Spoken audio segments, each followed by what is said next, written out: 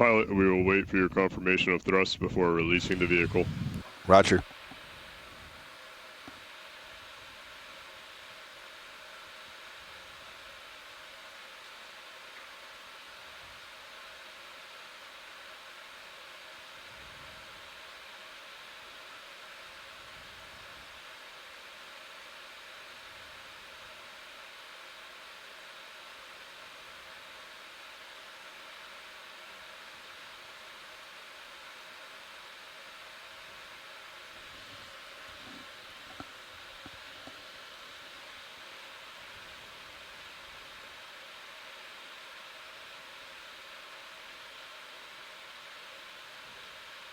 Ready for release. Pull the pin.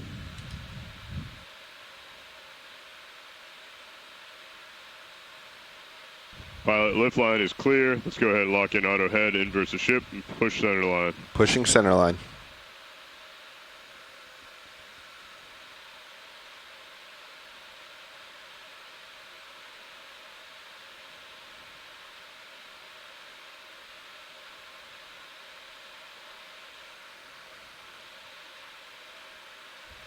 Winch, dive super. Go ahead. Can we turn off those fans that are down there? They just came back on. Scanning now. Stand by. Copy that, winch. Pushing out. Pilot off stick. Good copy, pilot.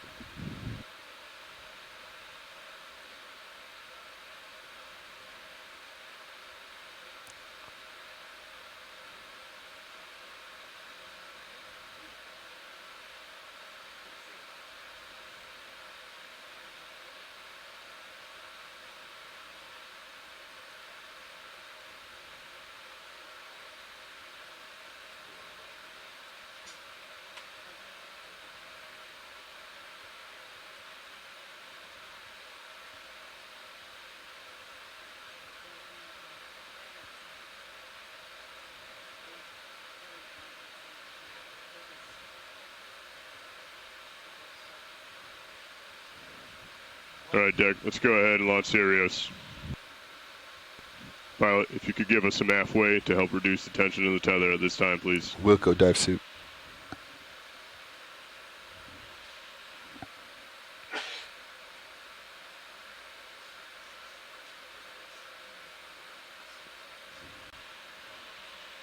Pilot 40 back. Copy that, pilot. 40. 50.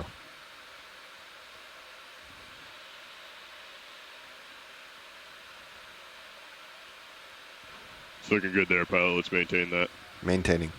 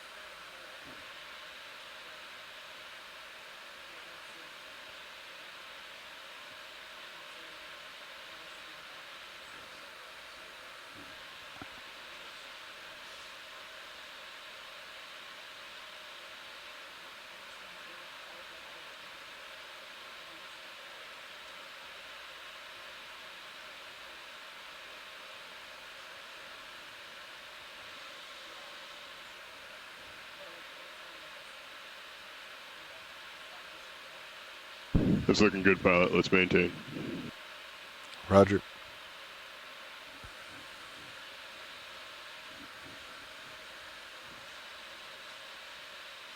Pilot's easing. Good copy, pilot.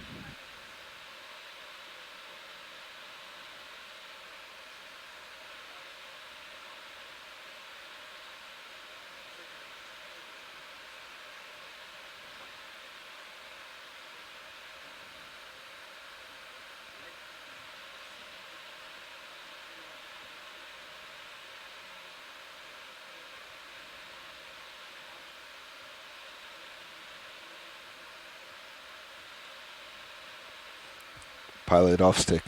Good copy, pilot.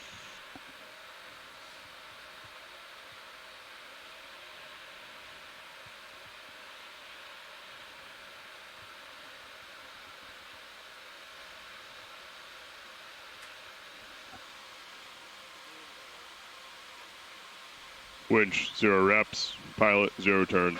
Rep 0. Turn zeroed.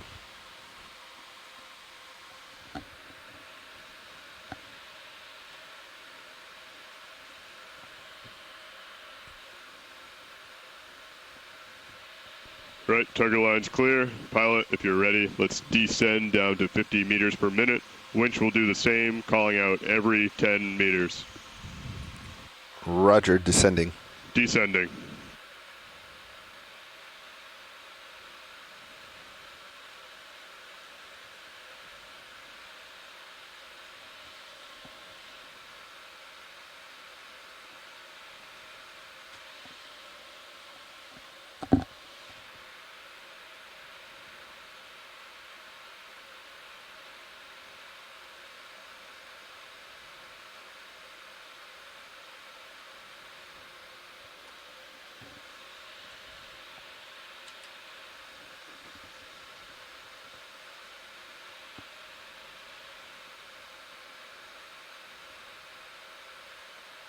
One 0 meters, wire out.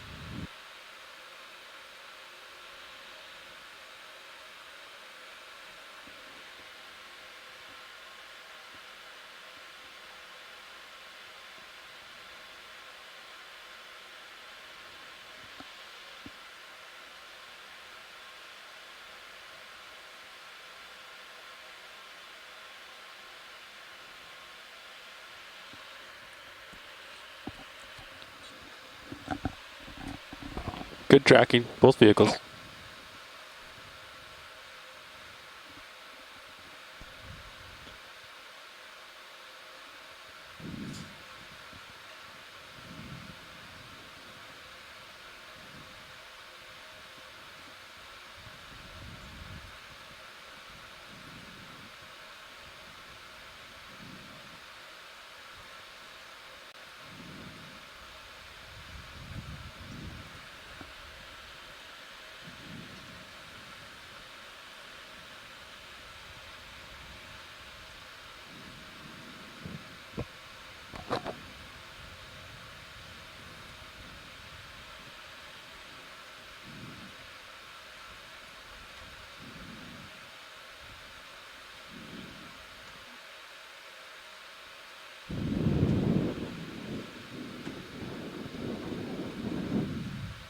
T240, all's well.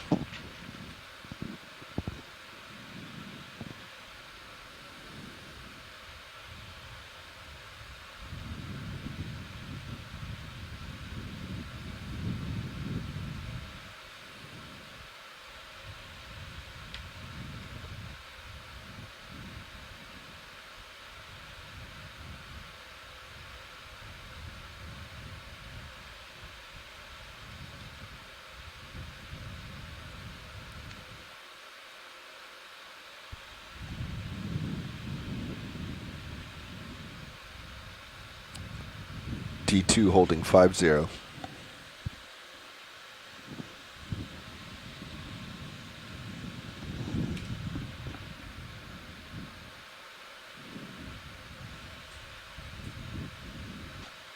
Check comms, check them. We're still pinning out. It's only at 47 right now. Okay.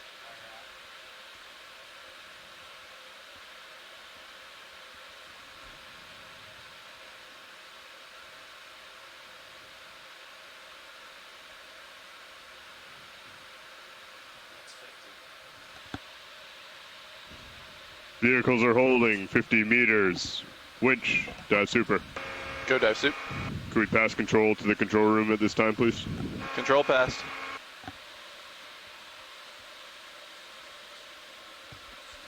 Co-pilot confirms winch control. Good copy. Pilot, dive super. Dive super pilot. Control room's ready to continue with the dive. Let's go ahead and keep going down. We are diving. Good copy. All right. You ready, pilot? Nav, dive super. Go ahead. How does our approach to bottom look? Drift was quite a bit different than what we saw earlier today, so I'm ramping up. let's get into autos and get a move going. Copy that. I'll work with CO here at the AFCON to come into full autos. All right.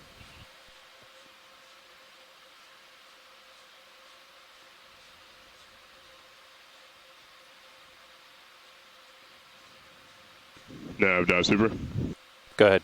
We're coming into full autos now. Please watch streaming as we do so. Roger, we're watching streaming. Okay, I'm at 30 meters a minute.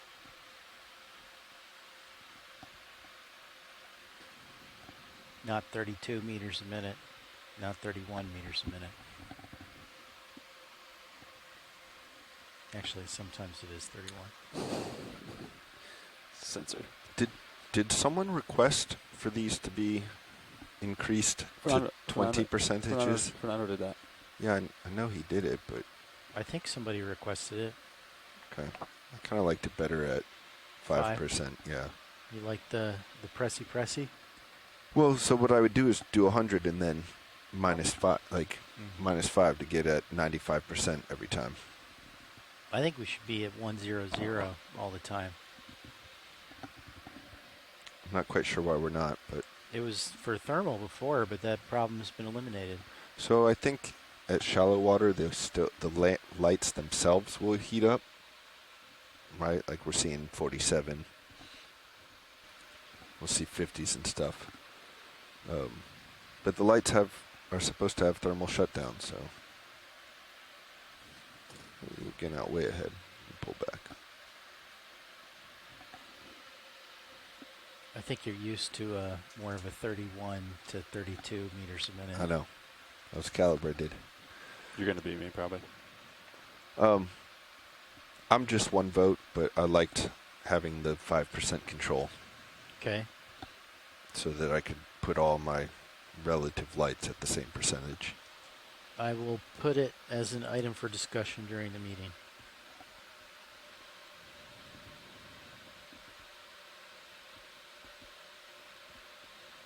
Fernando's also going to place the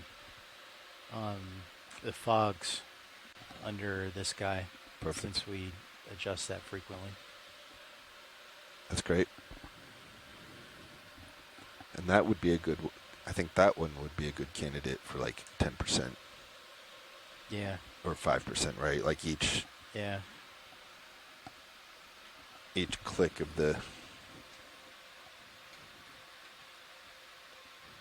Yeah, it wouldn't be each click one. is not 0.1, it's 2 or 5 or something, so you can quickly go from 30 to 60. Yeah, you don't want to take 13 revolutions to go from 0 to 60 or something like that. Bonus for you guys could be that if you get above like 40 or something. Well, we've been at 33 Z-bias this cruise. Jeez. I'm getting way out there. Even though I came way back.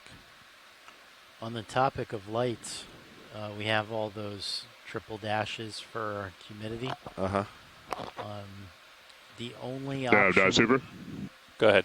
We are in full autos at the moment. We are currently passing control from the AFCON to the bridge at this time. I'll let you know when they have it, and then I'll give you comms. Okay. The only option for humidity is to pull the max ever observed humidity. And it's a lot trickier to parse than the... That's what our hum is? That Yeah, it's max ever. Huh. And it's trickier to parse than the other ones, which is why I haven't done it yet. I think that's why fine. we haven't done it yet.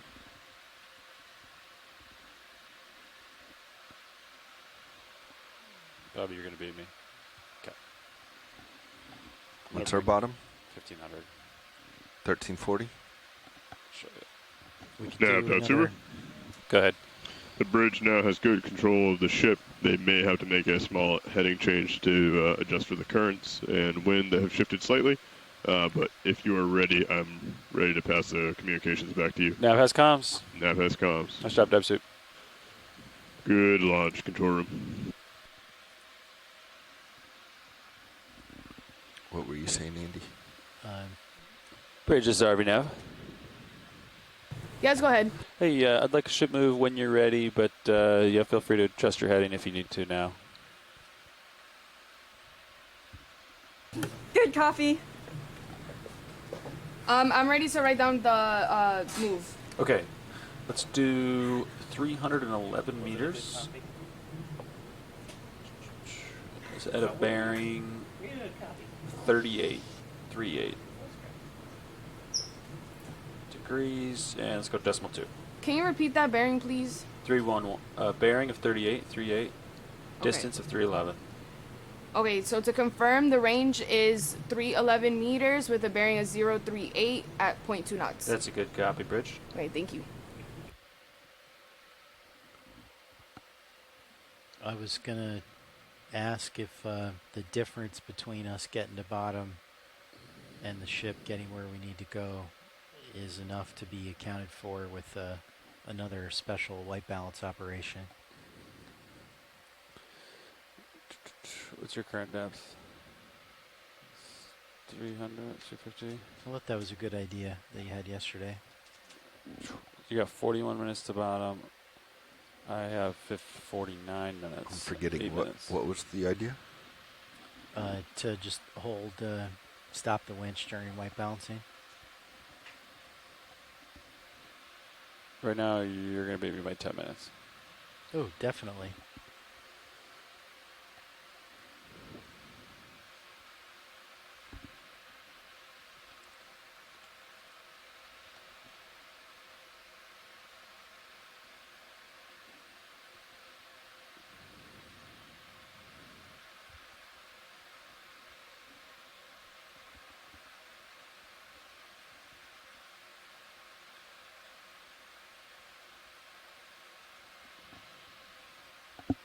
We could white balance it like 1,000.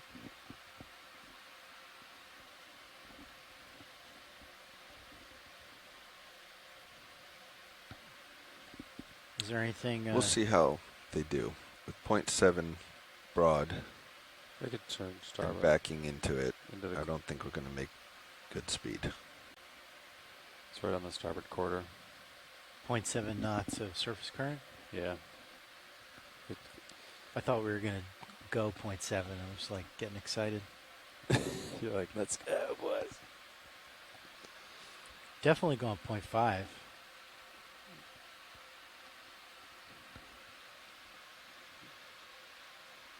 Yeah, they're working hard. So yeah, because the current's doing this, it was on launch, or drift test, it was kind of this direction, and then it clocked and increased a little bit. Nav winch. Go winch. Hey, winch status is good down here. Everything looks good, nominal. Do I have permission to go up comms? Permission granted. Thank you, Thanks. winch.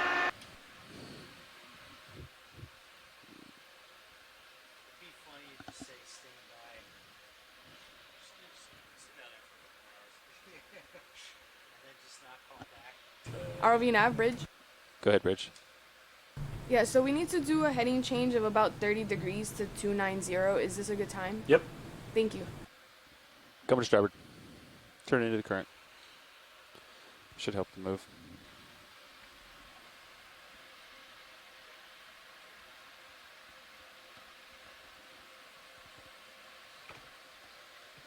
Let's see. This is saying 165.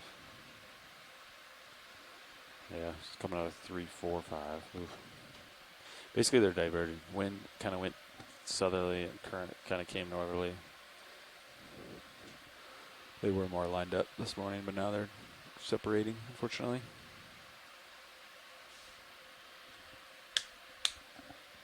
Turn into the current, get the water going across the boards.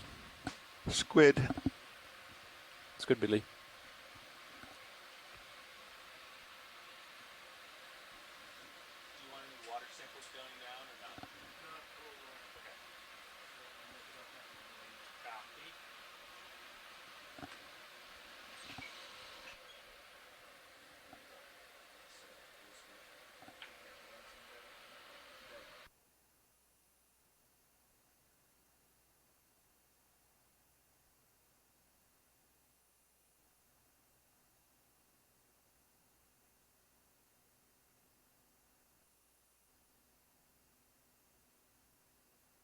RV nav bridge. Go ahead, Bridge. We would like to enable the port prop and port rudder, Yep. if that's fine. Absolutely. Thank you.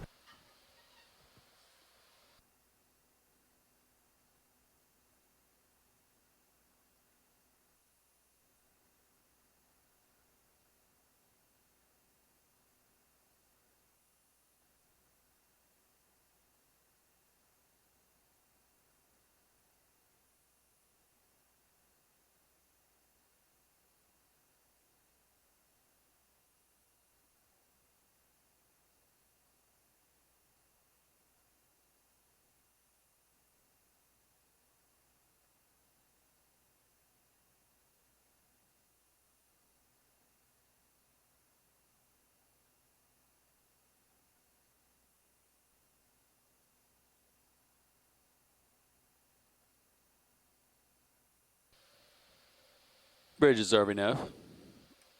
Yes, go ahead. Yeah, we'd like to go faster if you can, but I totally understand if 0.2 is all you can do on that move.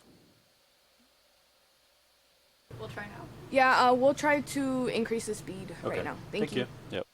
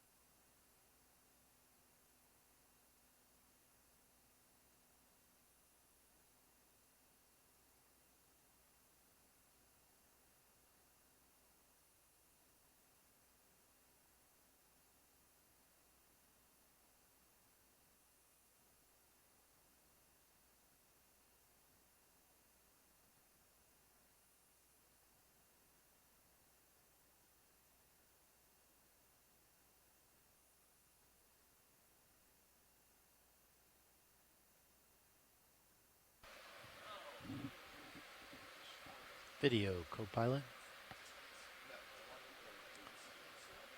So I haven't connected with you, but I've seen in the sit reps that there's potentially some issues with the GFOE VoIP. What are they?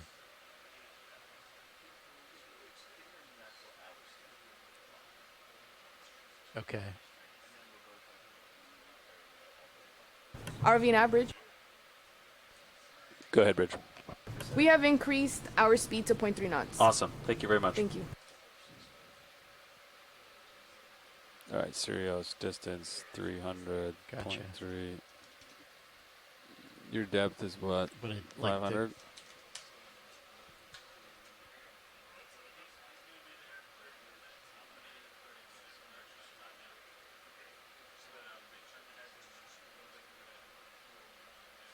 Yeah, I'd never heard of that before. And that's over our lines?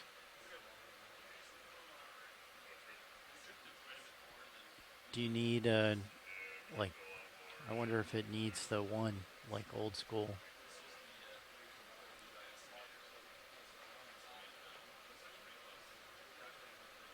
Uh-huh. Okay.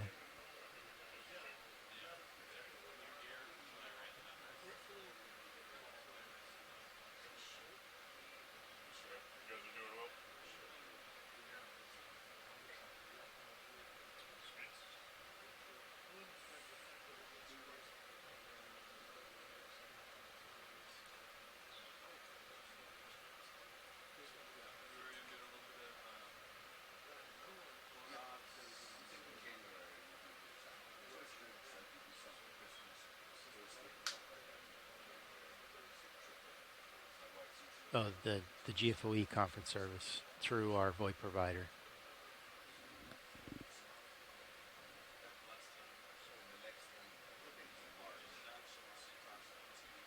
Okay. So the two issues are the music, which has been long term, and when did it start? This season or no, not that. And then the not being able to dial outside her area code.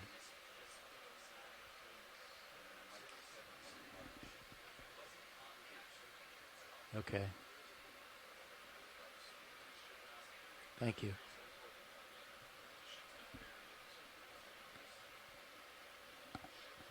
Even calling outside 401?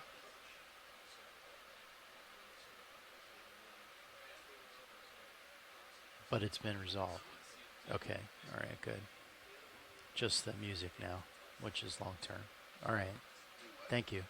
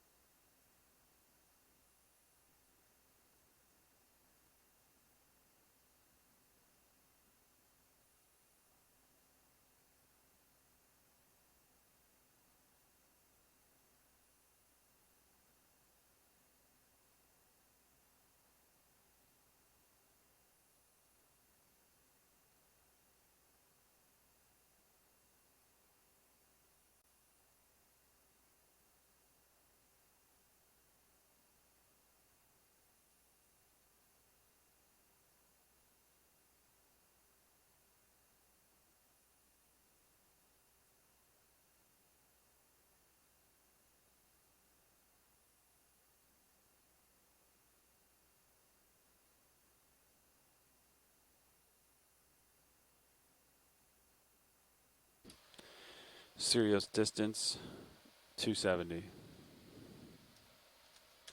29 minutes. D2 depth 600. 29 minutes. Equal. Boom. You're within the minute.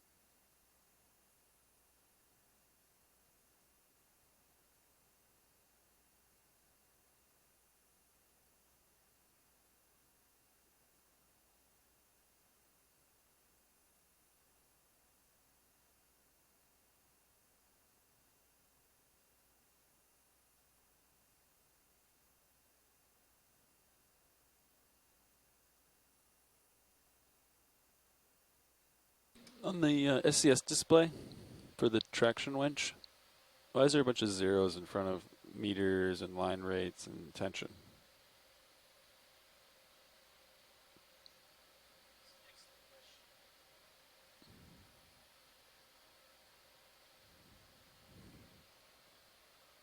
There's no way to know. Just parse out a RS-45 string or something. I mean, that's not my software, so I don't know. I would assume it's Is it 45, Bobby? The LCS? No. Ethernet traffic? 232. yeah, I don't think SCS supports Ethernet input. At least version 4, which is what that is. So we have 3 LCIs, a master and 2 aux, and then the master downstairs has a 232 line that comes up here. And it just gives it those 4 numbers. Which parses out a live spit out. There's one byte that the LCI sends like every 12 hours or so, and it's always the same one. Huh. And I don't know what it is, and it's super strange because it's always the same one. It can't be noise. It probably contains inner secret descriptions of the workings. Yeah, something like that.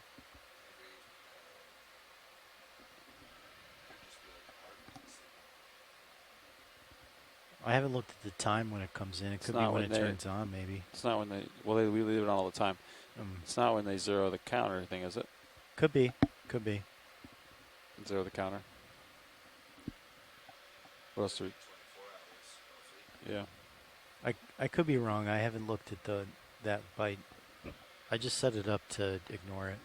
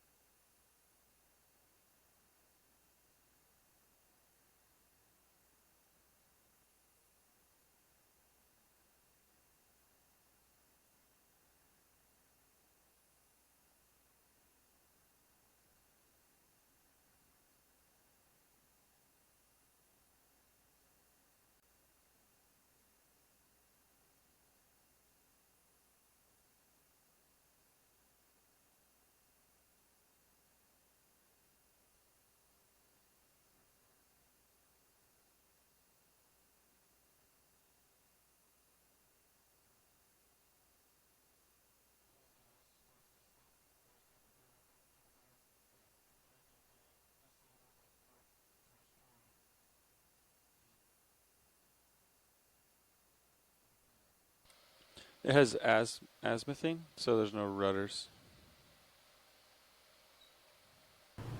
ROV nav bridge. Go ahead, Bridge.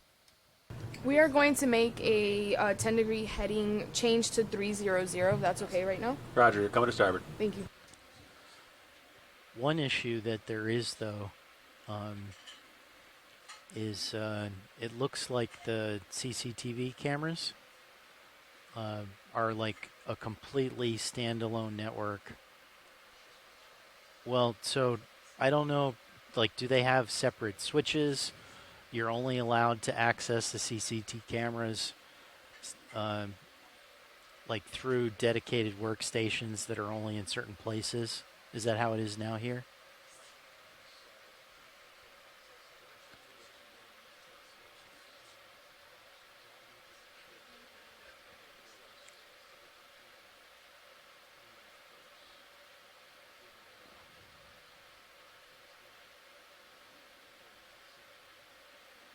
Yeah, see, well, the one difference then that jumps out is you can only access the CCTV through these dedicated workstations.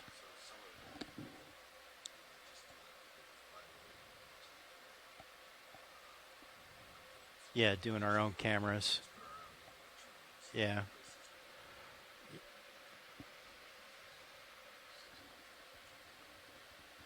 Our own cameras. IP cams.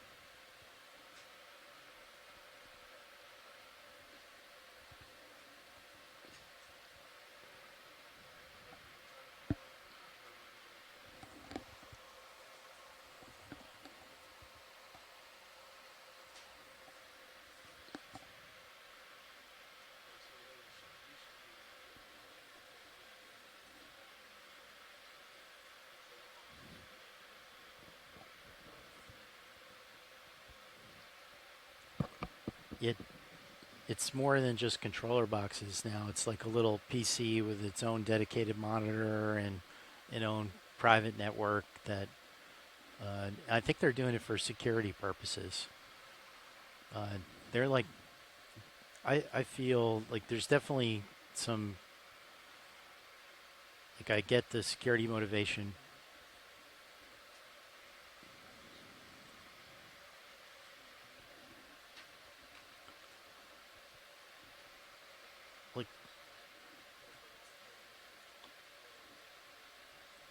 Like they're taking it to the point where they have a firewall in between the sonar equipment and their network.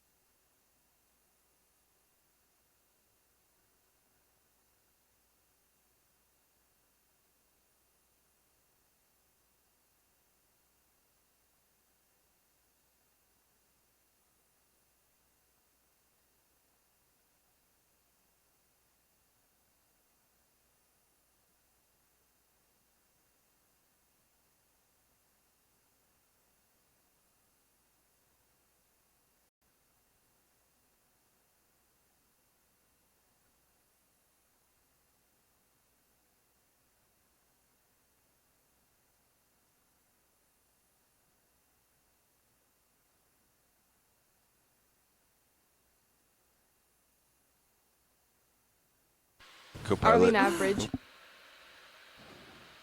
Go ahead, Bridge. We have completed ahead, that heading pilot. change. Roger. Completed the head change. Thank you.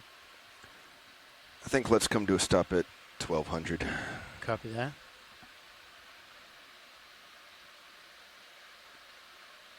$1,200 Serio step. Sure.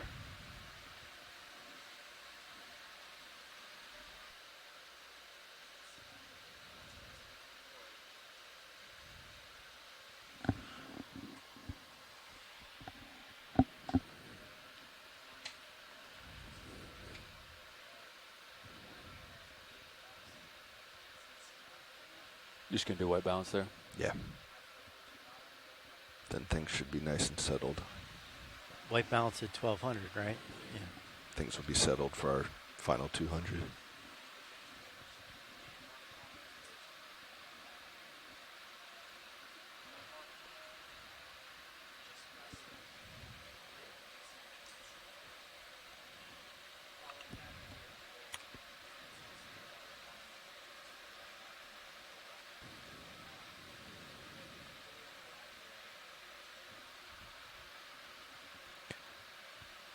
We might make that 1250.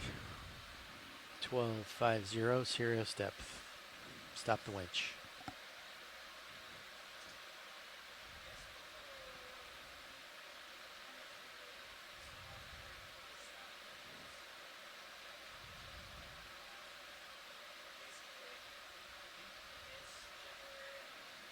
Yeah, we're about to cross 1400. 1250 will be good.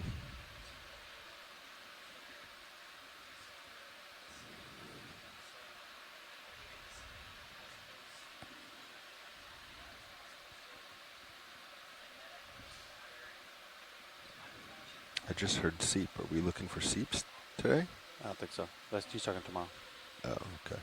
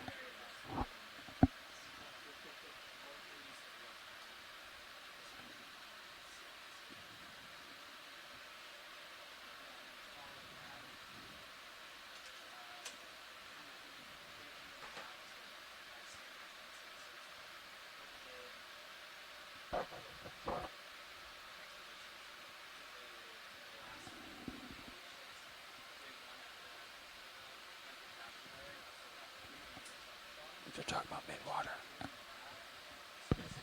tomorrow, you love mid-water. Get some good R3 shots. It's going to be your shift. You're the guy.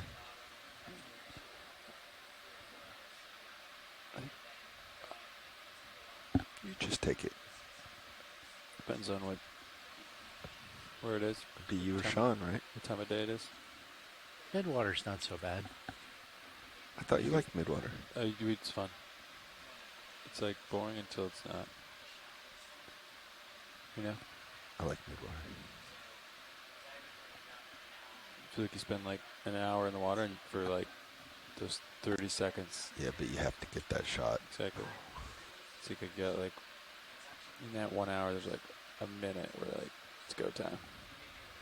Okay, I'm getting ready to stop the wind. Oh, 1250. 1250. That was a test. It's 1200 now. Roger. Oh, I slowed down. Sorry.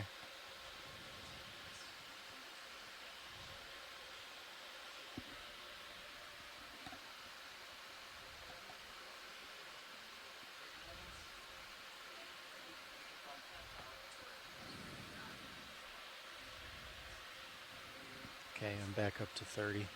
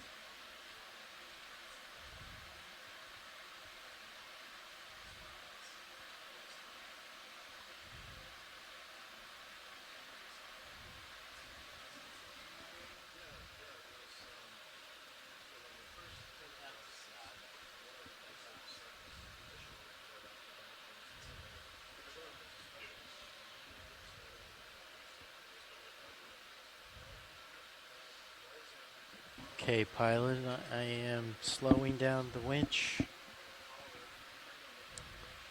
Sirius is at 1250 depth. Your HPU is spun up.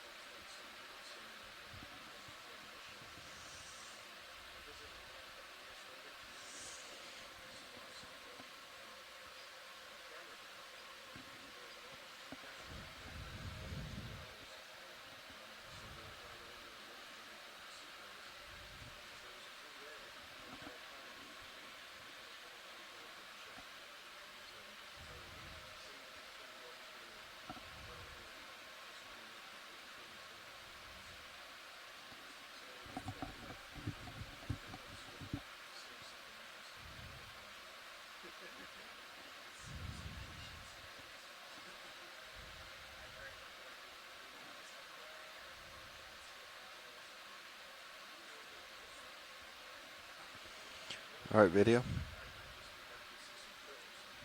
Go ahead, pilot. Oh, we're ready for white balance. Sure. Yeah, can I see the X when you get a chance?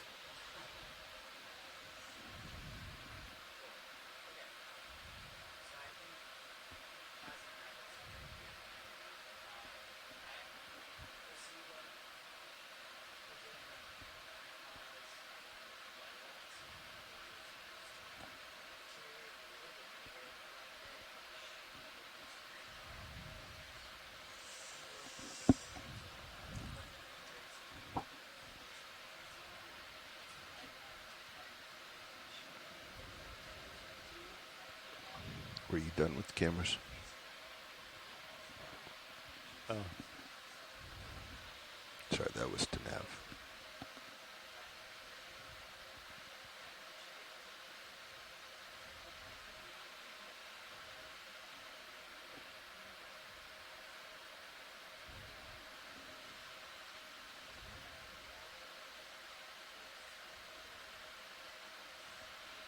It's even there, dropping. yeah.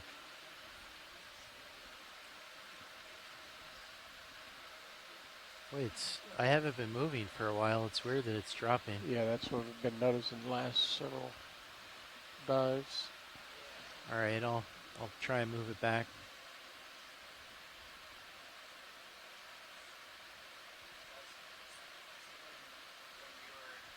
It's even. Went through it.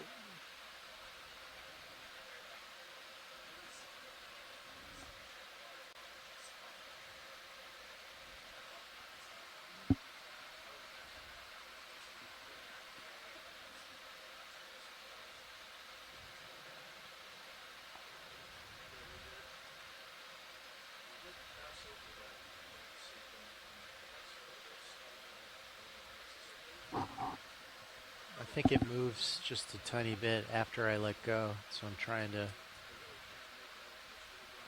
Someone suggested the other day bumping it in the opposite direction to get it to close the valve. No, the or opposite whatever it is. direction is way twitchier. Okay. Snowing direction is very twitchy.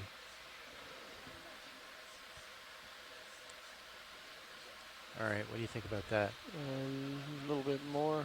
I mean, I can work with this, obviously. It's pretty close right there. Call it good enough. And it's not moving. Tapping the cameras, checking the blacks.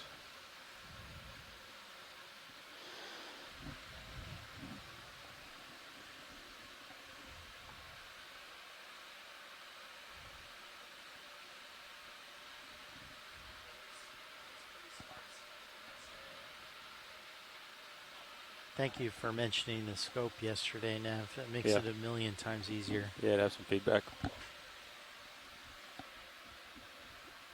Not 1,000 times easier. Flares are out. Today I've got to go into the menus. A million times easier. Million times? Mm-hmm. Oh, that's some serious improvement.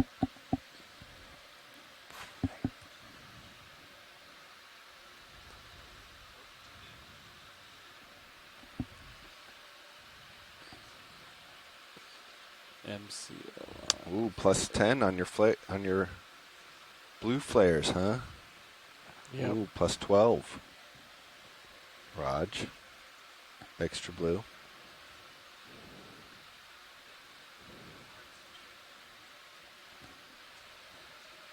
It is water.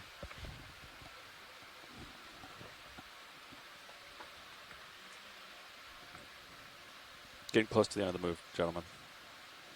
Copy. End of the move. Streaming looks good. Delta looks good. Winch is not moving. Co-pilot, how do you feel about coming down in this configuration? I'm okay with it. Yeah, let's come down another 50 while Roland's doing his work. Okay. I'm paying out. You want me to go 15? No, we'll Or just go, 30? yeah, 15. Nice and Okay. slow. You could Right. rotate for HD2. Already rotated video. Okay. RV nav bridge. Did Art Go ahead, get Rich. his We have completed the counterbalance? move. Move complete. Thank you. Okay, I'm at 15, pilot. Move's complete, gentlemen. Roger, move complete. We'll just land you here, wherever you Raj. get it.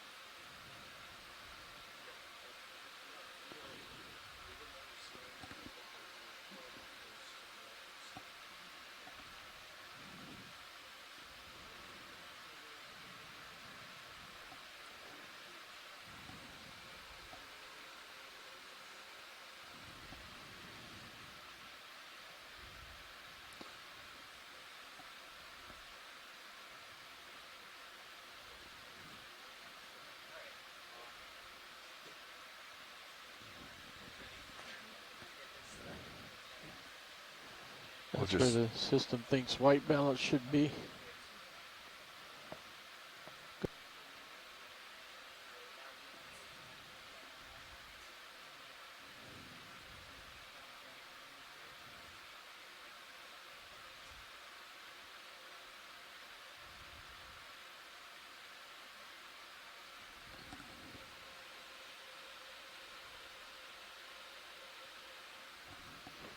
HD2 is clear. Did I hear R3 is clear? Art says he's good. Art's good, Roger. Is this good time for the general announcement? It is. Let's come to a stop here. So Okeanos video engineer Roland Pilot. Bryan making a general announcement to all those in the ship and the shore. This is a reminder that all audio associated with this dive will be recorded with our archive video, as well as Okay, being stow the streamed arm. to shore via the satellite and the internet. Keep that in mind as we proceed with the dive today, and enjoy the dive. I'll move the Thank you. mini over so you get a view.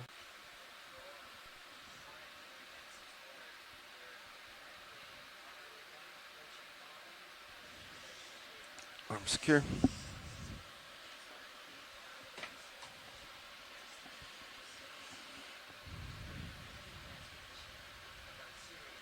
Swing arms back to where they should be. Yep, everything. I just did a quick stow of everything. Roger. HPU secure. All right, I'm looking down. Let's get multi-beam looking down, and let's come down to the bottom. Copy.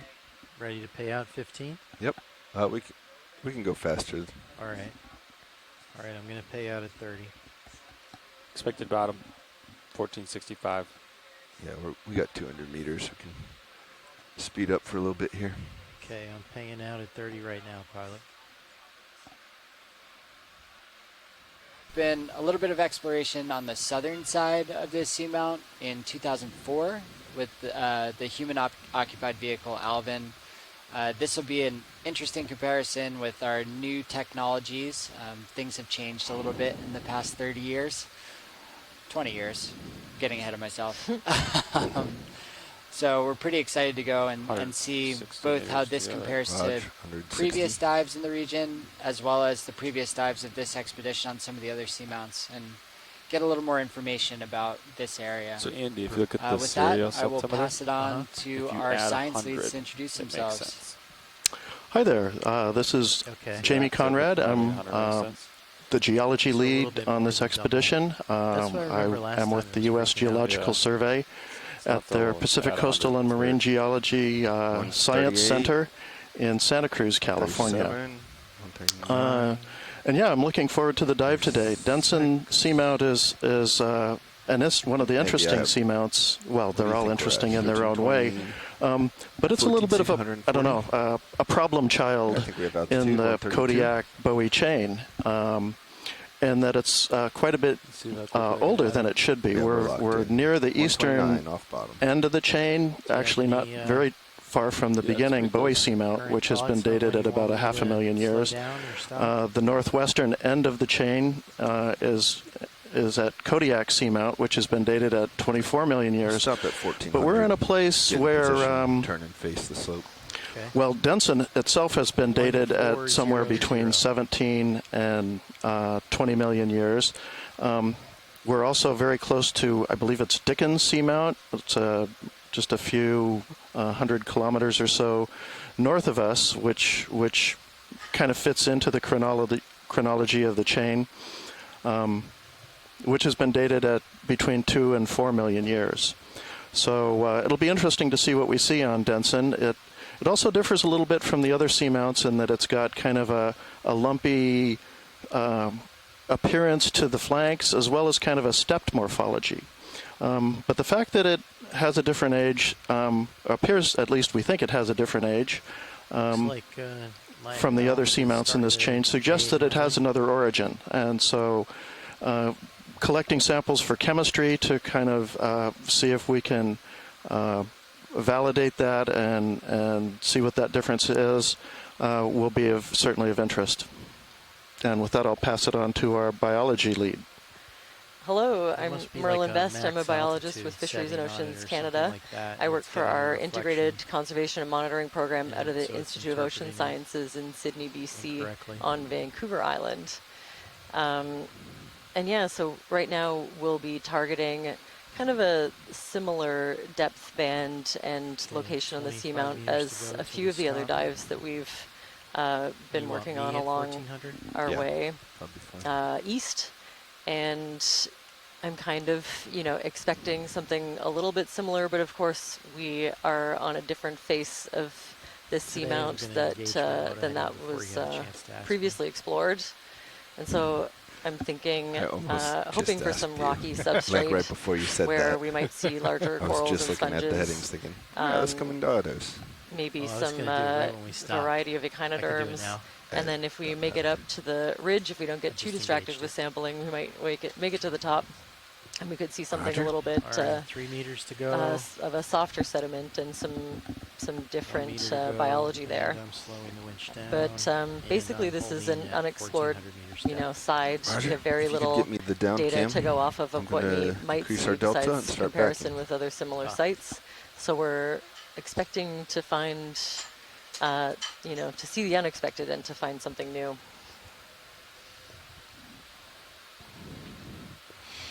Can I get the other tail cam up, please? Yes. So it looks like we're getting close to the bottom. I'm starting to see some returns on the sonar. Ooh. We're seeing lots of this beautiful marine snow on the way down.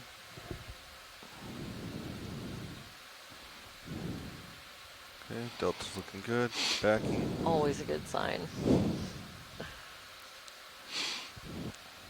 So we've been working our way eastward along this chain. We're now actually getting across the Gulf. We're now getting within shouting distance almost of the North American coastline of Southeast Alaska and Haida Gwaii, British Columbia. So we'll see if we see anything different in the way of geology. One thing we might start to see a little bit more of, getting close to the continent or the main part of the continent, as maybe a few more drop stones, which are something we can expect and have seen on a couple of these different seamounts. These are large cobbles or boulders or even pebbles and sand, although it's hard to recognize those as being different, that are dropped by icebergs. There we go, there's my tail on down cam. Sediment that was originally entrained in a glacier and finally made its way out to the open ocean 215. and ultimately melting, and in so doing will drop its load of sediment, and so we see random boulders of all different types that don't belong out on these seamounts, which are composed pretty much 100% of basalt, volcanic rock. So would you say the closer you are to land, the more drop stones you see? Yes, I would. They're extremely common as you get to the slope and an actual shelf of the west coast. I was a little bit surprised to see them out here, but they're there. Head into it, huh? I'm hoping for some Coming from 300. biology that's a little bit closer to home for me. This is getting right up next to some of my study sites. Right. So you're going to come left and some of our to find the me? protected areas that my group works to monitor meet in the middle, and facing uphill. establish in some cases. 215. So hoping to see 215. some more familiar faces, I guess, for me. What do you got? 206 to 200 even. And really interesting to compare if we see samples similar to the ones that we've seen on the other Gulf of Alaska seamounts, then comparing the genetics between different samples to see how closely related they are, see if there is a shift in species. Centering up on your view. All of those are questions that we're hoping to answer with some of our directed sampling. Okay, I'm at 200 even. Right. And as I mentioned, we might find a little bit different chemistry of the volcanic rocks on this seamount. It will be interesting to see. On the other seamounts, we've been seeing a lot of evidence, really beautiful evidence of flow features, pillow basalts, and things like that. Down slow. All right, I'll start. If Denson is in fact not really a hotspot volcano, but related to some other kind of igneous activity, and the chemistry is different, it'll be interesting to see just the character of the rocks as we progress through the day and see if it looks like what we've been seeing or maybe slightly different. From your multi-beam. Getting closer. Okay, I'm starting to see that band coming closer to us.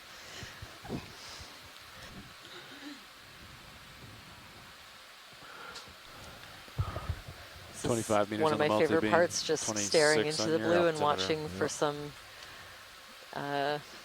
piece of the bottom to sort of show itself. Over. Certainly fighting I think some the last cross time current this today. was visualized was, almost 20 years ago.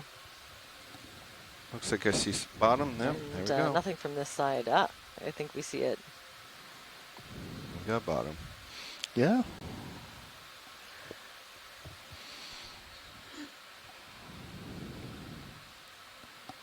Yeah, the tether's blowing off to port pretty good.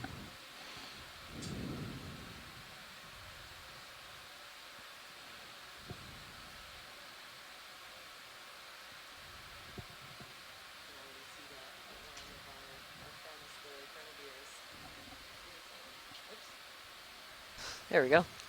Can already see the outline of a few grenadiers. We've been seeing species of these fish, different ones, on pretty much every dive so far on this trip.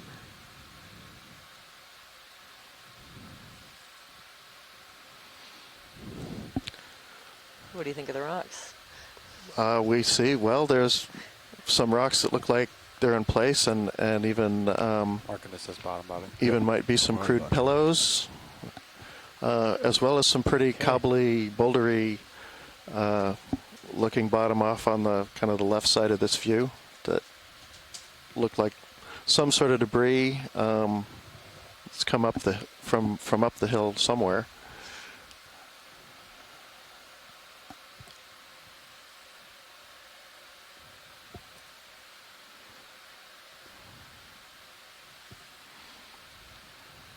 So I'm also very interested in these rocks, but more for what's encrusting on top of them. bridges, RV now. Not that the soft sediments aren't important Yes, go ahead. habitat. RVs are on the we tend to bottom, get more and let's set bailout to 0.45 degrees. dynamic or charismatic. And can we change the center of rotation examples to that are A-frame? growing Yes, I can. in Thank and you. on the rocks. For sure. Yeah, it seems to, it's the preferred substrate of some of the really large tree-like corals and sponges that we see, but also the humbler, encrusting sponges and corals have also been present. Seeing an example of a few of those now.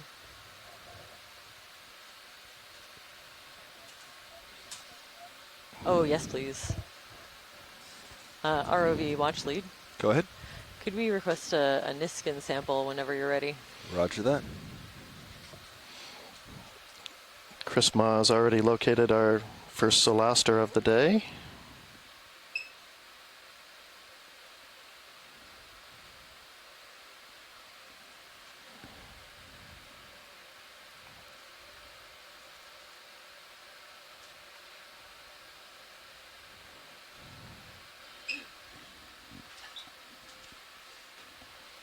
Co-pilot, did you hear the request for Niskin? I sure did. I'm Roger ready that. when Nav, when you want to are, coordinate? Sure. Survey 2, are you go for Niskin sample? All right. All right, let's do it. Here we go. Firing Niskin in 3, 2, 1. Good fire. 2306, dive 08, 01, water. Sample ID EX2306-D08-01W, Niskin Bottle 1. Crab with a At yellow sponge on it. 1,455 meters Okay, depth. pilot swing arms are deployed. I've tightened up all the hydraulics, Roger. closed the drawer.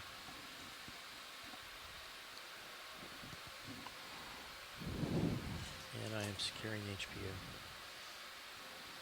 Sound velocity. Okay, you're starting to come back towards me. I'm looking down at you. Yeah, I just wanted to check out this big one that had some corals on it.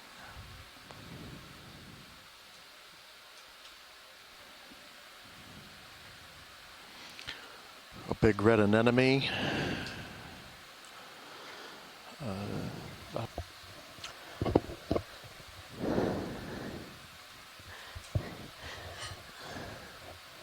What else do we see?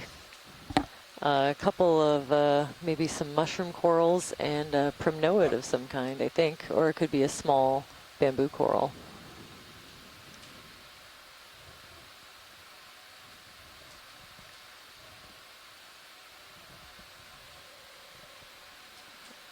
Oh, and very interesting. I'm seeing more of these tubes, sort of empty, dead tubes. So they're the bases of glass sponges. We've seen quite a few of these on different seamounts on this survey.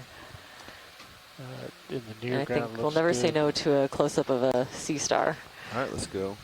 I heard close up for Sea Star. Let's go.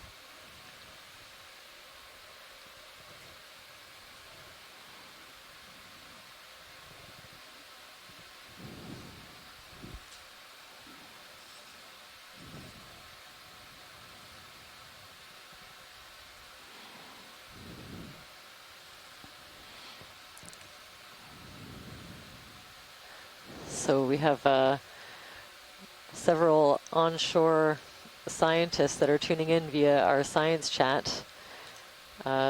Basically a room full of experts from across, all over the place really, that are tuning in live and typing in different identifications and sampling requests. So I might wait for some of our echinoderm experts to pipe in with a possible ID. I was going to deploy the Orion pilot. Just Go ahead. while we're here. It's time for a watch change. I'll let them do it then. So all of those small translucent little projections that you see coming out the top are the papillae of the sea star. They're part of the system that helps them with respiration. Ooh, ubiquitous Mediaster tenalis. There we go. Right down to species. with the level of detail we're able to achieve with the zoom on these cameras, that's pretty exciting to be able to take it all the way down to a species. This is almost new for us. Very exciting. You see that sort of ridges or rolls on that surface of the rock right below that? Sea star might be kind of flow features of kind of rippling or rumpling of the magma before it cools. Lasers on.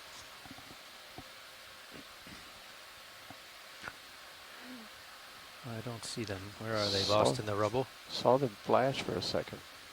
There it is. They're out there. They're there. They're looking over the rock, but your camera was under the, you know what I mean? Yeah. Okay. Okay, Full we load. are, watch lead for your awareness. We are doing a watch change. I've taken over for Bobby. We have co-pilot and nav swapping out right now. So we'll let them get settled in before we get moving. Sounds good. Thanks for the update. You're welcome. I see that one Niskin has been taken. So we're just doing a bit of a shift change, and we'll kind of, take a good long look at this, the first glimpse of Denson Seamount that we've had. Since you're perfectly on it. And we might look for a sample to pick up pretty soon of the rock while we're down here. Maybe any of those in the kind of lower center of the screen might be good ones to pick up. So we're looking for something that can fit. something that can fit, something easy to grab, and something that's representative of the local bedrock if we can. Sorry, so something that looks a little angular, and it's associated with these more massive outcrops. Lasers, but science is asking for a geology sample. Okay. We can. Oh, go ahead. Typically, we'd like to sample the massive outcrops, but we have no way of breaking them off right now. So I think, you were left with hydraulics running. I'm not sure. We have to use a little bit more hope. Yeah, he said he set it up, but we can tweak it if we need. Okay. I'm seeing the for now. arms of what I think Do you need are hydraulics up at the moment, different or- species No? of Okay, brittle coming star up. kind of wedged in between the cracks of the rocks. And a different species that's out Auto-heading on top of them. gauge, So looking odds are if we get a 200. geology What's our sample, track we will going to be now? also be able to It's get a gonna biology be, one. southwest. You can see right here in high pack. A couple of different Waypoint 2 encrusting sponges selected, that are also bearings interesting. About 215. 215, that's pretty close to where we're looking And now. some According to zooplankton over to your right a just little kind of bit, so that you passing can by. spin and face that. Roger that. Watch lead, we are all set up and pretty much, we're not moving yet, but we are here and we're ready to roll. So if you see a sample, I heard something about a sample request for a rock. Feel free to call that out. Sounds good. I think, Jamie is looking around in this area for a rock. Yeah, something near the base of one of these bigger boulders. Oh, that's a pretty. That yellow sponge is also a target, just so you know. Do you want to back up and see if we can grab that, or do you just need a quick view of that? I think we're interested in a sample. Sorry to interrupt the rock hunting, but this is the first one we've seen on this survey so far. Well, it's possible we could get a 2-for-1 here. Oh, I love it when we can do that. I'm going to set down. Although, we'll get a good look at it. Yeah. Although the rock looks a little less angular maybe than its neighbors. And it's in the middle of kind of a debris pile, so although it most likely came from not too far up the slope. Okay, rolling. No, it's also possible we'd see more of these along the way, but I find that if it's an important one, this is of interest for a specific study. So this is, That's 30. we call it the highlighter sponge, but oh, yeah. bright yellow glass sponge. These guys, so we slope these? Hard to tell, to make a guess on the identification so. of this one Depending on how big. until we see it in the lab. It's too big, it'll get stuck. Yeah, depending how big it is. Sounds like I've seen them grab it, maybe not squeeze it all the way, but feather it and then put it in. I can't hear you rolling over top of. I think it sounded like the science were going to do it as a rock. So this is great. We're getting a nice detailed zoom. We can see the legs and the back of some kind of like crustacean that's made the sponge its home. Okay, I'm going to put lasers on the rock. ROV watch lead. Go ahead, watch lead. Yeah, what do you think about the size of the rock? Got lasers on it now. It's, what, 17, 18 across, and my guess is 10 deep, and who knows how tall. Mm-hmm. Okay, maybe pushing the limits. Well, if probably fit it in. You want it in a bio box? Yeah. Yeah. Yeah, I wouldn't want to take up space in the rock box. This isn't the rock that Jamie's looking for. I think we could most likely fit it in one of the inner partitions of the bio box. As long as it's not taller than it looks. Appears. Okay. Otherwise, I think we'd go for a slurp. Probably. Yes, yeah, it's like small enough that would fit in the hose. Kind of a scrape and slurp. Yeah, so you guys on whatever you guys prefer. It's a 2-for-1 in the bio or a slurp of only the sponge, you say? Spinning hydraulics. I think we have a better chance of keeping it intact for study with taking the whole rock. And then if it ends up being way too big, then we can adjust. Okay, we'll go out and get a better scale with the manip. I will, if you could do partial on HD1, Roland, please. Thank you, Holt. I think it's pretty small. What do you fellow co-pilots think? Let's see. Yeah, I think you could probably get that in a box. Force 5 seems about right.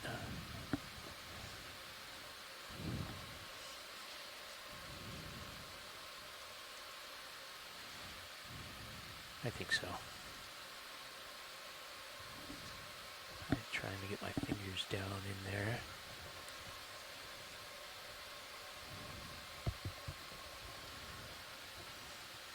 This is great. We have Chris Kelly tuning in on the science chat and even making out some of the finer details of the spicules, which are the microscopic skeletal elements that make up the skeleton of these sponges. Roger.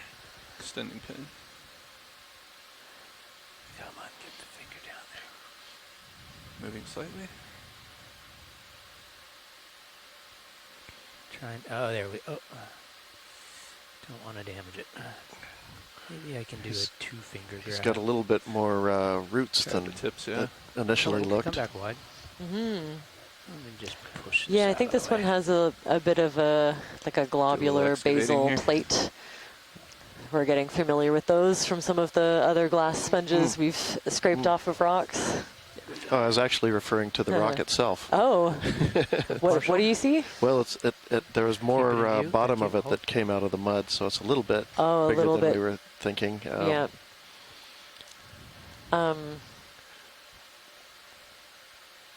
Yeah, let's just see. Okay. It's a little bigger. Maybe I will go end to end. Just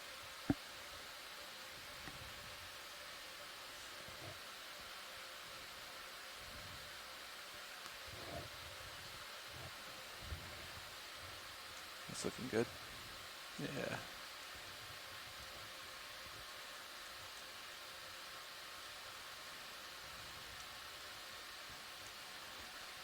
Okay. There we go. I'm fairly confident that'll fit in the rock box, but it's not small. Do you want to...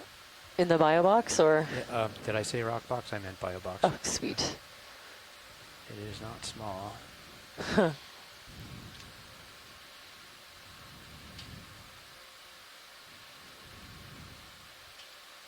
Beautiful. Look at just the intricate network of I think we're tubes. safe to draw out. Yeah, not yet. Possibly a euplectellid. Standing by. Okay. Of some kind. Go ahead wide on HD1. It'll be great to get a little more information on Copy. it than highlighter sponge, which is the name that my group uses for it when we see it in our video. We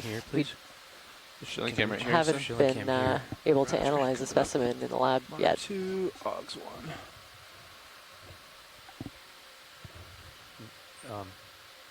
Yeah, I need to see the HD2. H2. If you tune into stream number 3, one of the streams available on the website where you're watching this, you should be able to get a few different angles of this collection. It's always a fun one to watch. So we're going monitor left, aux 1, yeah. There you go. Yep. And over here you want HD2? That'll do it. Roger. Thank you. Yep. All right. Ready for drawer out. You got the bio box pin extended on port side. Yep, coming out slowly. Okay, come on out. If I start to push you, apologize. Going out. Coming out. It's going to push you a little bit.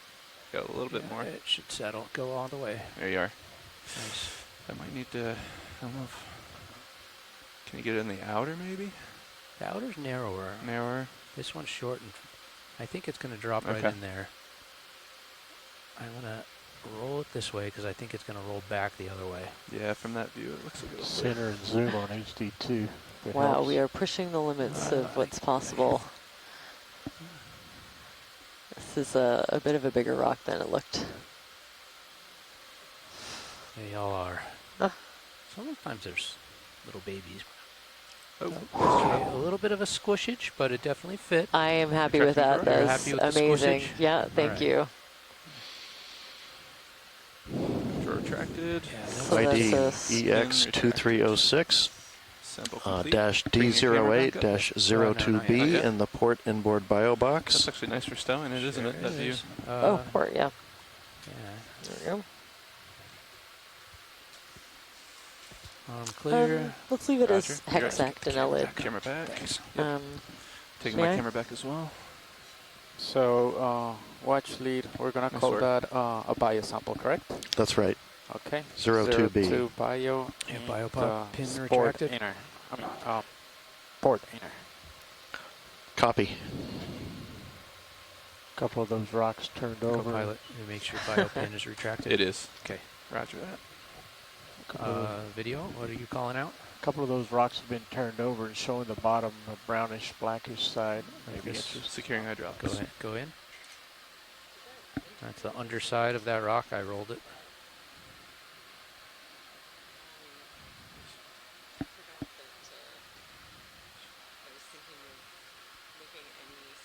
I'm not hearing watch lead. Are you guys? Mm-mm.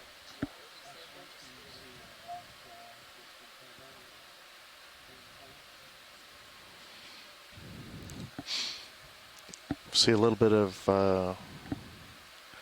iron staining. Advised, fogs are still up 50%. Copy. And a pretty good looking manganese crust to it. Bridge, deserving nav. Okay, I'm going to lift off as you come out. Yep. And Fogs push are out. clear. ROV nav bridge. We just swapped Let's down kill here. the Just wanted fogs. to make sure we have the same payload. You said 045, correct? Yes, 045 is our bailout. Copy. And then we're holding station and center rotation is at the A-frame. We are holding station and the center of rotation is at the A-frame. Copy, thank you.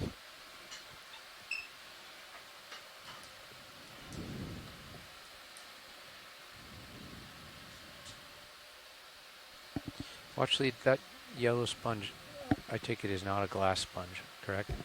It seems much more compliant and squishy. Our bio lead is taking a break, but that would be my impression. Okay. Maybe somebody in the chat can fill in for Merlin while they're gone. The track heading of like 215. 215, roger. Yeah, I'm walking it over that way. I'm not going to weigh in at all on details of the sponges or the biology in general. Over to the right. Investigate. Thank you, John. Sponge, you're welcome. Might be a sponge.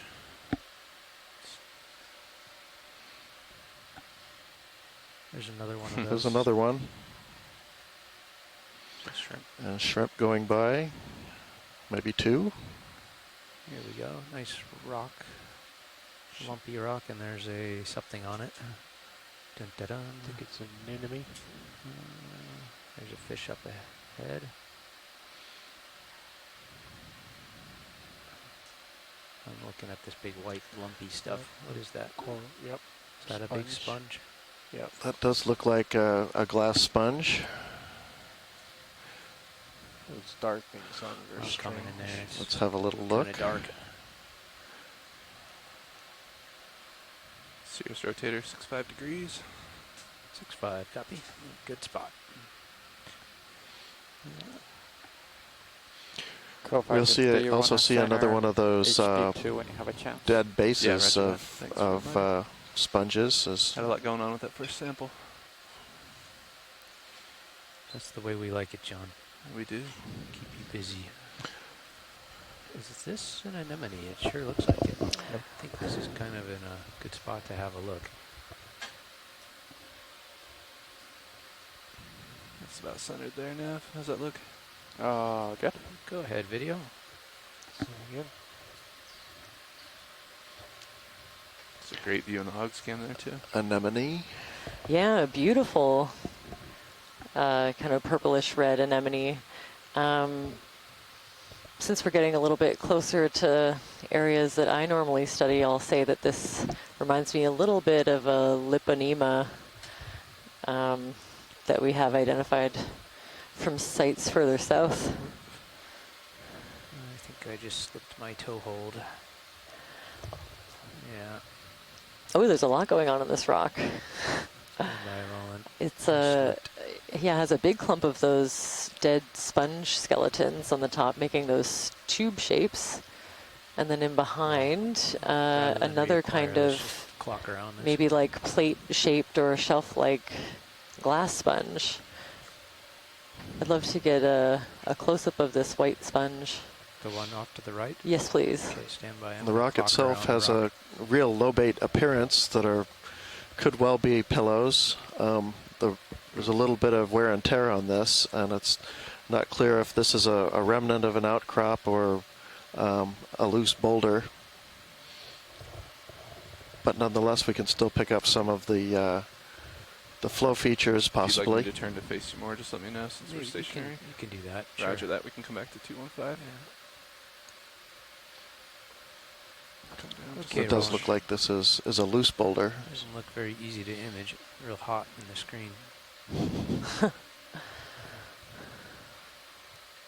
Yeah, these really bright white sponges can be really hard to visualize, but this is excellent. So we can see these kind of spiky strands coming out that have a little bit more sediment on them. Those are some of those spicules I was talking about, the skeletal elements of the sponge pointing out.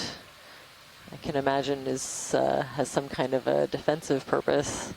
And then small holes in the tissue underneath.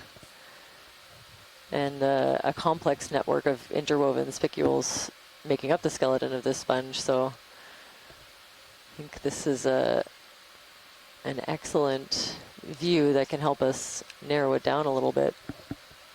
Toe hold drifted.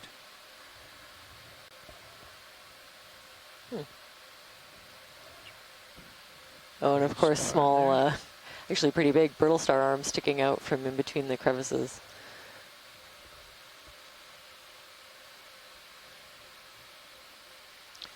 Pink stuff upper right after this sort of looked like stolonifera, although I didn't see any polyps. What's that pink stuff smeared on the rock there? I was actually wondering the same thing, which I think means that we should go take a look if it's possible. John, I'm going to continue clocking around this, but then I'll peel back to the right, okay? Roger that. Tether looks okay? Tether looks great.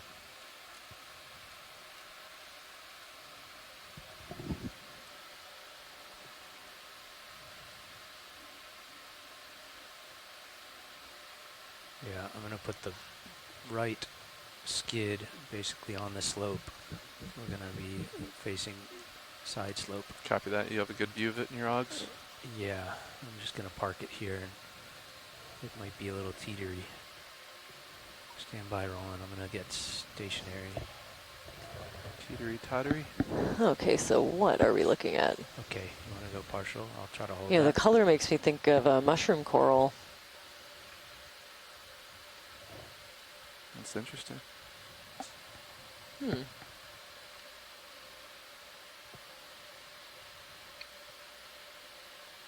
Interesting. Yeah, like the bases Right there kind of look corner is like, the most specific. you know, reminds me more of a stoloniferous coral, but going that way.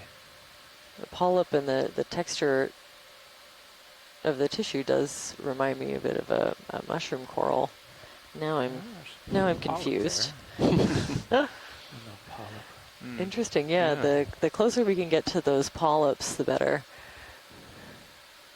Excellent. A couple of them there.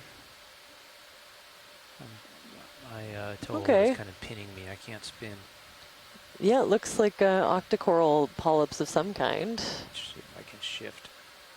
Very interesting. It's almost as if there were big mushroom corals there, and then each of them got on the partial. scraped off by something, but possibly a different kind of, well, I don't know. We'll have to take a good look at these zooms afterwards. Yeah, the ones, Take that. Let's go. those clumps of polyps in the middle.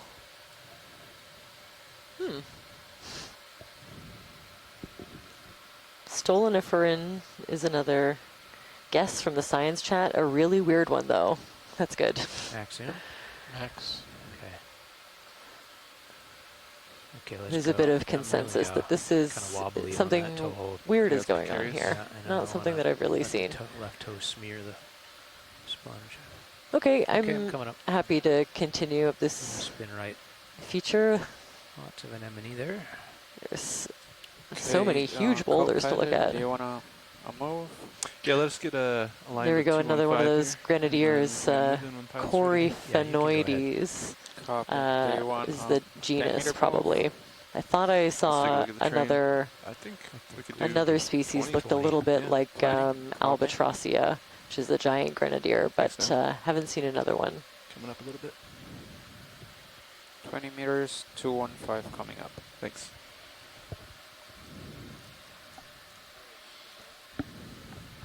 ROV nav bridge. Please, let's move range 20 meters, bearing 215 degrees, speed surface mostly. Good copy. Now we're seeing a number of these big boulders and rounded some way, many of them looking kind of rounded, that seem to be just falling down the hill. There are a couple different ways here that we might be getting a little bit more of that debris coming down. We might be nearing a little bit of an ancient shoreline which flattened the summit of this seamount. And so simply wave processes may have served to break up the rocks and round the boulders when this was, say, an island and subject to surf and wave action. But we're also getting close enough to shore where the Queen Charlotte Fault, and we'll talk about that a bit more in some of the coming dives, because we'll be following it kind of northwards up the coast. But it is a big strike slip fault that that has magnitude 7 to 8 earthquakes fairly often. So we're within 200 kilometers or so. So we're starting to get into the realm where we could get some pretty good shaking from one of those earthquakes. Watch lead, when you say fairly frequent, what is that on geological timescale? Are you at hundreds of years? By fairly frequently, the Queen Charlotte Fault has had, I don't remember the exact number, but something like 5 to 6 magnitude 7 or larger earthquakes in the last 100 years. Wow.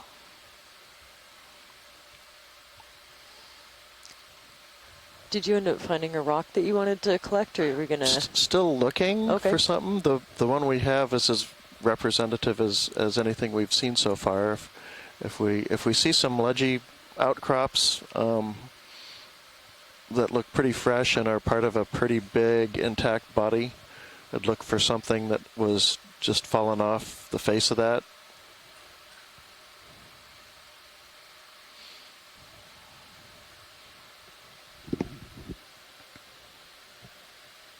Rotator about 35 degrees. Hopefully we'll have a little more. But even as big as these boulders are, I'm not positive these are in place. Look at that layer on that rock. Because they don't really seem to be attached to much of anything else. On the upper part of that rock, you think? Yeah. That, like an eggshell's been peeled open. Stand by.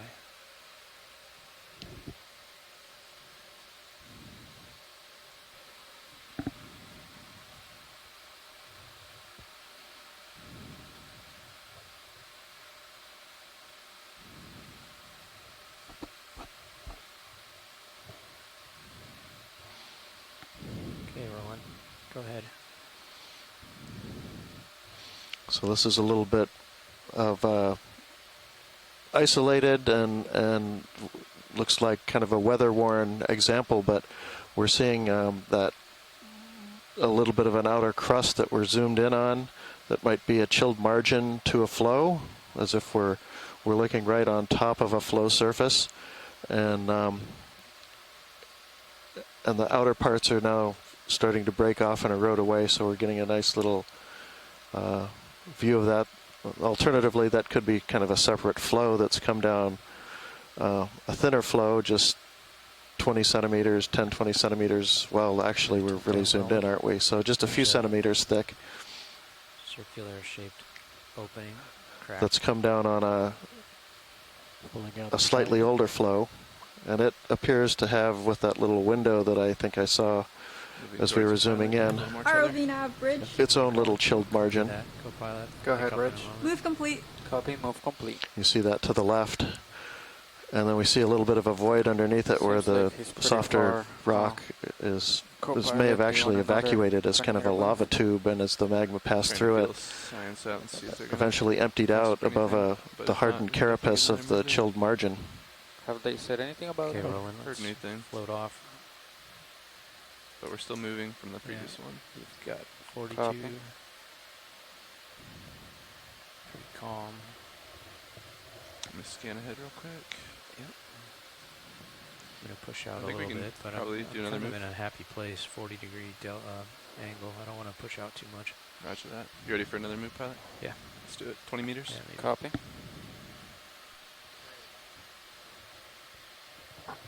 ROV nav bridge. Same hold, please. Range 10 meters, bearing 215 degrees. Sea star upper right.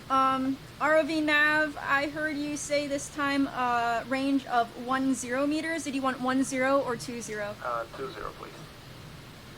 So I have a range of 20 meters, bearing 215 at a speed of 0.2 knots.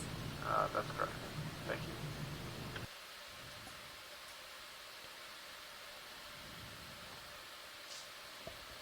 Those chilled margins, by the way, are something we actually want to avoid in rocks we're sampling. Now, co-pilot, what is the distance that we're trying to cover in today's dive? The margins tend to be a little, since they chill quickly, a little glassier than the rest of the rock. And that's the only other way. And the glass itself then is a little bit unstable and tends to alter over time to clay minerals and things that aren't helpful for us in really evaluating the chemistry or age of the original lava flows. Copy that. Looks like it's going to get steeper too. Chris Ma is loving this sea star. Of course. Looks like it's standing from far away. It's waving at us. Yeah, I think this is another Mediaster. It doesn't look like it's on a rock, though. Yeah, I think the substrate is a really large piece of this dead sponge, a hexactinellid glass sponge.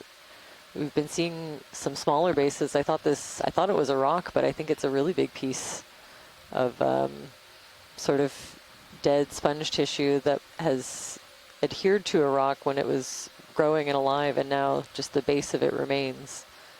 I'm going to bring lasers down when you say. Go ahead. Okay, lasers on it. Just kind of lounging. Up and go. Okay. Lifting off. Love it. Very casual sea star. Big sponge dead ahead of the hill. And then we're getting a little more abundance, I think, even slightly with these brittle stars that you can see peeking out from between the cracks of these rocks. I'm starting to see more. We had I think a tentative ID, maybe a Ophiocanthid brittle star.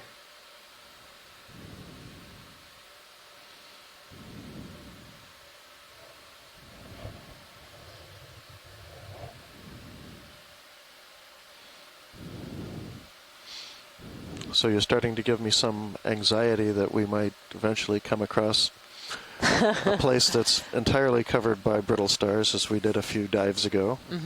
Yeah, I know that was a really hard one for you. RV, could we get a zoom on the far sponge? It looks a little bit different. Okay, roger. Yeah, they're definitely starting to creep up there. Now, did we get a little mini broom for the ROV in the event that we run into another solid mat of brittle stars that completely obscure the geology?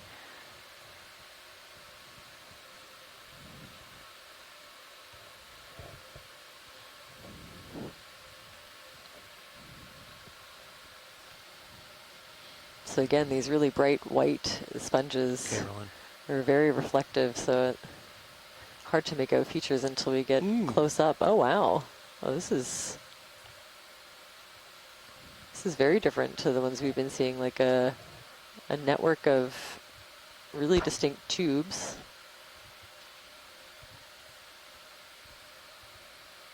And again, you can see some of the spicules sticking out. Wondering if anyone in the science chat has any thoughts. Of course, we take requests if there is anyone out there that's looking for specific samples for their research. It's so rare to have access to these depths that we're happy to accommodate when we can. Go ahead, Bridge. Move complete. Copy, move complete. Can we get the lasers on that, please?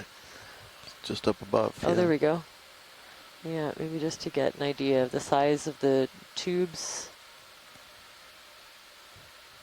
Okay. Right above this, I think there's a brittle star that's lost all of its legs.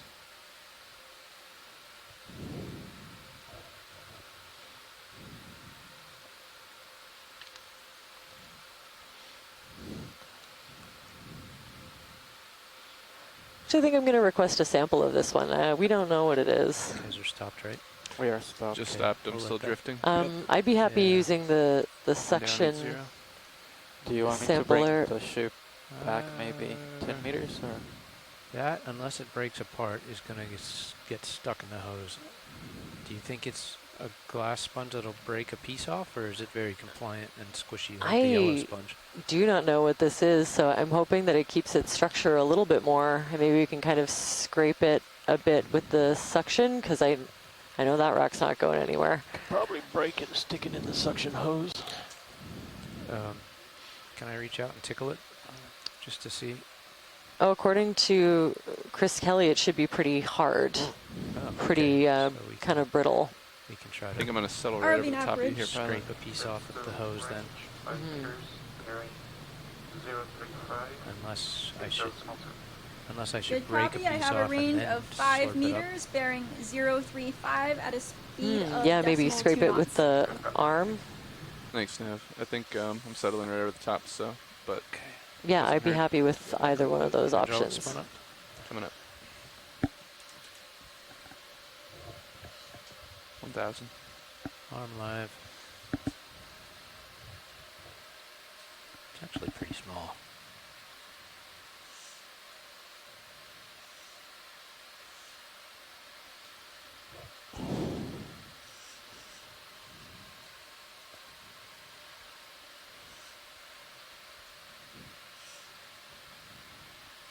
Just kind of go partial, please, Rowan.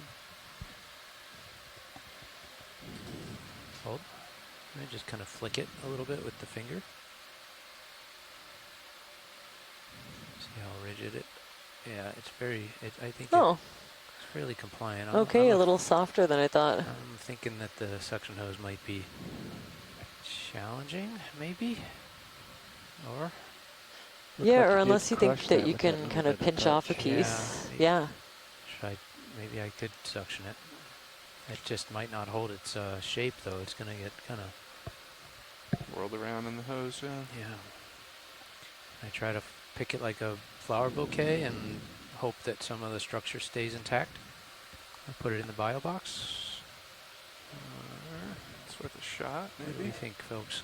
Yeah, A little wider, Roland, please. Just a little. Hold.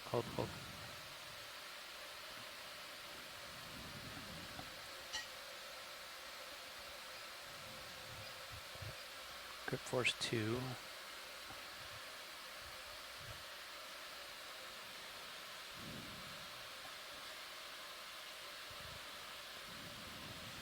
Okay, be ready on port side outer. If I get it. Roger that. Prep in the box. Cradle it.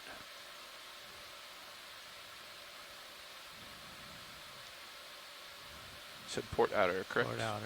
Copy.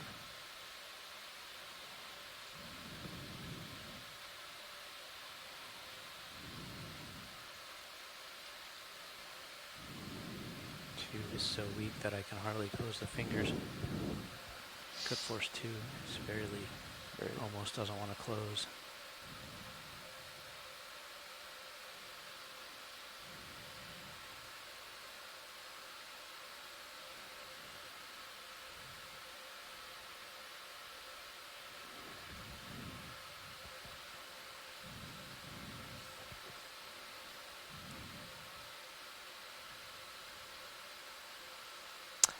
Ooh. Okay, work with me. Full wide. Full wide, full wide. Drawer out. Drawing out. Full wide. Might push you a little bit. It's okay. I'll just float it if it does. Pull out.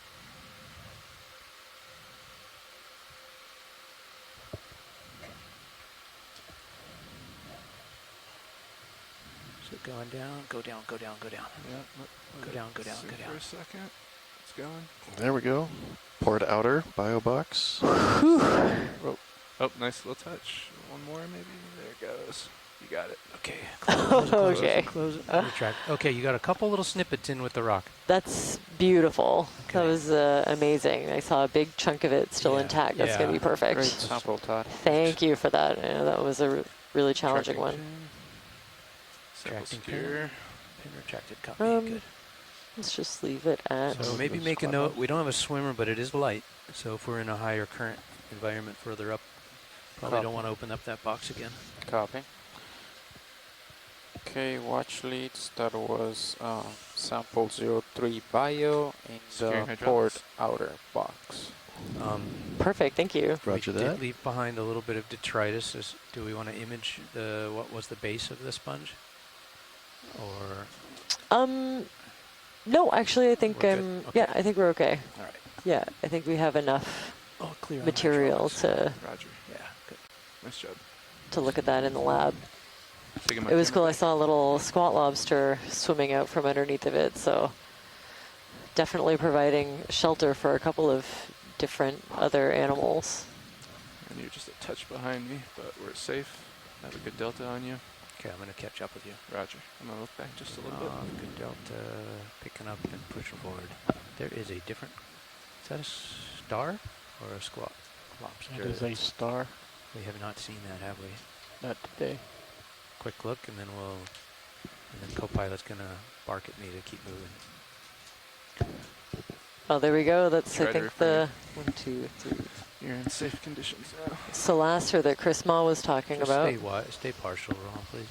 I was still moving around. We saw in a previous dive when we were in those brittle star mats that these are voracious predators. And you know, everywhere that you saw a Solaster, you had a halo of empty space where the brittle stars would be.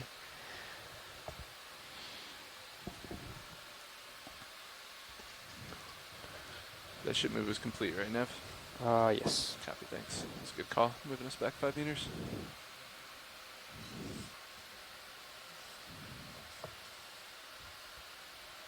9-armed sea star. I'll wait for If you pull Chris back, to I'll pipe tilt down in. to get lasers on. See if we can confirm that ID.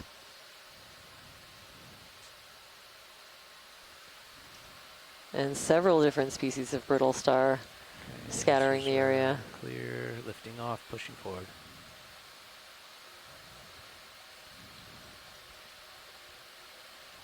That's great. So these sponge collections are really important. When we review the video, we'll see all different kinds of morphotypes of sponges, and if we've never sampled one and we can't tell what they are, then that can really limit the results of our analysis. So if we can assign it even a general name, or hopefully get it down to species, or describe it if it's a new species, then that can inform the way that we manage some of these protected areas and just activities in and around these seamounts in general.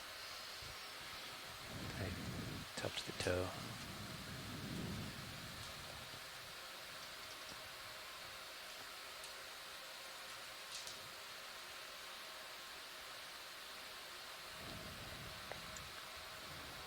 I think this might be one of those little eel pouts, I think. See if any of our fish biologists can chime in. Go.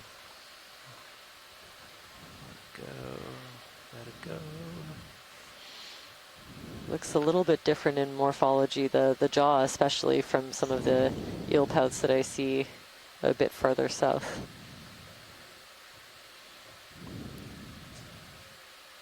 Still looking straight down. I need to push out. But could be something like Godapus. Go ahead, Bridge.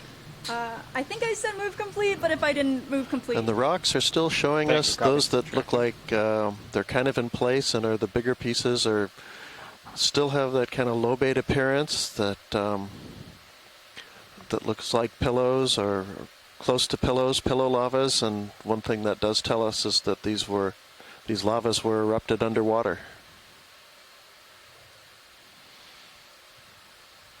Good viz on tether. And there's another one of our grenadiers, the probably in the genus Coryphaenoides. There's a few different species, so I won't venture a guess. Maybe some of the fish biologists in our chat have a better idea. And yeah, I wouldn't mind a zoom just so that we can see a few of the finer details.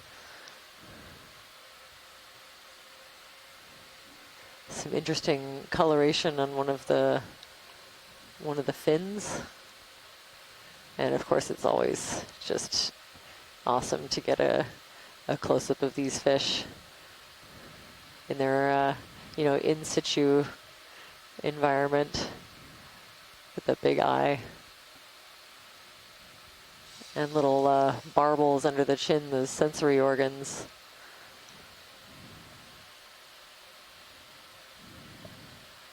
Bring up the lights at 30. 30, aye.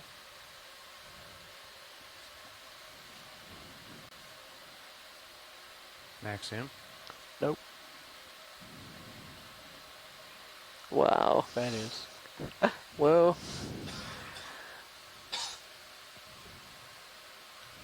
You can see details of each individual scale and every ray on the fin, so this is all information we can use to try to get a solid ID.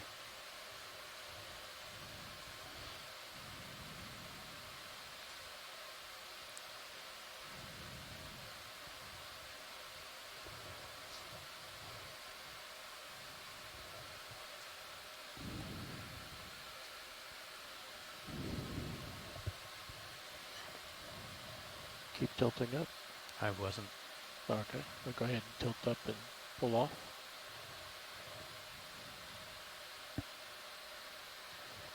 Lasers. So just curious, I just did a quick search on what these fish might eat. Looks like the younger ones feed on invertebrates that they find associated with the seafloor.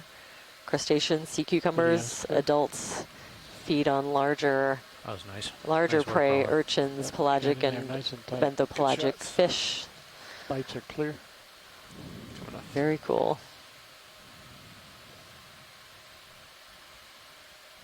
What do you think about another move here in a minute, pilot?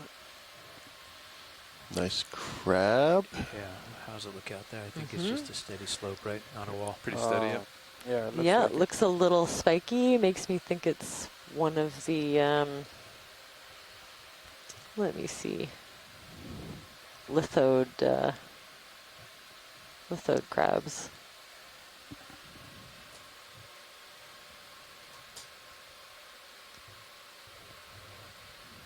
Let's see, I'm getting better at bringing up my ID keys as we go along. You know, maybe something like Paralithodes.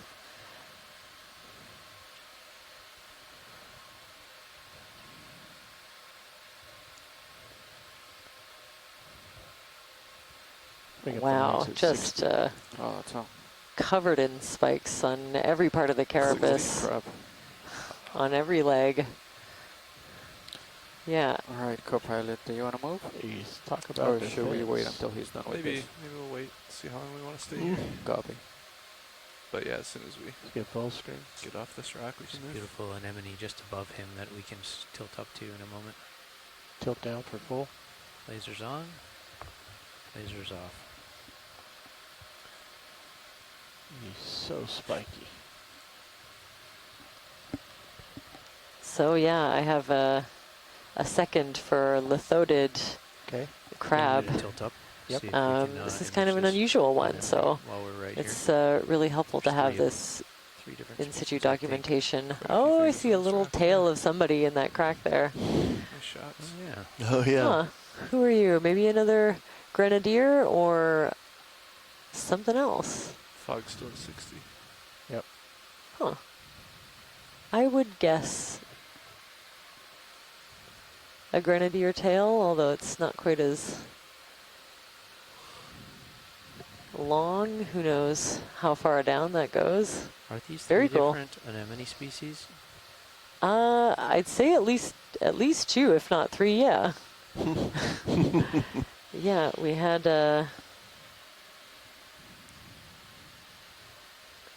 a couple of suggested IDs.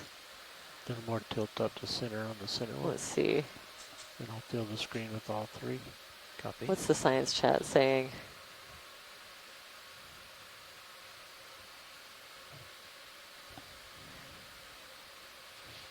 Maybe Paralomas? Not a grenadier. Oh, but the fish. Let's see if I can find our anemone here really quick. It's excellent to collect these, extreme close-up zooms. You can see all sorts of unique diagnostic features, but the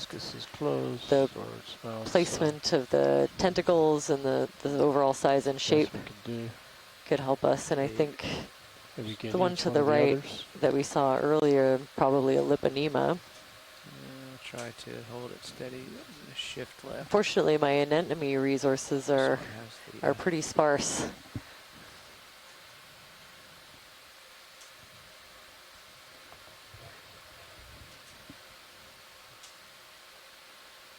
Very interesting. The part of the mouth is almost like a straight line. Very interesting. We saw one of those a couple days ago. We did. Yeah, co-pilot, can we select the waypoint whenever you get a chance? Oh, and these kind of spiny tube worms, those white tube worms with the little fan coming out. On the tube worm. Straight in the center. We've seen a couple of them that are covered in these spines. Too small. It's a little bit unusual. Far away 'cause I have Hopefully, this rock on my right toe. I can't go any any further. of the worm biologists that might be tuning in or watching later Okay, there it is. Go up to the might right. be interesting to know. 2, 1, Okay, we have an 4. actinostolid, Copy. sea anemone. Perhaps the one in the middle, I think, is what Chris is referring to.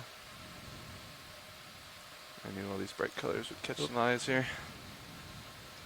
Yeah, a lot of the taxonomy on these anemones are based on internal structures. The mesenteries, how many layers that are within the body cavity of these anemones. So obviously something you have to look at in a lab and then later kind of refer back to the animal in situ. We shall. Notice there's another one beyond it. And this one I've had a couple of votes for Liponema. Okay, I'm going to lift off when you're clear. So a Liponema, an anemone in the genus Liponema. Lasers are on as I leave.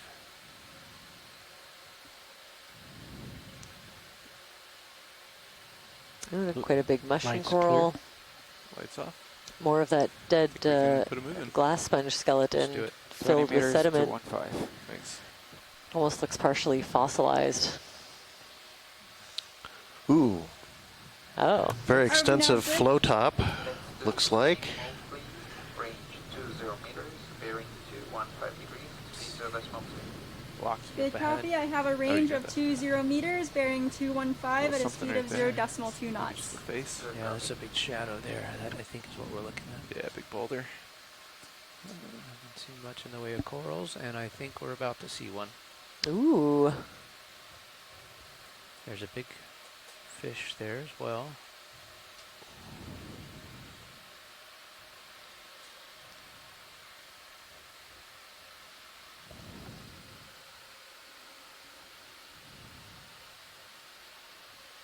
Okay, this is the first larger coral I think we've seen on this dive. If we zoom in, I think I'm seeing something like Peristanella covered in something, maybe brittle stars.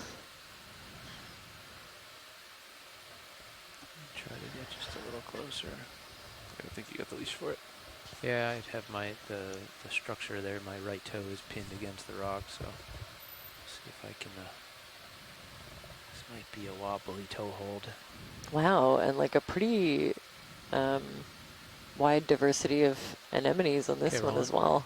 I don't know if I'm going to be able to get closer than that. At least from this angle. I'm shifting. Stand by. Come back wide. Let me try to get a better toe hold. Hold it steady. If we want to look at it from this angle, I've got to perch a little differently. Thanks. Yeah, this is a great angle if we can. And you see a real bouldery look to that face that almost looks like Lights it's at 30. a conglomerate of re-cemented basaltic boulders. But my guess is that's really more of a weathering phenomena where go ahead. The rock is just weathering in a way that exposes these boulder-looking faces, and ultimately weathers into those boulders. Ooh, and yeah, I think it's safe to say one of the Peristanella species that we have in this area. There's 5 or 6 of them that are hard to tell apart unless you have them in a lab, and just also completely covered in these brittle stars. Very specific species that seems to really like the association. So you can see why we refer to corals sometimes as ecosystem engineers or habitat forming species, where they create that little bit of extra complexity that certain animals like to use, whether to get a little leg up into the water column or for a little bit of extra protection against predators. Let's go into the base. The And you right-hand can side. see that kind of in action right here. Steady. I was hoping you weren't going to say left or right. I have a tenuous toe hold. Let's see. Where is the base? Just beautiful. Light spot, upper right. So yeah, every part of this coral skeleton is covered with these hard calcium carbonate sclerites. Rock to the right. The polyps are covered with them in kind of an armor, and also the stalk. Oh yeah. This is also an excellent view of the attachment point, Raise it if we need to. where it makes this kind of hard basal plate that's basically cemented onto the rock. Lasers are on. Just beautiful. Just get a group shot. That yellow round thing is quite interesting. I'm going to rock to the right. Let's see if it holds steady. You can see there's abundant organic material floating around in the water column. Right. Copy that. Some of those little flecks that you see are little zooplankton, but a lot of it is, kind of dead organic matter that's fallen down from higher up in the water column. Oh, this is interesting. Kind of looks like maybe a damaged or like empty casing or the dermal layer of a sponge or something. Crab diagonal left. Kind of eaten away, so it looks like it's not, it's a little bit older. Its legs. Yeah, he's not very photogenic though. He's kind of dark and his face is obscure. So possibly Ophiolibes, the brittle stars that are associated with that coral. Had a request for, I think there might be a stocked anemone. Oh, that one there. The one on the top? Yeah, if we could take a look at that. Okay, stand by. Either one. There's two of them. Which one should we look at? Take your pick. Center? Let's do the center.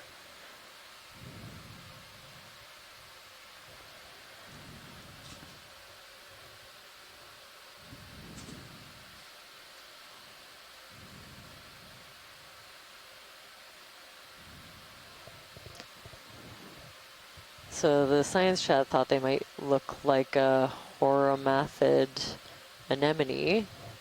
This close-up will help us confirm. Is that ship move still going on? That is correct. Okay.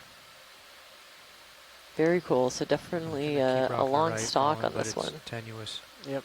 I've got to really watch my left toe that I don't Should go be pretty farther much than- done by now. Yeah, if we're going to spend much time here, I mean... Okay, yeah, pretty sure that these are horomathid anemones, so Bridge. belonging to the Copy, move complete. horomathid. That upper right Horomathidae, not sure I if think. I saw just the mouth or something in Okay, it. if you wanted to go back in, you got it centered now. That was good. All right. See those two Yeah, I dark can't things? rock that far right without. Could we get the lasers a little bit even just close? There we go. That's great. Yeah, now we may want to move back 5 meters again if we're going to... I think we're going to stay here a little longer. Okay, very cool. What do you think, Tom? Thanks for that close-up. That's perfect. You really get a sense of the top of that flow coming down the slope at us. I'm almost done here. Looking down 80. A little low-bait appearance and perhaps a little pillow over there to the left. Thinking this might be a bit of bacteria, or do you think it's geological in origin, that kind of yellow dusting on beside that big anemone in the middle? Yeah, we haven't seen... Take the port swing arm and lower swing arm. Haven't seen really yellow coatings on much of anything. Most things are around here have that real dark iron magnesium varnish to them. I haven't seen really nice crusts forming, suggesting that the sedimentation rate is enough to inhibit.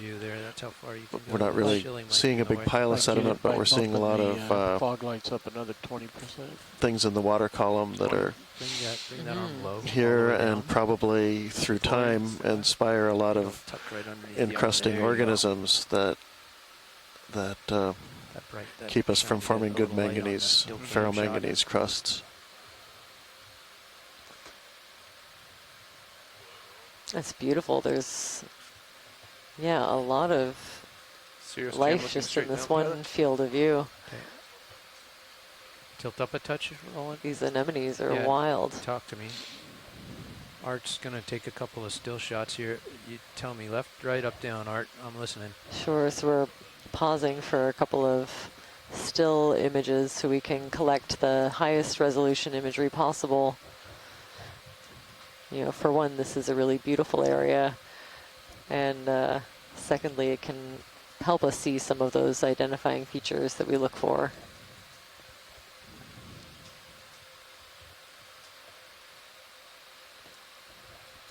Well, now that I see that cave to the left, I'm very curious. Okay. Science, any other requests while we're parked here, or shall we keep on moving? I think we're good to keep moving. Okay. Thank Roland, you. Are you clear on video? Full wide. Okay. If you could just back straight back, I think it'll make another additional views. Okay. Then let's leave the swing arm alone, and then we'll stow it after I back up. Roger. Just continues to reveal more and more about this rock. Still want the fogs up? Yeah. And then just drift up.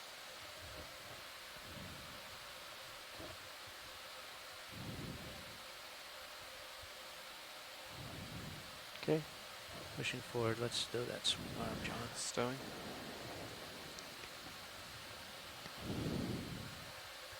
Swinging outboard. It's interesting, these flow features, and you can really see kind of a low bait look to the tops of these flows.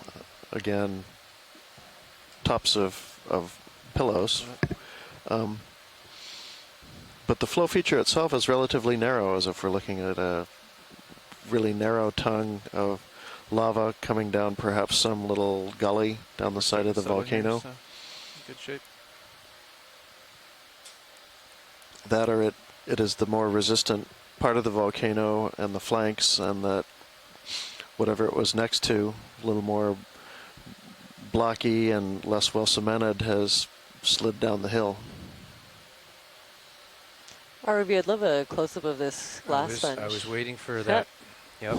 It looked like you were setting up for it. I was waiting for the call. Thank you. I'm going to keep moving because my co-pilot's starting to pull on my chain. Figuratively. Okay, Roland, I'll try to hold that. I'm going to clear the lasers for the good shot. Yeah, we're stable here now, so take your time. Okay, so definitely a glass sponge. I'm actually seeing two in this field of view. One is kind of attached to a part of it, looks like a dead skeleton. And the other one are those thin tube-like structures. It's probably a faria or a fariid sponge of some kind. So that's interesting. A sponge like this might be, that leaves behind this really solid fused skeleton. Could be something like what's creating those empty tubes that we're seeing.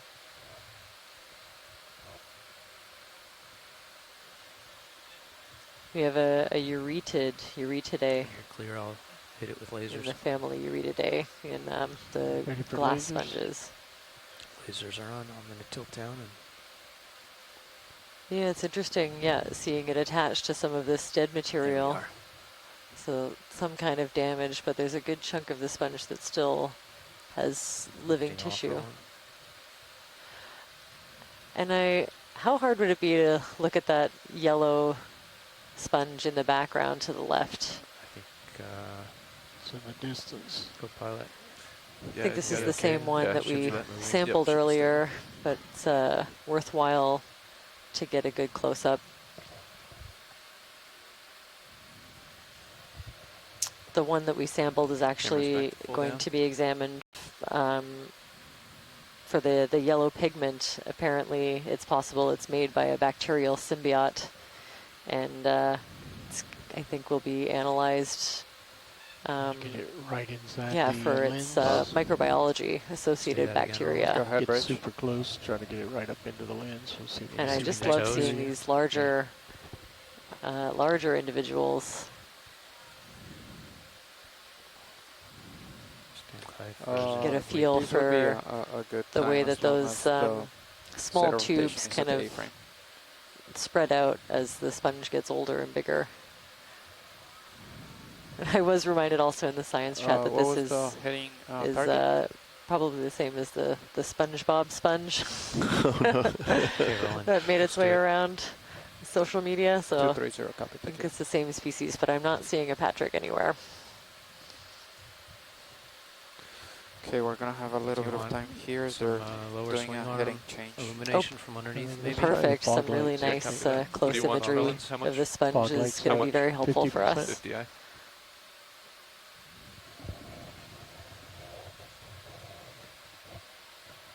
Yeah, copy that now. So now I'm going to wait. I have Christopher Kelly in the science chat that I'm really benefiting from his observations, and I'm wondering what he thinks about this. You can see the thin network of a couple of really long spicules. What is the surface And I'm current wondering if it it's was helping low, us it was lean 0.4 one way or before. another Let's see right now. towards an identification. We've heard Yeah, heard it clocked Wigia around, as a increased a possible little bit, ID. 0.5 to west. West, copy. Thanks. Of course, we'd So need the to top analyze edge, it in the I'll lab zoom to into that. confirm, and Copy. Real bright light. I hope to do so. As soon as I get behind a compound scope, but until then, I'm wondering if we can tell anything based on the features that we're seeing in this video.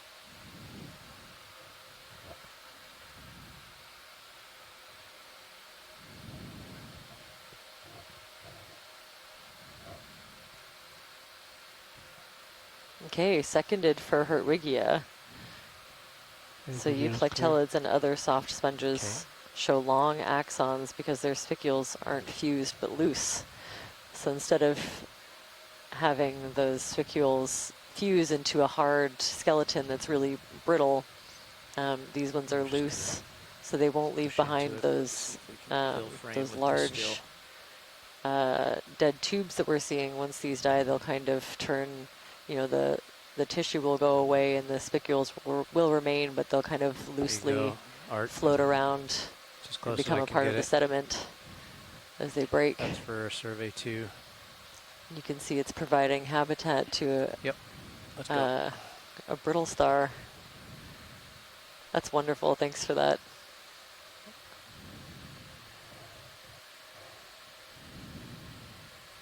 Cal, push out. Roger. They're bringing their head around, so we have a couple minutes before we can call a move in, right? That is correct. All right, I'll push out a little bit. Let's go see what there's to see.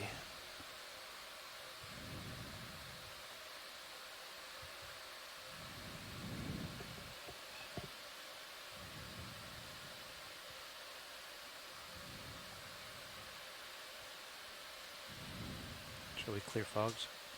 Get some of the snow out of the view.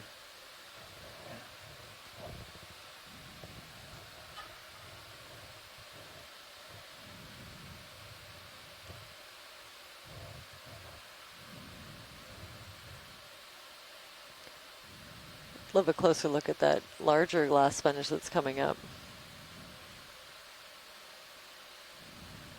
Seen a pretty impressive diversity of glass sponges so far, just in the short time that we've spent on this seamount. Lots of different and sort of maybe more rarely encountered sponges, even just in the first little part of this dive. And this one looks, again, really strange.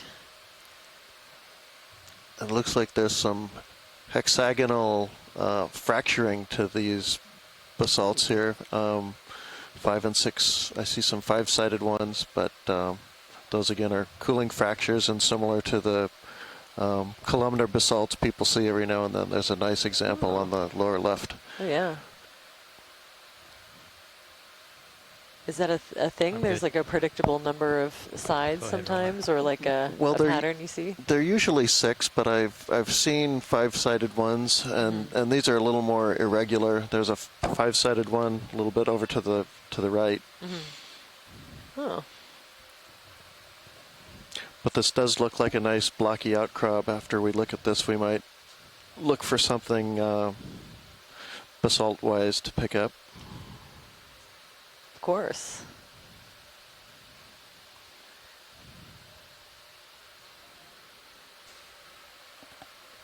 Yeah, this one is very interesting. Maybe possibly one of the Rossellid sponges, of which we have a whole bunch of different genera and even more species in the area.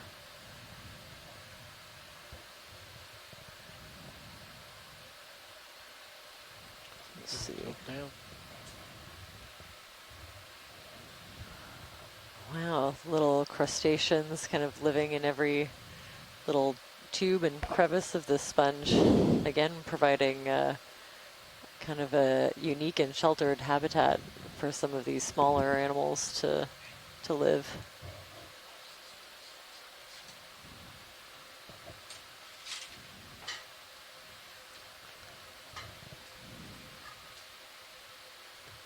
Fish encroaching your port pilot. Video's clear. Okay. Frame it, get lasers and go.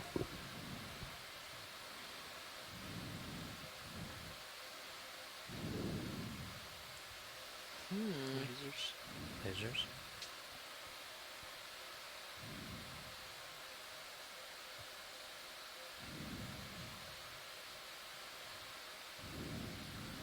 Beautiful. Well, unfortunately, I can't sample every sponge I don't know, so maybe scan around for some of these rocks that you're interested in. Yeah, so it looks like the ones over kind of to the right of this view are maybe a little bit looser. I can't guarantee. Maybe that one up to the upper left from that sponge that is kind of sitting by itself out on a ledge might be a good one to grab. Okay. Stand by. That angular one next to the anemone? Yeah. Okay.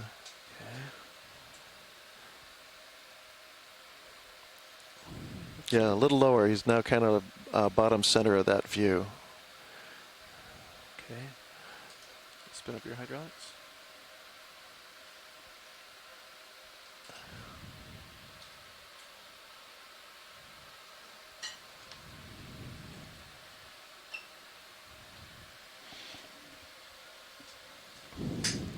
This is kind of the, good to go. I think, what I'm looking for. What looks like a single flow. It's relatively thick and is kind of fracturing in place for us. We're kind of away from the glassy margins. More these boulders look a little internal to the flow. And that we even had those kind of columnar fractures. Suggests that this cooled relatively slowly and uniformly, which is something we're looking for.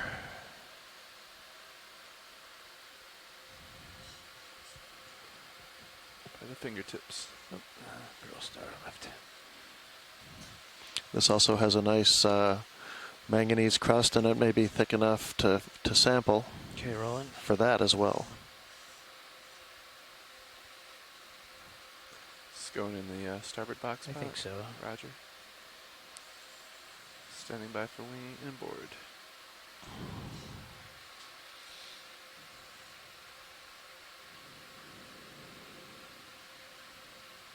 Very crusty. Nice looking fine-grained or aphanitic basalt. Okay, come wide. Wing and border. Something really small on there for biology as well.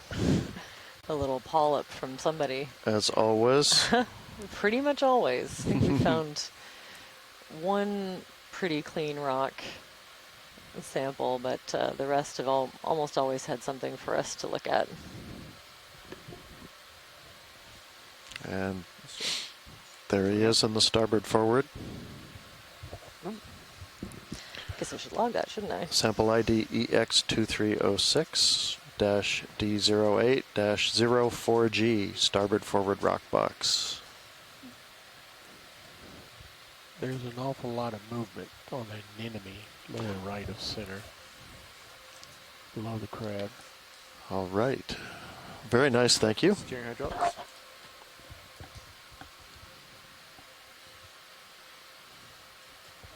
Maybe worth a snap. Go for snap in.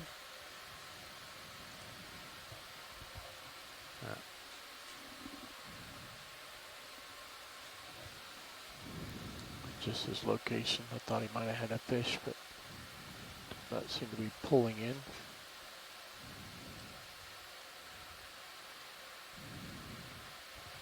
Okay, lifting off, and I think we have a little more pushing out to do. Much more blocky outcrops up here. We're kind of away from those kind of thinner looking low bait flows we were seeing earlier. We were kind of on the flow tops. We were seeing evidence of pillows. But this looks like it's a much more a thicker and more degrees to go.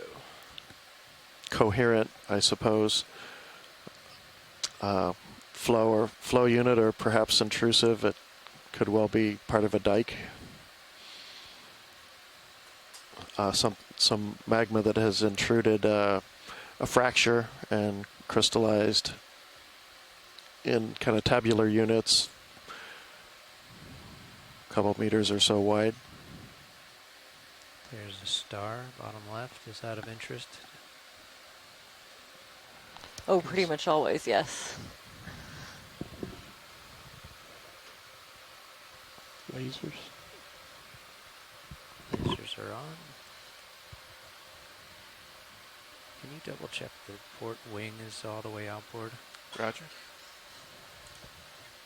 Okay, go for zoom. We didn't touch that one, but yeah, I'll it snug looks it up like for it you. might have been bumped in. Yep, looks like it. Nice call.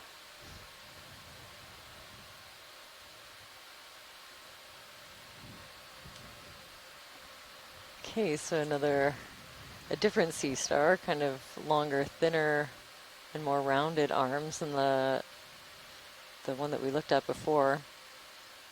Just wait for our echinoderm experts to tune in and maybe give us a tentative ID. Could be Patrick. I'm pretty sure the laid back one that we saw earlier was Patrick. So it's this is actually a collection target. How reachable do you think this one is? I think we could slurp it. Okay. I think we could. How large is it? Let's see. Lasers are on. Let's just paint the lasers down and take a look, Roland. So this is a pedicelasterid sea star. Doesn't look good, does it? Of interest to expert taxonomists at the Smithsonian. Bottom lock is solid here, so I may. Possible for us if it's really solid as I back away, I might take try one for detailed studies. And then we'll go back in with the suction. Yeah, that's what we'll do. I'll just pause and hold my breath while the ROV team works its magic. Please. Hydraulics are spun up. Okay, let me get the arm ready. You get the. Let me just back off the wall. Nice and stable here, so.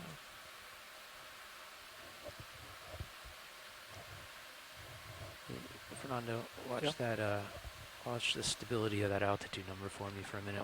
Yeah, I'm looking at it. It seems locked in. Doesn't move. Okay, I'm locking it in. Let's just give it a minute before I reach for the arm. Tell you what, while I'm driving the arm, if you see that drift, reach over and get me out of that button, okay? Auto XY? XY, yeah.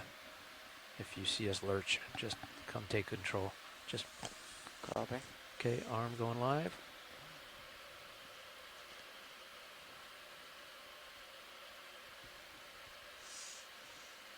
Okay, drawer out. Drawing out.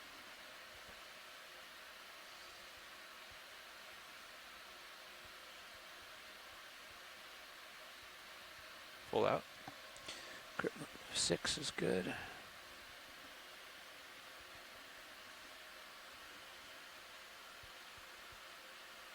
Oh, there it goes. This thing went out. Just float it. That was a big distraction. Okay.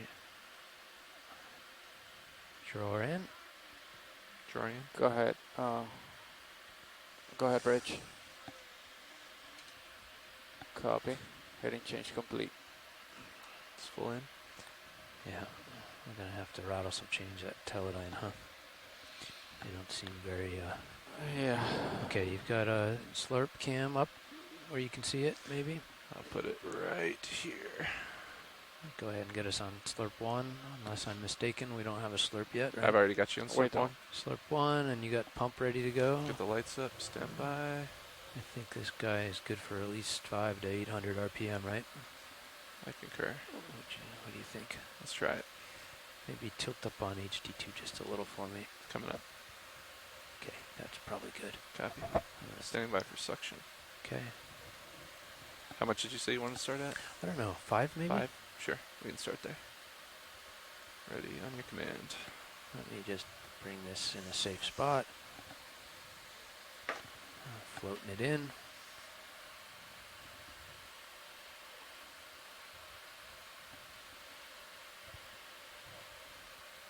Boy, I like that auxiliary camera view. It's just so nice. I'm surprised how much it helps with samples, honestly. It's great. Yeah. I mean, we love the manip cams, but that one sideways view is just great. It really, especially with the hose, yeah. Gives you an idea.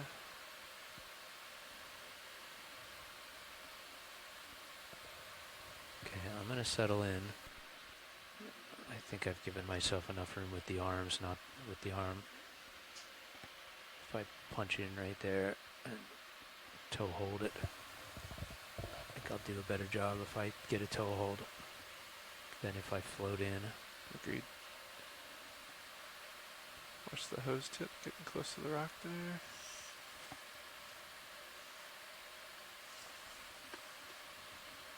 Pushing back in for a toe hold. I didn't give myself quite enough room. I would just keep the pump off for a minute. Standing by. Am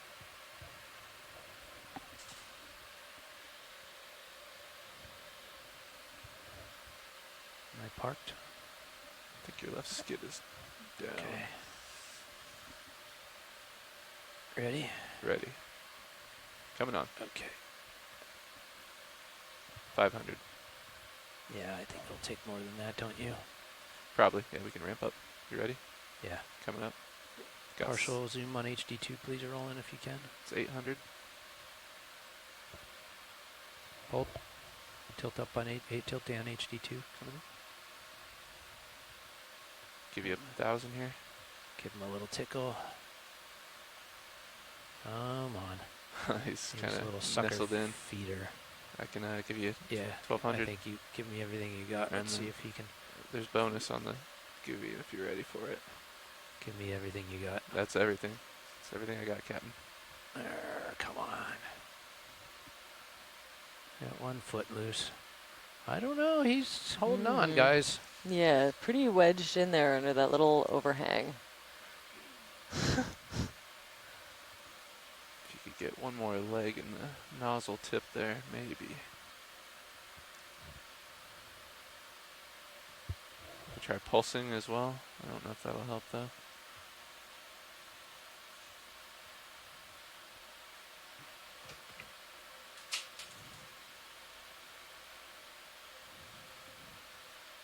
If the suction can't get it out, I don't think. It's very close. There we go. Almost got him. Nice. Whew. Okay, you watching? Watching. Now all of our eyes are glued to jar number 1. There it is. Okay. Go to 6 and we'll. 6. Beautiful. Full wide HD2, please. Excellent collection. Wow. You just needed to give him a little tickle. Yeah. Motivation. All right. Blowing out. Yeah, if the suction didn't work, I don't think anything else would. So. That is specimen 05 bio. Okay. In Suction the canister 1. Perfect, thank you. HD2 Roger. for a second, and I'm lifting off. You go ahead and draw So just out. a little bit more info about that Nice Sea Star. These are, let's see, early offshoots within the Forcipulades. Think of them as early ancestors to intertidal Pisaster sea stars. Nice job. For some reason, there's a lot of them Retracting. in the Gulf of Alaska. So after we identify it, after experts get a chance to look at it in the lab at the Smithsonian, we'll do some gene sequencing on it to see how it relates to other known specimens. There was a recent collection done a little bit further south, and thought that we knew what it was, but it turns out it was a new species. So there are opportunities for undiscovered species in this group for sure. So that could have been the first one. Securing hydraulics. Nicely done. Thanks. We got a big exhale on the 6. Big exhale. Great. All right. I am in a good spot.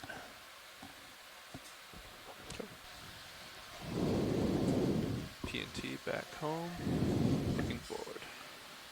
Okay. There it is. Auto depth temporarily. I'm stable and floating. Stand by.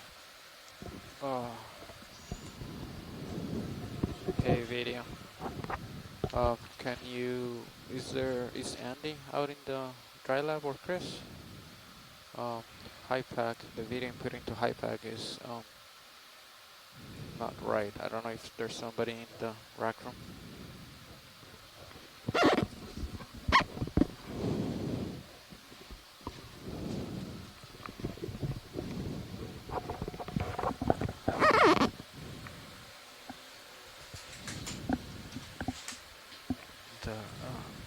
No.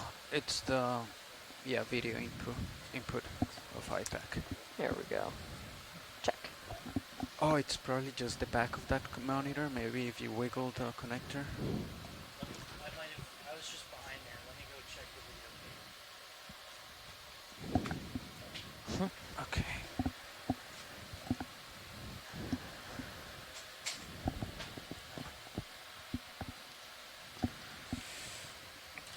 So we have the science chat extending their thanks to the pilots as always for that really technical collection. Okay.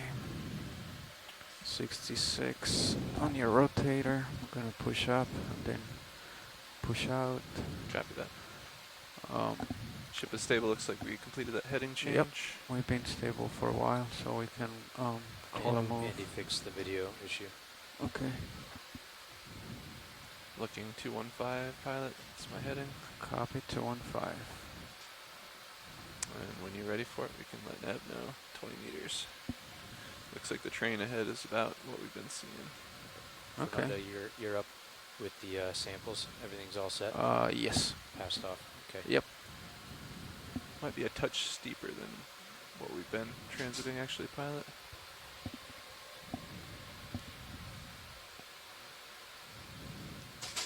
Okay, waypoint 2 is the target for That the is day? correct, yes. Okay.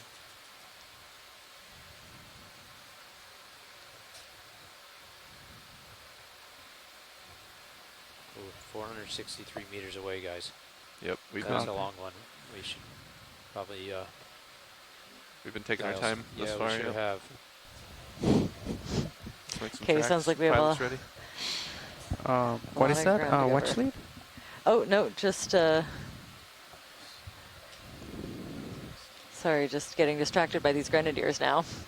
No, we're good to continue to make our way up this feature. Copy. 2 of these Corey Phenoides grenadiers.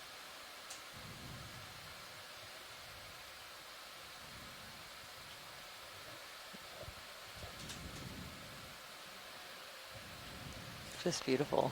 In the distance, you see but also getting a nice overview of the slope, which is always nice. You can see some, looks like some exposed flows in the distance. What was that? Amid the rest of this in the distance on the upper left, more rubbly, bouldery slope of fairly angular that's pretty far fragments though. by I and think we large. can go all the way out there, maybe. You called in that move? No, I have not called not it yet. a move. Okay. But Yeah. just a big picture view of things. We have 460 something meters to get to waypoint 2. Yep. Off bottom time is like, well, it would be 5 hours from now if we get up that far. Okay. On the left of my 5 view hours, here. you can definitely make it 400 meters, 400, 500 meters across bottom. You're talking about this one video, right? Yeah. Do you want me to turn to look at you? No, that's Okay. good. We can call in the move, and then I'll 20 just come meters back. At, what's our 215, I believe. Quite the debris there on the right. Go ahead, Roland, partial.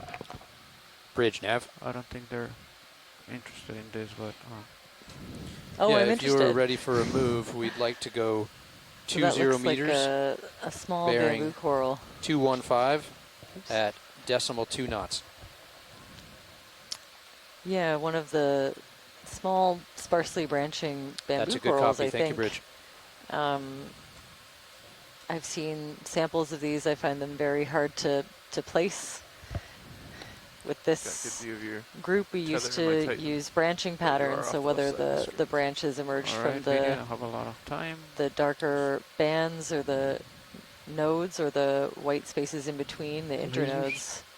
But it turns out from recent genetic analysis that it actually doesn't help separate out species as far as their evolutionary okay, thank you. you know, separation into species. So we need to use other features like the morphology of their skeletal elements, those little sclerates, and the distribution of the polyps and that sort of thing.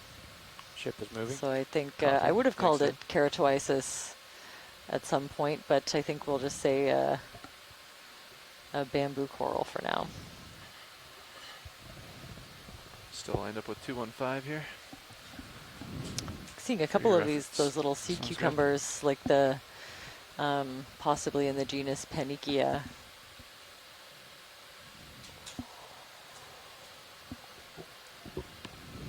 Panikia mosleyi is a fairly common one that we have further south on the BC seamounts.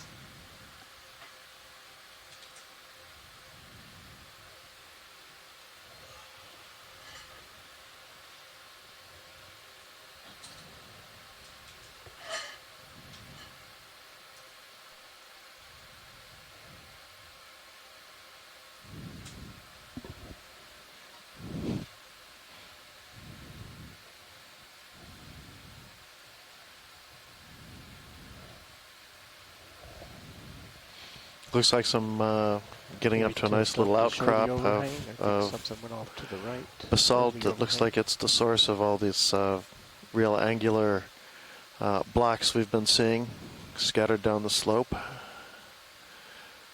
So you can sort of see the way the main part of the flow is weathering as kind of again, an angular and blocky kind of a rock, and then as you see a little bit further up, you see the top of the flow surface, and it's got that really smooth look to it, and it has a little bit of a different texture, and it kind of is separate, both in color and in the way it fractures from the rocks below it, as it probably as a result of having kind of a chilled margin.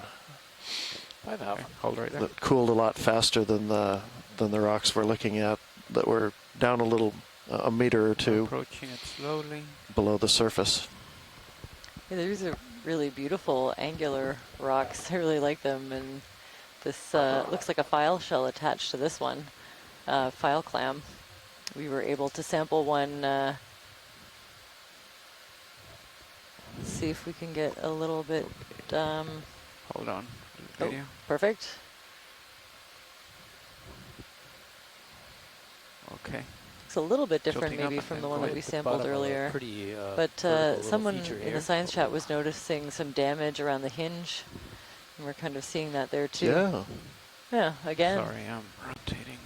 Maybe almost holes in it from some kind of boring animal. Not boring, but an animal that bores. Okay, finally stable video. I think that's maximum, correct? No, it is not. Oh, you can go in. That is. We see it up at the hinge because that's kind of where the invaders can get to first. They're you could imagine the approach if it's something that has to crawl. Is crawling. Then it would reach the hinge first. You're right, pilot. Keep an eye on those swing But you know, the tissue on this bivalve is still fairly happy looking. But yes, clear. So what sorts of creatures could attack the shell like that? I'm sure there are worms that I don't know of off the top of my head, but the one that I see the most in my studies are sponges. keep an eye on the yeah, swing different arms. kinds of boring sponges that will attach onto shells, and they can parasitize them and other kinds of Actually, organic material. Can we bring Snails is another good, another well? vote. There's certain Yeah, bring it in. gastropods don't that wanna can do the same hit thing. it against the rocks. Fog lights clear. Snails would use their radula to drill into the shell, so maybe we'll keep an eye out for some aggressive-looking snails. Oh, that's just such a nice example of the internal part of that flow, and then you can see the top with I don't know if you a chilled margin that's a centimeter or two thick, and then that sort of smooth flow top surface we're looking at. Yeah, almost like little lips at the end, like yeah. I think very that's like delicate rock features. Yeah, that's the chilled margin is a little bit different physically, a little glassier than the rest of I'm lifting the lava flow. going up. Beautiful. And so it's just going to weather differently. Lower right. Coming up. Repeat that video. Paint lower right. Lower right. I passed it. Is it off screen? No, it's at the bottom center. Okay. This cliff face is quite vertical here. We should stop now. And one thing this is telling us is that these are flows that were placed underwater. Submarine lava flows. Are we moving? We are. And is that because you would see this kind of like really rapid cooling that might make some of them sort of empty out versus if it was above, I just want to confirm the sea if you level. had completed the Right. move. The chilled margin, to this extent, certainly indicates that it's in water that's a lot more efficient at cooling.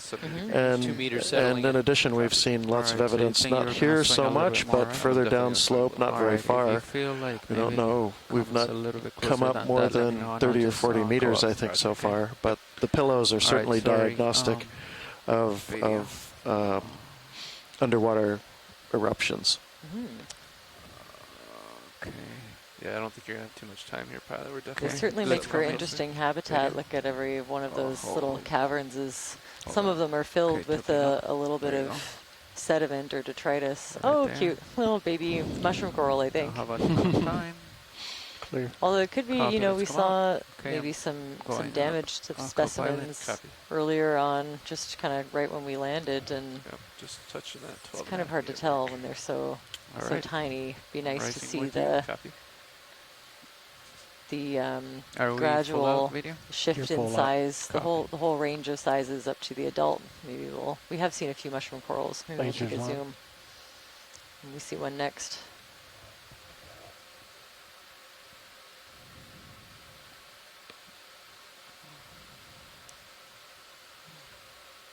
Still 12 meters off or so with Sirius. Yep. Yeah, there's definitely some vertical stuff here, so if you get any closer, I'm going to back the ship up, all right? Roger. Sounds good. ROV, I'd love a close-up of this white glass sponge we again. may want to make smaller ship moves while we're on this feature as well. Hold on 1 second, video. I think they asked for a close-up of this white sponge, correct? Yeah, yes, please. All right, hold on, video.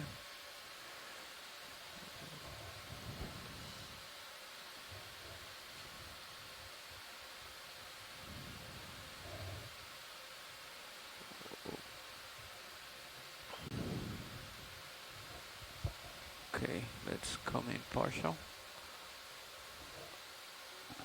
I'm a little bit below it.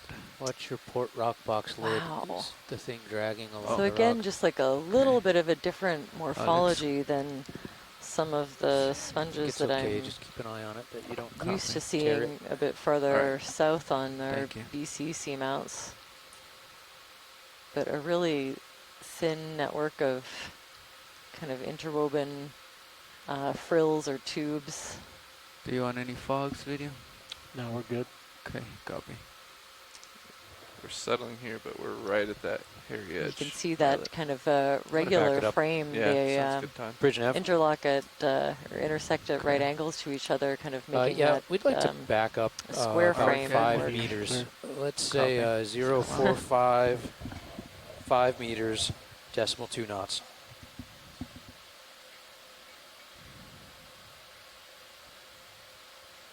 Thank you, Bridge. That's a good copy. Yeah, we'll definitely be spending a bit Thanks, more time with this And, one. It's watch not the swimmers. easily lumping into Copy. any I'm gonna group, back off. Press right up against it. any identified sponge that I know of. But with that imagery, we should be able to go back and Tilting down slightly.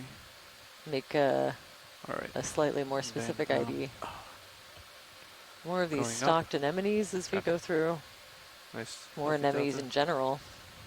Oh, there's that kind of small white 0 degrees for your reference. tube-shaped sponge in a 80, couple of okay, places. copy. It's great. Ship is I'm really moving. glad we got a Take sample of time. that one. Wow, this is really dramatic. Yeah, wow, yeah. I can kind of see this coming up from the Sirius view. Okay. Oh yeah, if folks at home are interested in looking at the view from above, we have the second ROV Sirius on stream 2. And it's always really fun to watch when we come up against these really dramatic geological features. You Take can your time, kind of Fernando. see The ship D2 is backing up, so situated you have plenty of time to in space. Copy. look at this wall. Just get another Alright. angle and a different perspective of what we're looking at. Let me know if there's anything of interest. Watch lead. Sure, Pink left yeah. lasers. Right now I think very we're just mushy. scanning. Bridge nav, go ahead. Direct Thank you. lasers. Move complete. Right there. Okay, Okay. guys, move complete. You're going to continue to settle Get back it for from a a few float minutes. if you want. Yeah, thanks, Todd. Feeling a lot more let's comfortable try here. that. Yep. Yeah. I'm gonna turn off the lasers. And then I'm gonna Oh, try to interesting. hold right here. Bring up the extra lights about 60%. Who are 60. you? Let's see if our science chat has any leads. There was a little let sea me slug tilt up that a little bit. that I've seen further south that this is reminding me of. Okay.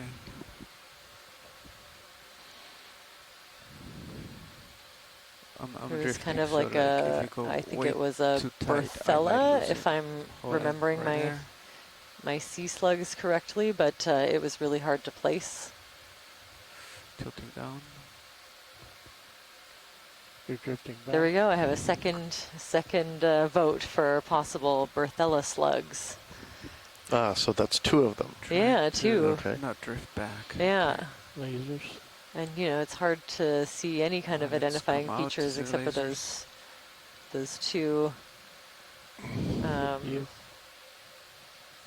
Those two that are poking out at the bottom. But if anyone's interested, I do have a sample from a seamount farther south. But I think that's the general group that we're looking at. And lots of these Liponema anemones.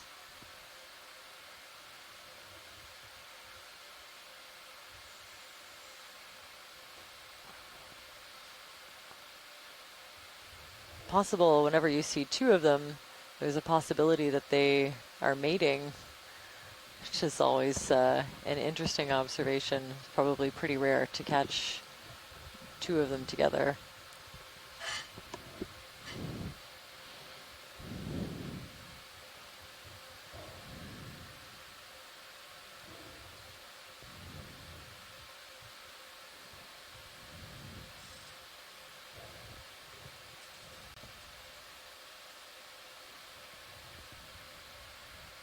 So we'll keep on making our way up this really steep feature. It's basically looks like a wall to me. Sort of look down. It's quite dramatic with all those anemones.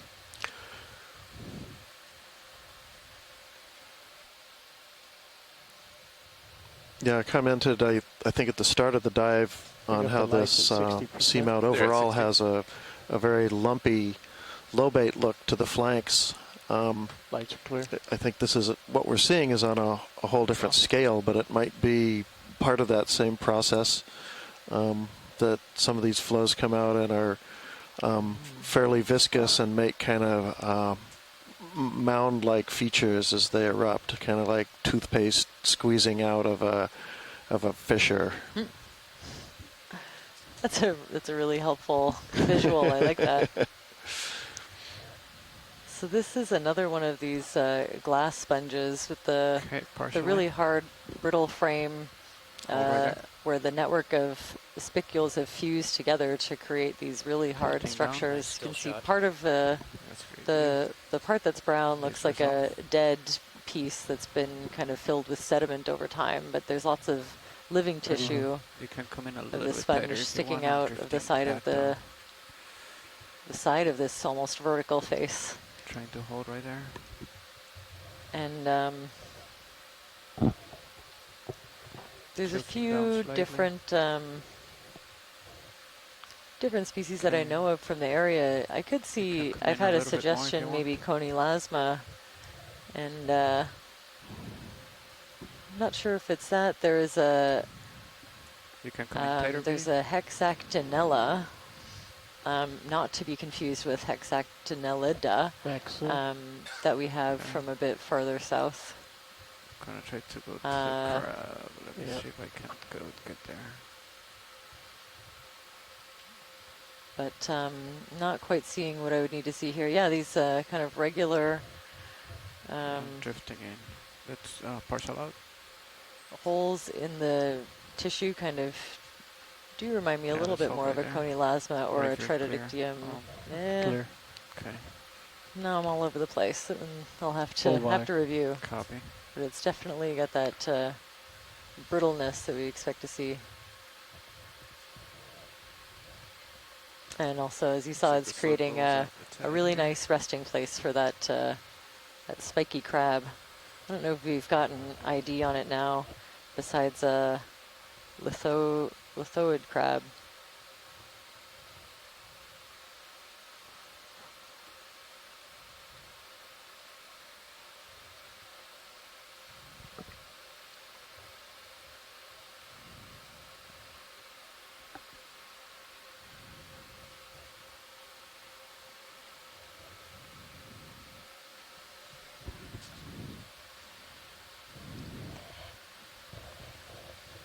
A little bit more of this smooth flow top surfaces that we've been seeing a lot of, just above those that really steep face. We just keep working our way up slope. We're at about 1390 meters below sea level. I think we started the morning at about 1450, if I'm not mistaken. A little deeper than that, so we've come up looking down 4 or 5 degrees now, pilot. 50, 60 meters or so. Copy. Okay. We're comfortable here. If you want, we can do noticing fewer, I would say, of those brittle stars, the ones that we were worried about that might accumulate in those large mats that we saw earlier and really screw things. ROV, could we go to the left? Actually, I think I see a larger yellow sponge. Sorry, what was that? Just panning to the left. Okay. A large yellow sponge, perhaps, over there. Okay, we'll get there. Thank you. Okay, that's still far out. I'll call it in. Thanks. Sounds good. Bridge nav. If this is a good time, we'd like to request a move of 20 meters, bearing 215 at decimal 2 knots. Oh, we've also had a request to zoom in on that sea star, please. Yeah, that's where we're going.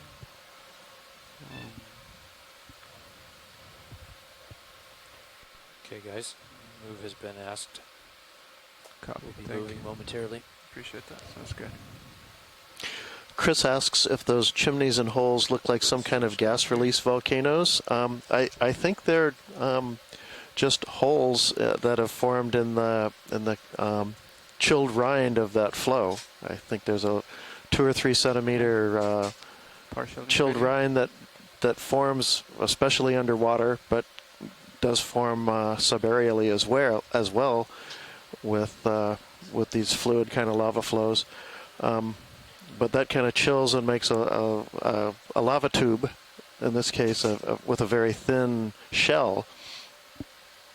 But then the lava can continue to flow underneath it and can actually even empty it, so you can be left with a hollow tube when the eruption's all over. But a couple of things can happen. That crust can be, that rind can be fairly thin and break through. Or yes, it can be getting eroded or plucked away during the flow. Full screen. And possibly gas could be blowing it out. You're ready for lasers. Stable shot. I lost my toe, so there you go. I'm stable right there. If there are any igneous petrologists out there, I'd welcome their own thoughts. Not quite stable yet. Dropped off to the side. Yeah, the biologists have really taken over our science chat today, which is really helpful for me. This is probably we're getting a benthopectinid, possibly Shearaster. Video's clear.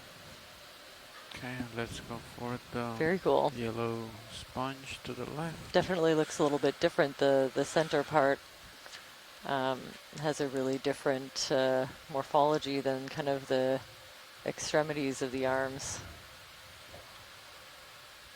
Ooh, here's a nice big one. This is great.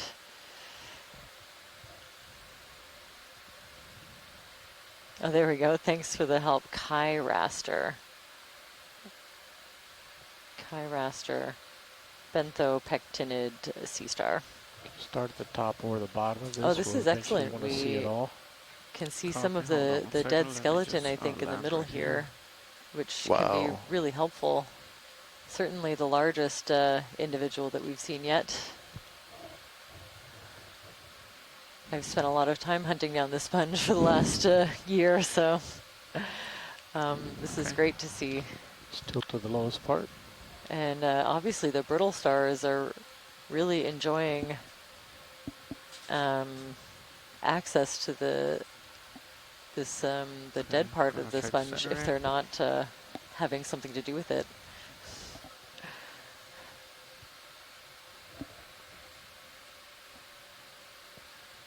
Okay, we've got a confirmation from our sponge experts in the science chat, Hertwigia. Slow tilt up.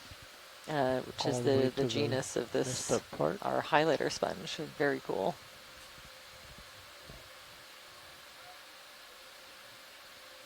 Bridge nav.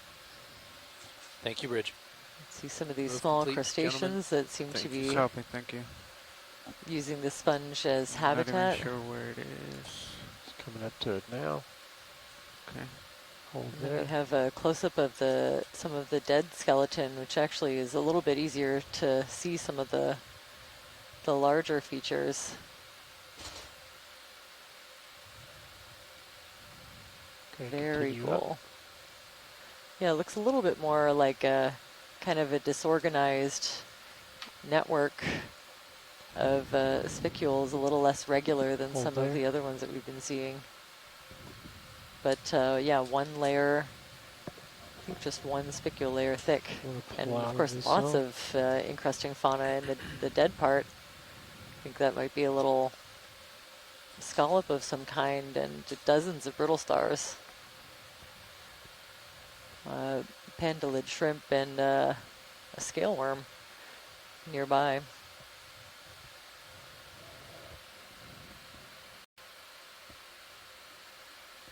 Interesting. Chris Kelly has never seen this yellow morph anywhere else in the Pacific. So it's maybe unique to straight back so the steel camera BC and the Gulf of Alaska.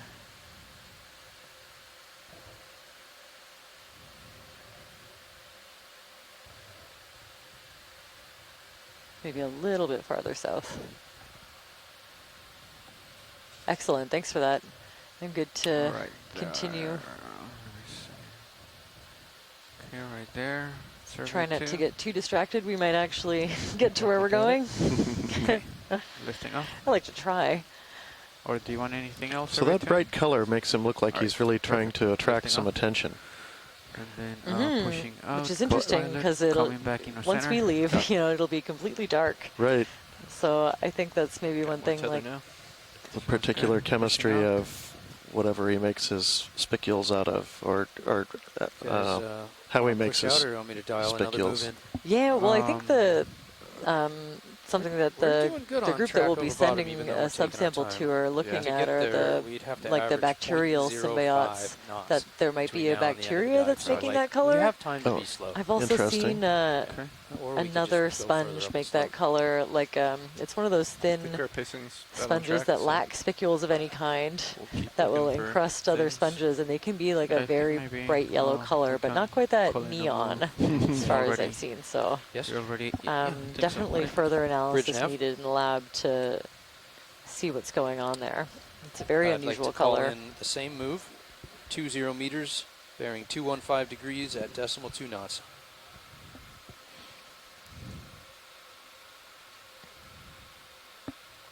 Thank you, that's a good copy.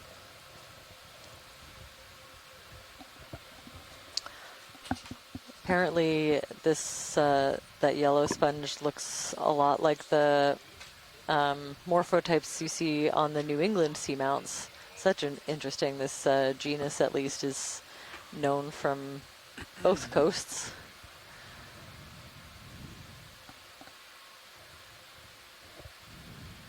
But only yellow in this part of the Pacific. Very interesting.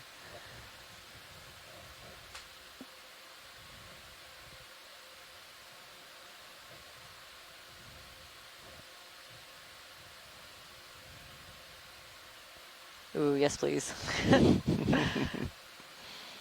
Love just a snap zoom on this white sponge in the middle. Copy. Thank you.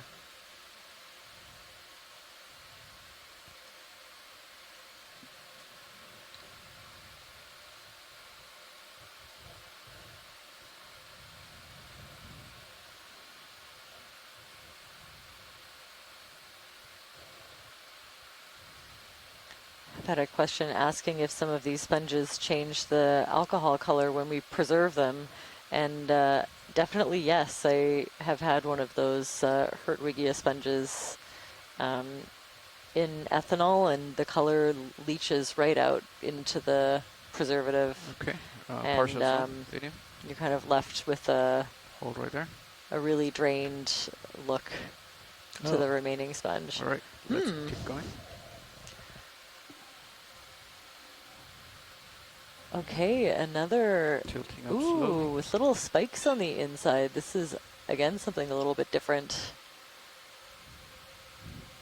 I know I said a snap zoom, but yeah, this is great. That's definitely an interesting feature I haven't noticed on any of the other sponges that we've seen. And if we could get a close-up maybe of one of the outside, can you pan out a little bit? All right, video, let me know. Up or down?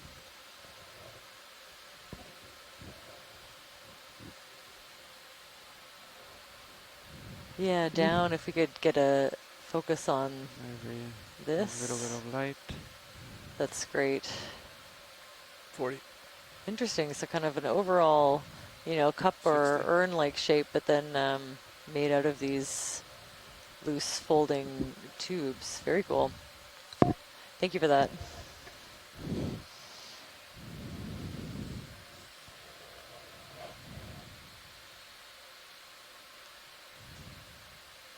Copy. Turning on the lasers whenever you're ready.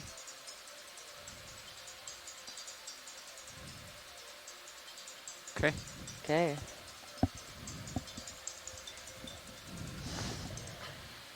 And a little bit different character to the substrate here. Starting to see, I don't know, brownish color and quite a bit more small pebbly rubble. Might indicate we're getting near, well, we are nearing the top of this volcano. Might be an old evidence of the old shoreline. These flat-topped or geo-like seamounts are often, if not always, flattened at the top by sea level. So the volcano itself was once an island, like the Hawaiian Islands and lots of other examples around the world. Sponge, right? that once the volcanic activity ceases are over the course of hundreds or thousands, hundreds of thousands of years or a little longer, eventually reduced back down to sea level and eventually sink down below the sea surface.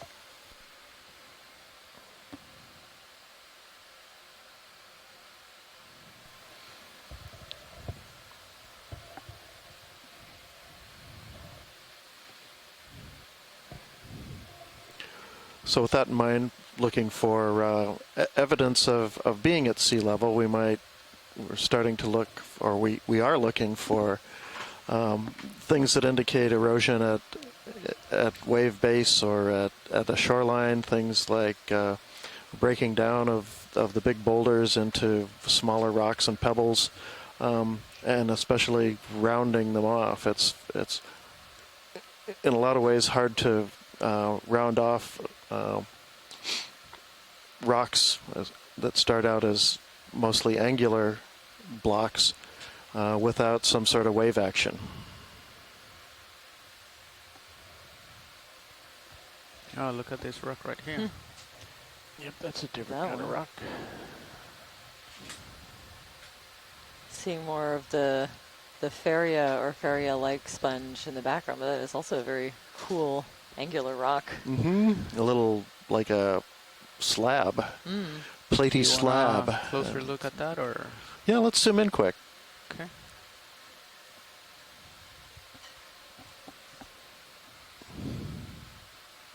There you go. Let's go in. Partial video.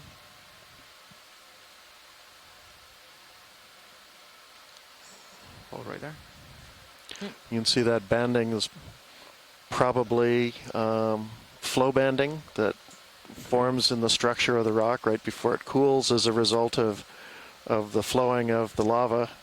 You can come in a little bit more. You start to get a little bit of shearing as it starts to cool, and can give that that look to it. Oh, sorry. There you go.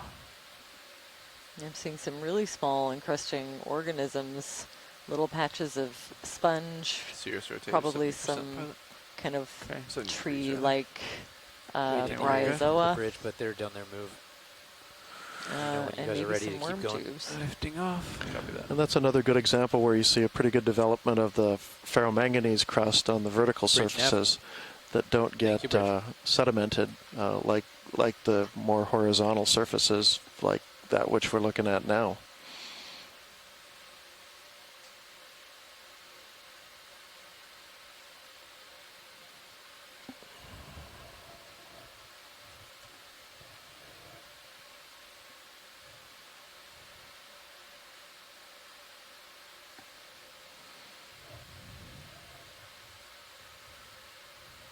Coral. Oh, another one of those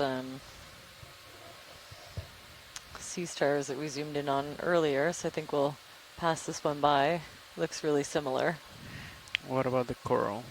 Yeah, I wouldn't mind a quick zoom on the coral. All right, let's do partial from here. I think I'm looking at one of these kind of, spidery, sparsely branched bamboo corals. Is that a go for a move or stand by? Here we go, Kyraster. I am inclined to get Thank you, Chris. Sure. Yeah, we can. We got time to look at this and keep going. Bridge nav. We won't take that long, hopefully. Like to repeat the same move, 20 meters, 215 degrees, decimal 2 knots. If you can. What is that video? If you can, get him closer to your I think one of the Panikia, or at least adjacent sea cucumbers just below it. Okay. It's pretty close right there. Tilting down. All right. Tilting up. Hold right there, please. So there we go again. When we zoom in on these corals, you can see all of the individual polyps. These don't have the same level of armament, the sclerites that we were seeing on the last, on that Peristanella we zoomed in on. These are, mostly bare. They'll have a few smaller sclerites embedded sometimes in the base of the tentacles. And usually you can't see them, but sometimes with the level of zoom we're about to achieve, you can see little hints of them, those kind of lighter flecks at the base of the tentacles on the outside. I'll focus on this one right here. So you can think of each one of these as kind of like a, you know, an anemone where they have the tentacles, a mouth in the middle, and a stalk. So you want where me they to work tilt together up or in a Yep, go colony up, going on up. top of this hard skeleton. Over there. And if we were to remove some of this tissue, you'd be able to see the really dark banding at regular intervals on this bamboo coral skeleton. That's where they get their name. Pulling out. I'm seeing a couple of little really small worms of some kind associated with the polyps kind of curled right around them at the base. All right, turning on lasers. That's great. That's very helpful. Thanks. I think we're good to continue. Video's clear. Copy. Oh, I was hoping I would hear, thanks Scott for tuning in, that this looks like a B-clade keratocytid sampled from the Aleutians, remains undescribed. So like I was saying, in the past we used branching patterns as a way to roughly separate their different groupings, even using that to separate genera. Oh, is that... sorry, just ahead to the right there. What is that? Oh, I think it's an octopus.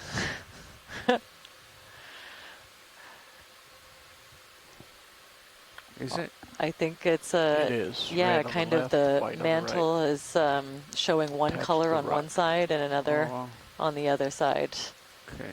Oh, that's stunning. Oh, yeah, definitely. Yeah. It's doing a little bit of a sponge impression, it looks like. Oh yeah, look, and Change it the just There it turned. goes. Oh, I see Yeah, it now. it just went completely dark purple just in a second or two. So you can see how quickly these animals can how change far the are we on appearance that of their one? Let's mantle. come in partial I think video. it's giving us a bit of Probably have another a warning 5 or 7 meters of that ship it move. sees us, and it's That's probably going to get me a pretty little bit close to my comfortable wary, range when maybe. I settle out. Or maybe it likes what it sees. Yeah, maybe. Yeah, I guess I don't know what this color Maybe we indicates. can stop it then. Yeah, let's do an easy stop. Nav. So I think this one, if Okay, I'm so not nav. mistaken, hopefully a cephalopod expert can Yeah, are you tune able to in come to and an tell easy me, but it stop looks here, like please? a deep sea octopus to me. 2 meters. Let's let that play out. Thank you, Bridge. Granulodone boreopacifica. 2 meters to go. We're going to let that go. Thanks, Nav. Yeah, if we were only halfway through, that definitely. And we're just getting a close-up of some of the texture on the... Trying to get rid of that I think it's the mantle of these octopus. vibration, but if I let go of the joystick, I'll just float off. So. Yeah, that was really fantastic. The split, almost like a perfect line. Just goes to show you how precise these, how precisely they can change the color Serious rotators, patterns, 70 degrees. and of course the texture. Copy, 70 degrees. Very healthy delta, you're in good shape. Sounds good. Lasers. They're on. Video's clear. Can we zoom in over to the right, underneath of that arm? It's kind of like a smooth feature. Can you let me See know? that? Is it tilting up, tilting down? Oh, I think it's the gray section. The top of the screen. oh, like the right there. Watch it? Yeah. Okay. Huh. I think that's just part of its tissue. Trying to figure out. Okay, just like a fold. Very cool. Yeah, it might be an arm behind it that's kind of wrapped under. There we go. Okay. For a second, I thought I might have seen an egg. Now I'm always on the lookout. Yeah. You know. Okay. Looking straight down, pilot. Sounds good. I got a lift off video. Go ahead. You got a minute. If you need it. All right. Underside of an arm web. Thank you. Thank you for that ID. Just beautiful. Nice shots, pilot. So I don't study octopus really, except for, counting them and identifying them in our video to get an idea of how they fit into the ecosystems that I study. But I think they're amazing, and I always love seeing them. Oh, yeah. Relatively steep face here. Interesting. Wow. Interesting. This is wild looking. These cameras, it doesn't look steep at all. Uh-huh. Yeah, it doesn't on those, does it?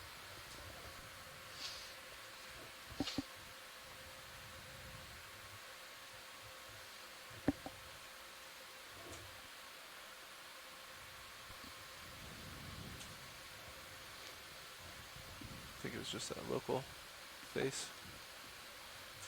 Yep.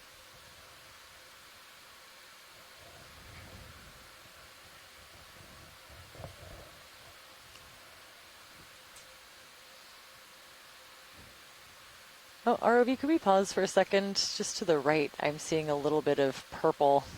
We're just about to lose it. And down, it's really small.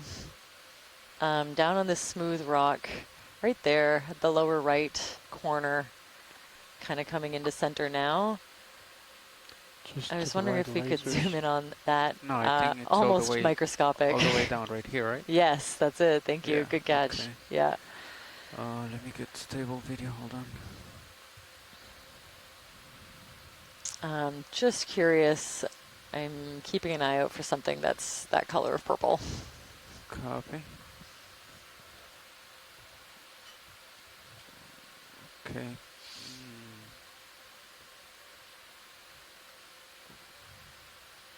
Partial in video. Right there, that's laser. Let's get a little bit of a zoom and we can see what we're looking at. Oh, wow. Looks like a... Okay, hold right there. Huh, or wow. That's beautiful. Looks like a... Okay, hold on then. Polychaete, a scale worm of some kind. Kind of. It also kind of looks like a holothurian, or but definitely not. Yeah, it's definitely got those bristles. Sounds good.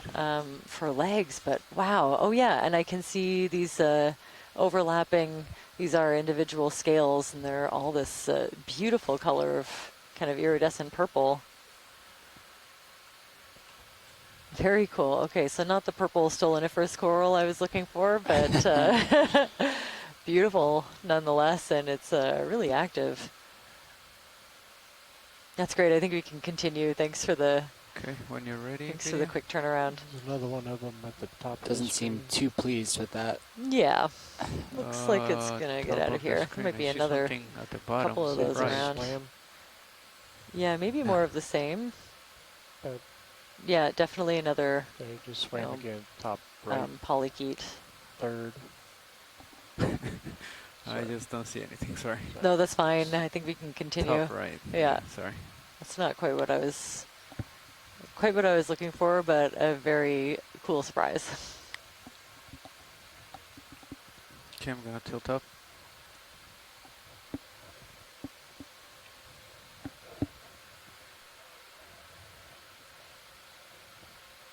Okay, and then pushing out.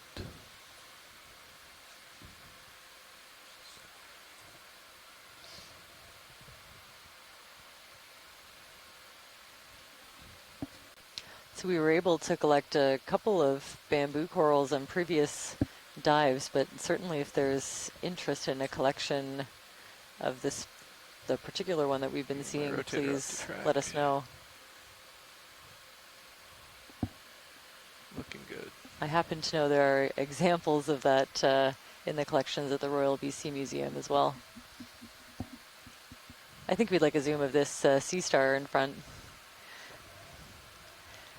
If I can speak for the echinoderm experts, I think sea stars are always welcome.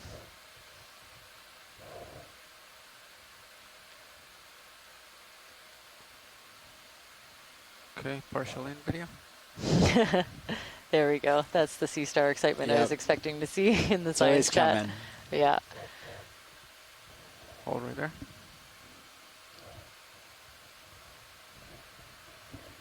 Okay, What do we Just think? I don't know if send I'm it getting around. quite good enough to guess. Maybe let's maybe go in. Hippesteria, but I'll definitely wait for our echinoderm I'm a little experts bit to far, so I don't think to we'll be able confirm. to. But anytime I see these really big spikes, Much more than that. Oh, it's kind of sorry. what it makes me think of.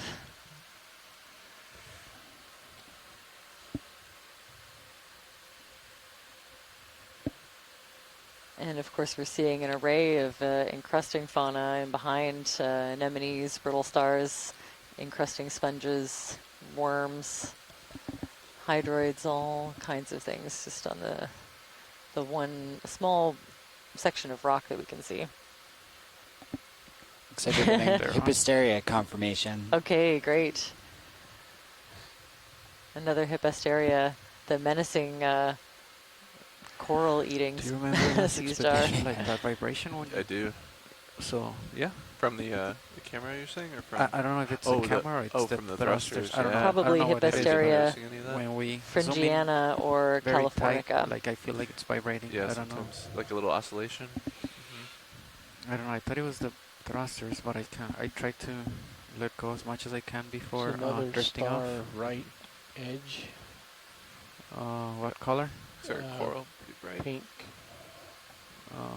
Next to that white thing that now laser's headed straight towards it. And you'll have I think to that was pivot another sponge left. up ahead. I don't. Okay, hold on a second.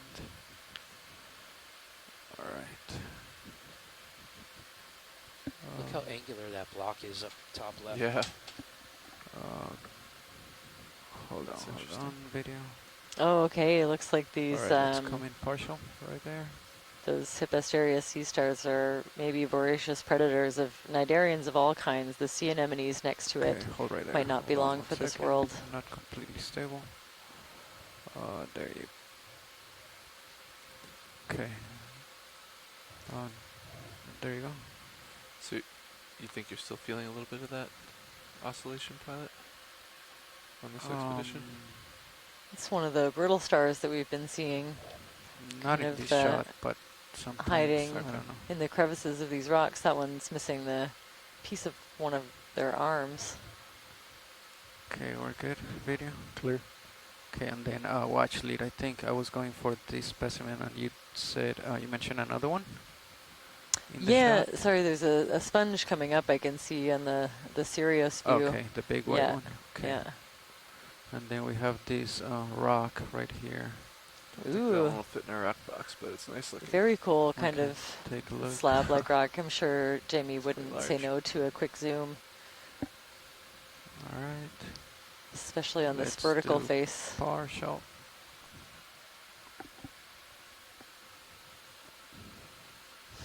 Okay, I'm drifting off. Sorry.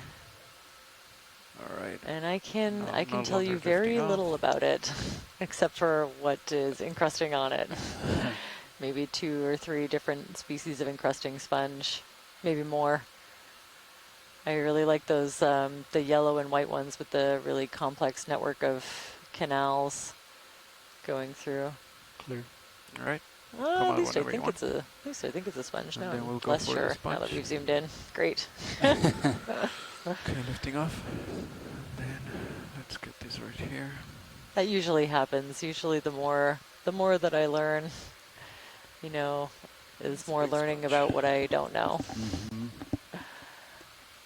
And I think that happens with a lot of taxonomy. You think you can base everything off of one characteristic and then see that that goes across groups. All right. And nothing's quite as simple as it seems. Yeah, Well. has disappeared and then reappeared in other species. Like There it's you go. That's lasers on it. it's a wild turning them ride. off. I'm gonna try to get a little bit closer. And then you get jumping, swimming anemones. All right, let's try it Yeah, right there. this is true. All right, partial in video. Yeah, just a quick zoom of this one. I think we've seen this now a couple of times. Still a little bit hard to place. But definitely, yeah, a very regular pattern of fused silica spicules into their skeleton, and definitely of interest to a few different kinds of crustaceans that we're seeing.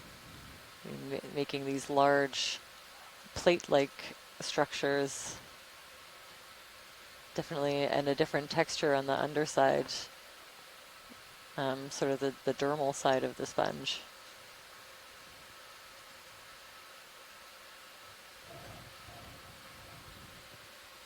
Very cool, possibly something more like Tritodictium.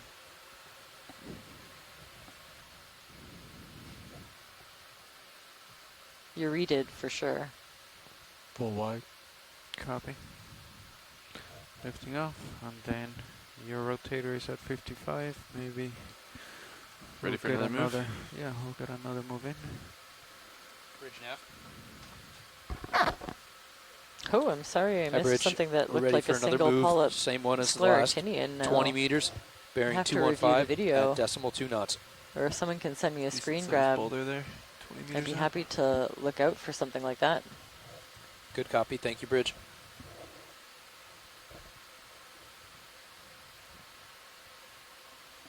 A couple more grenadiers that are sort of swimming in place. And another one of these spiky lithodid crabs.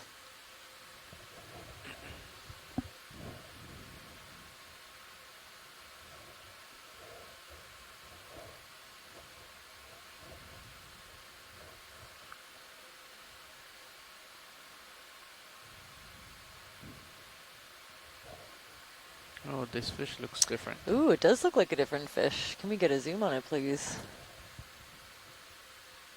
Okay, hopefully my fish biology colleagues are tuning in right now, because I can already tell I'm gonna struggle with this one. They're turned doesn't look like any that I've ever seen. Must be, I don't even know where. Oh, wow. right there. Let's get a partial before it gets scared away. Okay, go ahead. Okay, a really. Hold right there. Wow. That's a neat one. Laser's clear.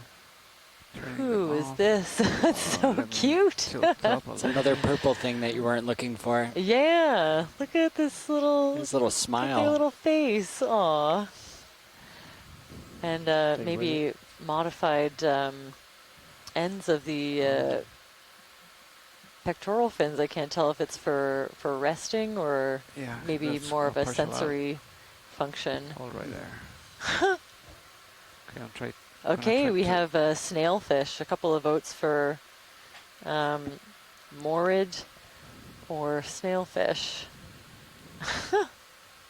What's the depth right now? Let's see. We're at 1368 meters. Okay, to stay with that, I'm gonna float. Let me know if I start drifting back. And did we have the lasers on when we approached? I didn't see, but measurement eventually would be nice. Let's turn. Come on. It'll tilt down. Wow. Lead it. There you go. Trying not to bump any rocks, but it's pushing in a little bit more. Gonna be tough. Okay, definitely leparid. The lower rays of the pectoral fin are modified into sensory structures. Pelvic fins are modified into a suction cup under its body. That information is coming from Sarah Friedman, so thanks for that. See if we can see that a modified suction cup. So a leparid that would put it in a different group. I have to tilt down. All right. Stopped right there, so let's get a good shot. Let's come in. Gonna try to rotate to the head. Okay, leparid, leparid snailfishes. Keep tilting.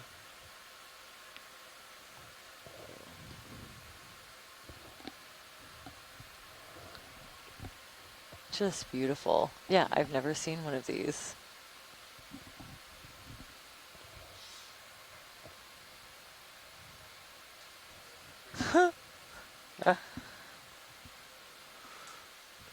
Bridge nav. Thank you, Bridge. Move complete, gentlemen. Copy. Wow. So I'd imagine if it has a modified suction cup under its body that it could adhere to some of the hard substrate if it wanted to rest or stay in place. And maybe just let water flow over its gills, Mm-hmm. the high current area. Mm-hmm.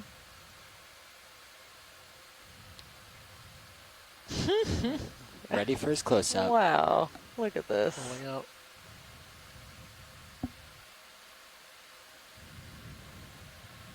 Lights at 30%. Might be one of the least menacing things I've ever seen. Yeah, there's just something about that smile. Float back, tilt up. Oh, these are just beautiful.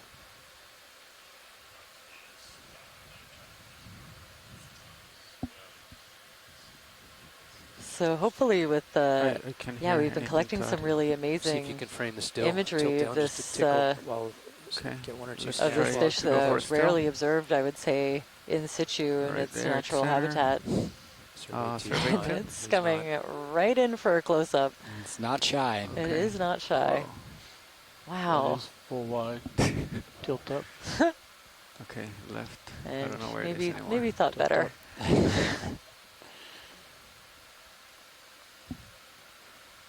Watch your tail. You good right now?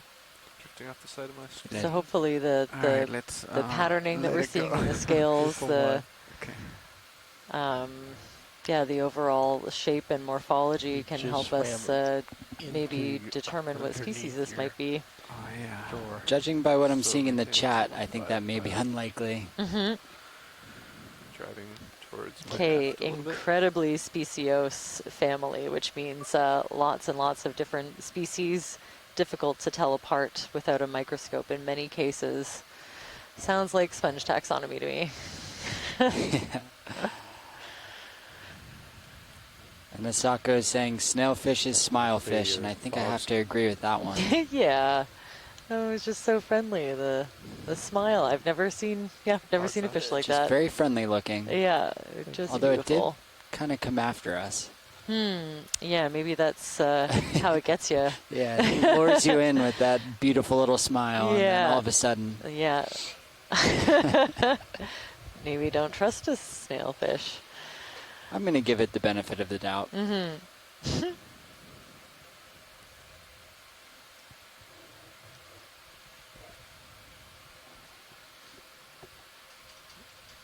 Oh, always interesting to look at two crabs, see what they're up to.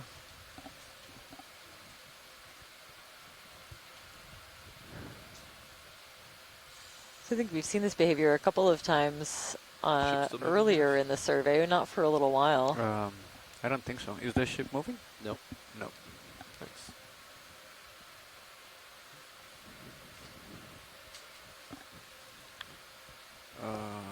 Let me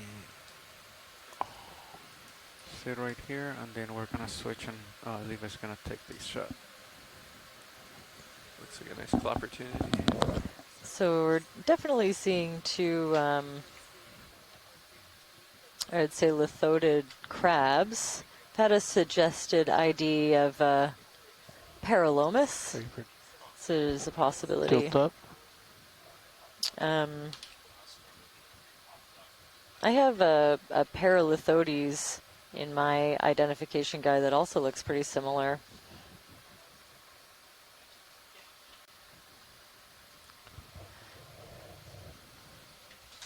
But definitely a larger and a smaller individual.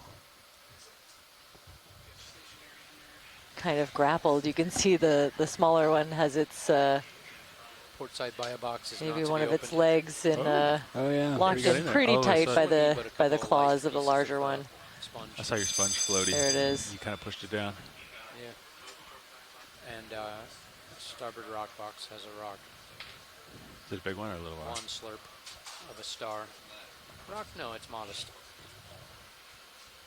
appear to be in a bit of a standoff. Yeah, it's definitely like, you know, frozen in time a little bit. If it is, but you're not going in there. Okay, don't open. If it is a wrestling match, it's a very slow one. Yeah, maybe we walked in on something. Yeah, that's also, I think that's what I see. They're either fighting or mating. And in either instance, I think a big bright light from above would probably stop me in my tracks. Yeah, yeah, that's true. If your entire existence was fully in the dark, this is true. Looking down at you, 7-0, my man. Roger. So we're definitely far away from anywhere that the stationary, gentlemen. Hey, Nav. The light from the sun can reach. Is that whose watch is it? So we have to bring our own. Yep.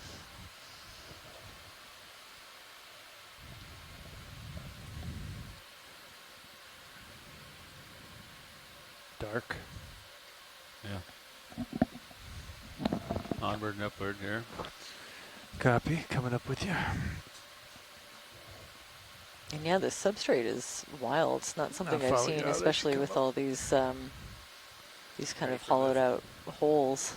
Yeah, I think it's quite different from some of the other seamounts we looked at. Yeah, it feels that way. I think we're seeing another one of those sparsely branched bamboo corals up ahead. Lots of anemones and lots of all the little whitish globs you see are white encrusting sponges, I'm pretty sure.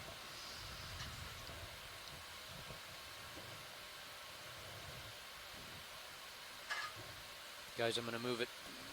Okay. Bridge nav. We are ready for a repeat move of 20 meters, bearing 215 degrees at 0.2 knots.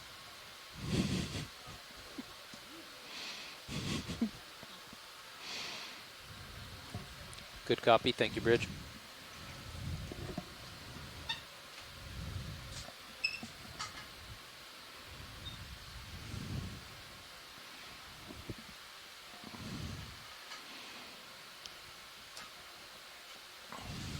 You seen these anemones probably? Yep. Yeah. How you doing, Roland? Doing good. Looks like another Getting a little stiff. dead sponge tube. Looking at you, 4-5. Roger. Every time I see one of those, I look and I'm like, is that a tree stump? It's a very similar appearance. How far do we have to the next waypoint? Or in the southwest of the United States, a dead cactus will look like that. Yeah. Yeah. It's a mystery. That would be one of the more confusing things I think we could see out here.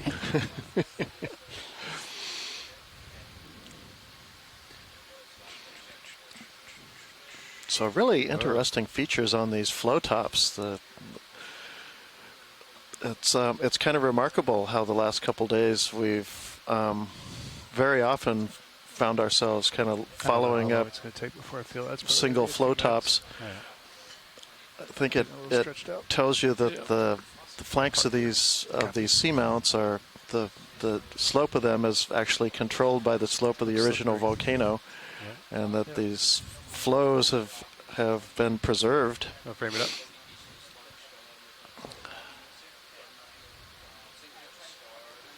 Yeah, it's pretty fascinating. Just before you walked in, Merlin and I were talking about how it's a little bit different than some of the other seamounts that we've seen as far as kind of the way that the flows look. Yeah, a little bit maybe more fluid. I do get the impression that they're a little broader. Yeah, more zoom copy. I don't know that says anything about other than maybe where we are exactly elevation-wise or relative to the eruption that was occurring. I've made a little bit of distinction of sub-area. I've noted that these are submarine flows. Taking off. Because we do know that it's likely that these were islands at one point, and there were volcanoes above the sea surface that were erupting during the life of this volcano. Again, we have ages of 17 to 20 million years on it, which makes it quite a bit of an oddball as part of this chain. We're over on the eastern side of the chain near the Bowie hotspot, which is thought to be the hot spot that provided the heat and the magma that formed this chain of volcanoes that extends all the way to the Aleutian Trench, 600 miles away. As the Pacific Plate passes over it at a rate of about 55 millimeters per year, 2.5 inches a year or so, and generally carries on the crust that acts kind of like a conveyor belt, carries these volcanoes, these volcanic seamounts northwest. But we're near the eastern side where the volcanoes are mostly pretty young. Dickens volcano is just north of us, maybe about 100 kilometers, not too far away. And it's been dated at 2 to 4 million years. So the Denson that we're diving on is much older, appears to be much older, suggests that it is not a hotspot volcano and perhaps instead formed near the spreading ridge where the crust, the oceanic crust is initially formed. And that is the other main place you get seamounts. Just off the axis of the ridge, there's still enough heat and enough can be magma that makes it to the surface and can generate a seamount. So one of the things we will be looking at with the samples we collect is if we can identify the little change in chemistry that you get in the lavas in those two different environments.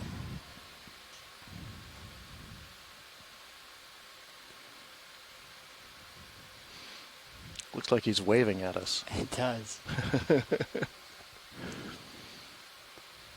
It's like, get out of here. Now, we had a request to see if we could zoom into their mouth parts and see if we could see these little symbiotes that live on the mouth parts, but you they're just see that little bit of oscillation from the verts. Yeah. on the order of half a millimeter across, so they would be, we'd need a good shot, but we couldn't conceivably see that. Yeah. You could go back to max. Sure. I didn't see much in there, but yeah, I don't exactly know what we're looking for, but maybe one of the biologists out there will. that is the mouth parts. It's about as close as we can get. If I get closer, he'll probably screw you off. Yeah, I don't see anything that's jumping out at me, but like you said, I don't really know what I'm looking for. They would be as far, well, from the description I got, they would look like little white dots. So, what's your preference, Levi? You like me to keep the camera steady so you can see you sliding back, or do you want me to keep you centered and I'll just call out what the angle is? You just try to leave it normally at 45. Okay. And then just if I go rotate down to keep me from coming off screen. That's 45 right there. Copy video. All right, going back to direction of movement. This way.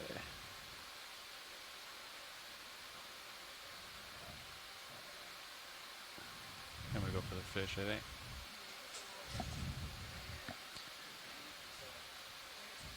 Oh, looks like we have a fish kind of in the center of the frame.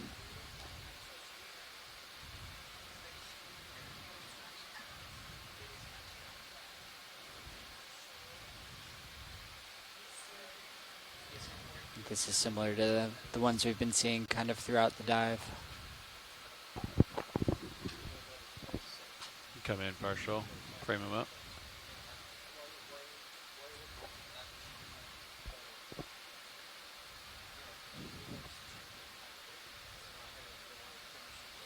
Yeah, you can see me.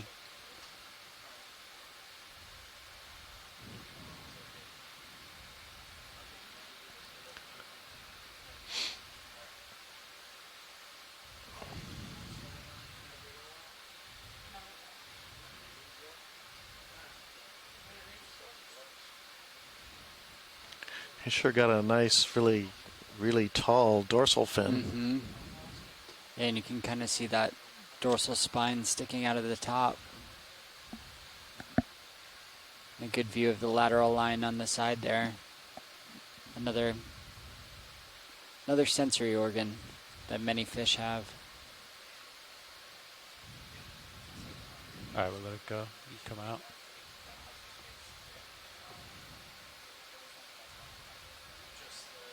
All right.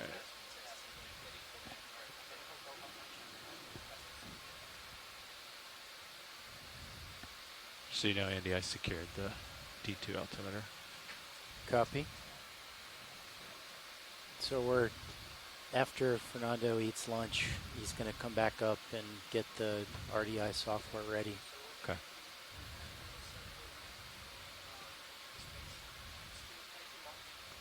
We're stopped, by the way. You guys thinking about another one? Yeah, I think we're ready. Yeah. Levi, you good? Yep. 20 meters? Yep. Thanks, Andy. Okay.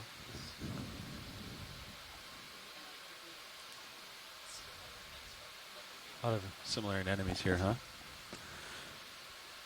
Yep. A little bit more sedimented bottom here. We're getting away from just the nothing but basalt kind of bottoms we've been seeing most of the day. And as we get up onto the summit plateau, we'll probably see more and more of this sort of a bottom.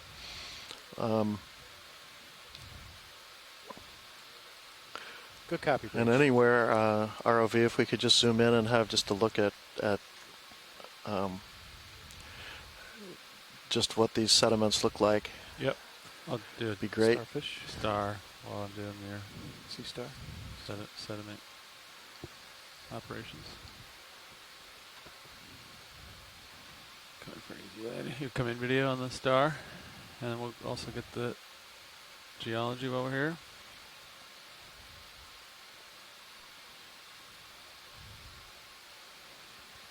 With the bonus sea star.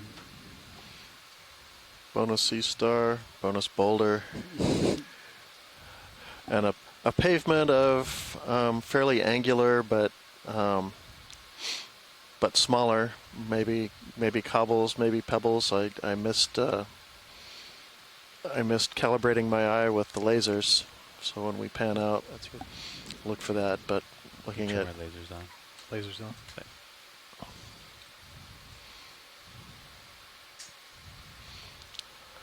Looking at what I would call kind of a pavement of pebbles in an area where probably the finer sediments have been winnowed away by currents, just leaving this All right, we'll go up to the pavement of rocks here. Superficial layer, I think, of rubble behind.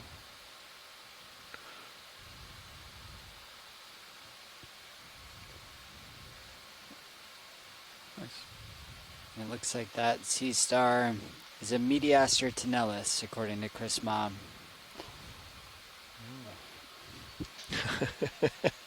How do I know? That's why. Yes, nice sea star, but A little too round on that boulder for you? yeah, that's sort of a random boulder, and we actually have a couple of good specimens already, so might save the last collection for something that maybe looks really special. Maybe if we come across a really nice piece of ferro-manganese crust. You can zoom in. Zooming. He's spiky. I don't want to mess with him. Nope.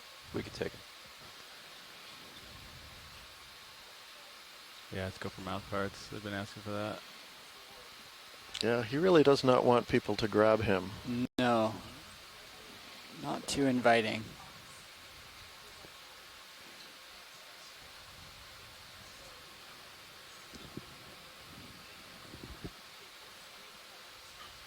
Pretty unique. No, we've seen him before. Zooming out. Okay. It's so interesting looking at the mouth parts. I feel like the longer that you look, the more you see.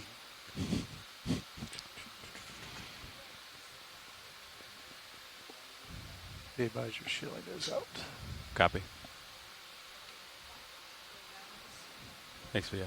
You can come wide. Going wide.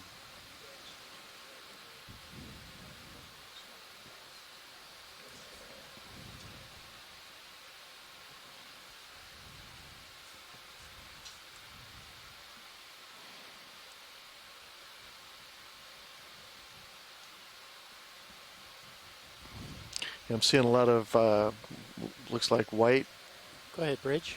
things, and I forgot to pay attention when we zoomed in on that crab to see what those were. I know when we were zoomed in earlier, it was little sponges. Yeah.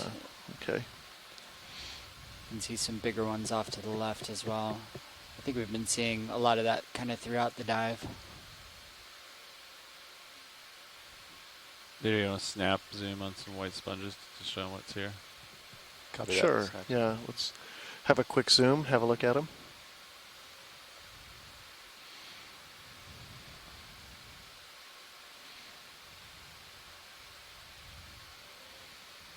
Yeah, I think it's just a bunch of these sponges.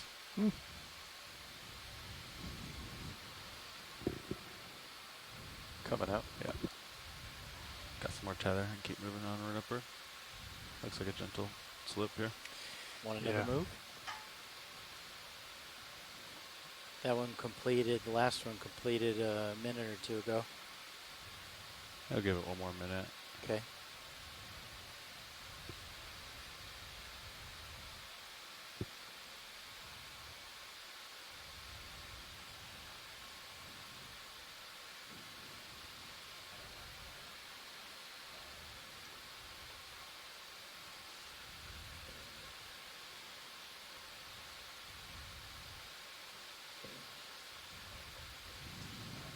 Yeah. Let's do another one.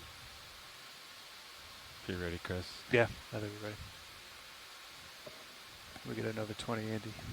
When you get a chance, please. Copy. Bridge, Nav. Like to request a ship move. Range 20 meters. So overall, the character of the bottom right here, this kind of pebbly to cobbly pavement is something I'd expect in maybe a sort of a moderately high energy environment, perhaps something like wave base, maybe 10 or 15 meters below sea level. Might form something like this, where it's a current energy sufficient to move out most of the finer sands and even small pebbles, and leave behind this pavement of pebbles and cobbles.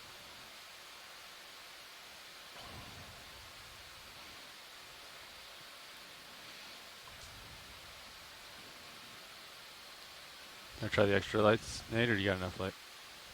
I got plenty of light. He's very reflective. Okay.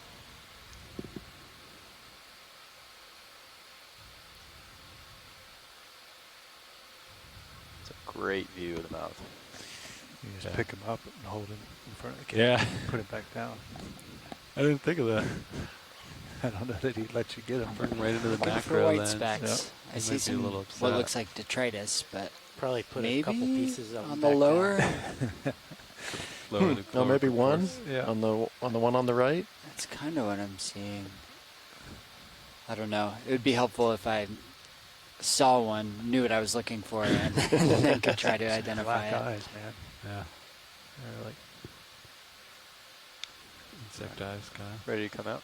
Yeah. Zoom out whenever you're ready. Coming out. Stop on a medium shot here in a couple seconds. Okay.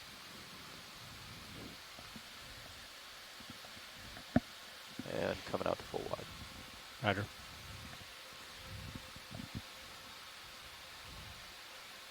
Sweet. Awesome.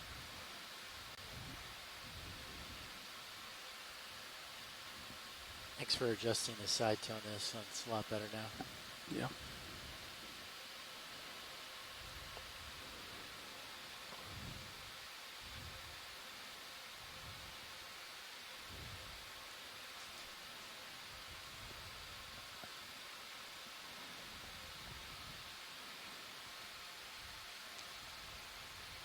It's that white thing.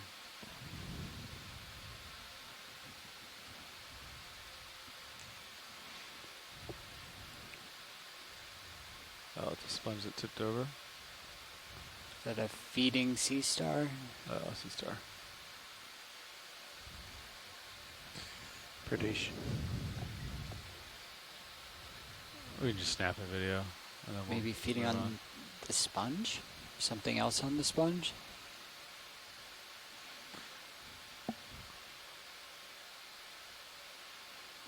if it's the sponge it's feeding for, it looks like it has I wonder how long it a takes meal to for eat quite some that whole time. thing. I think it's a slow process. Like a year.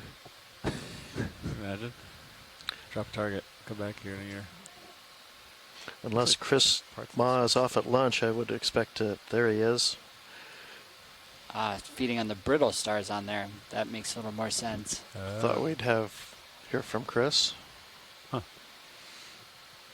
Yeah, because normally the... Yes, that's one of the solasters that we saw in the yeah, it's pretty good. brittle star mats Massive. a couple dives ago.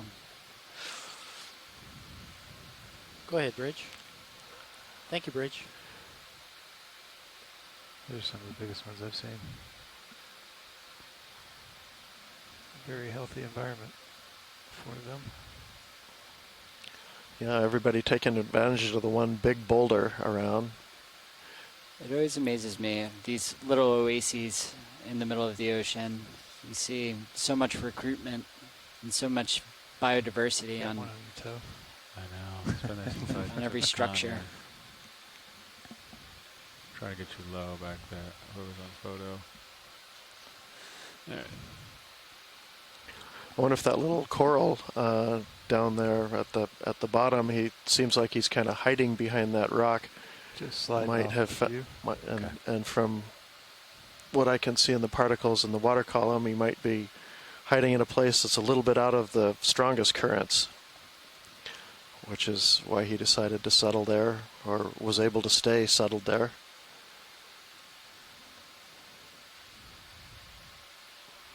Yeah, I got the blue V aimed out. It's pretty gentle. Yeah. Nothing crazy going on. You want another 20? Maybe I'll wait till this clump of... See if there's anything see there. if there's any Copy. samples here, and then we'll go. We're pretty good on time, too. We should be able to make it to waypoint 2. Okay. Ooh, nice. Bonus.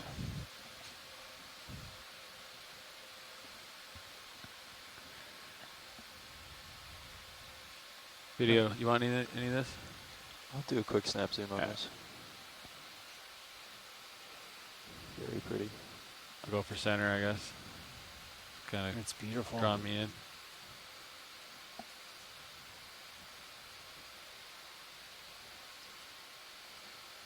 Pretty cool.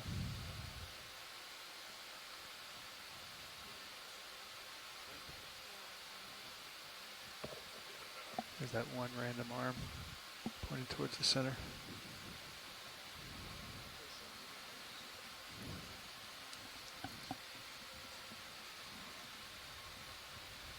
So dry. You parched? Yeah, just a little bit. Are you? Yeah.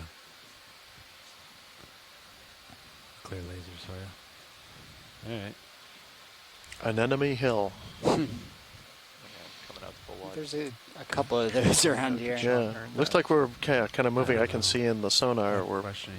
coming up on a little kind of a boulder field. That's curious to see. Maybe there's a little bit of an outcrop sticking up that's the source of the boulders. Ooh, what's that spiral to the Or left? maybe we've just got random boulders here. Is that another octopus over there? Yeah, it looks like maybe another... Yeah, what is that? I think it is an octopus, and it's kind of the same coloration.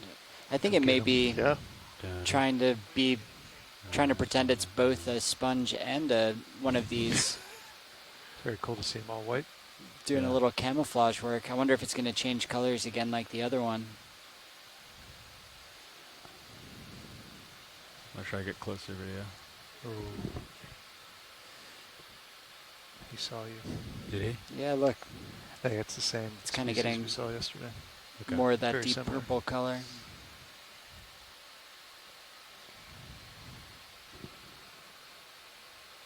Cool if I zoom.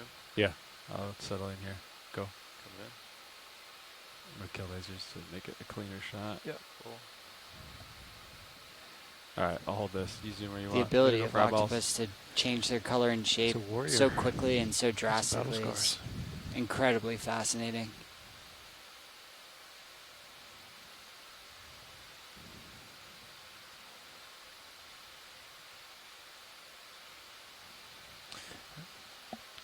eye.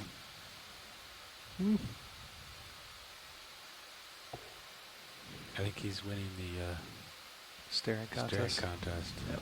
I already blinked a couple times.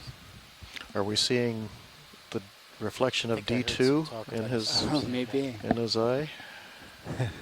Now, is this another of the moose octopus like we saw yesterday at actually a much deeper depth? I think this is Have different. yeah, tactile. We saw another one of these a little bit earlier. I wonder what their skin actually feels like.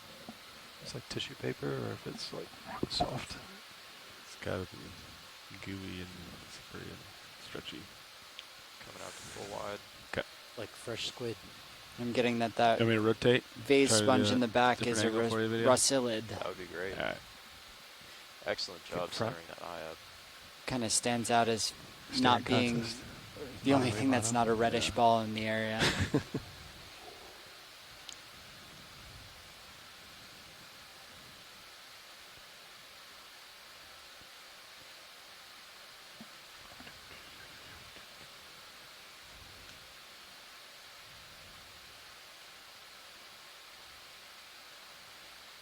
It's a nice shot. All right, come in. Going it. And I wonder if that coloration we saw when we first approached it, where it kind of looked like a sponge and one of these reddish balls, Wonder what they're is thinking. to help with predation, maybe to camouflage, because I don't know what it might be hiding from here. Look at that shot. Nice shot, Levi. I'll hold this for a minute. Okay. Yeah, I'm going to come out very slowly.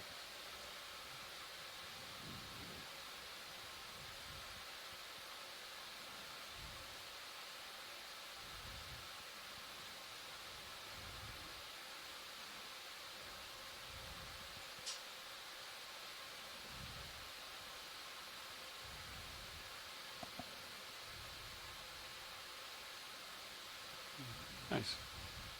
All right. Let him go, unless you need another shot video. You get a medium. Okay. Just 5 seconds. You want lasers on him or no? We did earlier, I think, right? Okay. And we've gotten a request We did. to sample a Berthella to the right of the octopus. Come Ooh, on. sample request. Just like All the way up. almost nudibranch looking thing, I'll put but I think they're not quite nudibranchs. Walk me there, Sam. Pluribranchs. Orange ball. Need a brain. I think so. There we go. I think it's How's right that? there on the right, just below. Right, Orange-ish. Orange Yeah. ball. Right laser. Good. Do you want the whole rock?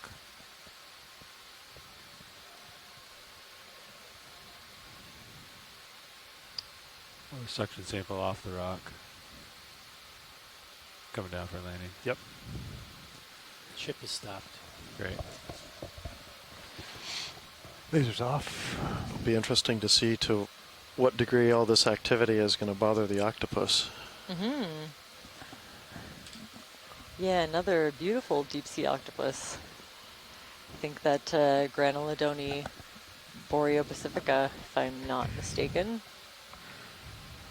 Watch lead pilot. Watch lead here. Do you want the entire rock, or do you want me to suction sample that off of the rock? Oh, it looks like there's two again. I'm thinking a suction sample, Okay. unless you have interest in the rock, Jamie. Yeah. It's kind of round. That is not a real spectacular looking rock. Don't let the rock hear you say But- that. But if you'd like to collect the whole rock, I'd it's be a pretty totally big fine rock, with that. But if you're not Yeah. excited about it. It would probably have to go in the rock box, I would think. So the one question would be, are enough of those things going to hold on and would survive that? I think the covered rock box is still open. Is that right? Yeah, there's some. Oh, I You're didn't. right, yeah. Oh, I missed Port rock box starboard is port. open. Yeah. Yes, port rock box is open. We can go for suction. There you go. That's what you want. Looks like there would be a benefit from getting the anemone. Oh, okay. And pilot, be aware. Oh, you're slurping it. Oh, I think there's some discussion. I mean, the anemones, I think, will stay, and these pluribranchs. Probably wouldn't fit in starboard. Scott France thinks we would lose the nudibranch from the rock box. Okay, let's continue with the suction sample. Yeah. Roger, section. All Thank right, you. Chris. Yep. Let's see here. Get hydraulics going. I think 6 is good. GR2, Andy, is open. Is that right? Correct. Copy. Thank you. Tell me when you're ready. I'll come out. You can come out. Watch your left wing there Yep. on that rock. Might just Coming out graze easy. those biologicals that might go right above them. I think I'm going to clear him. Go right above him. Yeah, cool. And we're getting some speculation from Scott France that if the octopus there? doesn't Yeah. move, he predicts that 1, it may be sitting on eggs, or 2, it's very chill.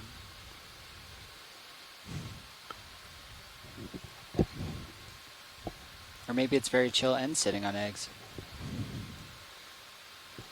Yeah, you can draw in. It does kind of look like it may be in a bit of a protective Two's stance.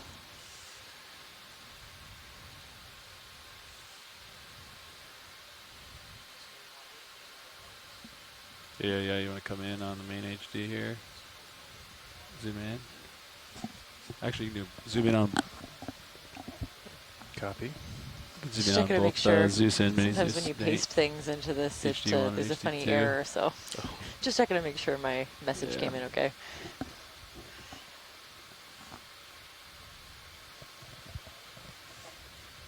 Okay. Just let me know how much zoom you want. That's good. Tell me when. Interesting. Yeah, you can It's start been checking suggested and that see if if the it wants to just octopus pop isn't right off. moving, 700 right it there. might be sitting on some eggs. Or just very chill. There's one of them.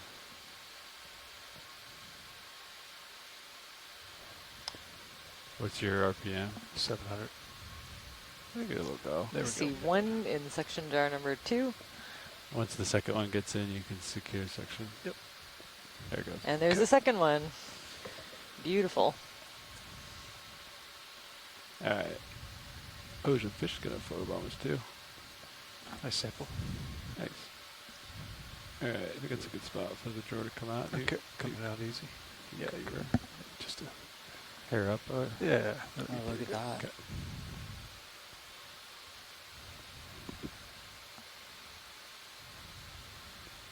Massaging the anemones. So Good that there. was sample EX2306 D0806 Bravo. And sampler canister 2. Roger. Copy. Hydraulic secure, velvet secure.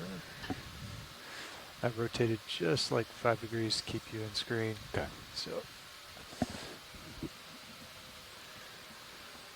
you want to push out. It's cool. We're seeing a little bit more white.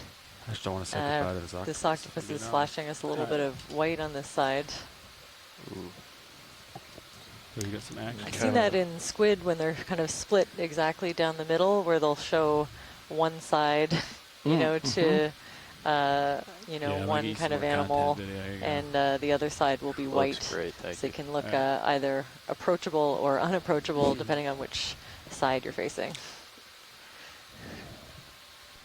That is. Yeah, it looks like he's getting a pretty good blast of current. That I assume that's from D2. No, that's the natural current. Is it really? Yep. Huh. Wow. Okay, the natural current. It's really whipping through here. Yeah, quite a bit.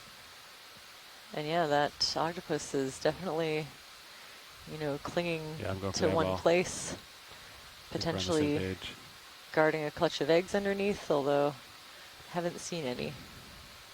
I'm just getting a beautiful close-up of the eye and the skin texture around it. Yeah, you can see the chromatophores. Oh, yeah. Which, these little... Well, just all the little different colored specks on it. That's how they change colors. So it actually has control over those. Yeah, each individual one. That's so cool. And so if you look really closely and can distinguish from the movement of the flesh, you can kind of see them pulsing a little bit. Wow. He's changing color. Copy. And yeah, quite a bit of current. It's rotating for you. It's Yeah. nice.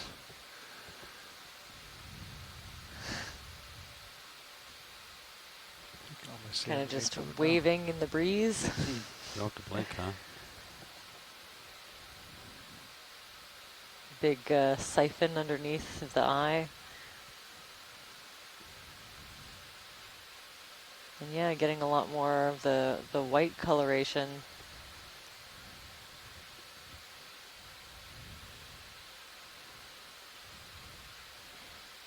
Also not getting a sense of anything underneath it. Yeah, me neither. So I guess very chill it is. Mm-hmm. When you're done with it. It's really interesting. That's the second sighting in a pretty short period of time. There might be... That was incredible. Thank you, pilot. Yeah, just a site of particular interest for these octopus. Let me know when you're clear. Wow, yeah, it was just kind of flowing in a really localized current. I'm not seeing a lot of movement in the anemones around it. We're out. All right, when you push out, I'm just going to turn the head back to 215. Okay. That's where we were, Andy, 215, is that right? Yeah, 2. Bye, little guy. All right. Going that way.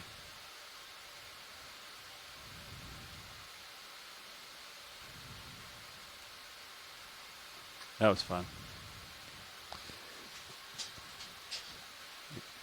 He even turned for us. Yeah, that was pretty cool. I always struggle to know when to use my rotator because I know it's a cut for you guys. It's tricky. Some nice blocky outcrops. You want to do 20? Yeah. Okay. Let's do it. Bridge, Nav. Like to request a ship move. Range get you really close. 20 meters. Bearing 215 degrees. Speed 0.2 knots. Okay, give me 30% extra lights. Copy. Coming up, fogs. And that's good. Hold Good that. copy, Wait Bridge. till I see a shot on the R3. They took one. There you go. Yeah, let's set it up real quick. It's a real Dayglow orange to that anemone. Let's go. You turn them off. Fogs off. Yeah, definitely different from the speed still right there. The ones around it.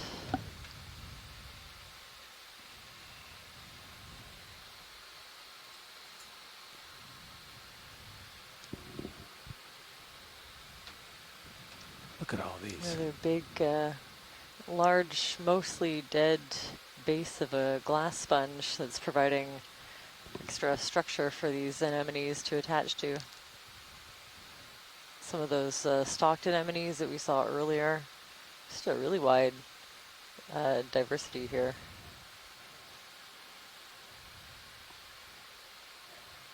Who's on the right? White colors. That's So again, we're pretty sure those, like you know, the bulk of these are Liponema.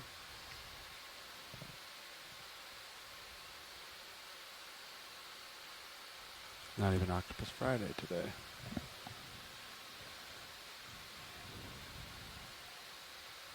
It's Friday somewhere. I think I'm seeing some, maybe some soft coral in the background. More dead glass sponge skeleton. Lots of dead glass sponge skeleton, actually. Kind of some attached to the rocks and some in clumps in between in the sediment. Oh, it's all this dead sponge material. Oh. Yeah, I think so. Lots of Mixed in dead. with the sediment. Spongocalypse. Well, it was. Video or Watchley, do you need a closer look at this whiter subject here? Yeah, a snap zoom of this would be great. I think it's a soft coral. Okay, let me get close with you. Standing by for snap zoom. So this is you can come in. probably Coming in. Jersemia. There's a, you know, one species that we see a lot of, well, not a lot, but fairly often in the deep sea. And the seamounts off of BC is Jersemia julipacaridae. Yeah, you got more zen, you can take it, but you're probably full. Coming in. Oh, you got more. And yeah, really nice view of the translucent kind of skeleton-free body and all of these polyps branching off of it. These small white structures embedded in the body of the polyp could be some kind of a reproductive Do you know structure. how to adjust the FlexLink cameras, Chris? Everywhere that there's a little bit of on the port pinkish one, color, I bring think it down might be one from level. pink-colored sclerites, those hard skeletal just elements embedded in the right tissue. this down one. Should be ID8. And before you get too far back, could you zoom in just a little bit on the sediment too? Yep, absolutely. Hold on. It looks, at least from here, like it's perhaps at least fine sand. Oh yeah. And that's telling us in this little hollow that this is the only place where the currents aren't going to winnow away particles as large as this. So and then you just go to return. The currents we were seeing over by the octopus look like they're fairly characteristic of this area. Down-speed menu on that camera. And kind of confirms that this otherwise cobblier pavement has been winnowed. That is, the finer sediments have kind of been removed, leaving just the bigger cobbles that the currents can't take away. I didn't know which one you were referring to. They were saying that they were a little hot, so I brought them port the nip, starboard nip, and then Ox one right now brought down one level. No, I haven't cycled through the menu previously. Okay. That's the main adjustment we do. Everything else is pretty much set to how it should be. Okay. All right. I'm going to keep going up here. These are all the new flex. Oh, it must be. Yes, they are. Yeah. Kind of. They look good. They look good. See the variation over just a fairly small distance in the bottom types. We go from the pebble-leaf pavements to these big boulder fields and other places to massive outcrop. Go ahead, Bridge. Thank you, Bridge.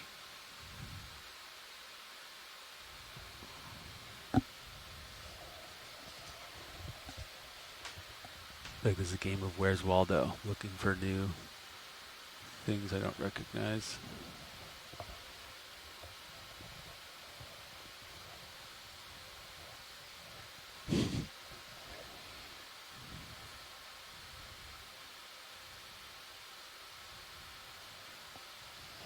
So we had a suggestion for those stalked anemones could be Hormathia, but fairly confident that they're in the family Hormathidae. I'm going to go for the white sponge, I reckon.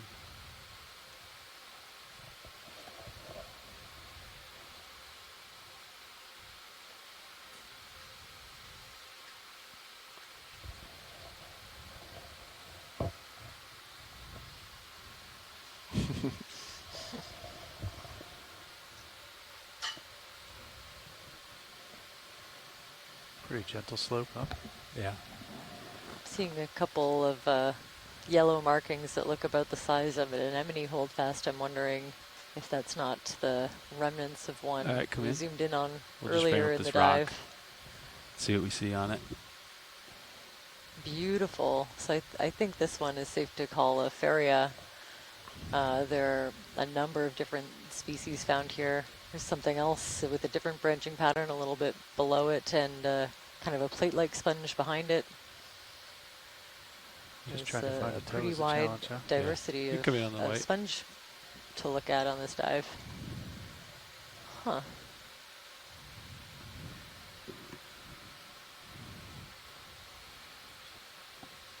Very cool, slightly different texture from some of the ones that we've been seeing. Maybe those white spots might be coming out.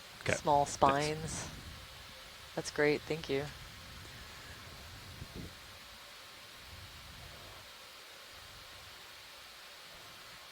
Taking off.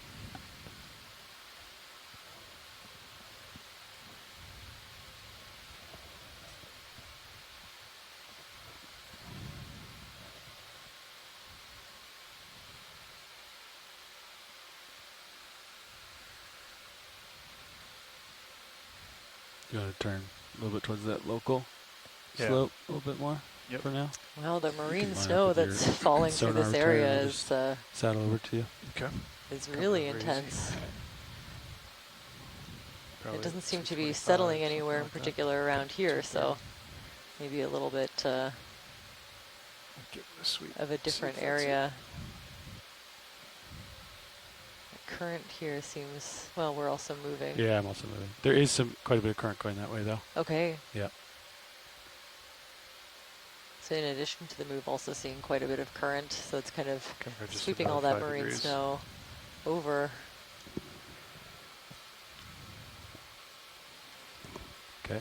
So like I was saying That's before, right this is there. kind of Alright, the I'll dead move organic over to it. matter Okay. that's You can scan fallen Livy if you down want. from higher up Yeah. in the water column, maybe even as far as the Scanning right now. surface, where there's a high amount of productivity. Anything that's not recycled in the water column will eventually make its way down here and Definitely got steeper right be there. a major source You of can't quite see over it. See how it's like darkness of back food there? for It's a ways a lot out, of but these filter yeah. feeding animals.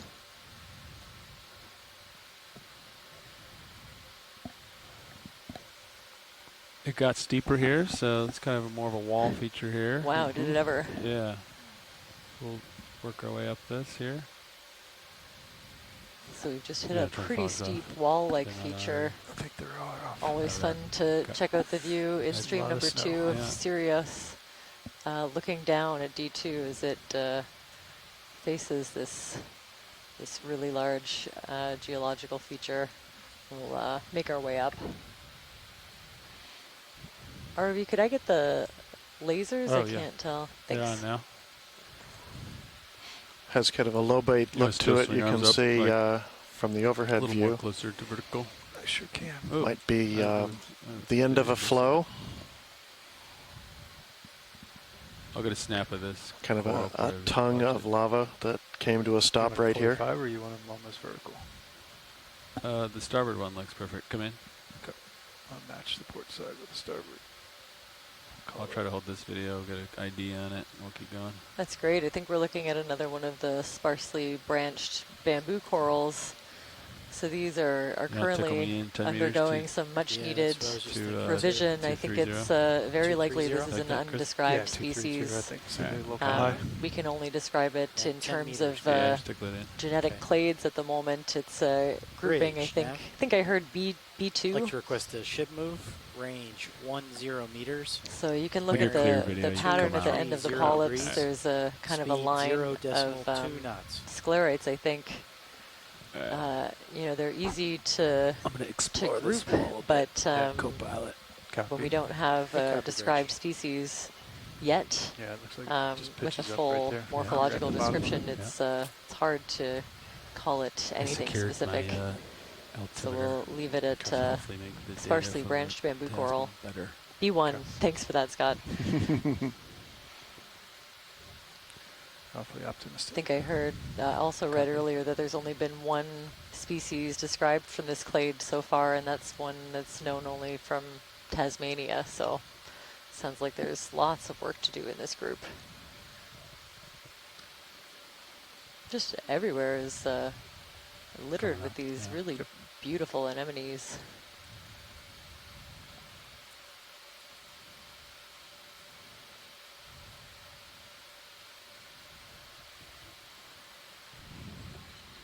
Pretty steep here. They love it here, though, don't they?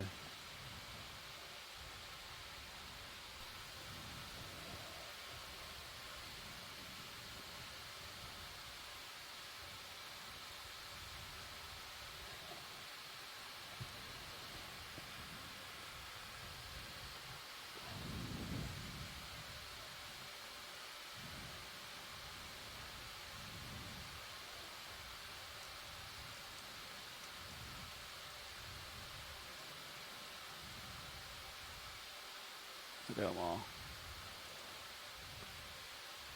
Holy cow. Wow. Just put my head down to type up an observation and looked up, and there's, you know, dozens of these. I'm going to get close. Okay.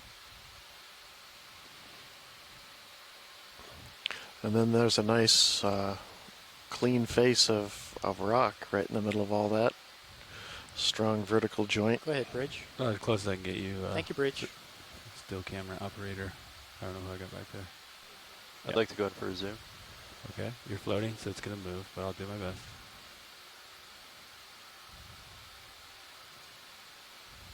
This is the Levi Unimount autos here. I'll kill lasers to clean it up. I'll just try to hold it smooth for you. Be cinematic.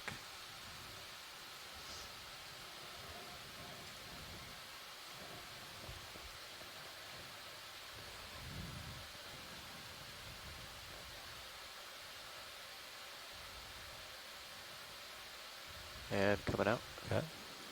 It's pretty nice, you know. Excellent job. Wow. Getting good video at the R3 right now too. Yep. Reading the comments in the Try to science get chat, some everyone depth is video. floored. Also, quite a Photo few of those actually paired up see Berthella that too. sea slugs. There's at least 3 pairs just in this, field of view. Can't turn too much more because that starboard upper. Yeah, I can secure it all the way if you want. Oh, that's alright. Just leave it out. Just gonna put my face A few right of those into pandalid shrimp in the and go up. crevices in I'll keep it between. Flat like this, and then I'll just come up like this. Yeah, I'm creeping in a little bit closer to it here. I'm coming up. So I got you at 20. Coming up with you. I think that rotator angle is pretty good for the lighting. Yeah, I've only ever seen those sea slugs kind of one at a time, very sparsely distributed. There's another pair. So we've seen Yeah, that's a cut. at least 5 or 6, probably Right. more distinct pairs of them. Probably should have gone slower.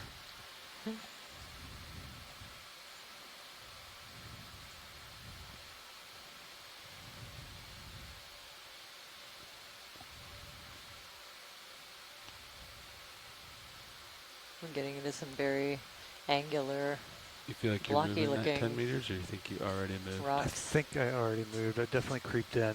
So I would Okay. say if I'm not stopped, I'm pretty close to stopped. All right. Maybe the arms of a Celaster or something Celaster-like peeking out. Yeah, Bridge stopped a while ago. Couple minutes. Definitely got less steep, and see now you can see over the whole thing. Yep. We can do 10 more if you want, if you're good for it. Okay. Yeah, if you want to keep coming up, we'll do 10. Okay. Yep. Copy. Bridge, Nav. Like to request a ship move. Range 10 meters. Bearing 230 Interesting degrees. observation that Speed we're 0.2 not really knots. seeing a lot of the larger colonies Big sponges and up sponges on this hard Okay. slope Just compared to above the cobbly sediments copy, Bridge. or substrate that we saw earlier.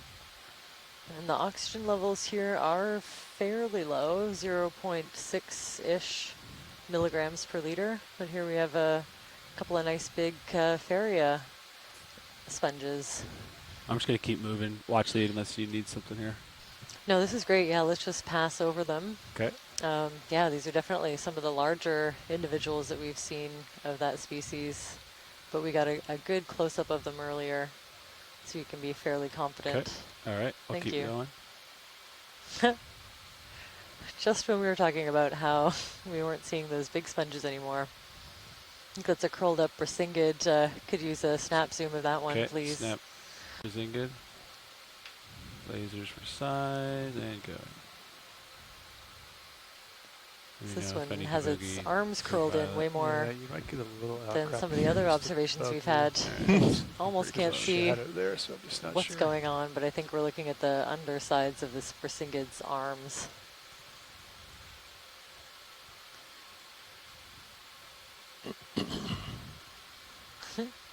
All right, we'll let it go video. I'm going to keep going. Thanks. That's great. Thanks Coming for up. that.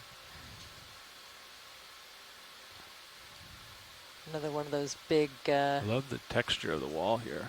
Isn't that great? Yeah. Yeah. Massive. That's pretty vertical right there. Yeah. Okay. Yeah. Also pretty strong joining in a couple of different directions that actually confuses Yeah, I agree. the eye a little bit. Makes it start to look in places like the rocks are dipping back in towards the hill instead of down the slope. Looks like we made it to the top. This little feature. Wow. Is it? But it's kind of bent. It's like slope, Coming slope, around slope, the top step, of slope, this, slope, slope, step. I think that's what. of this big outcrop. Yeah, yeah, it matches the bathymetry. What's over the here. edge? Just get a scan. Go ahead, Bridge. On this edge. Thank you, Bridge. Before I come up and over, I want to see that big sponge up there. Yeah.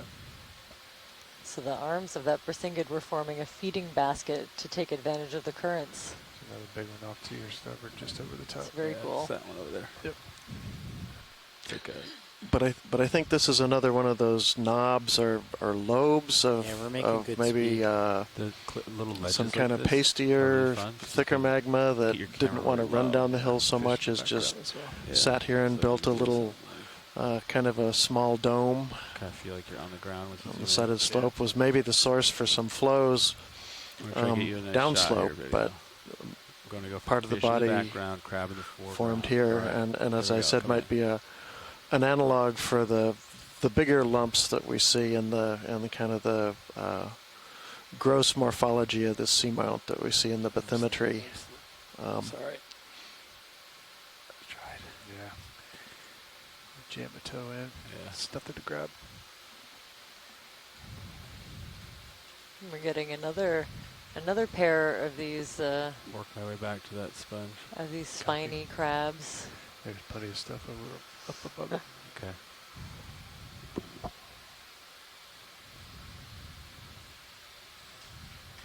I'm going to go for the big sponge next.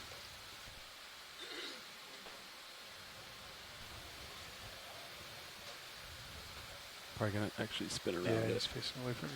because the current direction. Sounds good. Yeah, we'll take a quick look at this. Yeah, it's nice flat up there. Large for you. kind of. Well, it's hard to tell what shape it is. Plate-like or fan-shaped.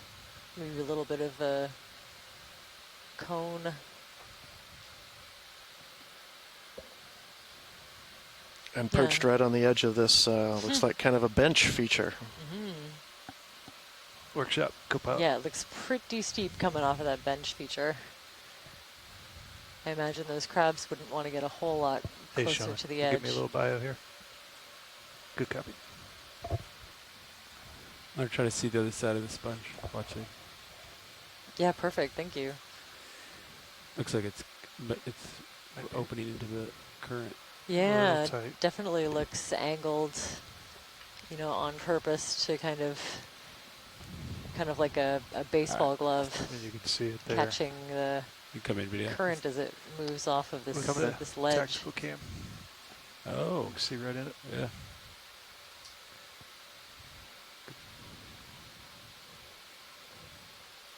I think you could probably finish that if you want, if you just do it slow. Okay. Okay, very interesting. A slightly different texture to the outside surface versus the inside. Yeah, I'm having a really hard time placing these. And more of these Liponema Got the tether pretty tight, Sean. I'll come back. anemones that we've been seeing just covering the rocks in some areas. We just finished this deep section there. You can see where we came from. So I'll turn back around towards the direction of movement here. Coming up. And turn it. We're doing like a 230.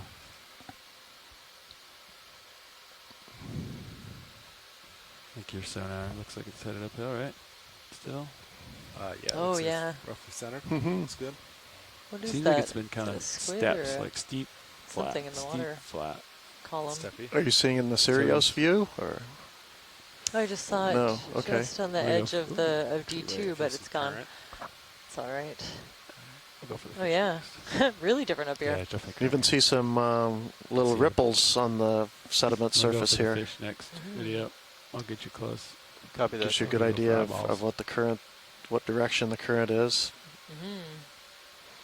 All right, zoom in. And this grenadier sort of fighting the current to stay in place.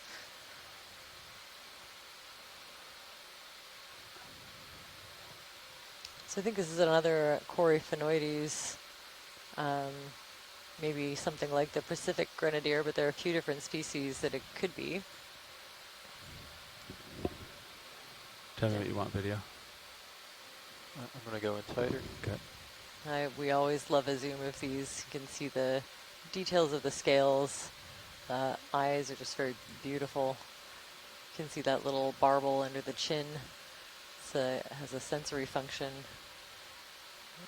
And then, of course, the patterns and the colors and the shapes of the different features that we're seeing all help our experts at home.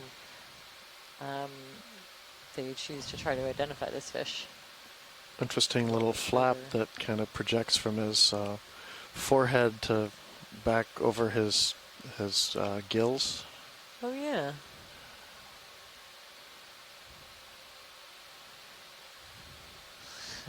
And yeah, it's definitely working pretty hard to stay in one place. Sean, you go 10 meters. 230. Okay, we've had a seconded Pacific grenadier.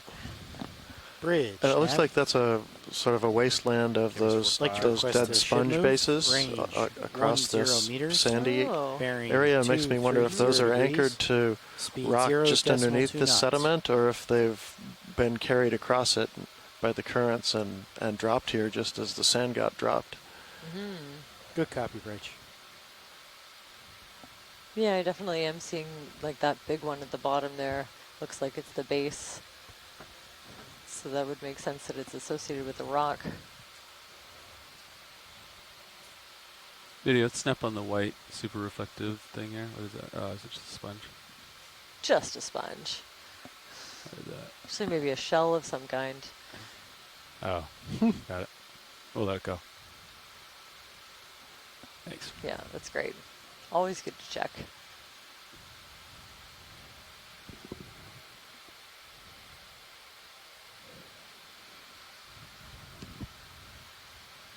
Looks like it's getting steep again here.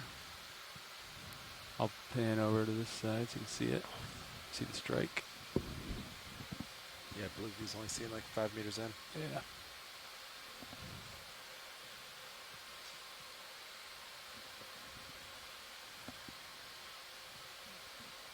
Tilt it up a little more, see if I can see anything. Okay.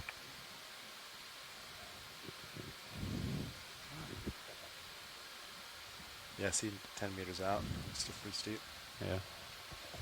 Yeah, and you can't see over it, right? Doesn't look like it.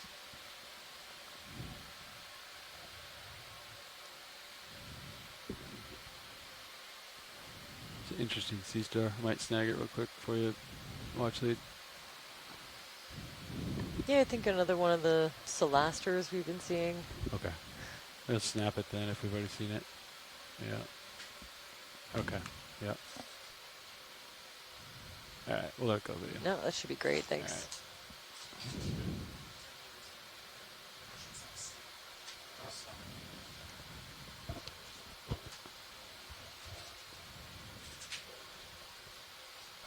There's a 10-meter move. It got steep again. Yeah, Sean just told me. Thanks. Looks like you can't quite see over it yet. I'll just follow the white I trail. think another Faria just there. sponge in the foreground. Lots of this other one that we've been seeing coming up. Go ahead, Bridge. Got a Thank you, crinoid, Bridge. Gold crinoid there. I'll get you a closer video if you want. Oh, we don't need it. Okay.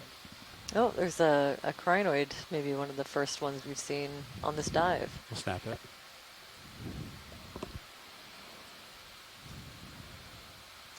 It's kind of a brighter yellow, reminds me of the florimetras. You can feel my struggle, can't you?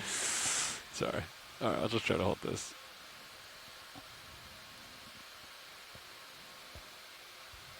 That's great. Coming out. All right. Thanks for I'm that. going to continue up, Copilot. Copy.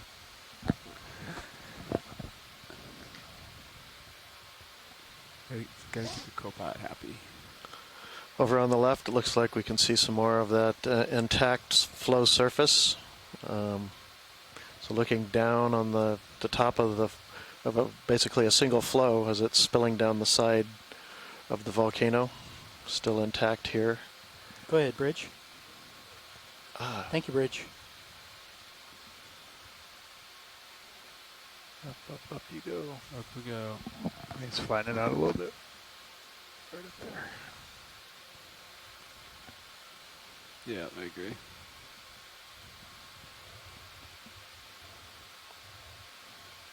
I'm gonna go for the guy sitting on the ground here. What are these called? Not holothorians. Can maybe get the sense as you and Sam were talking about maybe these lavas look a little bit different than some of the other seamounts. Maybe they're a little bit more fluid and runny and kind of spread out into broader sheets as they cascade down the slope. Yeah, especially with all these like gaps and empty spots, just seems pretty different. Just chilling. Yeah, that's good. Love it. Another one of these sea cucumbers, probably in the genus Panikia.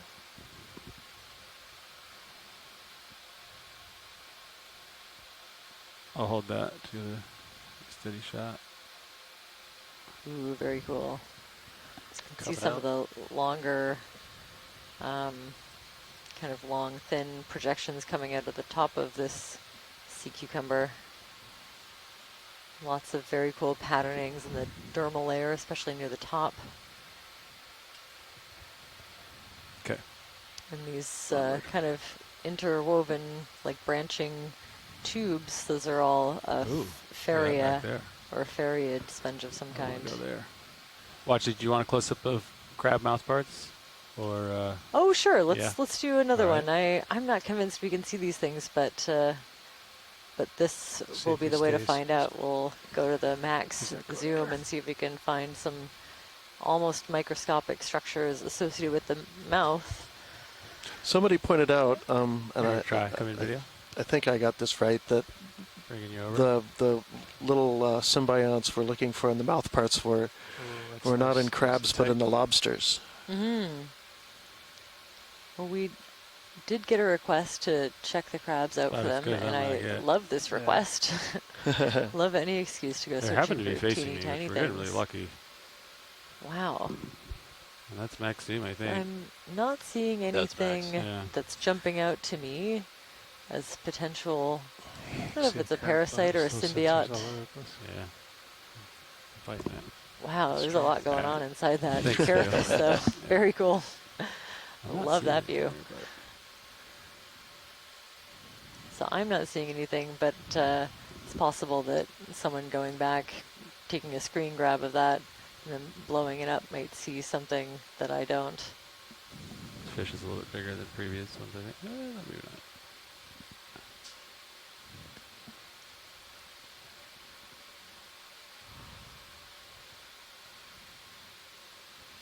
Smooth sideways. Almost upside down. Yeah. Wow. All right, there we go. It's upside down. Yeah, fully upside down. Okay. And what's that he's next to? Oh, that is a dead sponge skeleton of the Farias we've been seeing. You can tell it's kind of maintained that shape. They're very thin and delicate, so I wouldn't expect them to last for very long. Look at this. That's crazy. Wow, just showing off. Oh, then he runs into the rock. Yeah, that's what happens when I show off too.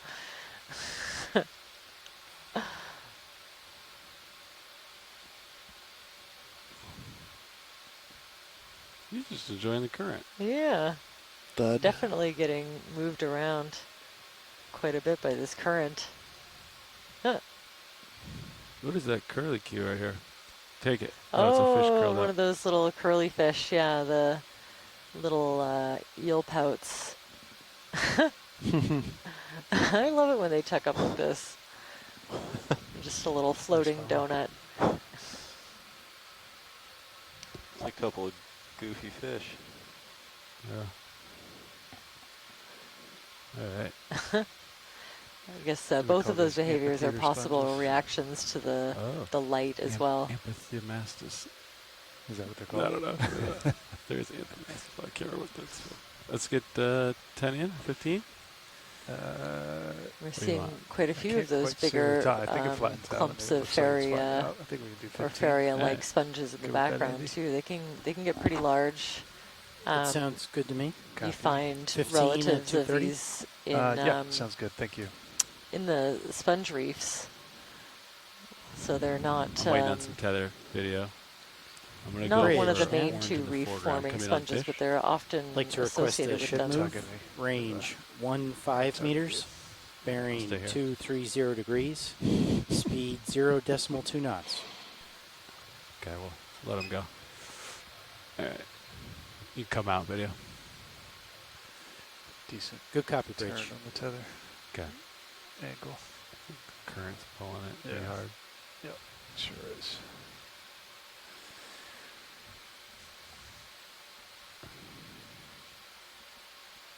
That is where we're going. I'm gonna head to that big sponge and crab next once I get enough leash. Sure, sounds good. I'll just try to zoom on stuff close by while I wait for the tether. Find something photogenic. White puffball. What is that? That rock. Some more an white sponges. Or the guy down there. Yeah, that little guy. Kind of along the way. Small. Once we get reoriented, we're going to go and take a look at some of the larger Farias in the distance. All right, let's look up a little bit.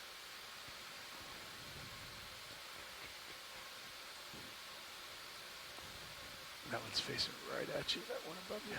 If you drop down to 10 delta, Copilot, then you'd get a little bit more while we're waiting for the ship. Copy. Cool. You comfortable with that, Levi? Yeah. Oh, there's a skate egg. Skate egg on that sponge. Where? I think so. The one to the right. No, the one that you were just on. Over here? Isn't that a big old skate egg? Yeah, wow. Okay, I'd love to get the lasers on it for a measurement. Lasers are up and they're out. Thank you. Wow. I've never seen this association. So a skate has come right up to this large sponge and attached its egg casing to it. Let me know when you're done with lasers. Now I have a pretty extensive key, so I can look at the video later and probably determine at least a close idea of which species of skate might have left this here. That's 50%. Thank you. Feel free to request more or less light, Nate. Beautiful. Love to see how it's attached to the sponge. Enemy. Was it? Yeah. You can see the video. In my work with the Deep Sea Ecology program, we found a pretty big nursery, but none of them, they were all kind of hanging out on the sea floor. This one is attached to a sponge, which is a very cool association I've never seen before. Really interesting striations running the length of this egg casing. Huh, look at black goo is. Yeah, that black kind of mucusy material at the end I haven't seen. And it looks like... I'm trying to hold still for you. I'm using I don't know, just the little... Go ahead, Bridge. Kind of arm-like structures at the end of this casing are kind of just hooked on to that mucus, and it's maybe caught up in the sponge. Not sure where you are, but... Beautiful, and then these are all I'll get you closer, Nate. crinoids hanging out on top of the sponge. I should have known. He's at F2. He's the only one that shoots that far open. When I used to find these on the beach, we called them mermaid's purses. Oh, neat. Yeah, sure. Do you call them that? Yes, that's right. Of course, the ones that I found are much smaller. Ron, I think it's moving too fast for F2. Looks like these guys might be perched on a little promontory on this flow top that looks like it's maybe been pushed up and might be, somebody wondered about earlier, kind of a gas escape structure in the surface of this flow. Looks like a little embryo. Yeah. There's some kind of thing on that. Crinoid. Interesting. I'm not sure what that... it's very small, I'll tell you that. Yeah, what that little ball is. It's... The egg casing is kind of now floating away from the sponge. Suggested that could be mesostome or other parasite. And yeah, it definitely looks like it's this mucus that's kind of caught, or this like fiber maybe, that's caught up in the sponge that's holding the egg case onto it. All right, I'm gonna get you a still shot, Roland. How's that look? This has been a suggestion, could be Bathyrraja-like skate species. All right. Okay, I've never even heard of this. Yeah, Clear. that's great. Thank you for that. Very cool. Fog's coming off. Yeah, a couple of votes for that that funny thing on the crinoid arms. Maybe a mesostome, which is something I've never heard about. Apparently, they're very weird polychaetes, relative of annelids, specialized to inhabit echinoderm arms. That's very specific. Hop up to this guy next. Copy. Excellent. Wow, Okay, lots of cool stuff happening on that. Sure should. So now I'm going to be keeping an eye out for other egg cases and, of course, any sign of the adult skates that may have left it there. Oh, you called that. Laser's back on. And another really, diverse community that's associated with this large Faria or Fariid sponge. Got the lithodid crab, crinoids. I'll kill lasers for me. I'm seeing brittle star arms all over this Can we sponge. get lights up, please? Some Sure small anemones that have That's grown on the 30%. dead skeleton, Lovely. hydroids, several different kinds of brittle stars, and shrimp. All right, Roland, you want to get the crinoid? Going in on the crinoid? Yeah. I got both be working crinoids. So you can, another good example of the kind of complex habitat that sponges can provide, similar to the corals that we've been looking at. Subject here. All these little tubes up and close and personal. nooks can create Can you rotate you ideal left a little bit? living Yeah, conditions if you for could get that, frame certain center. animals. Roger. I'll see what I can do. To either Crabs start on the out when they're move, younger with a little bit of protection. Some of them take advantage of Up and down. of the extra height exiting. into the current. Stage left. Stage left. Copy.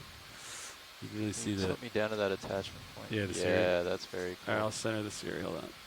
There you go. You can see a really good close-up of the attachment point of this this crinoid perched on the edge of this glass sponge. Almost looks like it's embedded in it. And I'm coming out.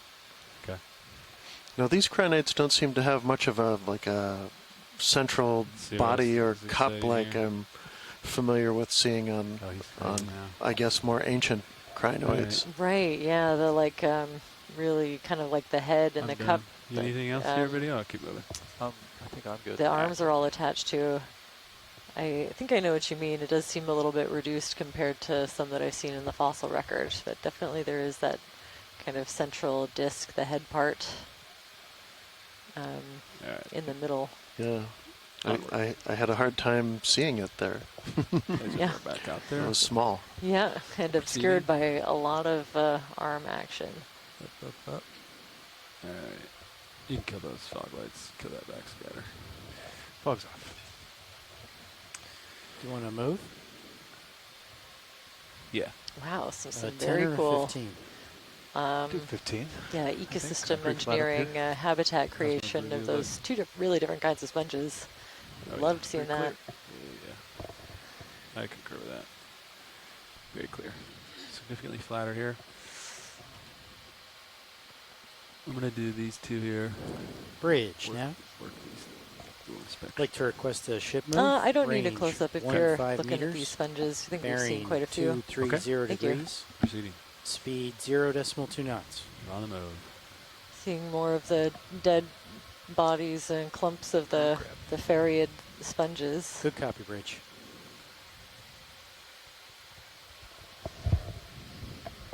Oh, cool rock formation over here. See, it's like a broken flow, kind of.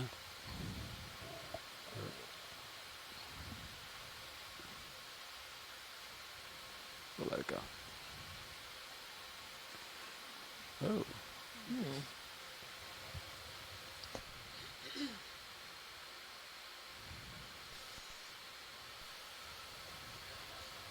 pull out right Yeah, there. more of this like Oh, yeah. dead skeleton with a little bit of living tissue.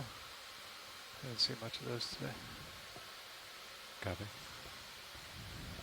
Yeah. Let this one go. Yeah, certainly lots of life growing where the skeleton remains. Keep moving. Kind of a look of a broken open tube or lava tube right there, or a pillow. Kind of have to use your imagination, but to see it, looks a little worn. But yeah, these are hard pillows, all right. You want to roll up your jacket and put those under your head before you lie down on that.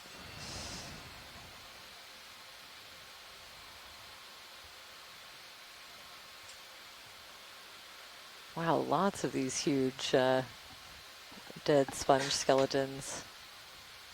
And even more on the ground in between the rocks.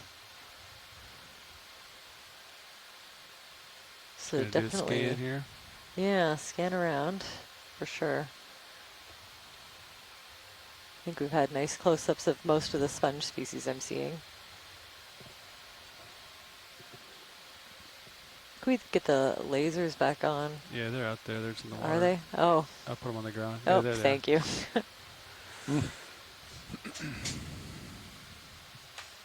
All right, and coming back towards direction of movement.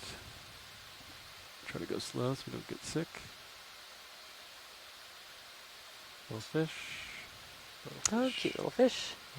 Maybe another one of those eel pouts. I wonder what the white is in this dead sponge, if it's like partially alive or... Good question. I would take a look at that actually. What is the white encrusting stuff on this big dead glass sponge skeleton? White veins here. I'm gonna guess worm from back here. All right, come in on white veins. Coming in. Yeah. Go ahead, Bridge. Thank you, Bridge.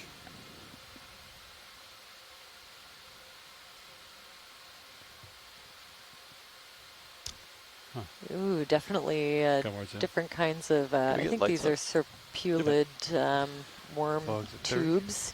You can see their little fans protruding out of the ends. Those are the feeding appendages reaching out into the water column to grab bits of detritus, most likely. And these are the really spiky ones. I haven't seen this morphology myself, but I don't study these animals. And of course some couple of big shrimp, but yeah, covered in worm tubes. Excellent. When you're clear, video come out, yeah. Worm tubes. All right, thank you. Yeah. Folks, please.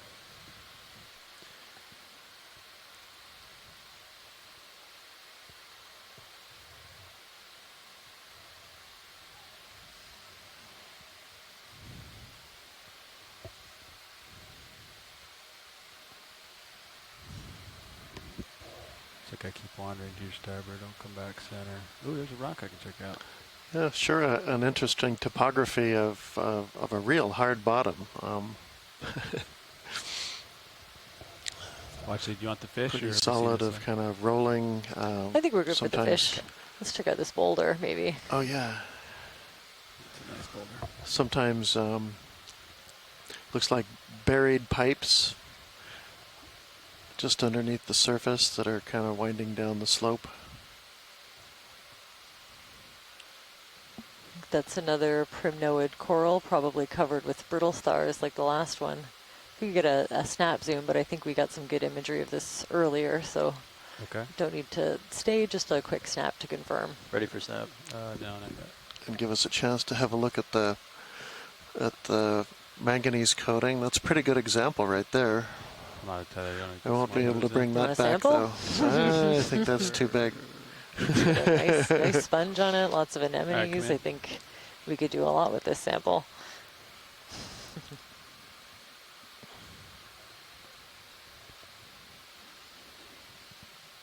Yeah, definitely a primnoid. I would say a Peristinella Going in further. And again, just covered with these brittle stars. I think I remember Andy, can we get another 15 someone meters typing at in 230, about how please? there's Sure. there may be very specific bridge now. Maybe a very specific Coming out. species that associates with this Like to coral. request a ship move. Range 15 meters. Bearing Roland, I'm 230 gonna get you a degrees. close-up.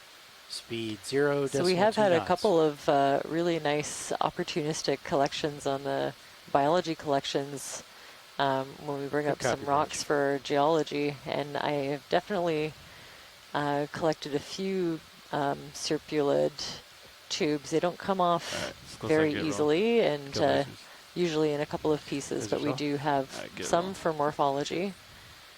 And we could even, Can we get lights up? if we find one on this dive, we could even put one in for genetics, if there's interest. All right, I think Roland got it. Yeah, there it is. All right. You want it? Nate, you can take it now. Video's turn. All right. Nice close-up of this Liponema. And coming out. Oh, we got one of the stars of the show on this dive. We've been seeing them everywhere. They're huge, really beautiful anemones, and a brave little crustacean All right, we'll let it go. hanging Nate, out at the keep going. base of the tentacles. All right. Fox clear. We're going to continue here. Perfect, thanks. Back away from the rock. That's a nice rock. Nice boulder. It's a good rock. What do you think? Nice boulder.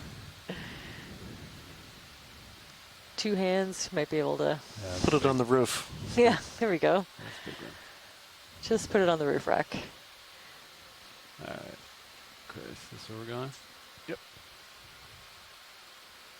So that was an amphipod we saw Sonars are pretty clear, in and huh? around the base of the They're a bigger anemone fish. tentacles. Very flat on the blue view. You good at blue? It's not a fish. Is it?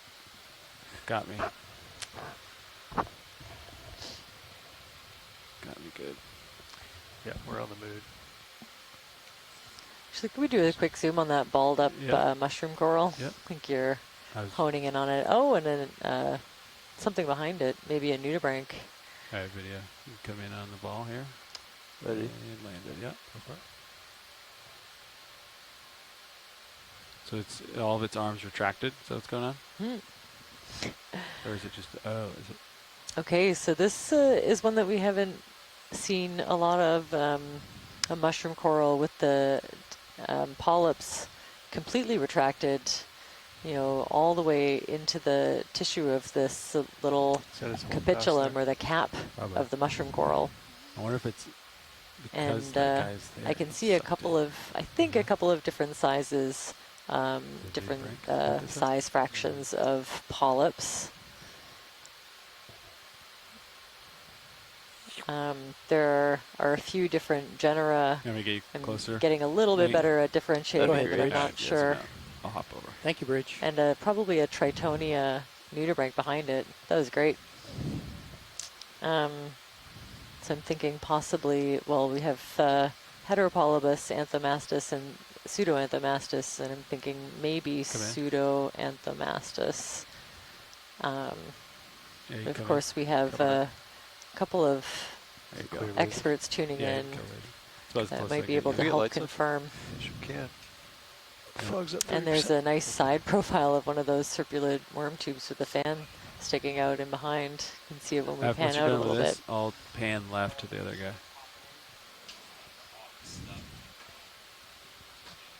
Very cool. So now we get a little bit of a clear idea of why they call them mushroom corals. You can see a little bit of the stem on the right there. Going in for the nudibranch. The nudibranchi. Oh, great. We'll take a look at this nudibranch. Oh, he's got little different colors. It's been contoured. What are those? Yeah, so this is different from we sampled a really different nudibranch the other day. This one is definitely more like a Tritonia. Nudibranchs. The vacuum going out the other day. And we've seen a few of these. I've seen them very closely associated with different kinds of coral. I think Primnoa is the main one that I've seen it. Cool. When you're clear video, you can really zoom out interested and in I'll keep going. eating. Thank you, pilot. Yep. Possibly Anthomastus for that right. mushroom coral. 90. Yes. Thanks for that ID to the science chat. Did you call me, Copilot? I did not, Andy. Oh.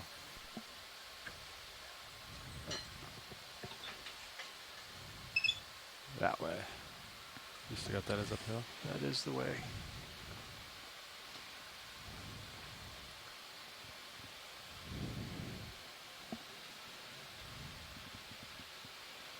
You want to come starboard a little bit? Yeah. Okay. Do you want another one? Maybe like 220. 220? Yeah, like that. That's going to be port for me. 15 meters? Oh. Yeah. No, I meant starboard. You're right. 230 is good. Yeah. Yeah. So another 15 at 230. Yeah. Go. Thanks, Chris. Yep. I got it backwards. No worries. Bridge, Nav. Like to request a ship move. No shrimp Range. video. It's going to be fast. 15 meters. So you could focus. Oh, look at this guy. 220 degrees. Oh, it's in the lens. Speed It's in the 0.2 knots. There's no light. All right, we'll let it go. Just trying to get Yeah. down in front of the camera, Good but he copy, couldn't Bridge. quite make it. Shrimp going by. What did I miss? What kind of shrimp? Waiting on some tether here. See if I can find.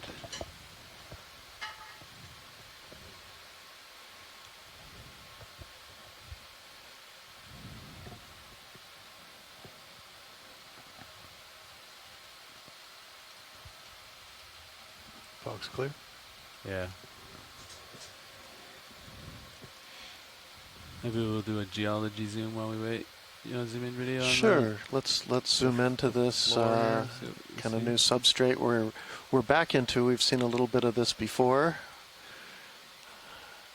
We got a little bit more cover of looks like the marine snow, but kind of that cobble size angular fragments, some of them looking pretty rounded and polished, but mostly pretty angular. Pavement again. Now that we're away from the big outcrops and the big random boulders. Does anybody see like a very strange black sphere? Oh, yeah. Oh, you think that's on the brittle star? I don't know. It's so small. If I Little zoom out, I'm going to lose brittle it. star with a... Right in the center there, there's a brittle star that has a big black ball on it. Yeah. Ooh, very cool. Oh, yeah. Let's see if... oh, yeah, the same gray brittle stars from the other day. I don't think you'd ever I find would it never again. find it again if I zoom Wow. out. Maybe. Yeah. That white sponge Just just so to the left happened of to it. see one. Oof. Now, we All right. attempted a Thanks, collection of There's- those, I think Let's put lasers associated on. with a rock. Go We back got to it. one, and I hope that it right is the there. one. Yeah, see that white sponge? I got you. Actually, tiny could we white zoom? sponge. This is, can we go back and zoom around again, see if we can There he is. A little find to your it left. or another one? Yep. Right below lasers there. All right, go in. Going in. All right, drive me. We got him. Just to the right of that little ball. White I ball. think they're trying to convince you that it's good for geology as well. Okay, yeah. Could we set up for a suction sample? Look at that guy. Try to target that one and maybe, Oh, it's small. you know, some have to of get- the You have to get closer. some of the other so? small Video encrusting zoom out a little fauna bit? and pebbles around. Actually, think yeah, so. we'll get you some video. Take what you need. All right, cool. We got Give me time. 1 second. That's Go good ahead, hiding. Bridge. Wow, the current looks like Thank it's you, Bridge. almost blowing this little brittle star right off of that rock. Interesting. Okay, coming out. Yeah. Okay, and on closer Ah, inspection, it's probably pretty even close right there. weirder than we thought, coming from the science chat. So I Are think you keeping an eye on it? weird is know what it always Yeah, it's of extreme right by that interest. white ball. Looks like something different, could be something completely new to zooms in, I science. think We it'll- won't know until we get it'll it back in center the you lab on it for again. further analysis and Suction sample. hopefully chart some 3D. genetics I think analysis. chart 3, Andy, is clear. Affirmative. Chart Copy. 3. Chart 3.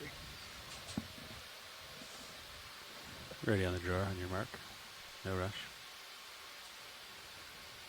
All right, so we're looking for a teeny tiny Yep, that little guy. Yeah. That's our subject. This is That's the 10 smallest centimeters. thing I've ever tried to suction up, but here we go. All right. Hopefully our filter Definitely interested in other microns are there. Good there? Yeah. You know, any fauna that's kind of around it. So we'll try to get a good chunk of maybe a little bit of the sediment and whatever else is in the vicinity. Give us a little bit to sort through when it comes up.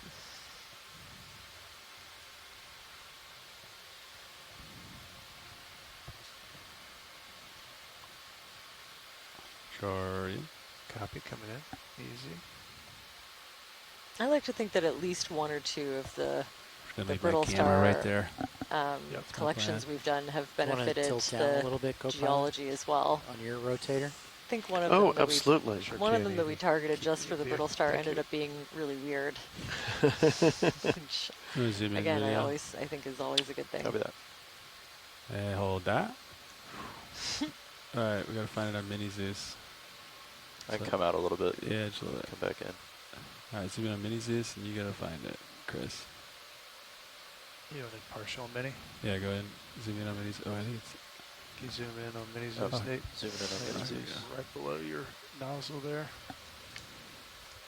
Oh.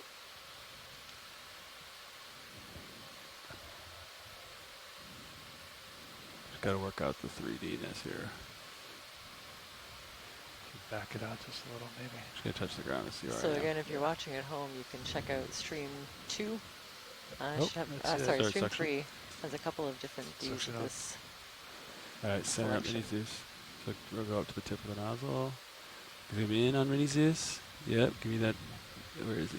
I think it's down here behind that rock in there. In there? Looks like there's 3 of them of the kind of roughly the same type. I'm gonna try to move that rock. Yeah, maybe? see, it's just right there, Levi. So just the tip. Oh, yeah. Right Yeah, there. just that. I just Yeah. want to move that rock a little bit. We want the one that the rock's on, don't we? Mm-hmm. Yeah. The one, Or the that's one on the rock. 700, I can get more if you Yeah, I want. think Yeah, they're give kind one. of nudging it into Okay. It's place. so small. Sure, the other That's max suction others in right the there. area would be interesting as well. Rocks in, backing off, easy. He stayed attached to the rock, so now it's whether we can get the. And I think it was the largest rock. You want to lift the nozzle up? So it's the one that's in the center now. That Oh, out look of, at this out one, of the Chris. 3 There's brittle another one. stars, it's the one in the Oh, a middle. little bit that's bigger. I think we got one in, Okay. attached to a rock. Come through though. I haven't seen the rock How come much to the suction? jar The yet. black blob is still there. It's on the rock in the foreground. Okay, there's the rock. Okay. Obscure suction. Okay. Is that the big rock, you think? Yeah.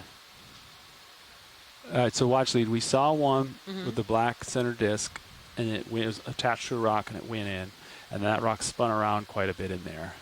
Okay. Do you want me to continue suction and get Yeah, this could one we in try to as get well? this, the one in the center there as well? This Yeah, it little looks like guy? it's moving That rock around a might little be bit. easier. Might Yeah. be ready to let go. All right.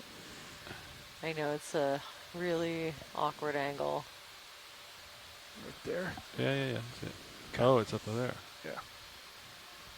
This one? Yeah. You want this in the same jar? I guess. Okay. Yeah. You tell me when. Yeah, you can go. Okay. Suction's on. I don't know if you want that left one or the right one. Left. Okay. You got him. Coming All in. right. Nice. Separated from the rock. This one was separate from the rock. Watching the jar. Okay, Just going all nice and eyes easy on the jar. suction right now. You can ease them in. Yeah, Is it the trying brittle to. stars we're after? Yeah, the brittle stars. Okay. One should be in there that was attached to the rock that's in there. Mhm. One came separate from its rock, and Mhm. he's doing easy on the suction because he doesn't want to traumatize it too much. It's in the hose system. Perfect. So now we're just watching, and he's slowly increasing suction.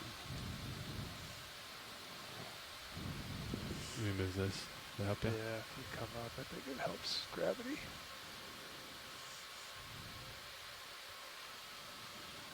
Slowly. There it is. Okay, Yeah, it yeah. lights up on the light jar. There's something. It was a rock anyway.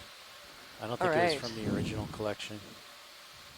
Okay. You want to jog it and see if we can see anything in that number 3 jar Yep. on that camera. You can kill suction. Hold the suction. Suction close. Yeah. There's one.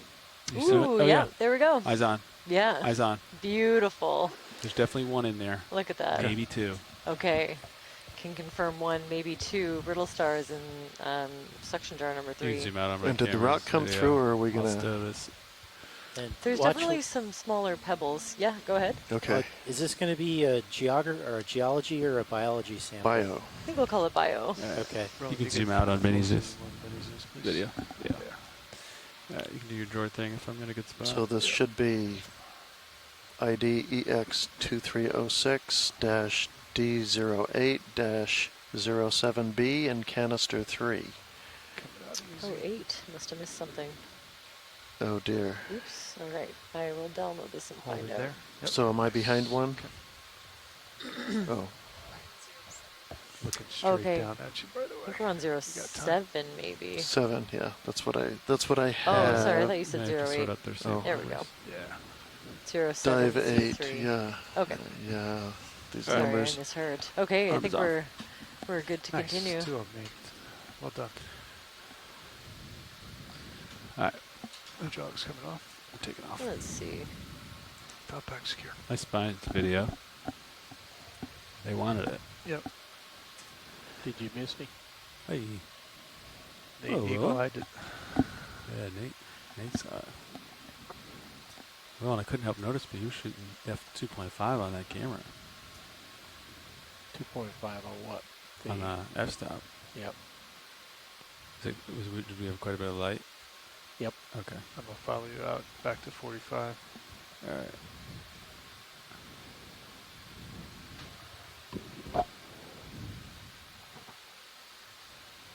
Pretty flat here, huh? Yep. Yeah, look at blue view. Can see every rock in blue view. I'll go for this rock next. All right, I got you at 45 there.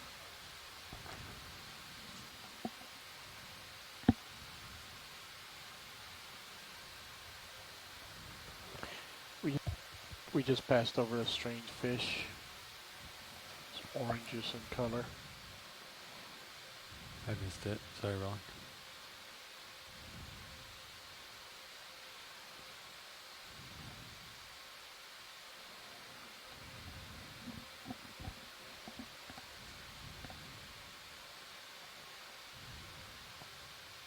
I got 15 in. Chris, you like that? Yeah, that sounds good. Right. I'll wait for 230. Frame this up, Ron. Thanks, Andy. No problem. Another at 220? 230, please. 230? Yeah, thank you. Roland, come in on the dark one here. Small dark center. Yep. I don't remember this one. Bridge, Nav. Like to request a ship move. Range 15 meters. Bearing 230 degrees. Bring up the Speed lights. 0.2 knots. 50% coming on. There you go. He's absorbing all your light. Sure is. Good copy, Bridge. But I had just a little bit more to push that brighter stuff out of the shot than I could light it up. He's darker, maybe one of those Syrianthid anemones that we were If you get closer to it, I hunting can light around it up. for yesterday. All right, Roland, come out. I'll get you closer.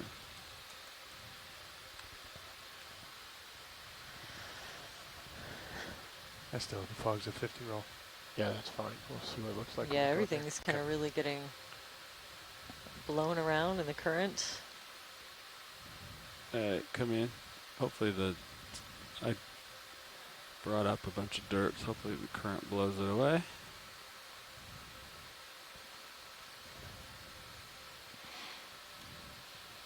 Yeah, there it goes. You reducing your pedestal, Roland? Yep. Yeah. It's bottomed out now. You're trying.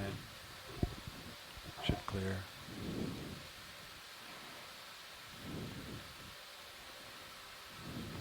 Hard to focus, huh? It's so dark, huh?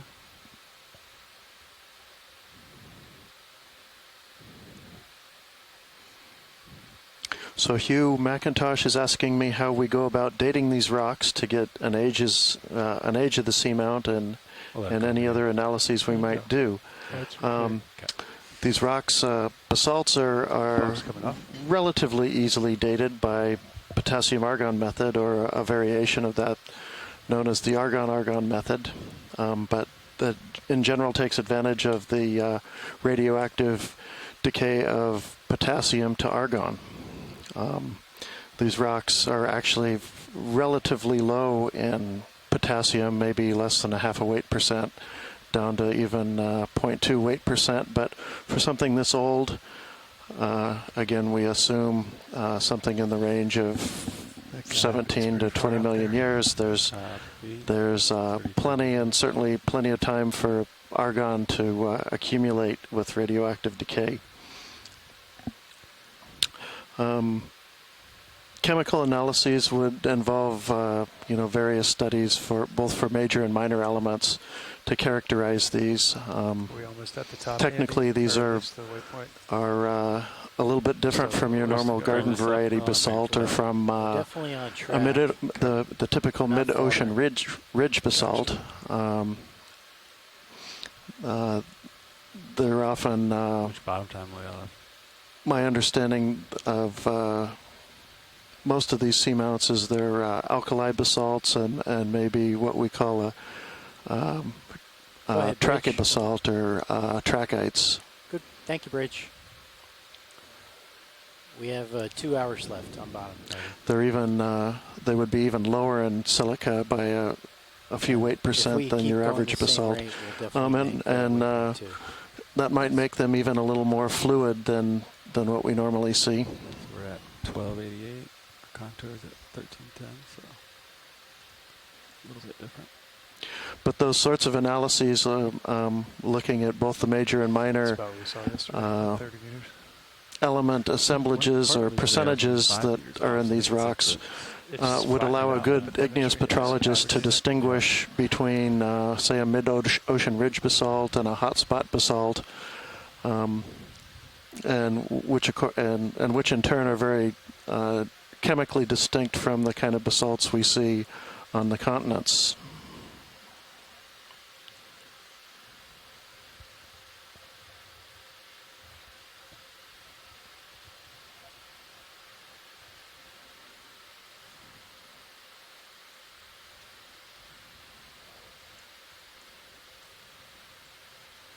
Something white behind that rock upper left in front of the brown enemy. I'm going for the cave. Copy, upper left. Oh, a chitin. Very cool. This might be the first chitin that I've had a good look at. Okay. Excellent catch. I'll keep the altimeter off, Fernando. Or do you want it on? I think we should have it on, since we keep it on in normal operations. Okay. A carnivorous chitin of some kind. Yep. Okay. Carnivorous. What kinds of things would a carnivorous chitin eat? Putting that out to the science chat. Huge mantle, so that the part that's kind of spilling out from underneath of the hard chitin shell. You want to put your lasers on? Ooh, okay. They use the veil or the mantle to trap crustaceans underneath. Excellent. That way, Love when it takes your DVL, you'll still have altitude as well. Okay.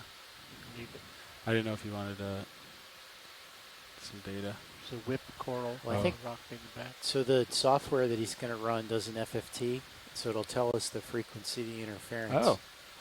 So Cool. we should be able to, narrow it down to an instrument by that. That's really cool. Yeah, I think so too. Fourier transform. Oh, and I think we're starting to see the first two I'm still moving, but long it's flat. unbranched bamboo corals. Stretching out. Yeah, do another Seen these 15 on and maybe? off throughout a couple of other dives, but Yeah. maybe the first ones we've seen on this I'll one. call it in. Either of Bridge, those two Nav. corals will work. Looks like the left one's got some damage halfway. Again, formerly I would have called this lepidisis, which Like to is request now a just ship kind move of my umbrella range. term 15 for meters, unbranched bamboo bearing coral. 230 degrees, speed 0.2 knots. But of course, we're finding out more and more that Good branching copy, pattern Bridge. is not helpful to differentiate these species, so we'll just use a kind of a morphological description. And another beautiful Faria waiting for Tyler. glass sponge. A little bit little of ahead dead here. skeleton at the bottom that's colonized by a couple things, including anemones. And then this different crinoid perched on top. brittle stars. A couple of brittle stars around the attachment point. Let me help you with that. Sorry, everyone.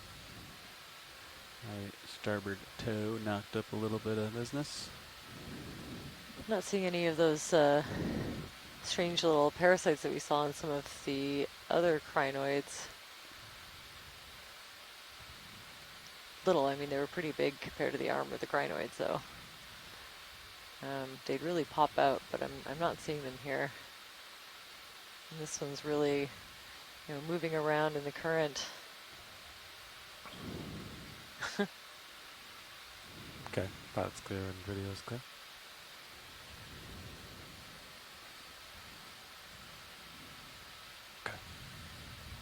And I see brittle stars kind of woven throughout that network of branching and merging tubes.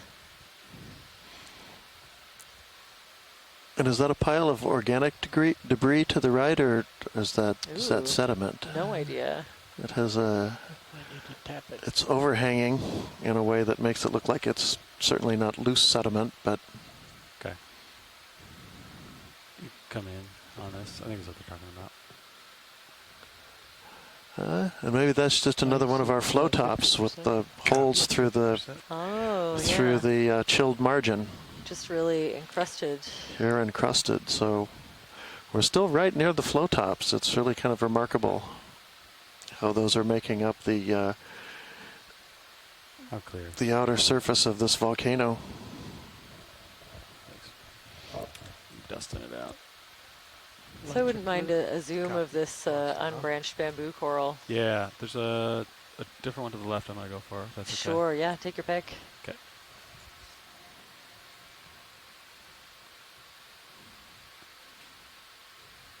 I think another little eel pout just kind of swimming around in front.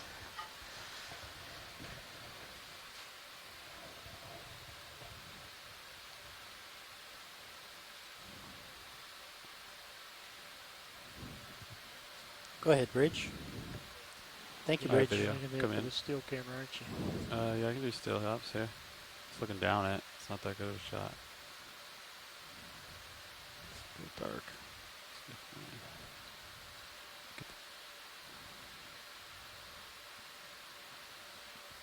Beautiful. All right, Ron, I'm going to tilt that for you. So we've had a couple of really nice zooms of this. Okay. At least morphotype from previous dives, but I don't think on this dive yet. Go ahead, go down. Okay. So yeah, I'd love to focus in on the polyps. I know it's moving around quite a bit. Try to get in polyps. the current. Yep. And you can see really long, Let's go down where it's stable. kind of spine-shaped sclerites poking out from in between the tentacles. Can give us a little bit to go off of in terms of identification. Maybe a little bit more blunt than some of the ones that we've been seeing.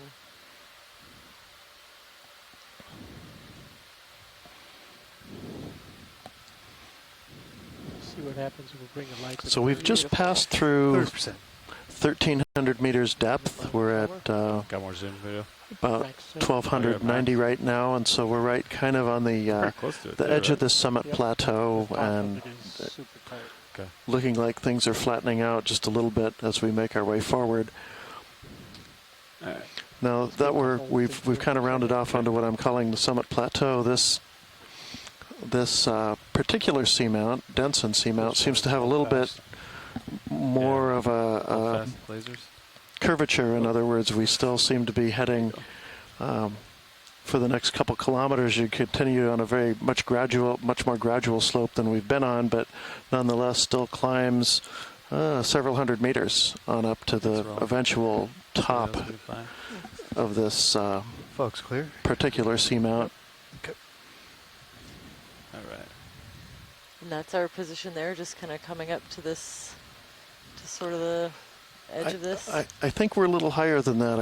I think he might have gotten stuck there because it's showing an elevation there a little deeper than where we are. Okay. So we're kind of more like up here, which I think is about there. Oh, very cool. Well, it feels good. Kind of get so distracted with sampling that we, 15 meters up. Big rock. Didn't make some headway. I think it's that white guy's probably on it. It's a big one, yeah. In the background. The Copad's my rock finder. It's a nice boulder. Alright, lasers are up. I don't really have enough tether to get there, do I? So some other observations about those unbranched bamboo corals. They're soft in the sense that those long needle-like sclerites don't extend throughout the whole body wall, so they can still be pretty floppy, like what we saw when they were sort of blowing around in the current. The skeleton is relatively thick, suggesting it is in that whip-like unbranched morphology for the whole life of the coral, and not just an early stage of a sparsely branching colony. 2 crabs. We're getting closer, still can. Very cool. Oh yeah, another group of these. So, or a pair. I think that it might be mating activity. Copy. Coming up. Of these lithoted crabs. Yeah, you take zoom. If Hugh's around, Hugh, tell me your best lasers shot at an ID. I've had a couple of different suggestions. This is a little bit different from the ones that we were seeing earlier, but I'm wondering if it's the lithodes or. All right, Roland, your turn. Or something else. What's going on? They're grabbing each other? Paralomus, perhaps. I see claws grabbing arms. I've still got more zoom. I think this is a good frame. Try to hold it still.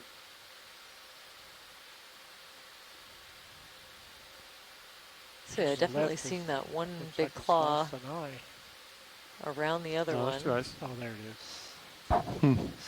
Oh yeah, got a good grip. Okay, Paralomus.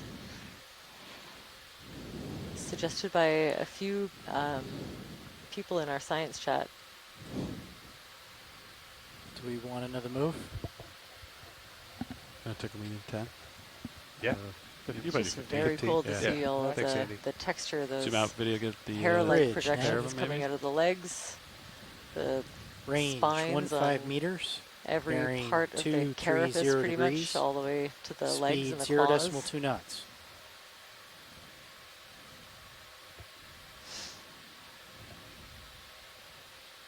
Good copy, Bridge. Video or survey 2, do you guys want another These angle? pom-pom anemones looking a little more like chrysanthemums. I think we're good. Okay. Like that. Like the shiny rock. Over to the right when we pull away a white star on a sponge. Oh, could we take a look at that white sea star if it's possible? Yep. Let me get closer to it. Probably Henricea adjacent. Worthwhile to check as we pull away. Oh, and another crab.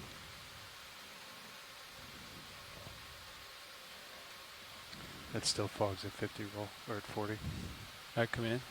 Video zoom in. We're going for the star, the white cut, the white star for identification. Is that a good look? Watch lead. Yeah, that's great. Just wait for a couple of seconds to see if there are any other requests from the science chat.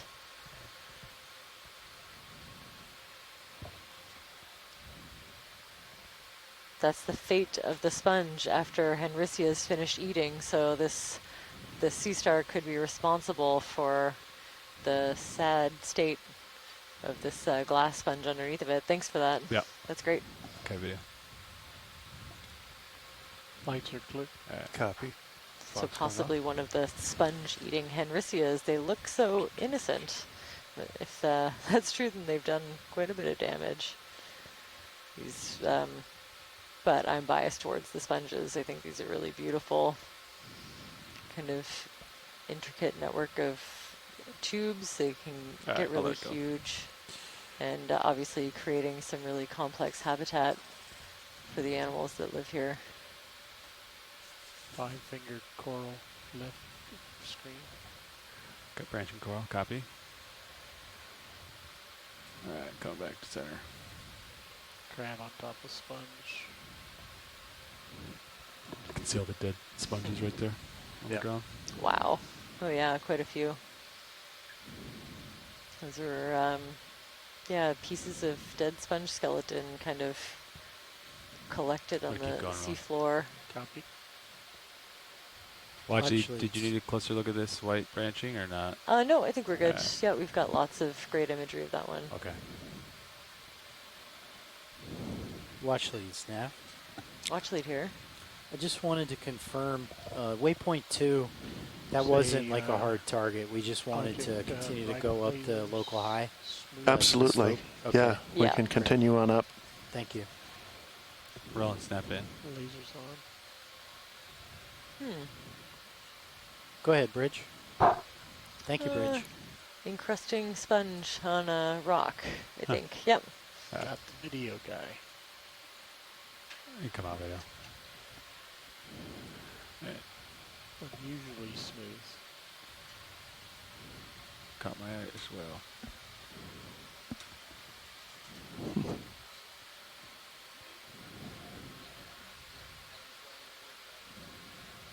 Yeah.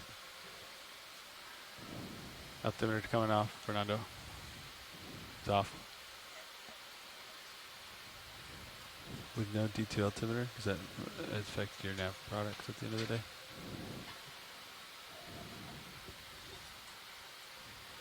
We don't do anything with the altimeter. Okay.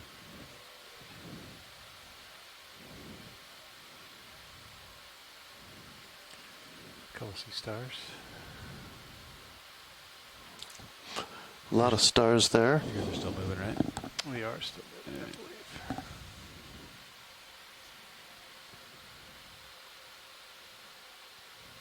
Let's get these little red guys here. Okay, after that we'll get the brown section of the rock diagonal up left. Oh, little juvenile mushroom corals.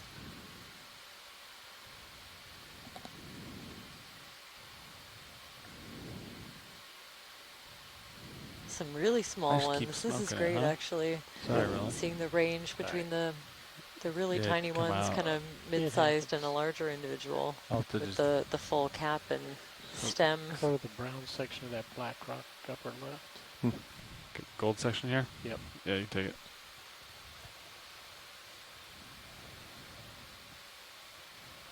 Yeah, I think it's different staining. Huh.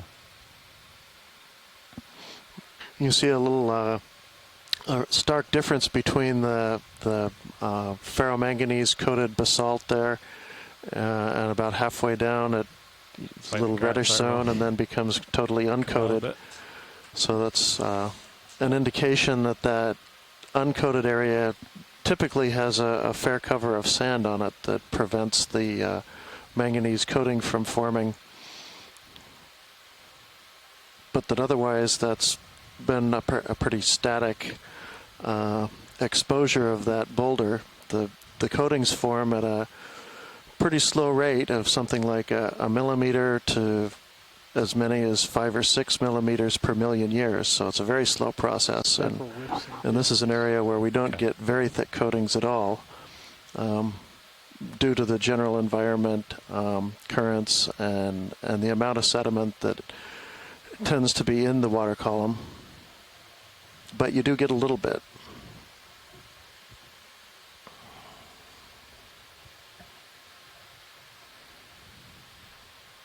So manganese is like dissolved in the water and settles on the rocks. Is that what happens? You know, I can't describe the mechanism exactly. I don't know if there's some microbial involvement, but my understanding is that manganese and iron form these crusts, and they come out of the water column as colloidal particles, so small little clumps of iron and magnesium elemental. I hit the brakes. Come in. They also carry small amounts of some other important minerals like nickel, cobalt, and certain rare earth elements. So where they form thick crusts, they're of economic interest. Looks like we've got 2 of these file clams, Acesta species. Cool to see the inner filter. Beautiful. Yeah. Don't see that very often. I think we've seen a couple on this dive so far. Very cool. We were able to collect one of these yesterday? No, couple dives ago now. Time for them to move? Or you guys move around? Lost track. I'm not sure if we're stopped. So we have a nice Ship sample from a nearby seamount. Yeah, you want to do 20? Sure. It's pretty flat. Yeah, for a detailed study. Okay. Well, you got a bunch of stuff right here, though. Maybe 10. 15. Okay, let's do 15. How about that? Does that work for you, Andy? Sure does. Okay. We'll split the difference. Let's wait till he writes it down and then change our minds. Bridge, Nav. Come in video, partial. See what you see in this. Like to request a ship move. Range 15 meters. Beautiful. Bearing 230 degrees. There's a lot going on. Speed There's 0.2 knots. Dead sponge material underneath and lots of living sponge on top. Another one of these spharia sponges. Good copy, Bridge. Covered in these small Like if you wanted pinkish, to see orangish anemones. better heading for you, Levi. It's all flat, so if you see something. Brittle stars turn that kind of direction. interwoven in the tissue and You come out video. hydroids and worms, I think. Thanks, Roland. Encrusting sponges. Stalked anemones. A little bit everything.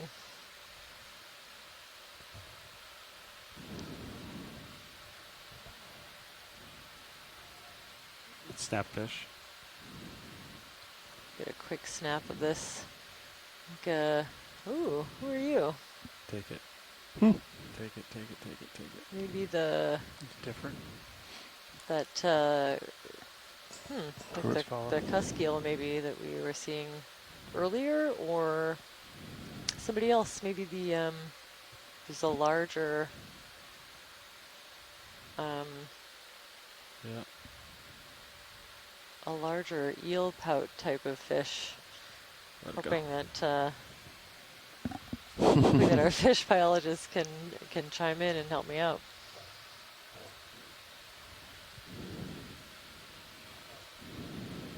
Cusk eel, there we go. Thank you. Pretty cool little cluster. One of the eel-like fishes that we've been seeing. Waiting for some tether. I'm gonna get close up of this coral while I wait. I think you've got plenty. I just saw a little bit in the port rail cam. Okay. You can come in video.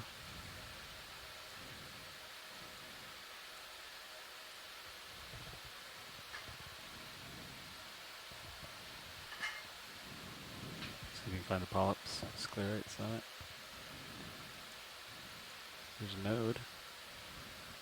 Oh yeah, you can see the dark band kind of at the base of some of those polyps is the darker colored node, and the lighter white internose between them, kind of giving it that bamboo-like appearance. And again, yeah, the really big, long white sclerates embedded at the base in between the tentacles of the polyp, and maybe some those little ball-like reproductive structures in the middle. Really dense polyps around this one as well. All right, thanks, Ron.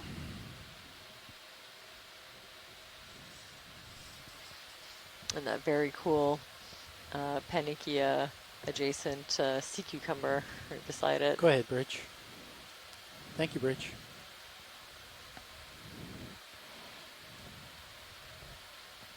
Probably the same species that we were looking at earlier. Boy, those are some real black-looking rocks.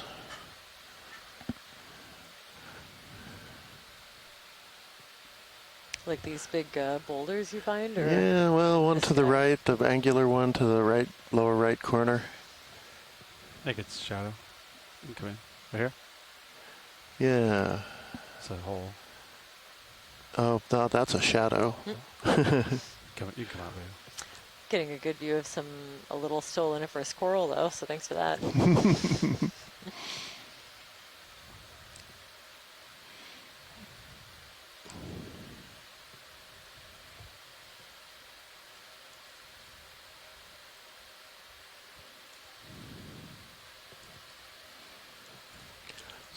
Little kind of an isolated island of outcrop. Looks like we'll pretty quickly pass back into more of a sedimented seafloor.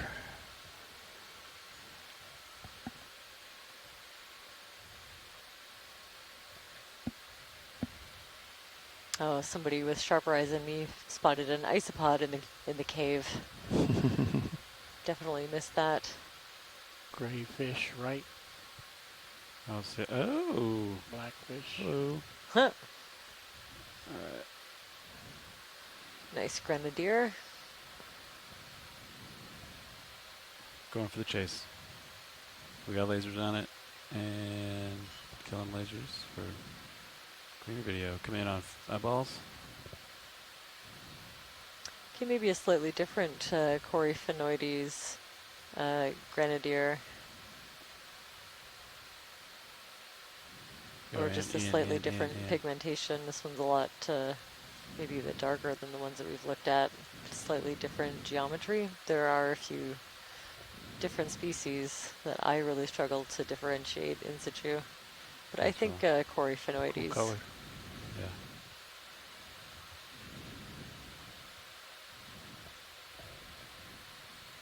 This one seems much less interested in hanging out.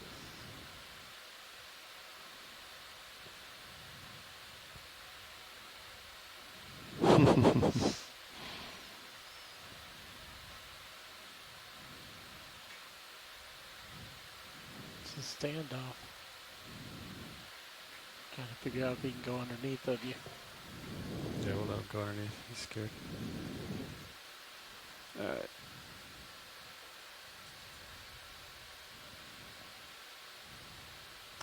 Are the lights on? They are not. I just got a bunch of dust kicked up, Ron. From the chase. Should clear.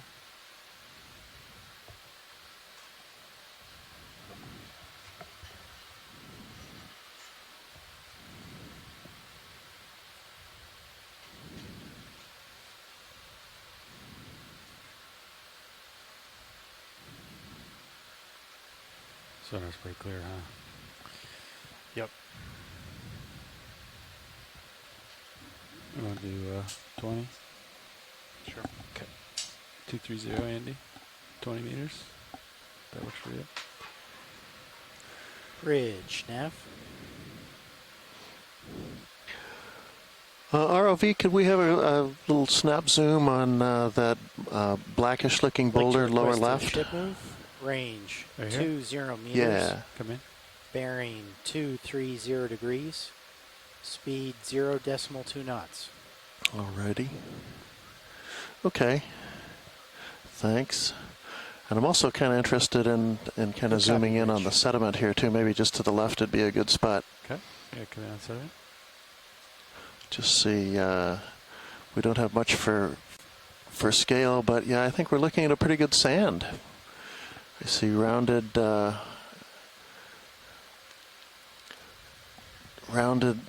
grains.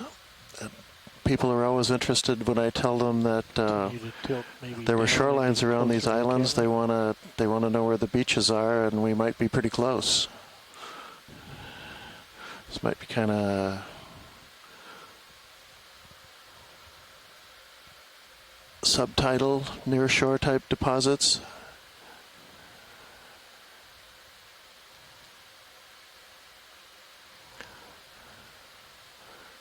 This little guy. It's crazy what you see when you zoom in. Always more. Yeah, there's always a lot more. what it looks like from farther away.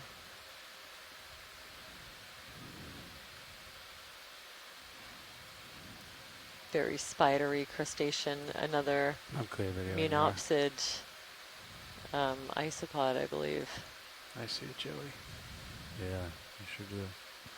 It's right between your lights and me. To everybody's left. We're clear, Will. All right, thank you. All right. I'll get a snap of the sea star. Looks like another Solaster. Snap it. The squat lobster. Lobster running around and settling down. Oh yeah, they can swim pretty fast when they want to as well. That's good video. We had a couple of these already. We'll keep going.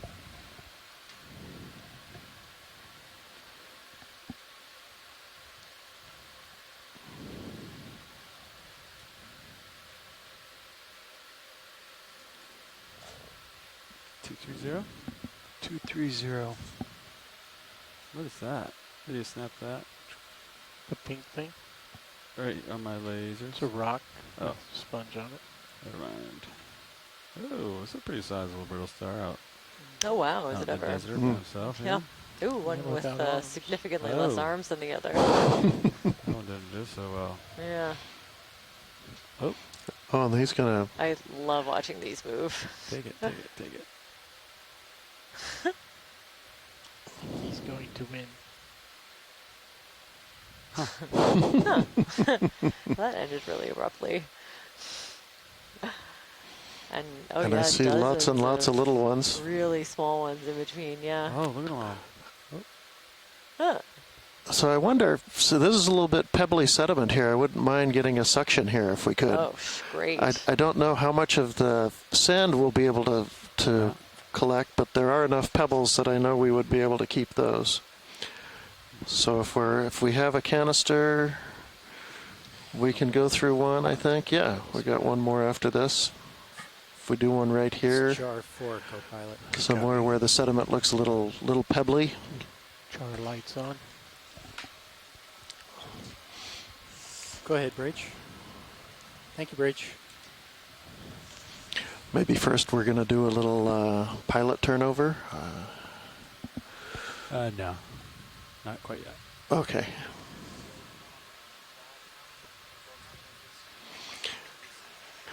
Yeah, perhaps those that little brown area looks like it might be a little pebblier. Kind of just maybe to the left. Copy. Left to center.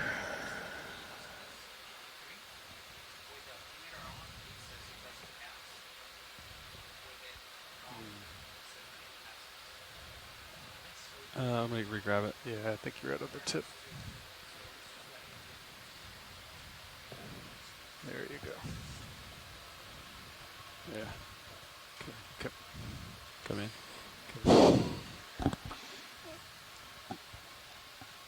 There, you're secure. Might have to on in the winch a little bit. All right. You Come in. Come up. Yeah, just a little bit. I think he's talking more upper left. Watch it. You want to walk me through where you want to suck? Zoom in video, partial. Hold that. Jamie, what are you talking about? Right here? Oh, yeah, that would do. I was, yeah, go for those. Yeah, I see some there, and there are undoubtedly some under the surface. Let's see what we get. Zoom in video. Both cameras? Yeah, sure. Go for these rocks here. All right. Whenever you're ready. Yeah, go for it. You want this bigger one, Jamie? Or not so much? Yeah, maybe not so Not much. so much? So big, but we got plenty of room. Like these? I think. Yeah, those look good. Got a little shrimp of some kind along the way. Okay, good. Yeah, that's a big one. Is that good? Yeah, there's a big one. That looks good. Can you tell if much of the sand is staying in the canister yet? I don't think we've gotten much. I'm going to jump that one out. I don't like that. Stop suction. Copy. Or is that a rock or is that sand? That may flow. Wiggle it out. Be okay if we can collect the sand, but I'm thinking it's going to suck either clog up the filter or go right through it. Call it good. Oh, I mean, there's a bunch that just came through. Yeah. You second? Yep. Hard to say if it's going right through, probably. That's max. At least some of it. Yeah, this looks coarse enough. I think we ought to be able to keep some, but... There's a lot of small grains on the filter. Yeah. Clear. Stop. Just cycle. Stop. Let the sediment fall off It's safe the to say filter. more than a couple of Maybe give it like a blow to clear the filter. And brittle then stars in there as well. Okay, good. Spend a 6 and blow. No, like just clear the that filter. Yeah, just blow just a little, just to clear that filter off. Just a little pulse blow, and then blow, and stop, and then big suck. It looks like even some finer sediments is down deeper.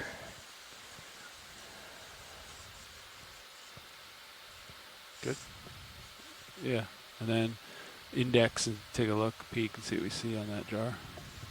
Did you see any rocks, Glenn? I saw some little pebbles, but mostly sediment, right? I saw some pebbles. There's some pebbles. Okay. Running around. Watch, we got some pebbles in there, mostly sediment, kind of. Would you mind taking maybe another little pass, perhaps just to the right? Sure. If we're still getting good suction and... Let me find it here. Right here, these ones. Whenever you're ready. I'm gonna go for these. Yeah, go for it. Suction zone. That's max. All right.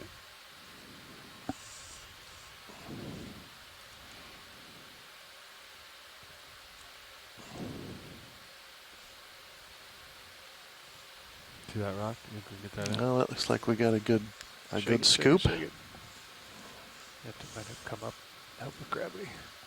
You have to let your filter. The tattletale didn't look like it was even going back.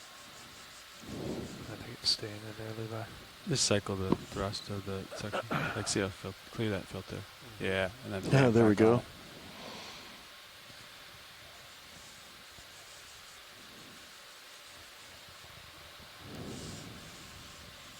After we try this, we're gonna blow on 6 and call it. Yep. And then we'll do a launch change. A couple minutes out, I guess. 7 minutes. All right. All right, looks good. Let's call that good. Chris, let's clear this. It's going to take me a while to look at all those. There's definitely some in there. Yeah. So that should hopefully work for you. There's a brittle star in there too. Oh, Right. yeah. Yeah. I was Can pretty zoom out confident video. there'd be I'll at clear this out. least a few. Yeah, I thought I saw right in the beginning That's going nice, into yeah. the jar. Yeah, And give a it. little mysid. Clean that baby out.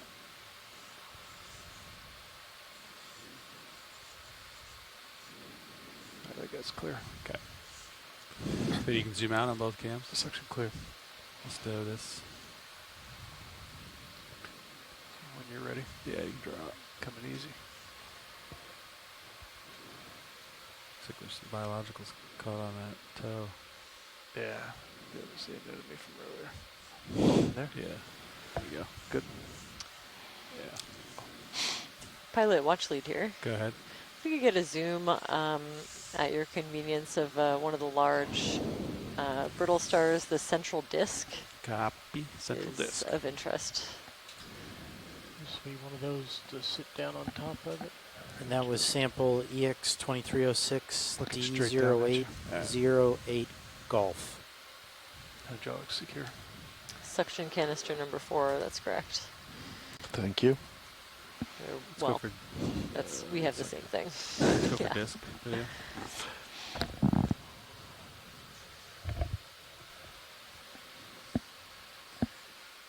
I can rotate over and keep you full view if you want. Just excellent zoom. Amazing detail Wow. on the Automation central a little disk bit. of this brittle star. Bring me up. You can rotate up a little bit. And I love looking at these, the Pretty you know, turbid view here. circular central disk and the 5 spiny arms. Look at the attachment points where the arms meet the disk and different patterns on the disk and on the arms themselves that can help us narrow down Got more the zoom? identity or the identification of this It's straight species. down 9-0. And that close-up also gives us a pretty Video good look around at the sediments. I love it when we can work together. In spite of the nice sample we just collected, but you can see that those sandy and pebble-sized grains are made of mostly lithic fragments. Probably most likely, and it's hard to think of anything they could be derived from other than the local rocks, the basalts. I saw a number of little red stained ones that reminded me of cinder-like fragments. Mm-hmm. You got a big one there, a little bit of shadow. I think I saw another Berthella sea slug as well. Haven't seen one in a little bit, and that one looked like it was alone. Dead ahead there. Yeah,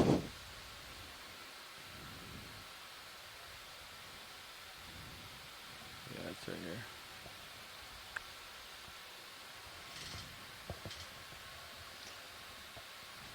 So possibly Bathypectinura heros as a possible species for that brittle star we zoomed in on earlier.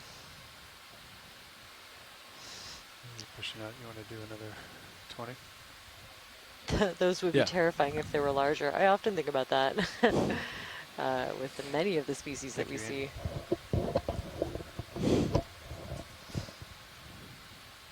Oh, you want to move? Yeah, yeah, please. 20 meters, 230.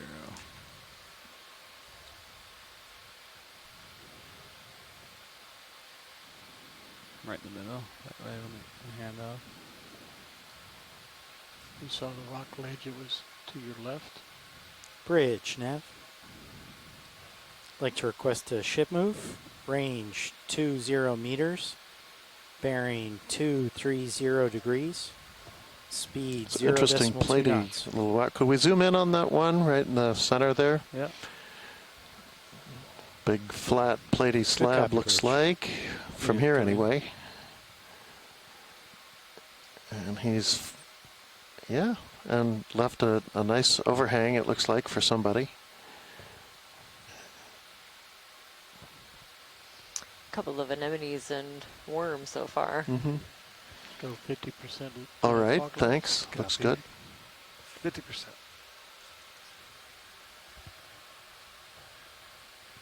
Okay, video's clear.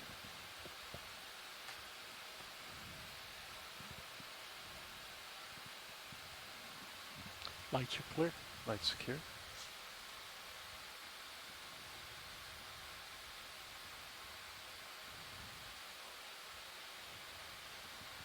More rubbly over here.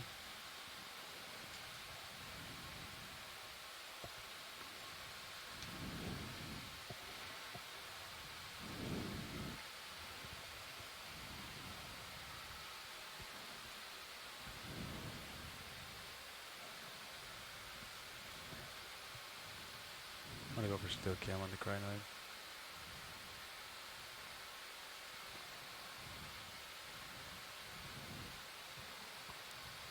Follow it.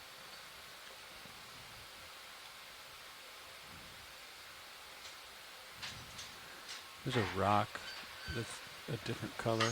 I'm gonna grab Rowan. Zoom out. It's right here. Yeah, rock. Oh, interesting. Huh. Might just be completely covered with an encrusting sponge. Oh. Okay. Copy. All right, we're gonna do a pilot change up here. Sure. We'll be back with you. Yeah, sounds good. Center me on crinoid. It's funny that's so much kind of bluer than any of the other rocks. Mm-hmm. Almost makes it look like it doesn't belong here. Oh, that one, yeah, it was completely covered with that thin encrusting sponge. Oh, was that? Yeah, Really? the whole thing. Yeah, which is interesting. Usually, here we're seeing it in little tiny patches, not kind of completely covering something. I love this while we're just pausing for a quick pilot change. The view that they've left us with for the moment is really stunning, actually. This crinoid perched on top of a dead sponge skeleton. There's the marine snow gently drifting in the current. A whole range of different species kind of in the background. Stalked anemone, maybe a ceryanthid, smaller anemones. everywhere. Encrusting sponges also everywhere. That was very nice. All right, watch lights. We just did a quick pilot shift. Anything else, or are we good to keep moving? I think we're good to keep moving. All right, move we will. This little crinoid's kind of waving goodbye. Stand by one channel. Sticking up those arms. Thinking about if we get any closer, maybe it might decide to go for a swim.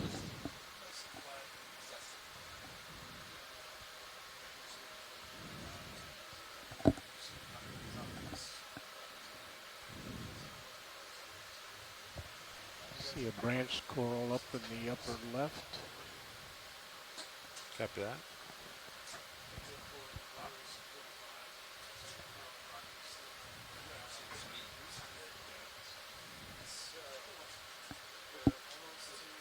So fish straight ahead, shiny diagonal.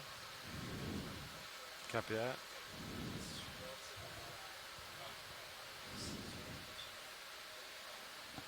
There's a crab staring you down, center. There he is.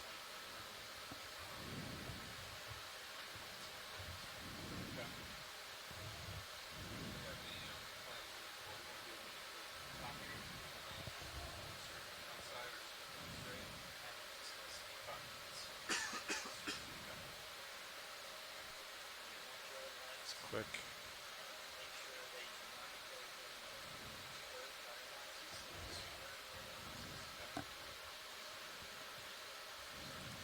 Copy that.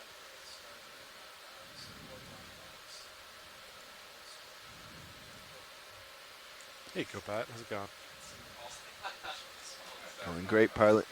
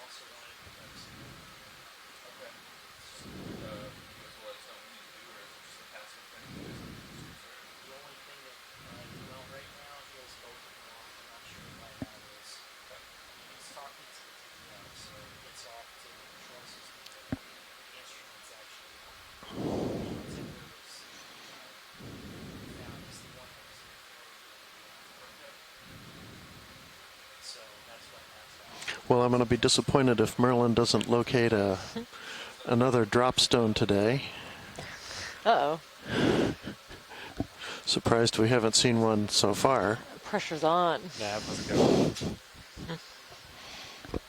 What do you need, a granite? Very good. How are you? Granite. Yeah, we've had a couple of those. Rock. Yeah, I want to see a metaseta. Those would be hard to pick out from the basalts. They're fine-grained and dark, so that'd be darn hard to notice. So. Okay, like a bit of a tall order. Yeah. Go ahead, Bridge. What can I target that has a rock underneath of it? We were. Copy that. Just ended. Understood. How large of a move was that? It was a 20-meter move bearing 230. Copy that. So we're just moving out of this sedimented area the original one was not into a hard rockier target, zone. So Andy made a new one here. We've just been proceeding at that bearing. Copy that. We'll keep moving that way. It's upslope. Pretty flat, low current right here. What's this?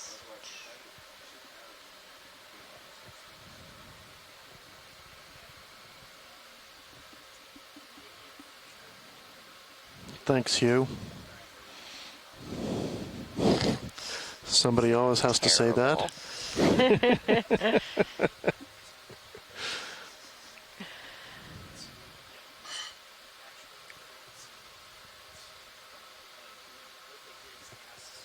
Just filtering out the terrible science puns so that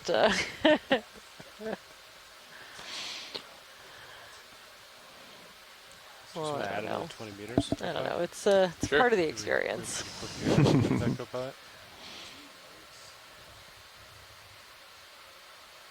think it's good. Okay. Let's do it. Bridge, RV now. We'd like to put in a ship move if now's a good time. Range It is 20 maybe meters. getting to that point on the dive. 230 degrees at decimal 2 knots.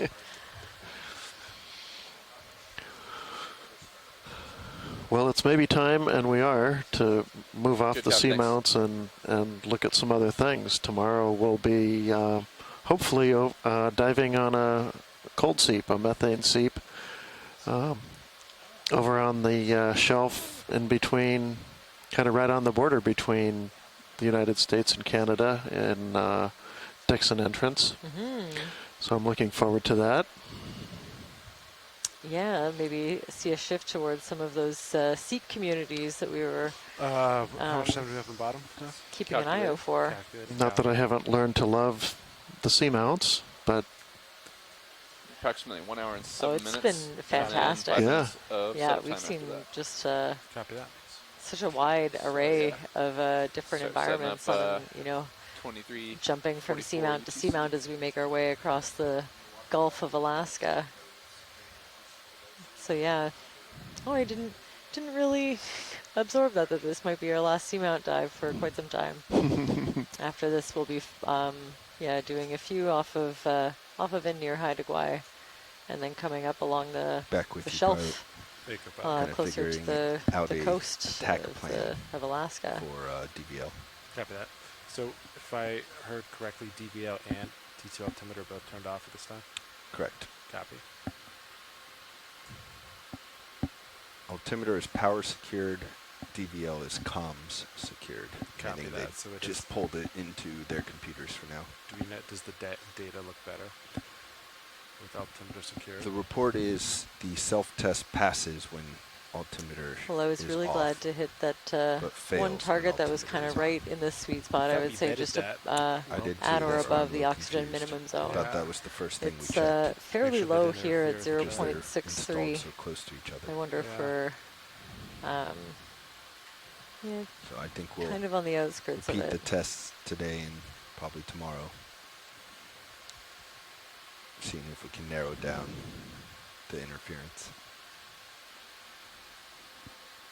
Yeah, sounds good. I came up a little, I'm going to come back down. Give you more. Do you have a move in? Be advised. Raj. 20 meters. Dead ahead. Maybe I've already found the drop stone that you're looking for. I did collect a really big rock earlier with that luminescent, the highlighter sponge on it. well, we never know. Was it yesterday or 2 days ago? Starfish. One of your biosamples, which we all assumed was sitting on a piece of basalt, turned out to be sitting on a piece of sandstone.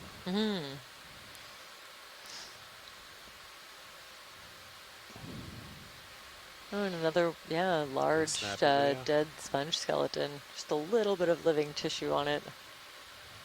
Covered in brittle stars, this predatory Celaster, sunstar, anemones everywhere.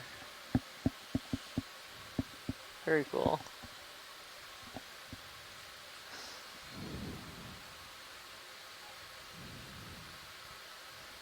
Also not in a hurry to get anywhere. All right, whatever your set video. Keep moving. Lasers are back on. And you see in places the substrate is getting a little coarser.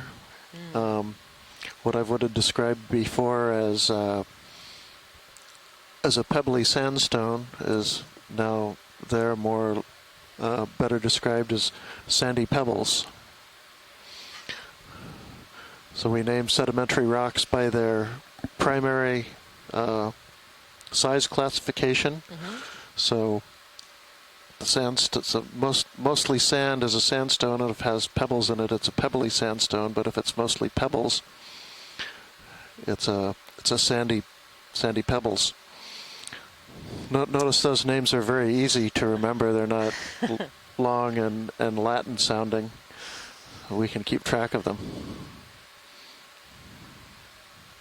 I would mix those two up pretty constantly, I gotta say. Sandy pebbles. How could you confuse that with pebbly Go ahead, sand? Thank you. Do you think that you have a favorite seamount? Yes, yesterday's seamount was my favorite. Really? Yes, because Okay. I wasn't even sure that was a seamount until we dove on it. Uh-huh. And so those Sorry, say that again. Are we generally heading in the same direction? yesterday, wow, they're really blending in. The domes, yes, the little domes off of Welker. right. Let's get a good periodic. Yeah, they're very distinct from these seamounts that we're diving on. Yeah, ROV. Yeah, we can just keep on heading upslope, and we'll see what we see. Yeah.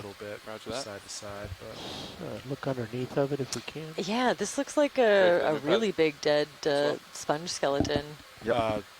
sorry. I'd love to take a peek in there while we're cruising by. Can we zoom in underneath this cavern? This is neat. Yeah. At, 40%. Yeah, this is maybe the biggest piece of dead sponge skeleton that we've seen. Coral in there.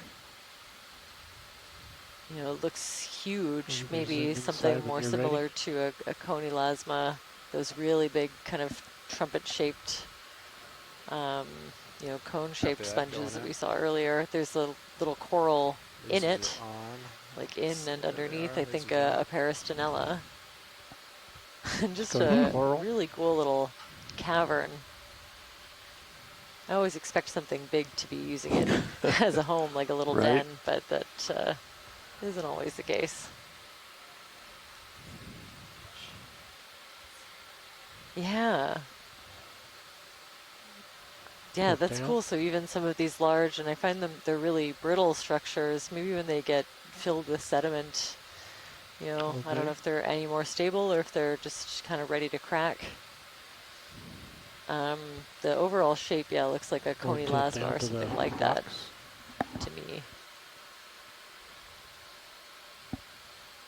And yeah, every single pebble almost is just dotted with a little encrusting sponge or a small anemone. Pieces of shell. Seeing a shrimp in the foreground. See some of those reddish, maybe more cindery looking pebbles here. Maybe a dropstone? Maybe a dropstone, but easily passes for enough of a volcanic rock. Okay. Maybe that granite on the right. I don't see a granite. Oh, there's a stripe on this one. Though. That's interesting. Oh, what do you think? That texture yeah, there. It actually might be gneissic. Yeah, very nice. Another one that catches my eye as being sort of foreign is that green one, kind of center middle. Oh, up here? Looks like it might be out of place. Okay. Yeah, can we zoom in on that possible granite, possible gneiss with the vein? That actually really does look. Oh, it's possibly nice, like with a G. Nice with a G, yeah. Yeah, metamorphic rock. I get it.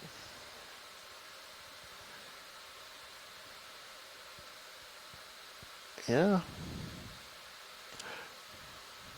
Quite possibly so. Yeah, very nice shot, thanks.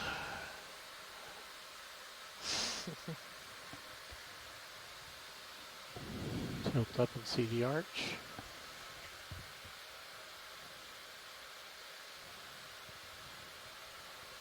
Full screen of the whole item.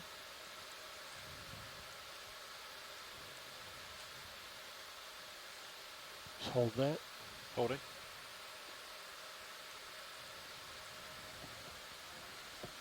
Maybe pull off and sort of back up and then give it like a wider panoramic that would look good in the still camera as well.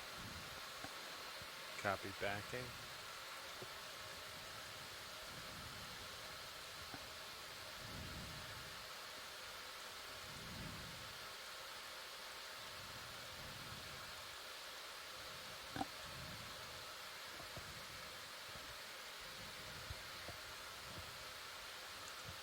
Okay, do your pirouette.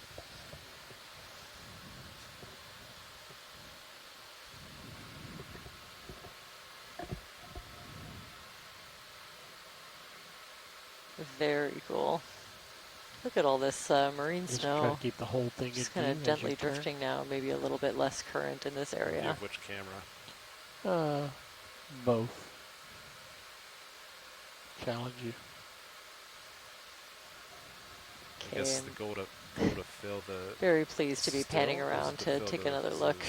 Uh, Yeah, this would have been a the really is good huge still images. sponge, like a Zeus, we got good coney video, so should I be closer then? no, It's because just then kind we of lose the been full frame filled on with sediment over the time. still camera.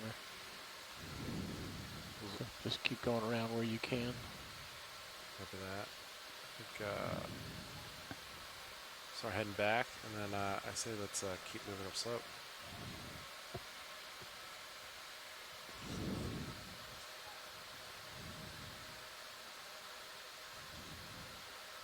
All right, let's leave it. Let's keep moving. Ready for that move? Let's do it. Let's move. Priya, drive enough. Yes, we'd like to put in a ship move, please. Same as the last. 20 meters range, bearing 230 degrees at decimal 2 knots. That's a good copy, thank you.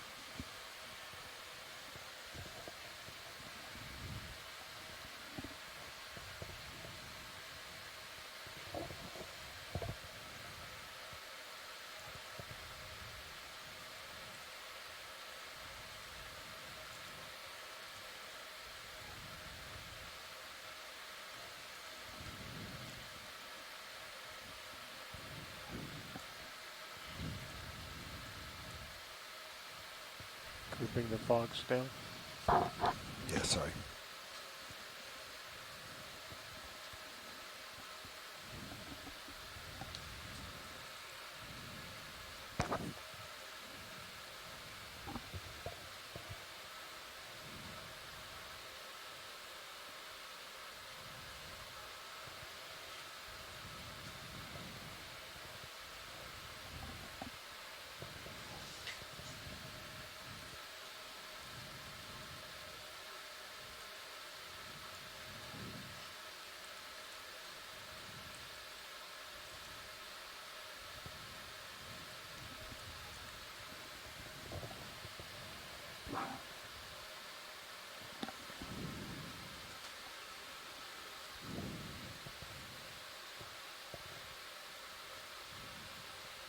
Oh, we have a sample request. Can we zoom in on this Celaster?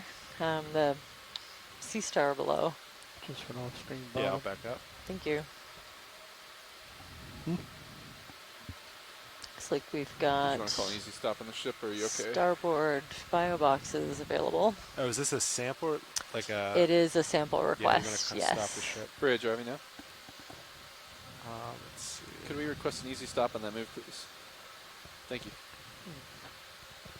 How much motion did that ship Position see? HD2. And while we're here, I might also try to grab a piece of that plate-like sponge we've been seeing.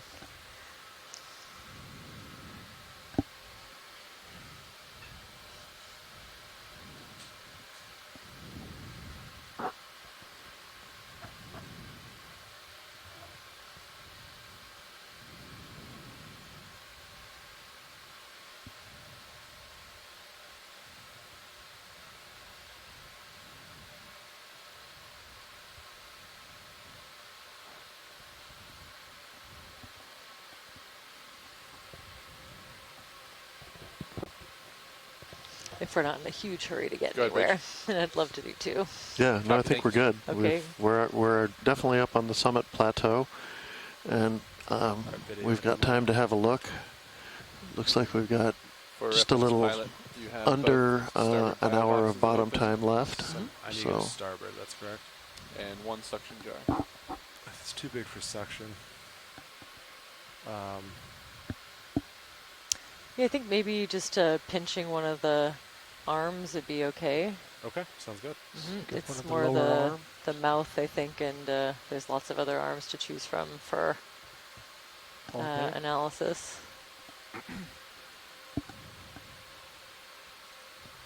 So I'm going starboard. Starboard? Starboard box. Roger. Let's get lasers. Lasers on. Do be careful to make sure the port bio boxes are secure. Co-pilot, we do have a swimmer in there. Confirm, drawer is retracted and Laser's port good. pin is retracted. Sounds good.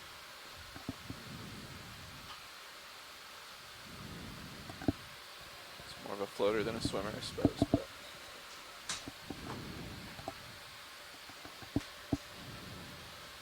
All right.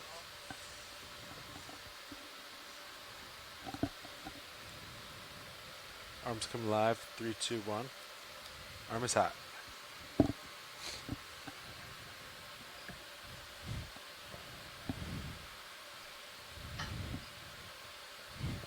group force 2.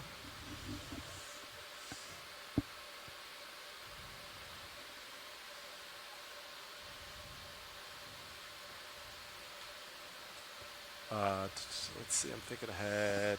I'll probably have to back up, correct, for you to get boxes out? What do you think? It might hit on that port side. Port side? Okay.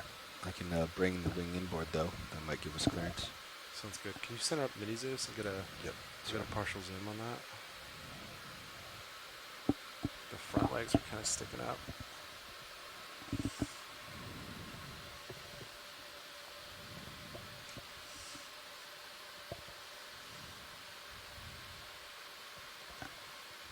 Hold that.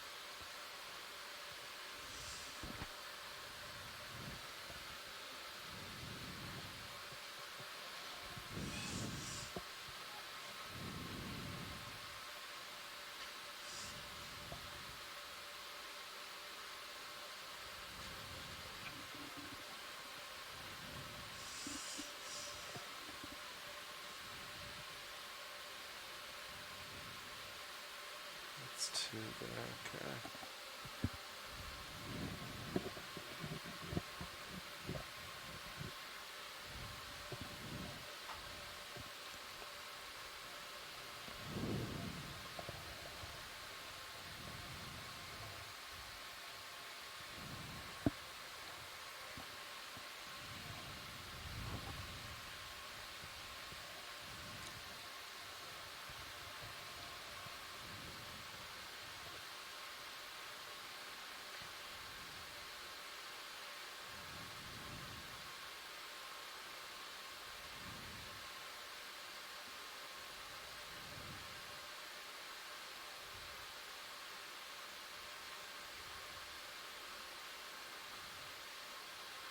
Sorry, little guy.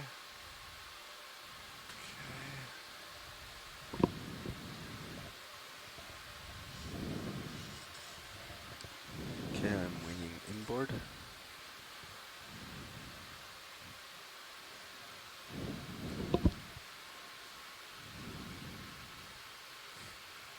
And drawer out. Tilt down. Oop. Up is down. Here we go. Drawer out.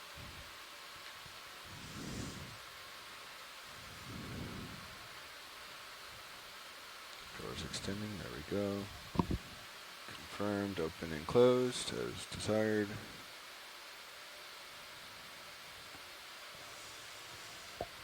Drawer fully out. Nice fire. Moving Zeus over.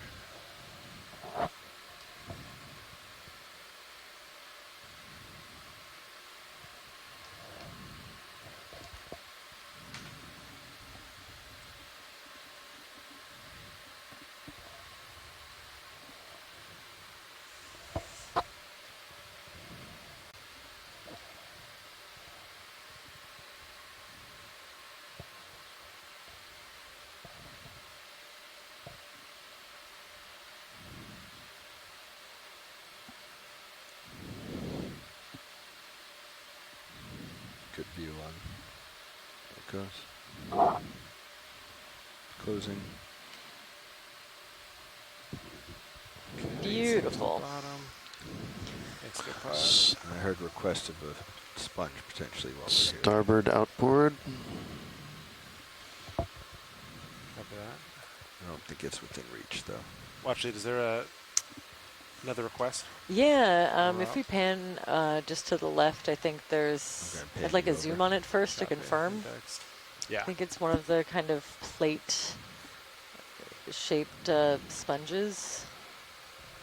But that was sample ID EX2306 -D08-09B. It's hard to see. Can we get a zoom on Mini's? And the starboard outboard bio box. They can't see it on the screen Oh, here? I can stand up for a sec. If they look at their multi-viewer, they can. Oh, yeah. I don't know that you'll reach it anyway. Still kind of hard to tell. No, this might not be the one that I was looking at. Well, sounds like they You may can want see it a on the main camera view. Copy. I can reposition. yeah. Get on the main HD watch shades. Maybe I'll keep an eye out for a different one. I was imagining one that was a little bit thicker and different, so I'll keep an eye out. I think we can continue. Thanks.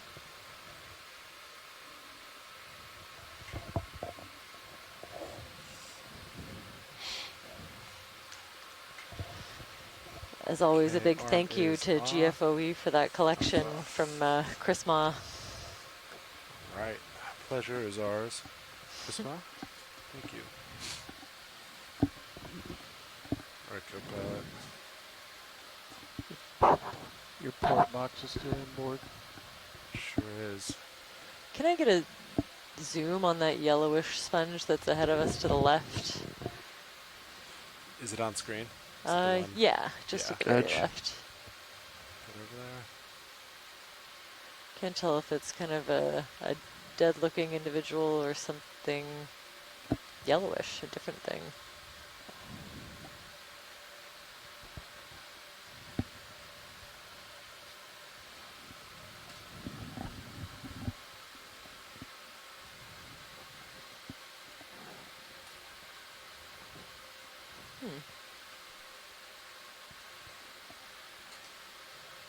This one right here? Yeah. Yeah, video. Can we do a zoom, please? Huh. Ooh. Okay, definitely a little bit different.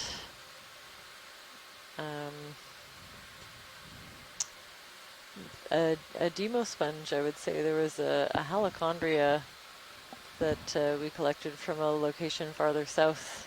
This is reminding me of all the kind of different sized oscules in the kind of thicker yellowy tissue. Very cool.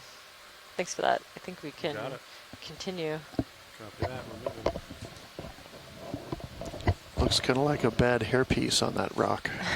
So I can see it. Yeah. you guys want to start that moving up? What do you think? Or a really cool hat. Cool hat. All right, let's go with that. Just start it fresh. Freshy? Fresh move coming in. Seconded, definitely a Great job, demo sponge. So we have someone in the science chat to add their vote for that identification. It's always helpful. I think the sponge left of center Bridge would be RV of nav. interest. It looks like a vase, but it's got lots of nodules on it.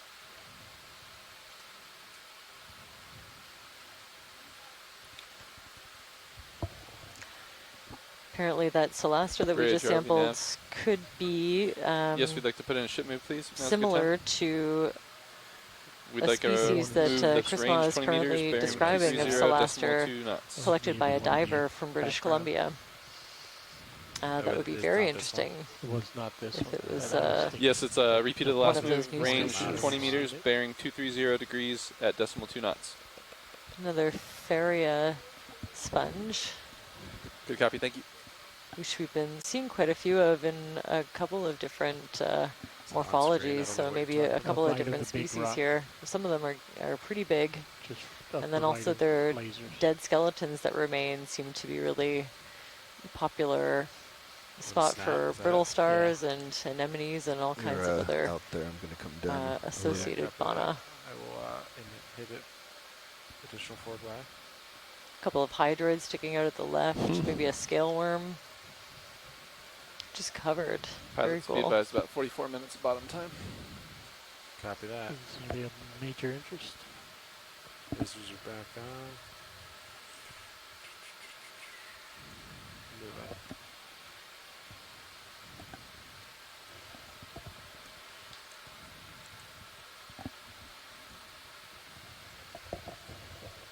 Do you want to put the mini Zeus back up? Multibeam, yeah, you got it. Navigational purposes.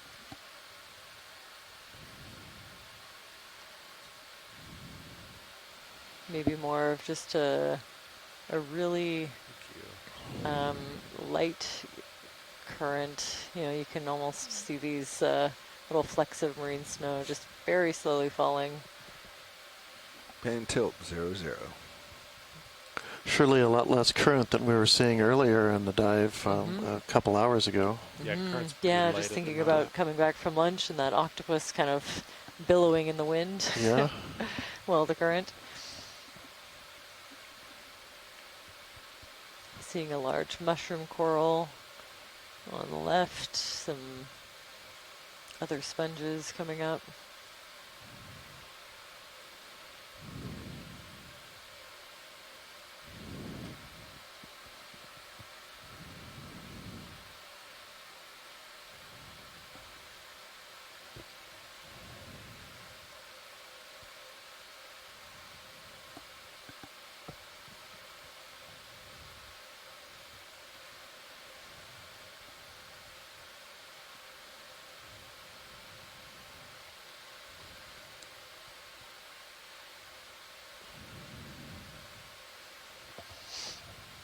Is there a hard number that makes a seamount a seamount versus like a knoll or a mound? Or Well, is it, well, not that I'm aware of, and that's why I'm willing to call yesterday's dive on a seamount that's a feature that was barely standing up more than, I believe, about 350 or 400 meters above the abyssal plain. But if I couldn't call it a seamount, I'm not sure what else I would call it. At least for a generic term. Right. Right. I remember I did a bunch of work off of Orphan Knoll off of the Grand Banks, and it was a knoll, not a seamount. But I don't remember, you know, its general shape or anything about the geology, to be honest. Right.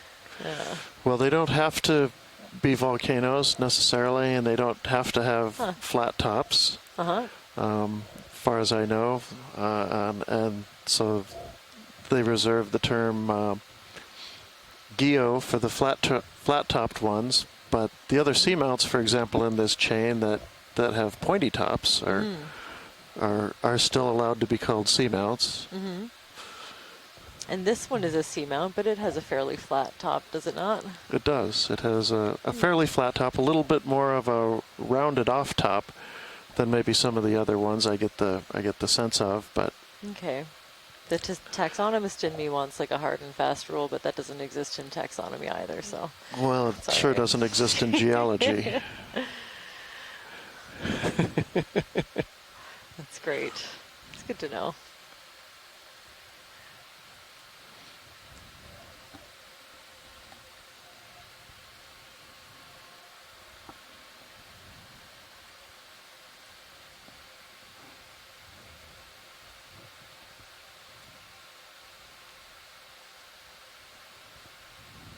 These little pink juvenile mushroom corals kind of just past. A few different kinds of branching sponges as stalked anemones. You know, a few of these have kind of been organisms we've been seeing on and off throughout the dive, but definitely at some point we lost those pom-pom or chrysanthemum anemones. You know, they were everywhere, super abundant for a little while, and we haven't seen them in some time.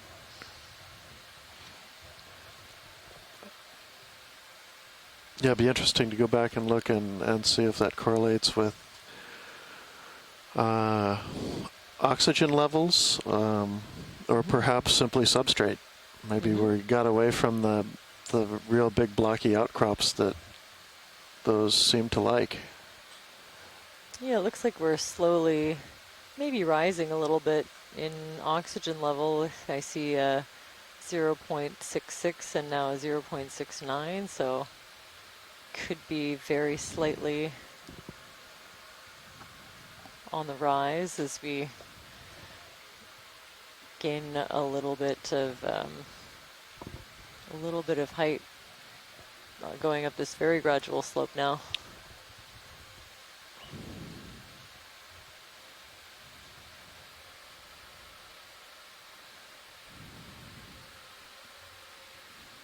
How's that shipment down?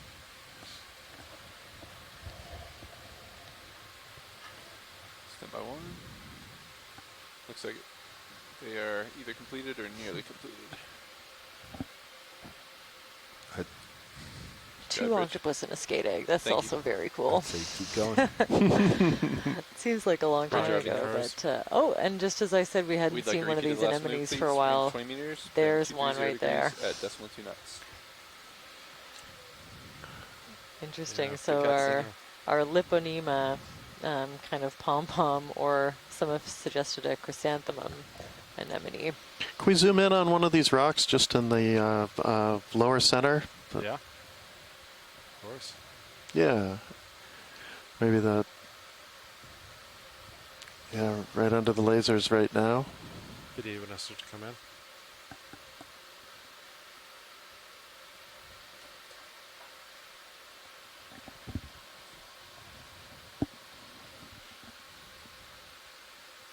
Kind of there? Yeah, and a little up and to the left, perhaps. Up and to the left. Yeah, sort of the big guy. There's one. Yeah, I was just trying to see what was encrusting those, the little white patches. More sponge, I think, and then some of this fluff. Right. And kind of just pan up to that one. Yeah, so that's what. And looks good. Thank you. You got it.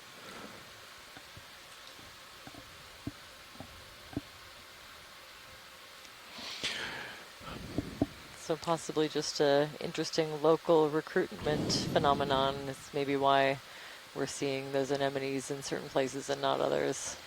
Yeah, we're certainly, I think we moved on to a bottom that has is kind of smooth, that doesn't have the sort of rugosity that we were seeing on the slopes. Mm-hmm.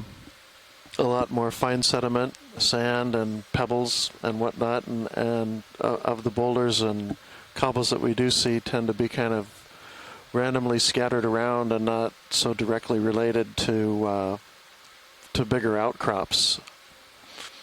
I think it's consistent with the sort of thing you'd see in a nearshore environment.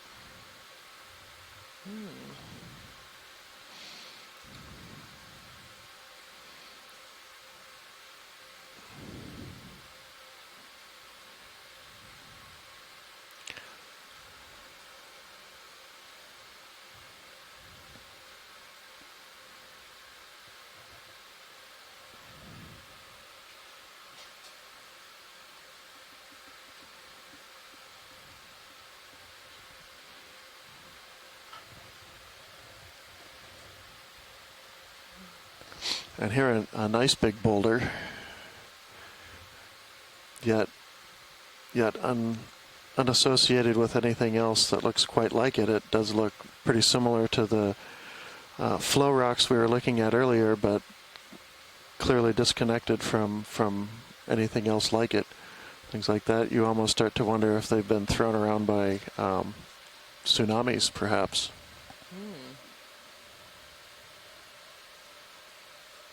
Or a really big drop stone. A really big drop stone, except it like it looked to me like it's actually something very similar to what we were seeing. So right. We're still looking at basalt. So not brought over from the continent. With that sort of smooth flow top that we saw so nicely expressed on the flanks.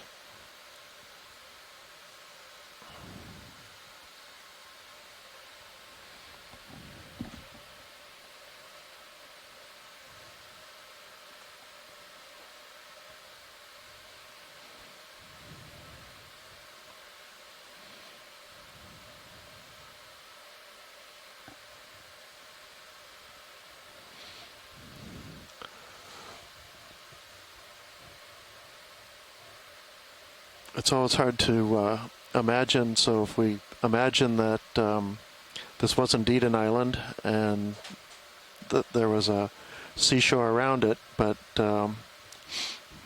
ultimately the island is either both eroded and subsides to some extent as the crust kind of sags underneath the weight of the island, and also as it moves away from its source of heat and lava, that also will result in a little bit of subsidence.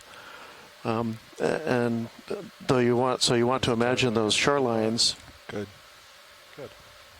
Here on whatever you see, but you always have to remember that as this thing subsides, the last thing that happens is the beaches get drowned, and the last thing that happens as these drop below wave base is they're kind of moved around and by the biggest storms that are only able to move the class boulders, or maybe smaller than boulders, but the cobbles and pebbles around a little bit until they're ultimately pretty much left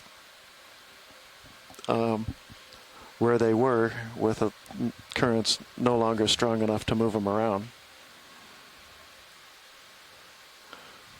So that's what ultimately gets preserved.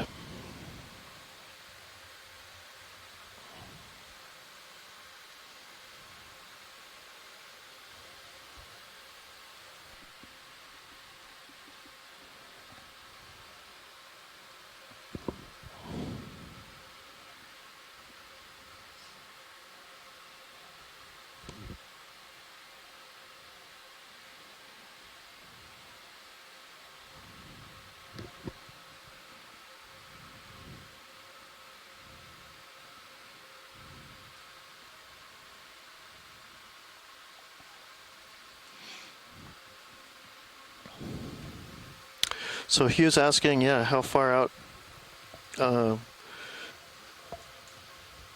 would the ice sheets reach? And no, they wouldn't reach out here at all. They were pretty much confined. They maybe got in certain places to the edge of the shelf, but mostly maybe just do a long move. Were confined, and I believe Haida Gwaii itself, in fact, didn't even have an ice sheet cover, although the area back in behind it did. Meters or whatever you're comfortable with still. So yeah, drop stones out here would be result from icebergs. Sorry, what was the final verdict?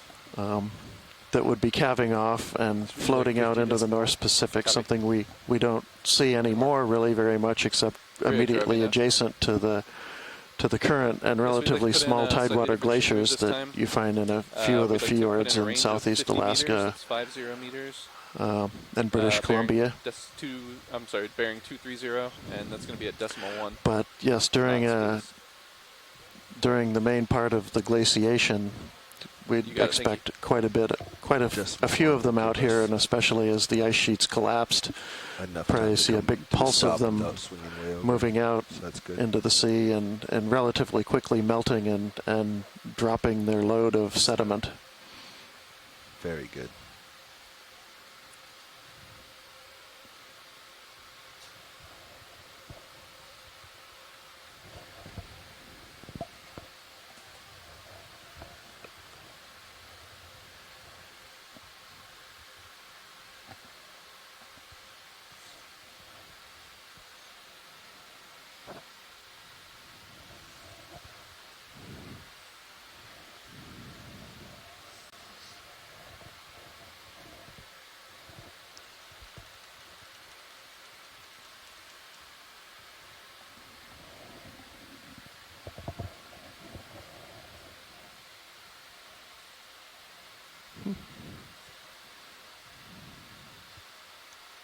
Looks like we're right on our second waypoint. Is that right?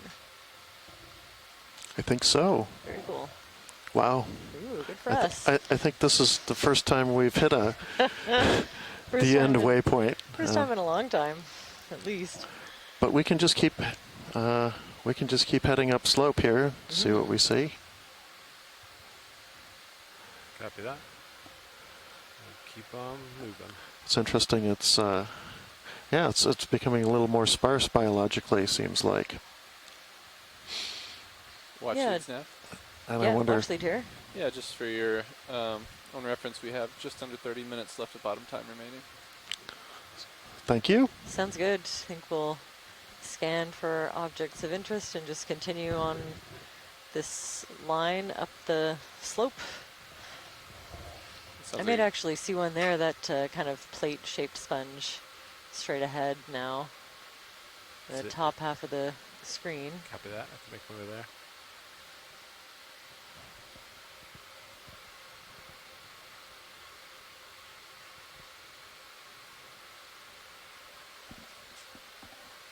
Yeah, this looks like something I'd like to sample. Even though I don't have access to a compound scope right now, I can do a lot with the dissecting scope on board and I guess let's come to a stop. maybe borrow it from the Smithsonian. Bridge RV now. This is it, right, watch it? Yes, that's the one. Thank you. We'd like to come to an easy stop, please. All right, good. Come wide. I can set up for just a little snippet. Watch it. Yeah, exactly. Copy that. Couldn't tell you about whether or not it's brittle. I feel like I've been told it's a bit spongy, so maybe a little more flexible. Copy that. But it's a guess. Can you keep an eye on my tether per pilot? Make sure I don't pull you. We have a walking I'm gonna cheat a little close. crab or octopus to the right of the something kind of interesting back there. Oh, those little thing. You see it? Dots kind of in the row. All clumped together. Yeah, probably Yeah. another sponge, but Go ahead, Bridge. something a little different. Oh yeah, I do see that. Thank you very much. Snap real quick. Yeah. Lasers. They're on. Ooh, who spotted that? Good eye. Video spot. Wow, just a teeny tiny little octopus, a little baby. I assume it's the deep sea octopus. I'm seeing that cool lateral line around the mantle. So we don't kind of bounce it. Quite set up for this. Anybody on the science chat that sees this can confirm it's just it's really making moves and getting half caught in the current on the way. What a cutie! This one's very active compared to the adults that we've seen. Looks like he has a single line of suction cups on each arm, Okay, which may mean something. For all I know. We have Granulodonia boreopacifica, another boat for the deep sea octopus. Copy that. Alright, you just want to let him crawl out. Oh, I love these. I'm so glad to see. We don't have to be in a little rush. tiny one too. Wonder if that has an approximate age just based on the size. We caught it earlier with the lasers on it. There's a little tiny siphon. Yeah. Cute. So how big is he? Thought I saw like maybe. where are the? Wow. Okay. Wow. So, Wow. For folks watching at home, those Just a couple centimeters lasers across. are Yeah. 10 centimeters apart. So, you know. Alright, video. The whole mantle might be 5. Sample. Very Kid cute. go far after all that crawling. That's a whoever spotted that has a great eye for this.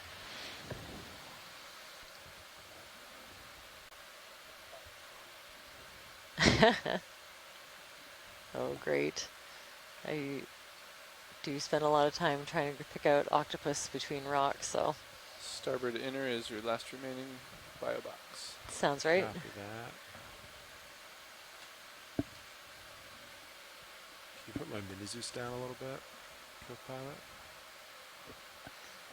So it's been suggested it could be spongy with a crispy outer layer.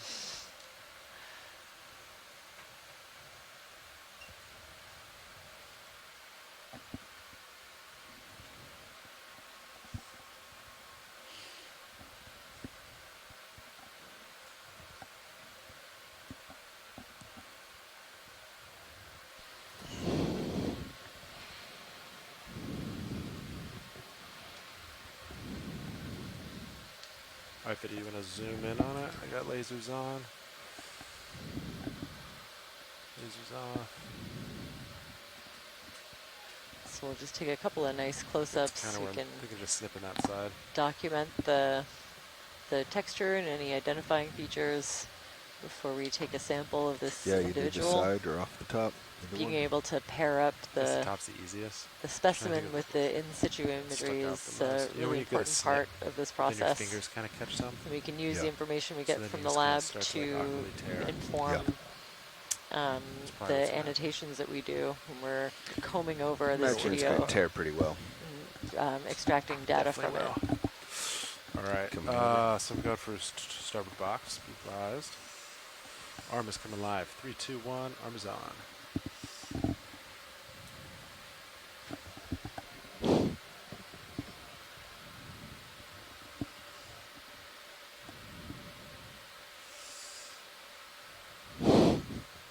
So we have a suggested ID, Posilastra.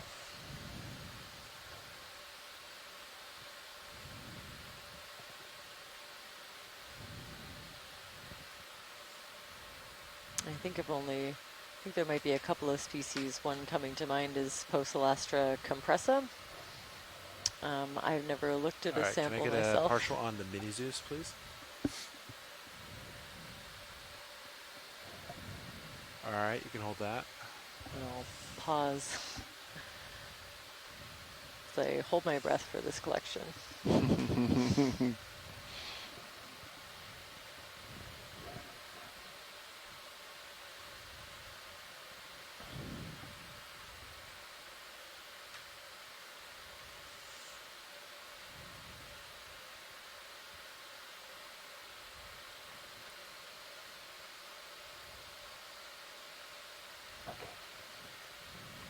Yeah, it's very fragile.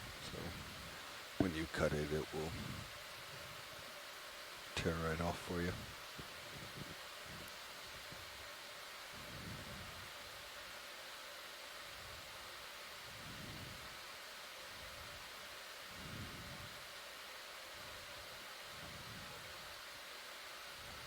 Is that good, watch there? That's beautiful, thanks.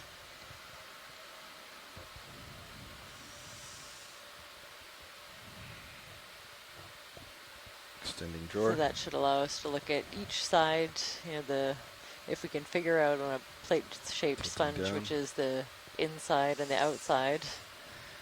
And that'll give us a good cross-section of the material in between. That should be perfect.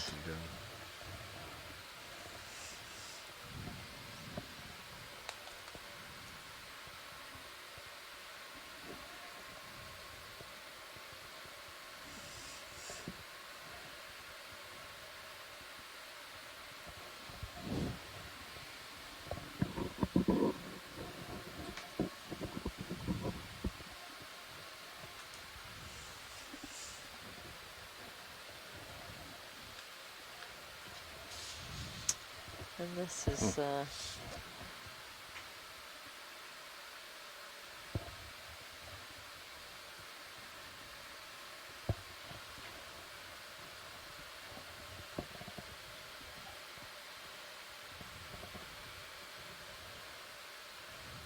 it goes. Good view in the nip, floating down. Whew. It's on bottom. Beautiful.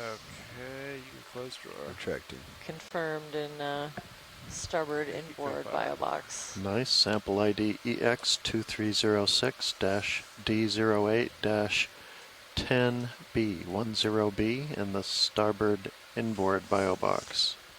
Can we zoom in on white objects on black rock? White object, black rock. In the back there? Yeah. Yeah. Let's see, arm is off.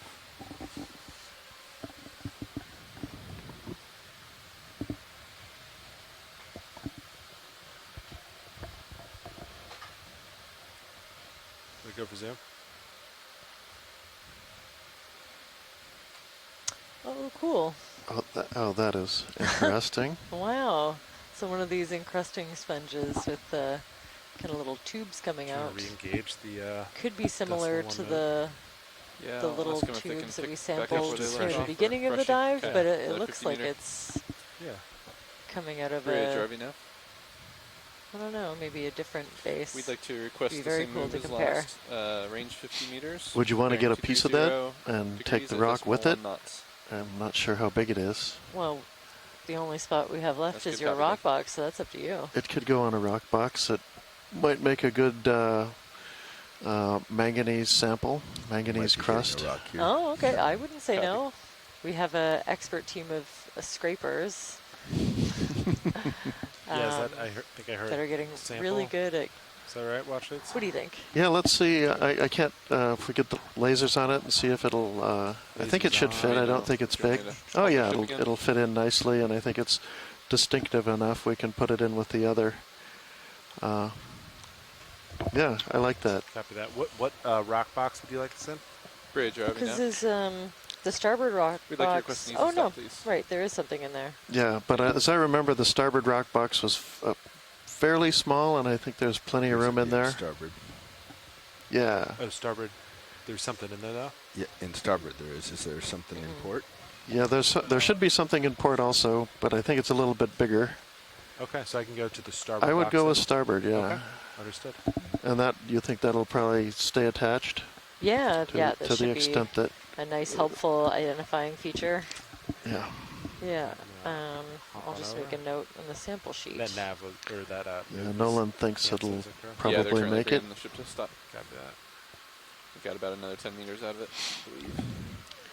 And Hugh wants to know how I would analyze the Geo. manganese crust. Maybe not even that. And to do so, I would hand it to our marine minerals group in Santa Cruz. Go Bridge. I don't Copy, thanks. think our any of those group are able to tune in. I know Amy Gartman is at sea herself, and Kira Mizell is a new mom Your left toe's right now, and not able to join us in the chat room, but is probably Your left side checking us out now and then. But they are the crust experts, and You back up.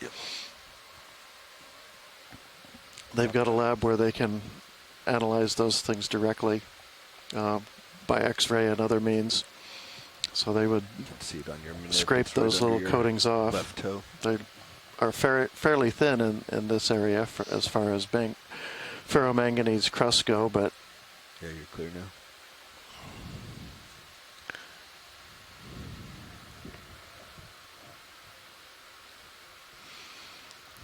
yeah, Hugh, it's never too late to learn a little geology. It's really easy compared to biology. Ship is all stop pilot, so we have about 15 minutes of bottom time remaining. Copy that. The names are much easier to remember. Right. I do wish that I had taken Latin at some point. That would have really helped me out. All right, we're going to center video on snap real quick before I go for it.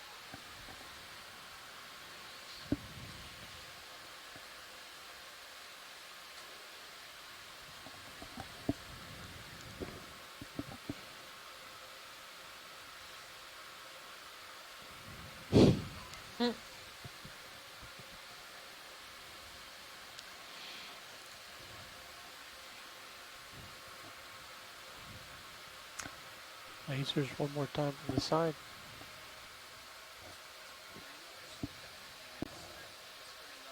Clear. Copy that.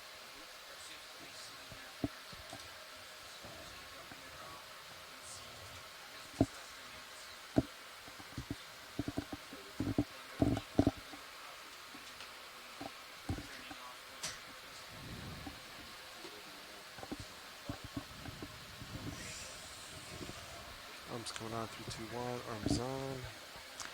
Force 5. Oh, excellent. There's apparently a tiny little snail near the edge. Again, always good when we can combine biology and geology in a very symbiotic lab space. Can you give me a partial on mini zoos? And we're getting pretty quick at processing them as well. Tilting up. Hold that.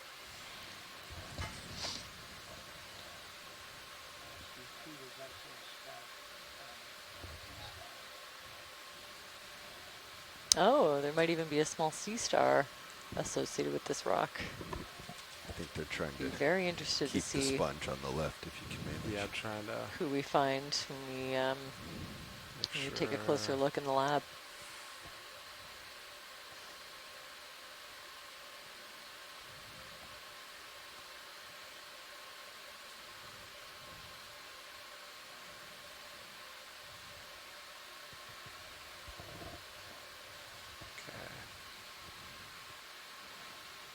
Well, we see there's a little bit more to that as we pull it out of the sediment. Yep. Yeah, definitely. Starboard coming in. Yeah, a little bit bigger than I thought. Do a rotisserie in front of the camera.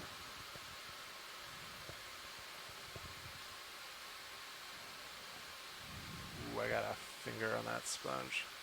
That's okay. All right, Biddy, you want to come on in? Tilt up. You got it.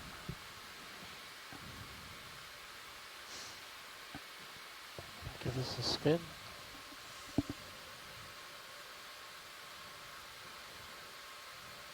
Oh yeah, there it is, little sea star. Just trying to miss the sponge, but A beautiful one. Okay, well we're really lucky today, especially if it makes it all the way up in the rock box. I think it's safe to say those sponges will still be there. Some definite staining. You can see the lighter color at the bottom of this rock.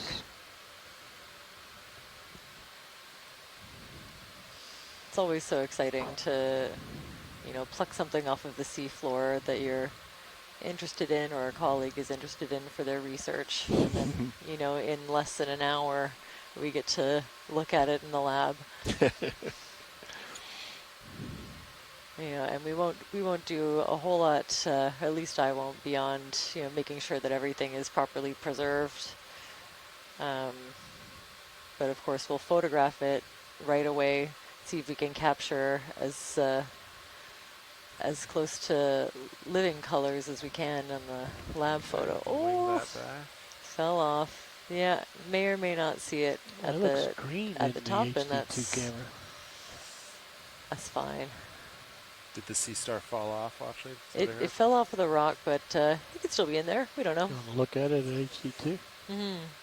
Looks like it may be sticking out. Yeah. Might fall through. I think there's a good chance, but it might be better that it's pinched. I'm okay with that.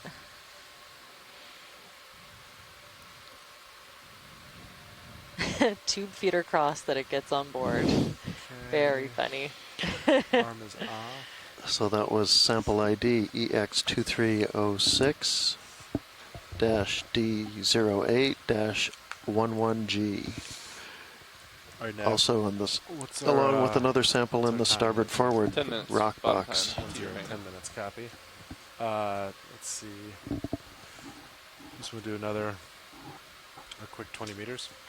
Yep. And we'll end the dive like that. We can certainly give it a go. Let's go for it. Bridge, RV nav. We'd like to request a ship move, please.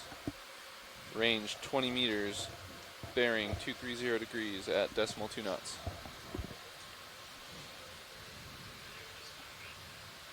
Good copy. Nav, we may want to check in on a Niskin as well. Roger. Watch leads, Nav.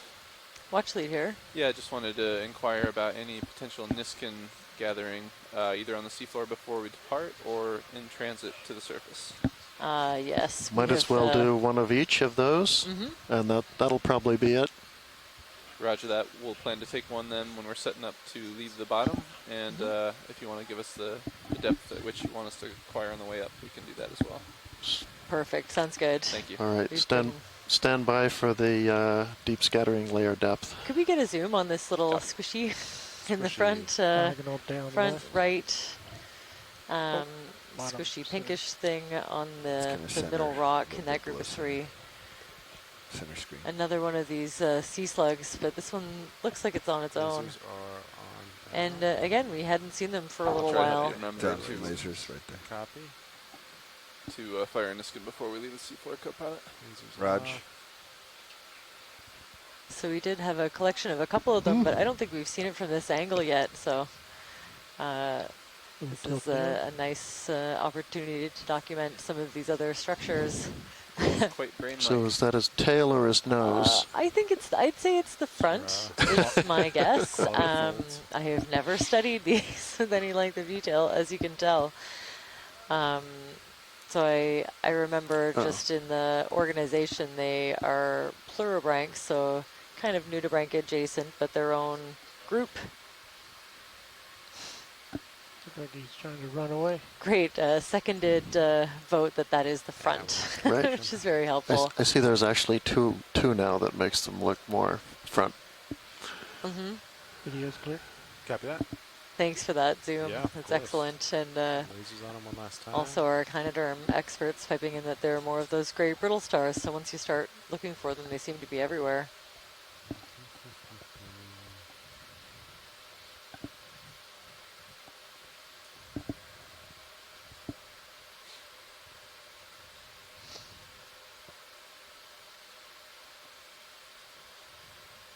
So yeah, this has been a pretty cool one. We've actually made it to the end of the line that we were hoping for, which is yeah, a bit of a record for us. Seen some beautiful, abundant sponge areas along the way. Some other areas, especially in the beginning, that were just dominated by anemones. BTR 7 minutes. I think that I'll let you decide when you want to take that Niskin. Liponema anemone was pretty consistent throughout the first 3/4 of this dive, and in some places super abundant. And then we've seen a couple, I think 3 or 4 groups of probably mating pairs of lithoid crabs. BT. And then also pairs of those funny little sea slugs, the Berthella or Berthella adjacent pluribranch sea slugs. So it's been a wild ride in terms of biology. And I have I think a full complement of a full bio box for sure, and an almost full suction sampler. So there'll be lots of material to go through when the ROV surfaces.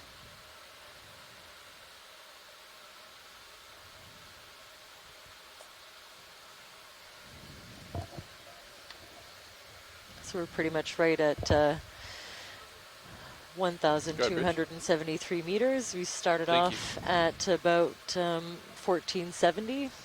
With complete pilots. Move complete, copy that. With about, so that was, we're even a little bit 5 minutes of shallower BTR. than our goal, so maybe close to approaching 200 meters then. Is that right? Yeah. Sounds about right, yeah. Looks like a ball almost, that one. Yeah, that's a full day. Mm-hmm. Use those to calculate slope. Watch leads, are you ready for a Niskin here? We are. As we're wrapping up? Yep, we're ready for one. This is a great Roger. spot. Gonna bring hydraulics on.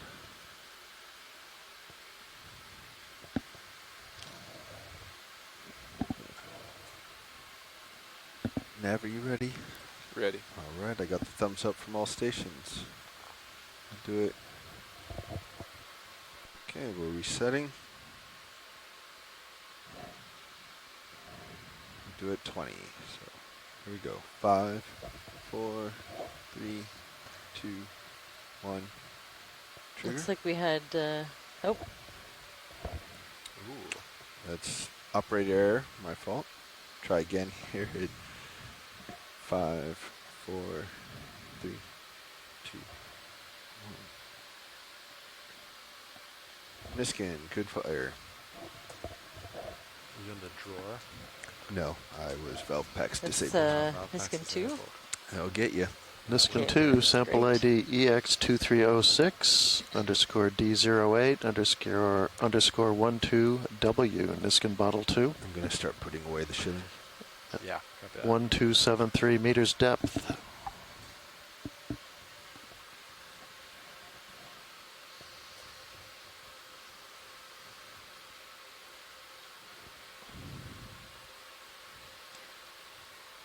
So we're ending the dive or preparing to in this kind of softer sedimented area.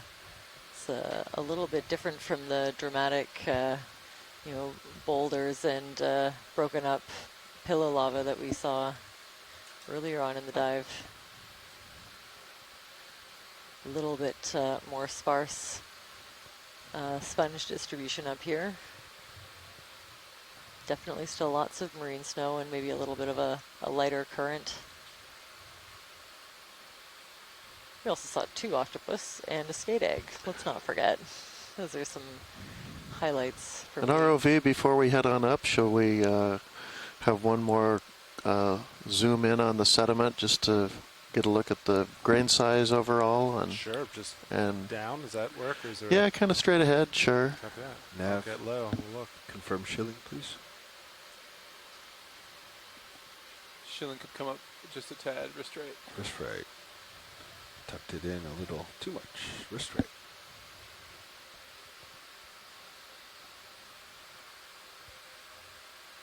Perf. Holding there.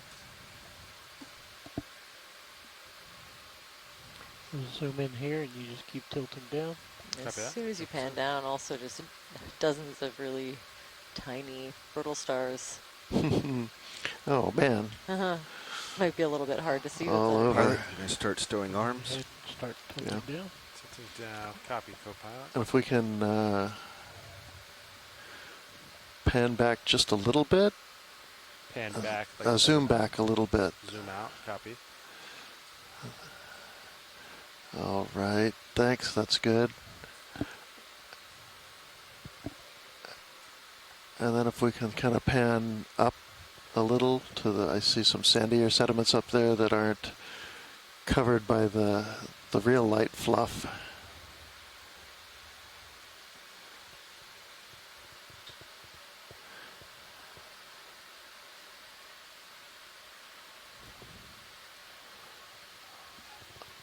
All right. Very nice. Thanks. Go ahead and tilt slowly all the way down.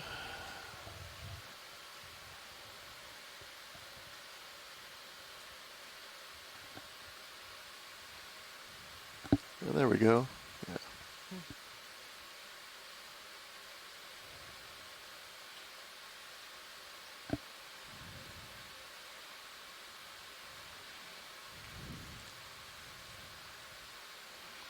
So that's a pavement of pretty much all basalt, looks like to me. Basalt fragments. Okay, pulling out slow.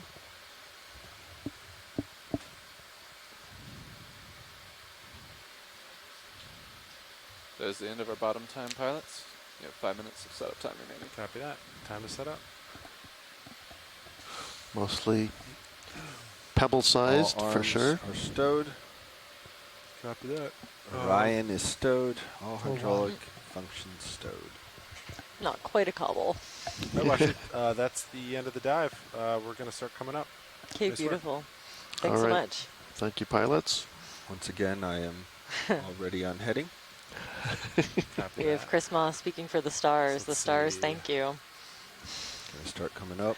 Yeah, do you want to do the same thing as I'd yesterday? definitely like to You'll say come up a thanks to little bit. the I'll kinda GFO turn. team, the pilots, the navigators, the co-pilots, the whole ROV crew, Get a Delta and the 20 video and I'll crew, of drive course. underneath And also NOAA Ocean Exploration for making this whole dive possible as well. And thanks also to our shore-based scientists for tuning in. We always really value your observations, expertise, and bad jokes. So thanks for those. That's right.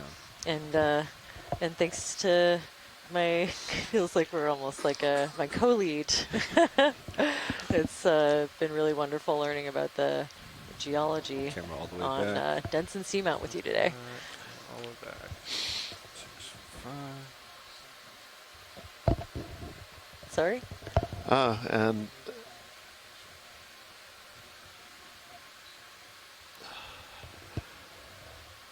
oh, of course. Oh, hold on. We don't do it for the fame.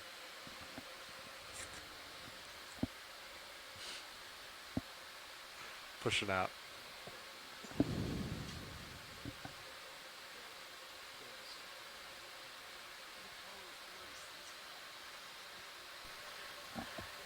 And last but not least, while I'm thanking people, right, so all of come the up a hands that little. we have helping out in the lab, As I continue to push helping out. with all of the sampling and processing that we'll be doing well into the evening. Also, thank you for your time and expertise. Delta 16, maintaining. And just Do you want me to come the up? last glimpse of You can Denson wait there Seamount until I as get it's in slowly position. kind of fading from view. Delta 12. Really pushing good snowfall today. It was full of this marine snow pretty much the whole time. Just beautiful. so if I'm not mistaken, that was our 6th seamount? Whew. Or 5th? All right, Copilot, what do you think about? I haven't stopped to count them. I do. It's been Well, I can go back. So that was dive 8, so I think that means we've been on 6 seamounts. Beautiful. So that'll wrap up our exploration of the Kodiak Bowie chain and possibly associated other seamounts such as Denson and our Deep Discoverer Dome, which we were on yesterday. And again, tomorrow we'll be on the edge of the shelf, offshore Dixon Entrance, near the border between Southeast Alaska and the northern tip of Haida Gwaii, British Columbia. Let's do it. We'll be looking at a seep that was first discovered in 2015 and visited again in 2017, and to my knowledge, hasn't been looked at since. So it'll be interesting to see what's going on there, and it'll be great to explore the water column above that as well. We're planning on doing a shorter dive on the seafloor, and then doing some water column transects on the way up. So should be interesting. Delta 7 looking good. Maintaining some forward way. 2-4 at the moment. At 80 up. Delta 6-7 looking good. Bridge, ROV now. I wanted to inform you that the ROVs are off the bottom. Thank you.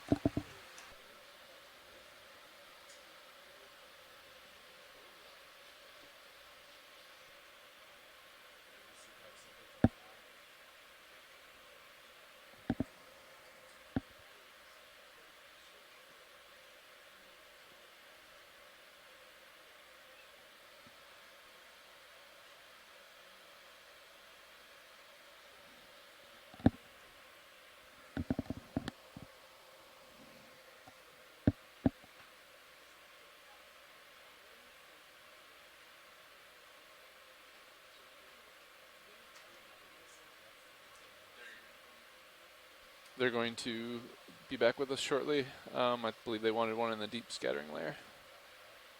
So. Great.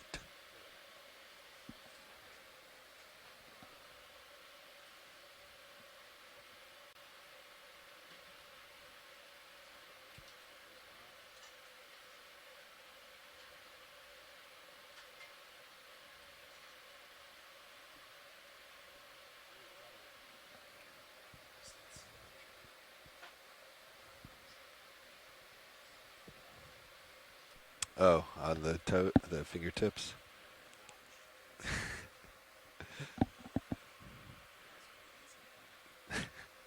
There's some untouched areas.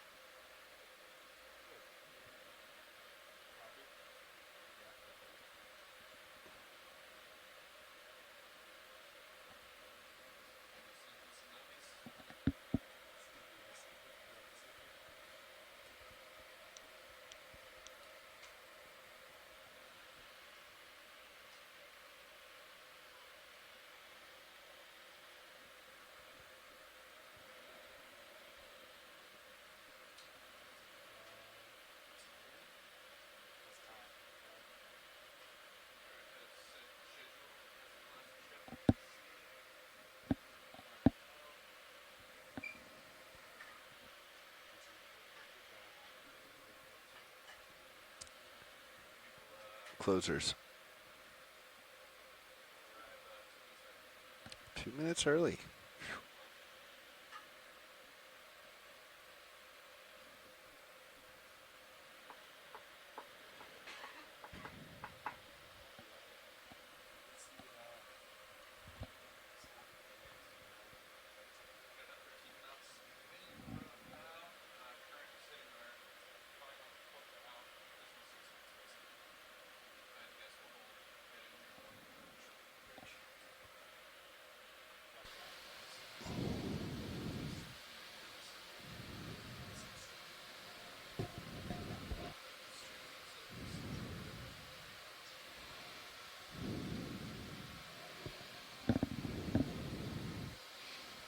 ROV watch lead.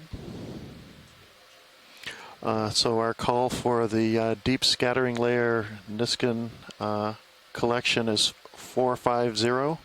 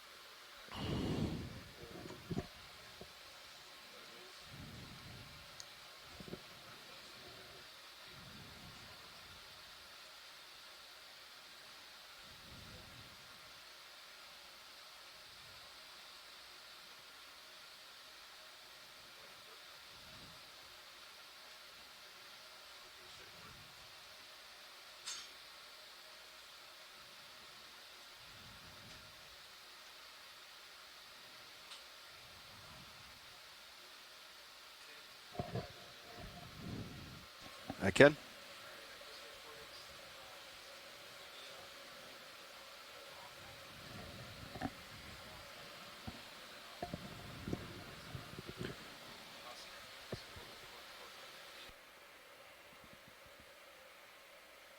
Roger that.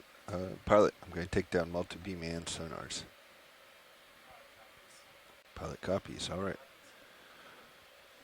All right, Fernando, we'll do them kind of one by one, so it might be like 3 minutes, if you're okay with that. So this is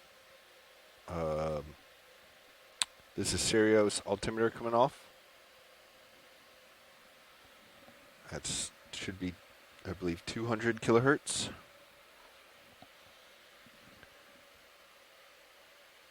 We'll just pretend that was 5530.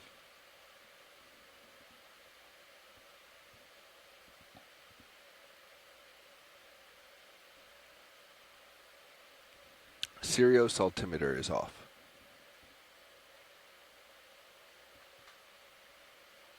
I mean, I don't suspect any issues, but it's not unheard of when Sirius is over D2 that there could be interference. Do you want to go like a minute each, 30 seconds each? How much do you need? Okay. 20 more seconds.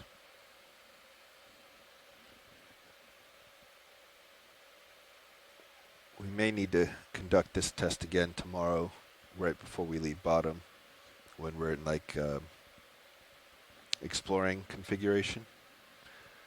All right, here it comes. Sirius sonar off. Another minute. All right. I was just gonna say I don't suspect Sirius to affect it now, but when it's right over top, it could be.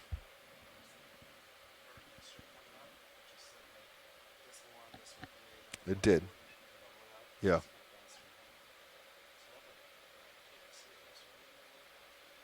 Sirius sonar.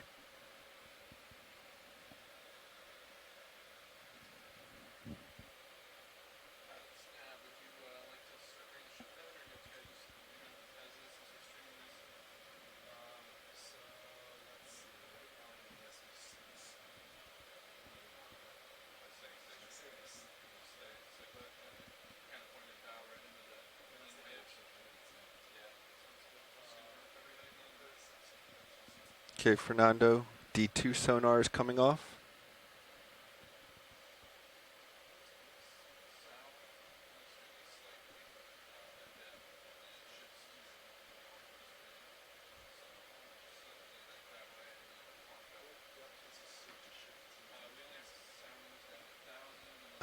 It's been off for about 20 seconds now. Yep. Correct. We'll let it go another 50, or another minute.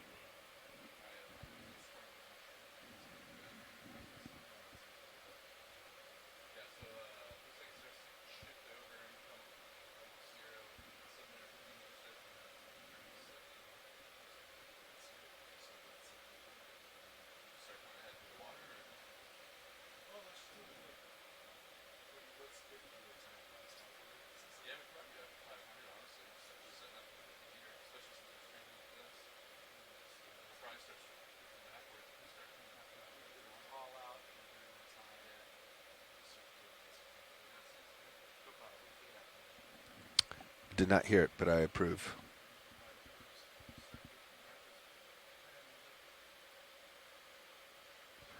All right, that's been a minute, Fernando. We're going to take multi-beam out.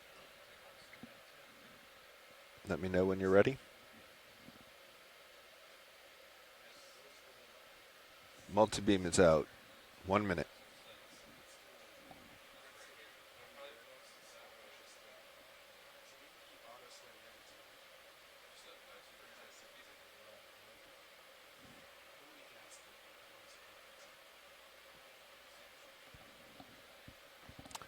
So part of taking out auto sway is so that the ship gets settled long before we ever do the 15-minute call out, right?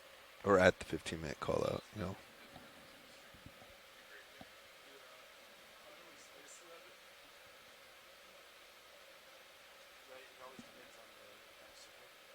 It does.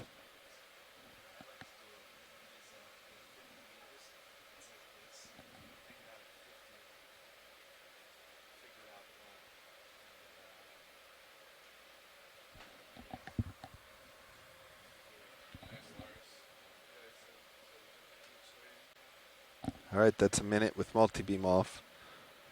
The only other acoustic sensors we have are the USBLs.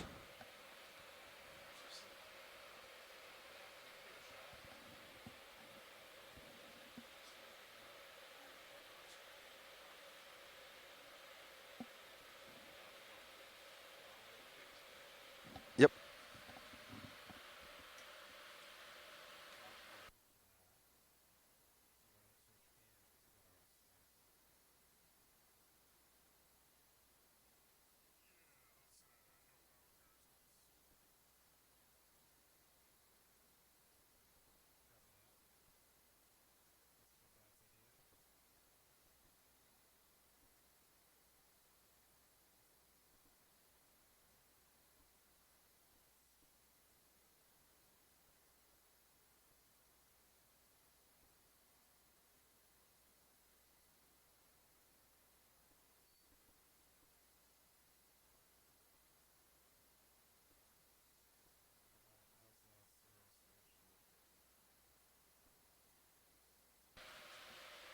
The winch looks optimal.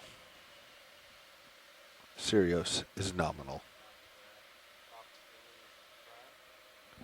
Optimally nominal. Think we're playing a game of Uno here? Not cars. Can you reverse it on you? Reverse +4. how do you feel about, we're just on the stream right now. I think we'll wait until we do a call out, and then we'll start coming ahead, decimal 5 through the water. We'll try to start drifting backwards a little bit. Yeah. What are we thinking about trying to take out auto slow at that point? So we should push in.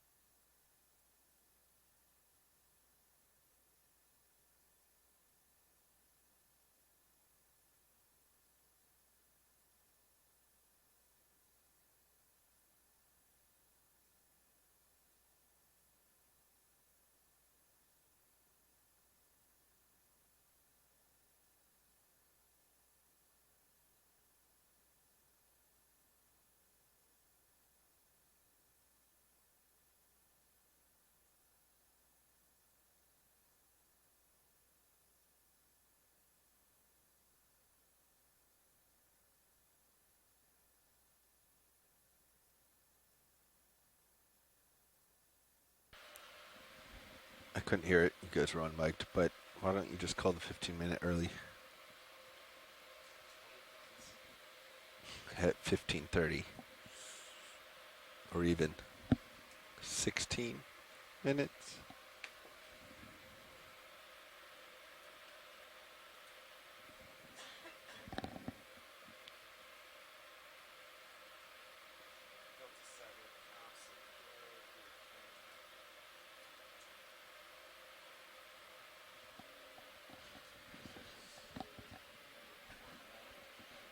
What's the bridge plot?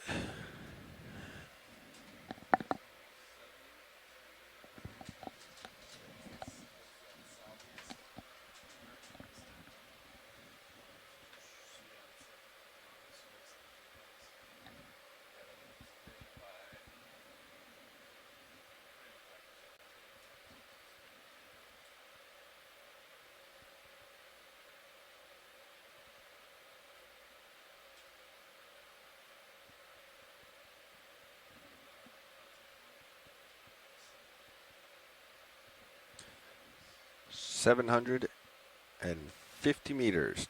10-minute warning.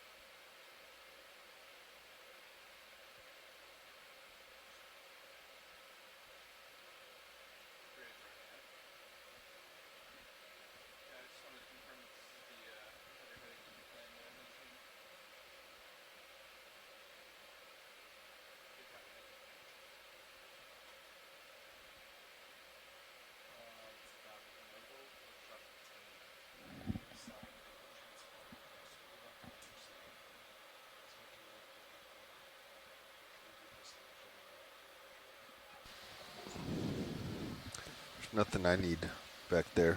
It is kind of dead space, so I'd either move the benches all the way back or put something under there.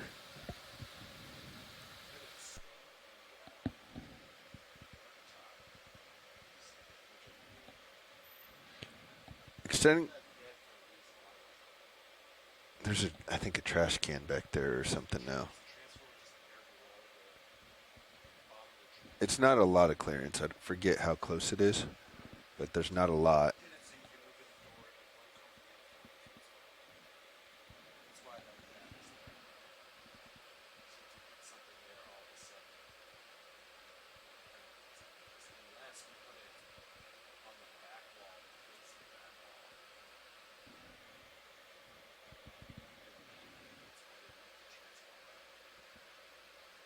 Refrigerator, you mean?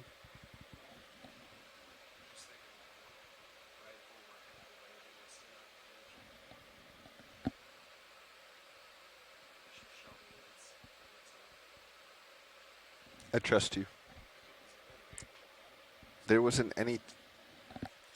I don't remember there being any huge things. I think trying to get the chair wells a little more alternating might be nice. Were they? What is? I remember what it was. I tended to be in there a lot during the flyaway cruises. Yeah, I tended to be in there a lot. And the EE dugout is in the middle between the other two. And so there's some question, since EE tends to be back like by the transformer, and in that section, could you alternate, the left side mechanical one and the EE, could you just swap those?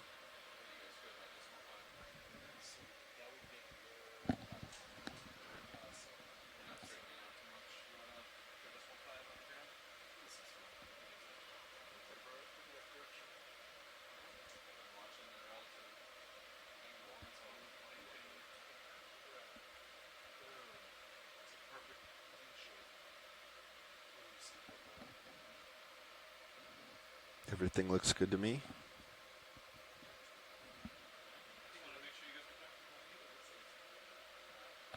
So I think you were,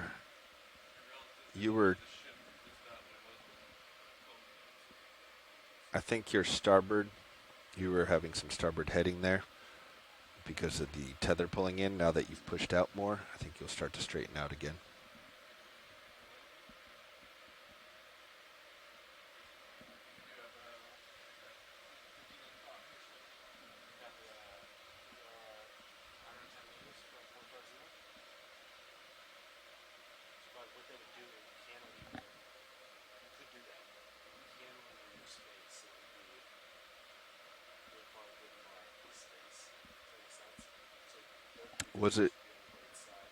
Was it just the two? Okay. I thought there was some. I thought I fixed that by putting, the countertop all the way to the end under the transformer for like an anchor point or something, so it's not cantilevered.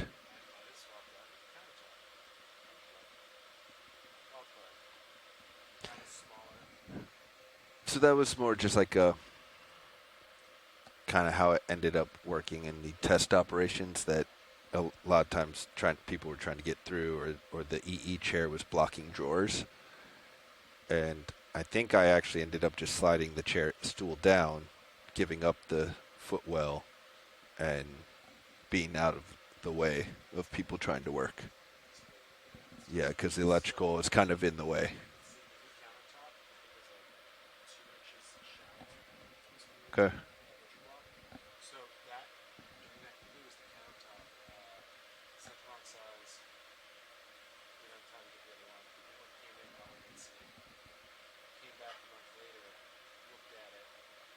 Passing 510 meters, 2 minutes to Niskin.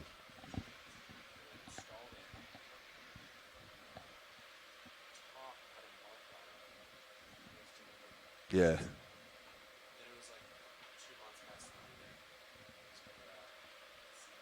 Yeah. HPU is enabled. Anti-static, yeah. I think the butcher blocks work just as well for electrical. Raj. Valve packs enabled. We are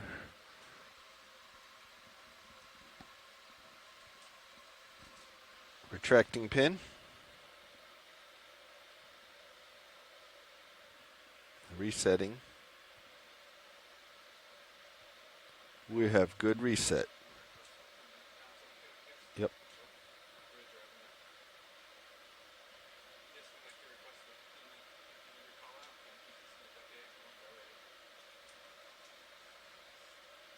Passing 475, 25 meters. Got eyes from all stations.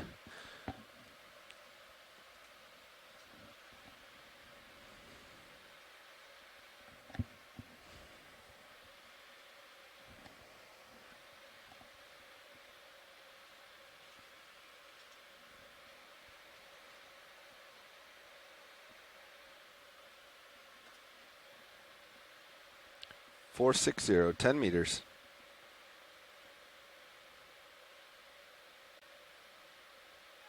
Niskin in 5, ROV 4, nav bridge. 3, 2, 1. Fire. Go ahead, Bridge. Good fire. Just to confirm, you need the 15-minute call out now. Yes, please. Okay. And then I'll work with you on recovery. Thanks. Perfect. Thank you.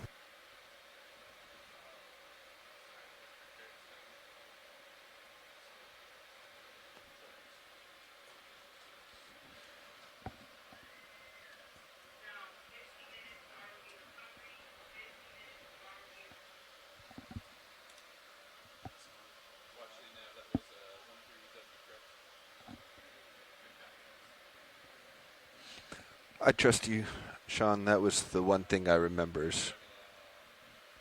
Yes, go ahead. Yes, at this time, you can go ahead and change the center of rotation of midships, please. Also disengage auto surge, auto sway, disengage port prop, port rudder, and make your way to decimal 5 knots 4 through the water, please. Okay, currently I have switched the center of rotation to midships, and we'll do the rest. Good copy, thanks, Bridge. Thank you. Now that it's built not that often, I don't remember it being a problem the few times I poked my head in the big box. I don't remember standing in the gap, but it's been so long. I still remember kind of standing off to the left because it opens that way. Doesn't it? Or does it open this way? Opens to the wall. Yeah, I kind of remember just standing in the aisleway. I could be wrong. It's been 2 years since I looked at it. I trust you. Probably in January, yeah. That was, I think the big thing was that I found the electrical chair kept getting in the way of other people. So if we can fix that somehow, yeah. But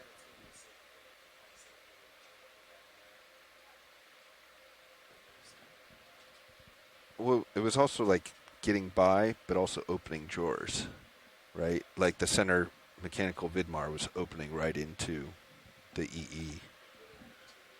So if we can somehow shift EE, I think it would work really well.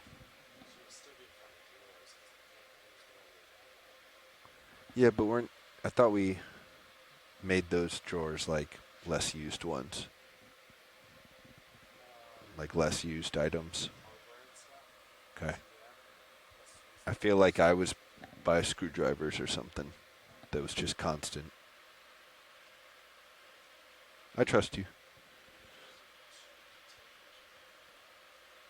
An electrical and a mechanical?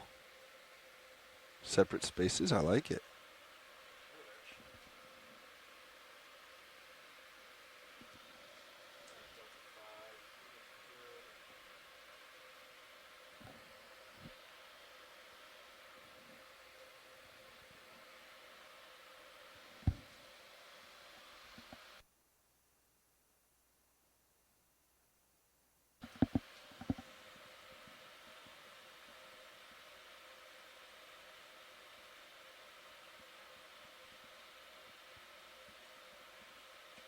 We're going to install some TVs or screens on those walls.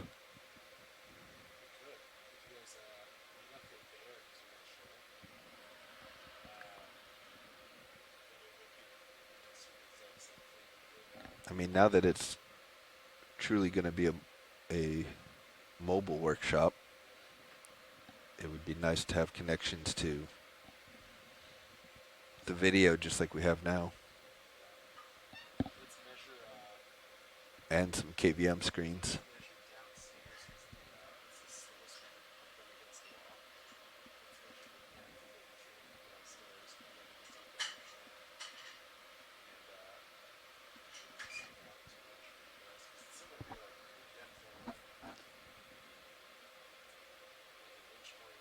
Can you put them on the other side?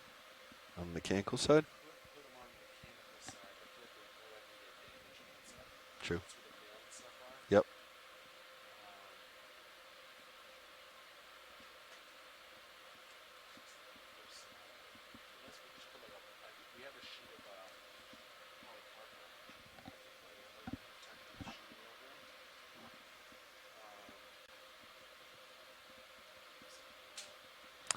Are the machine tools going to stay in there long term?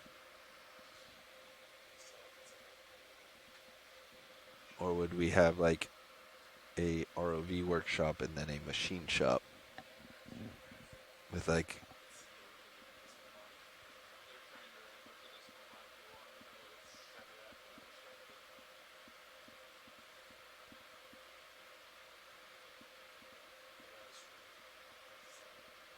yeah, you are kind of turning and getting a little closer.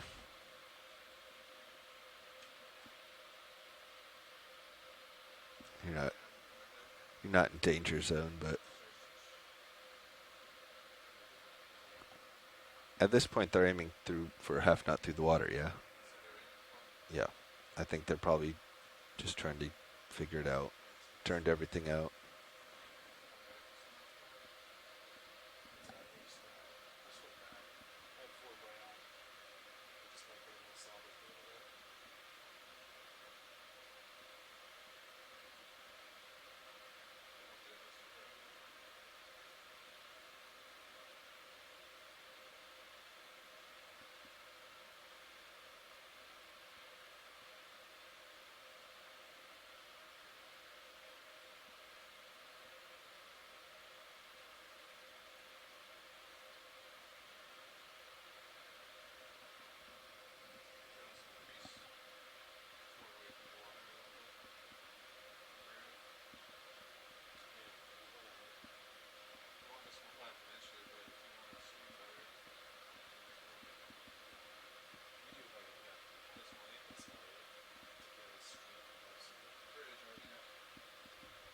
Yes, go ahead. Sounds good, thank you.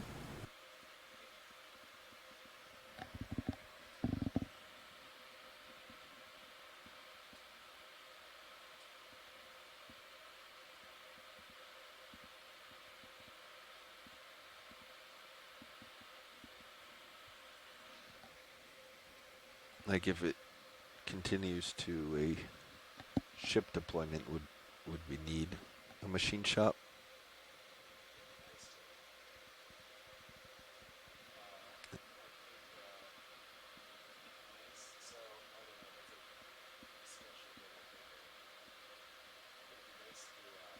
Nav, dive super, comms check. Loud and clear, dive super. Loud and clear, nav. Pilot, dive super, comms check.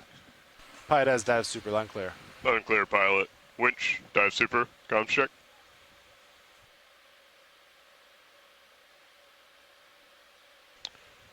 Winch, dive super, comms check.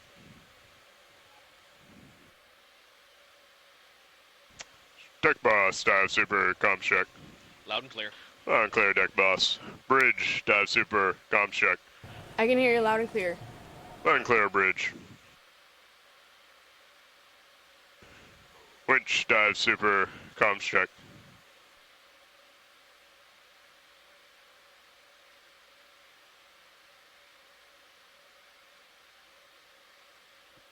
I don't see anyone in the winch room. Todd, I think. Lars would have seen him, though, in the hangar, probably.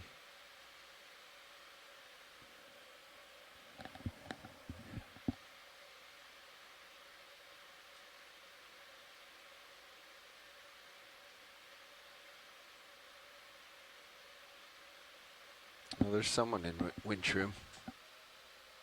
At the stand, at the station. Nav, do you want to call down on the phone? There's someone right there. Oh, they sent a runner. Super. Go ahead, Dive Super. Can I get an update from your perspective, please? Absolutely. Vehicles are currently ascending, passing 175 meters depth. The ship is moving forward underway, making decimal 8 knots through the water in an attempt to help the vehicles stream a little bit better. They are currently streaming broad to port, about 75 degrees or so. It's maintaining, we haven't seen it get too much better since we increased the forward speed, so we'll want to adjust as necessary. We do have about 13 knots of wind directly off the bow, and decimal 7 knots of current coming maybe 30 degrees or so off of our port bow. Port prop and port rudder are disengaged at this time. Auto surge and auto sway are disengaged at this time, and center of rotation is midships. That is all. Cover that, Nav. You ready to pass communications to Dive Soup? Dive Soup has comms. Dive Super has comms. Bridge, Dive Super. Yes, go ahead. Can I get an update from your perspective, please? Yeah, so for winds, we have about 15 knots of wind coming from the southwest. We have about 3 feet swells coming into our bow. We have no traffic at the moment, and currently we have auto surge, auto sway disengaged, port prop, port rudder disengaged, and our center of rotation is amidships. Copy all, Bridge. I'll have AFCON here work with you to get control passed back. Thank you. Thank you, Bridge.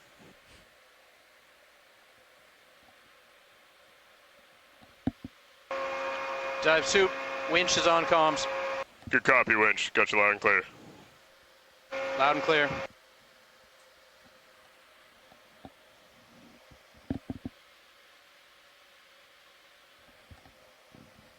Nav, Dive Super. Go, Dive Soup. For your awareness, we are passing control from the bridge to the AFCON at this time. Just watch streaming as we do so. We will maintain that heavy forward way to try and improve streaming. Roger, Wilco.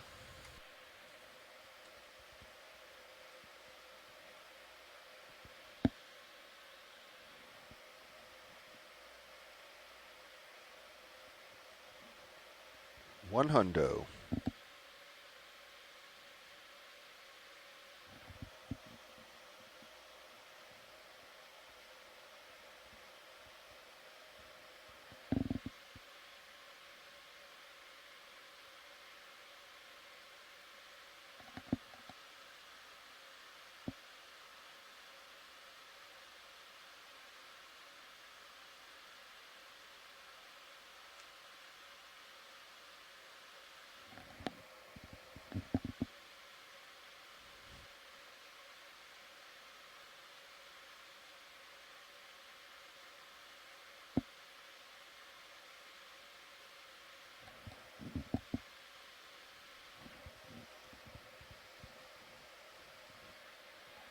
Seven five. Nav, Dive Super. Go, Dive Soup. We have good control of the ship back here, maintaining that heavy forward way. We see that streaming is starting to improve. Feel free to call out as it is. Copy all. Concur with streaming.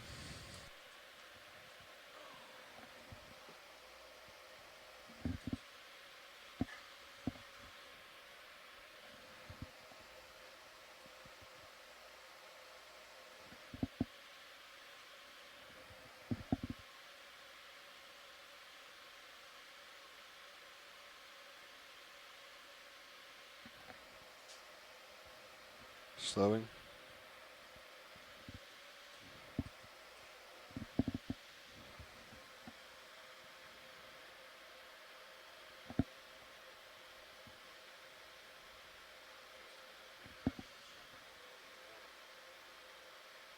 And winch holding 5-0.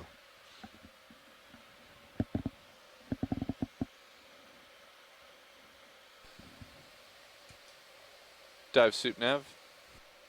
Go ahead, Nav. Vehicles are holding at 50 meters depth.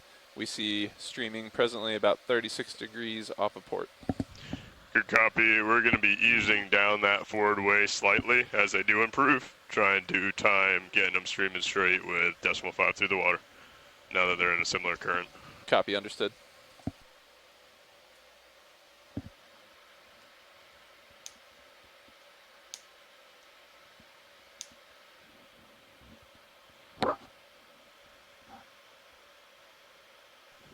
Winch, dive super. Dive super winch. Can we pass control of the aft station at this time, please? Control passed.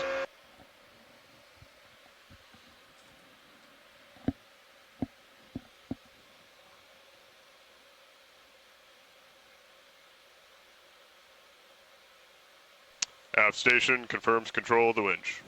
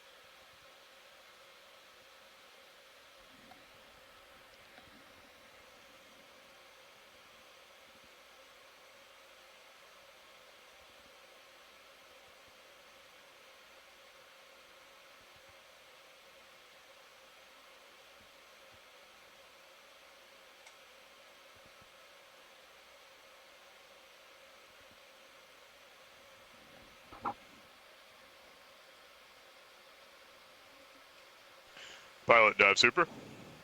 Go dive super. Could you go ahead and give us a little bit of port way, port lat, bring us center line, help with streaming? Got it. Thank you. Nice and easy.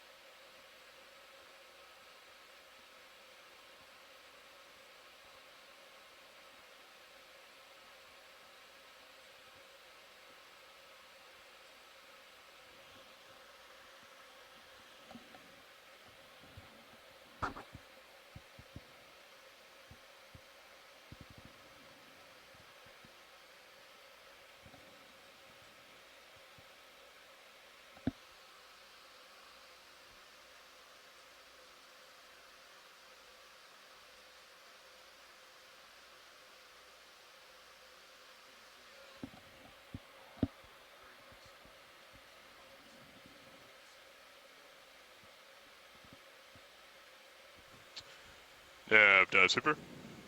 Go dive soup. We just saw a jump in the USBL. How does streaming look down there? It's looking pretty good from down here. We're seeing about 10 degrees to port. Copy that. Pilot, go ahead and ease your port way. We'll go ahead and start recovering here, and we can correct once we get closer to the surface. Copy that. Bridge, dive super. Go ahead. Do we have permission to continue with the recovery? Yes, proceed at will. Pilot, dive super. Go dive super. You ready to ascend? Yes, sir. All right, let's go ahead and ascend 15 meters per minute up to surface, calling out every 10 meters. Winch will do the same. Copy that. Ascending.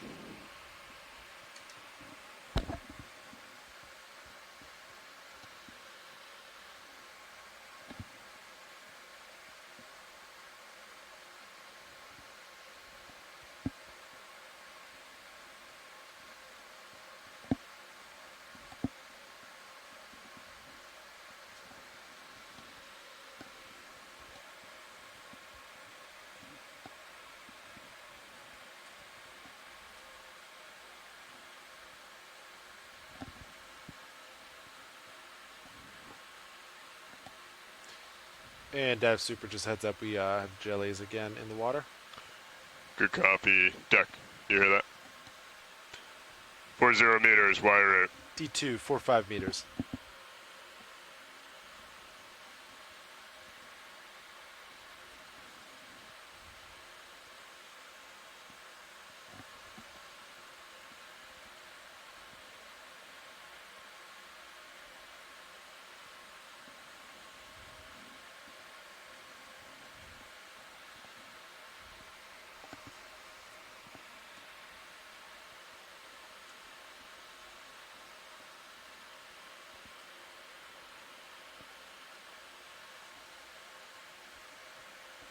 Three 0 meters, wire out.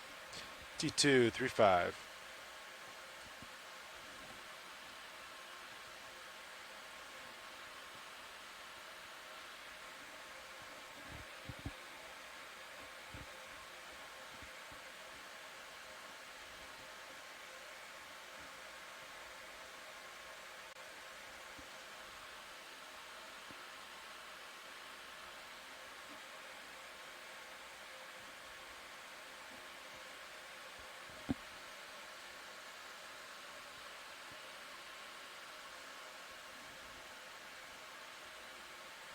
Two 0 meters, wire out. D2, 25.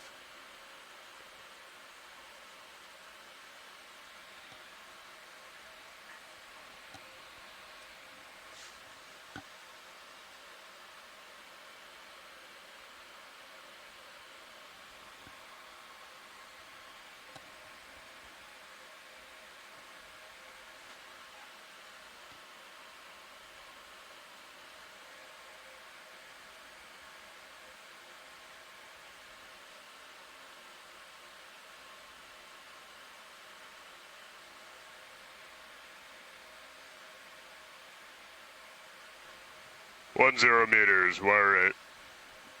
D2, 15.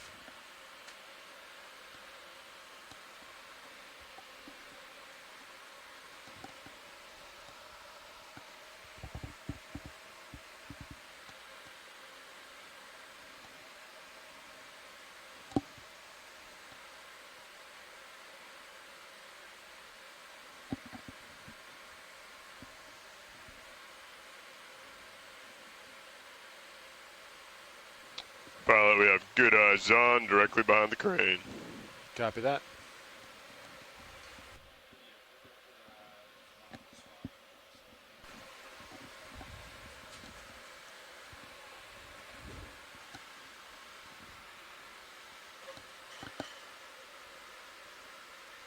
Pilot has good visual with D2, almost at surface.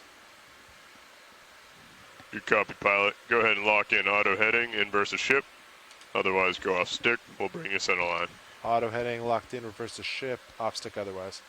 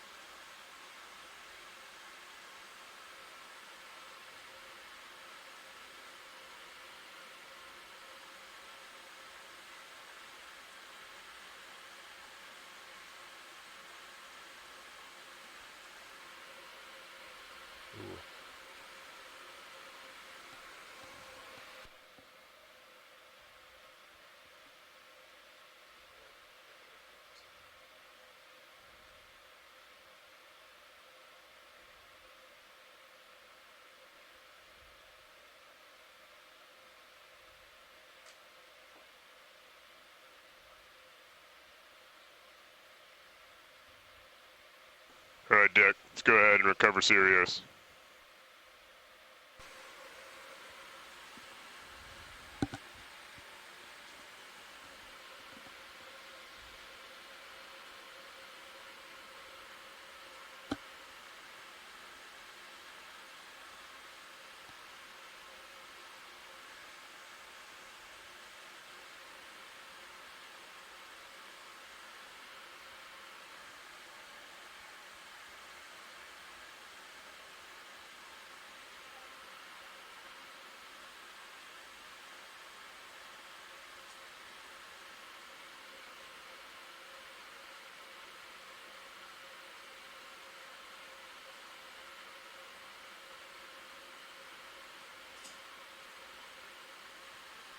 All right, pilot, please give some halfway to reduce the tension in the tether. Sirius comes up and over the side.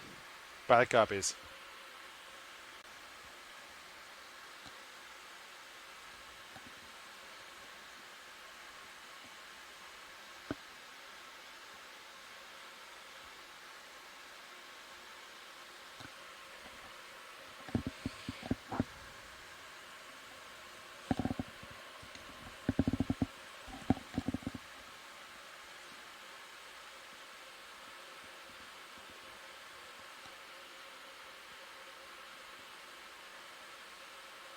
Pilot, if you could increase halfway, please.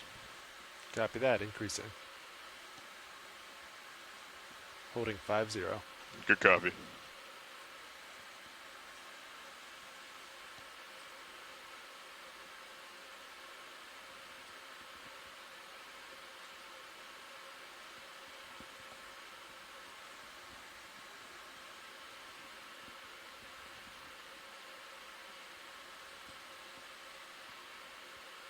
Pilot, we're using our forward way slightly.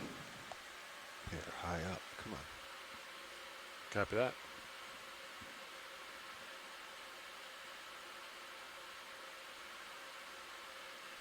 That looks good, pilot. Let's maintain that. Maintaining.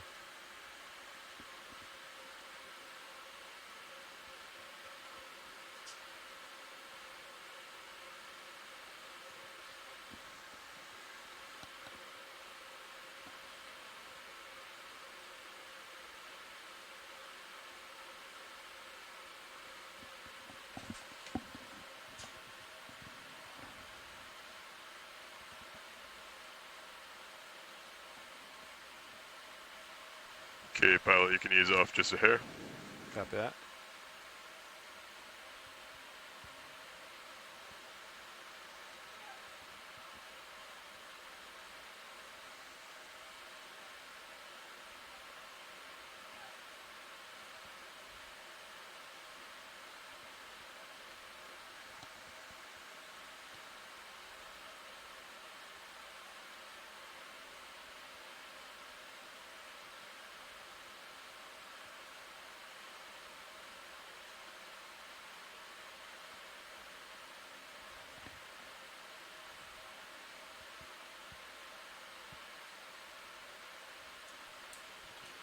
Winch, take back local control.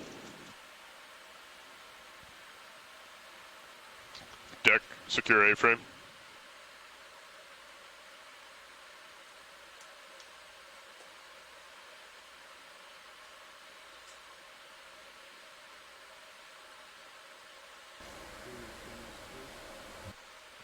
Pilot, we're bringing you back. Start a line, maintain what you're doing. Copy that. Sirius cameras clear.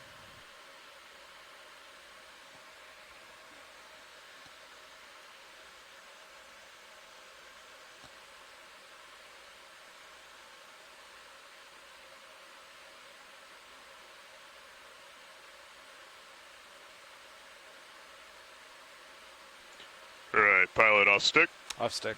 Other than auto head, leave that engaged until lift line's about 2/3 of the way down. Copy that.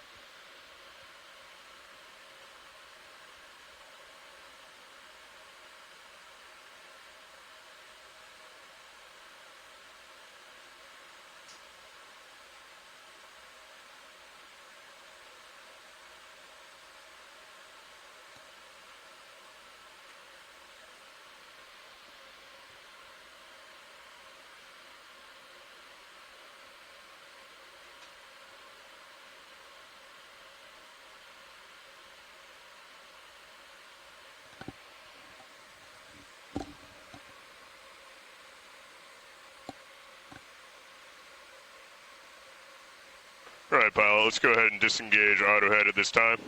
Auto head disengaged.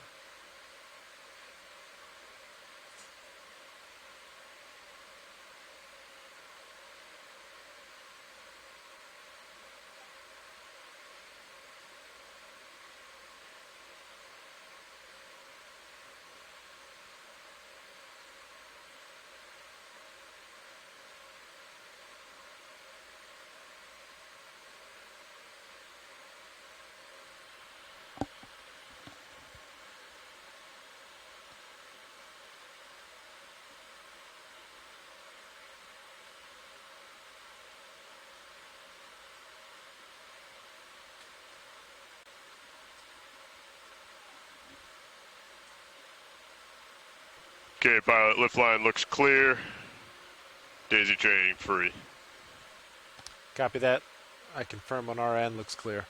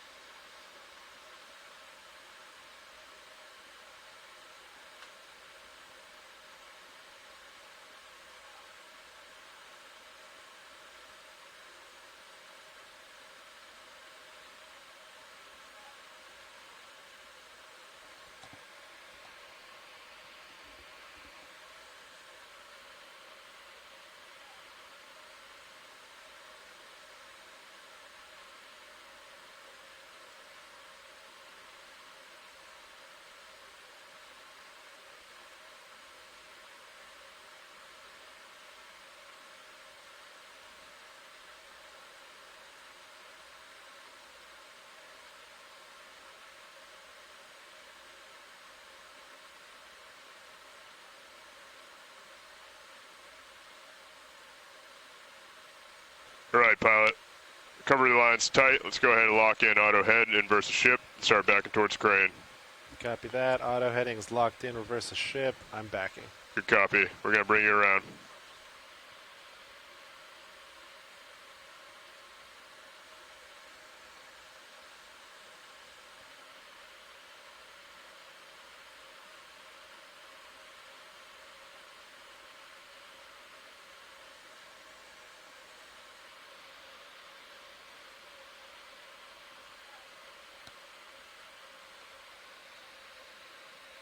We'll do a bump to surface. Thank you, pilot. I think they're...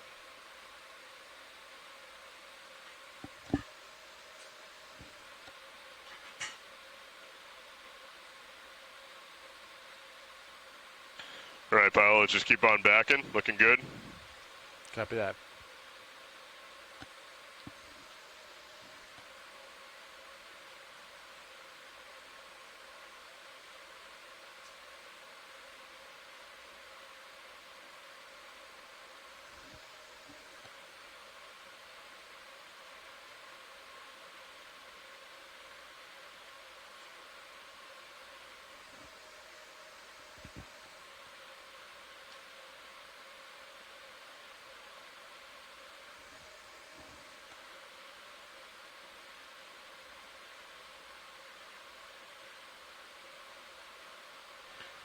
Okay, pilot, let's slow down on that halfway.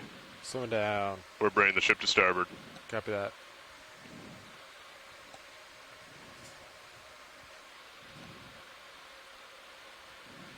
Can you give us a little bump to starboard, pilot? Bump to starboard. Thank you. Okay, looking good. Now just straight back. Straight back. Okay, you're close under the crane. Maintain what you're doing and give us a little twist to starboard, please. And pilot off stick. Off stick.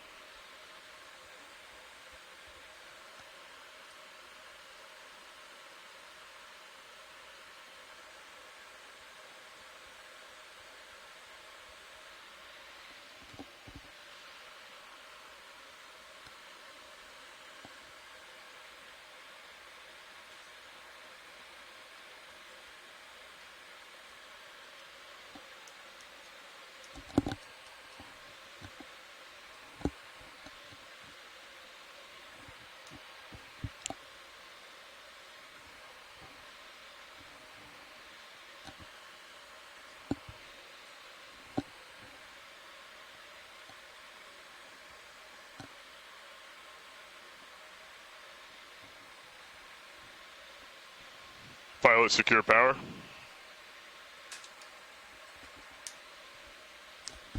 Deck key stop. Winch knife switch. Knife switch. Power meter reads 0. Vehicle's cold.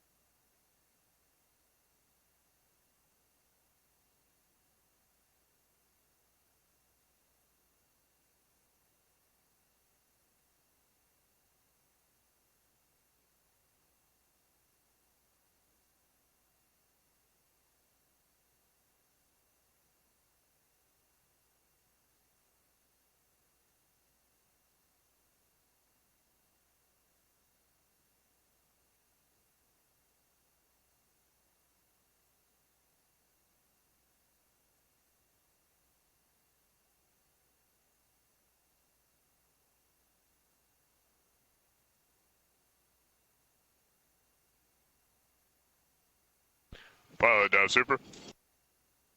Dive super go.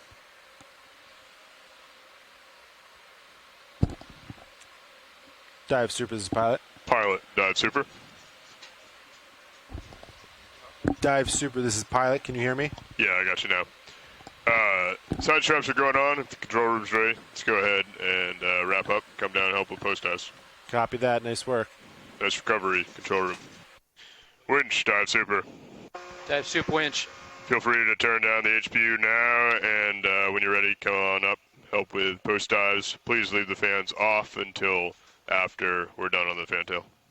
Yeah, roger that. Thanks, Winch.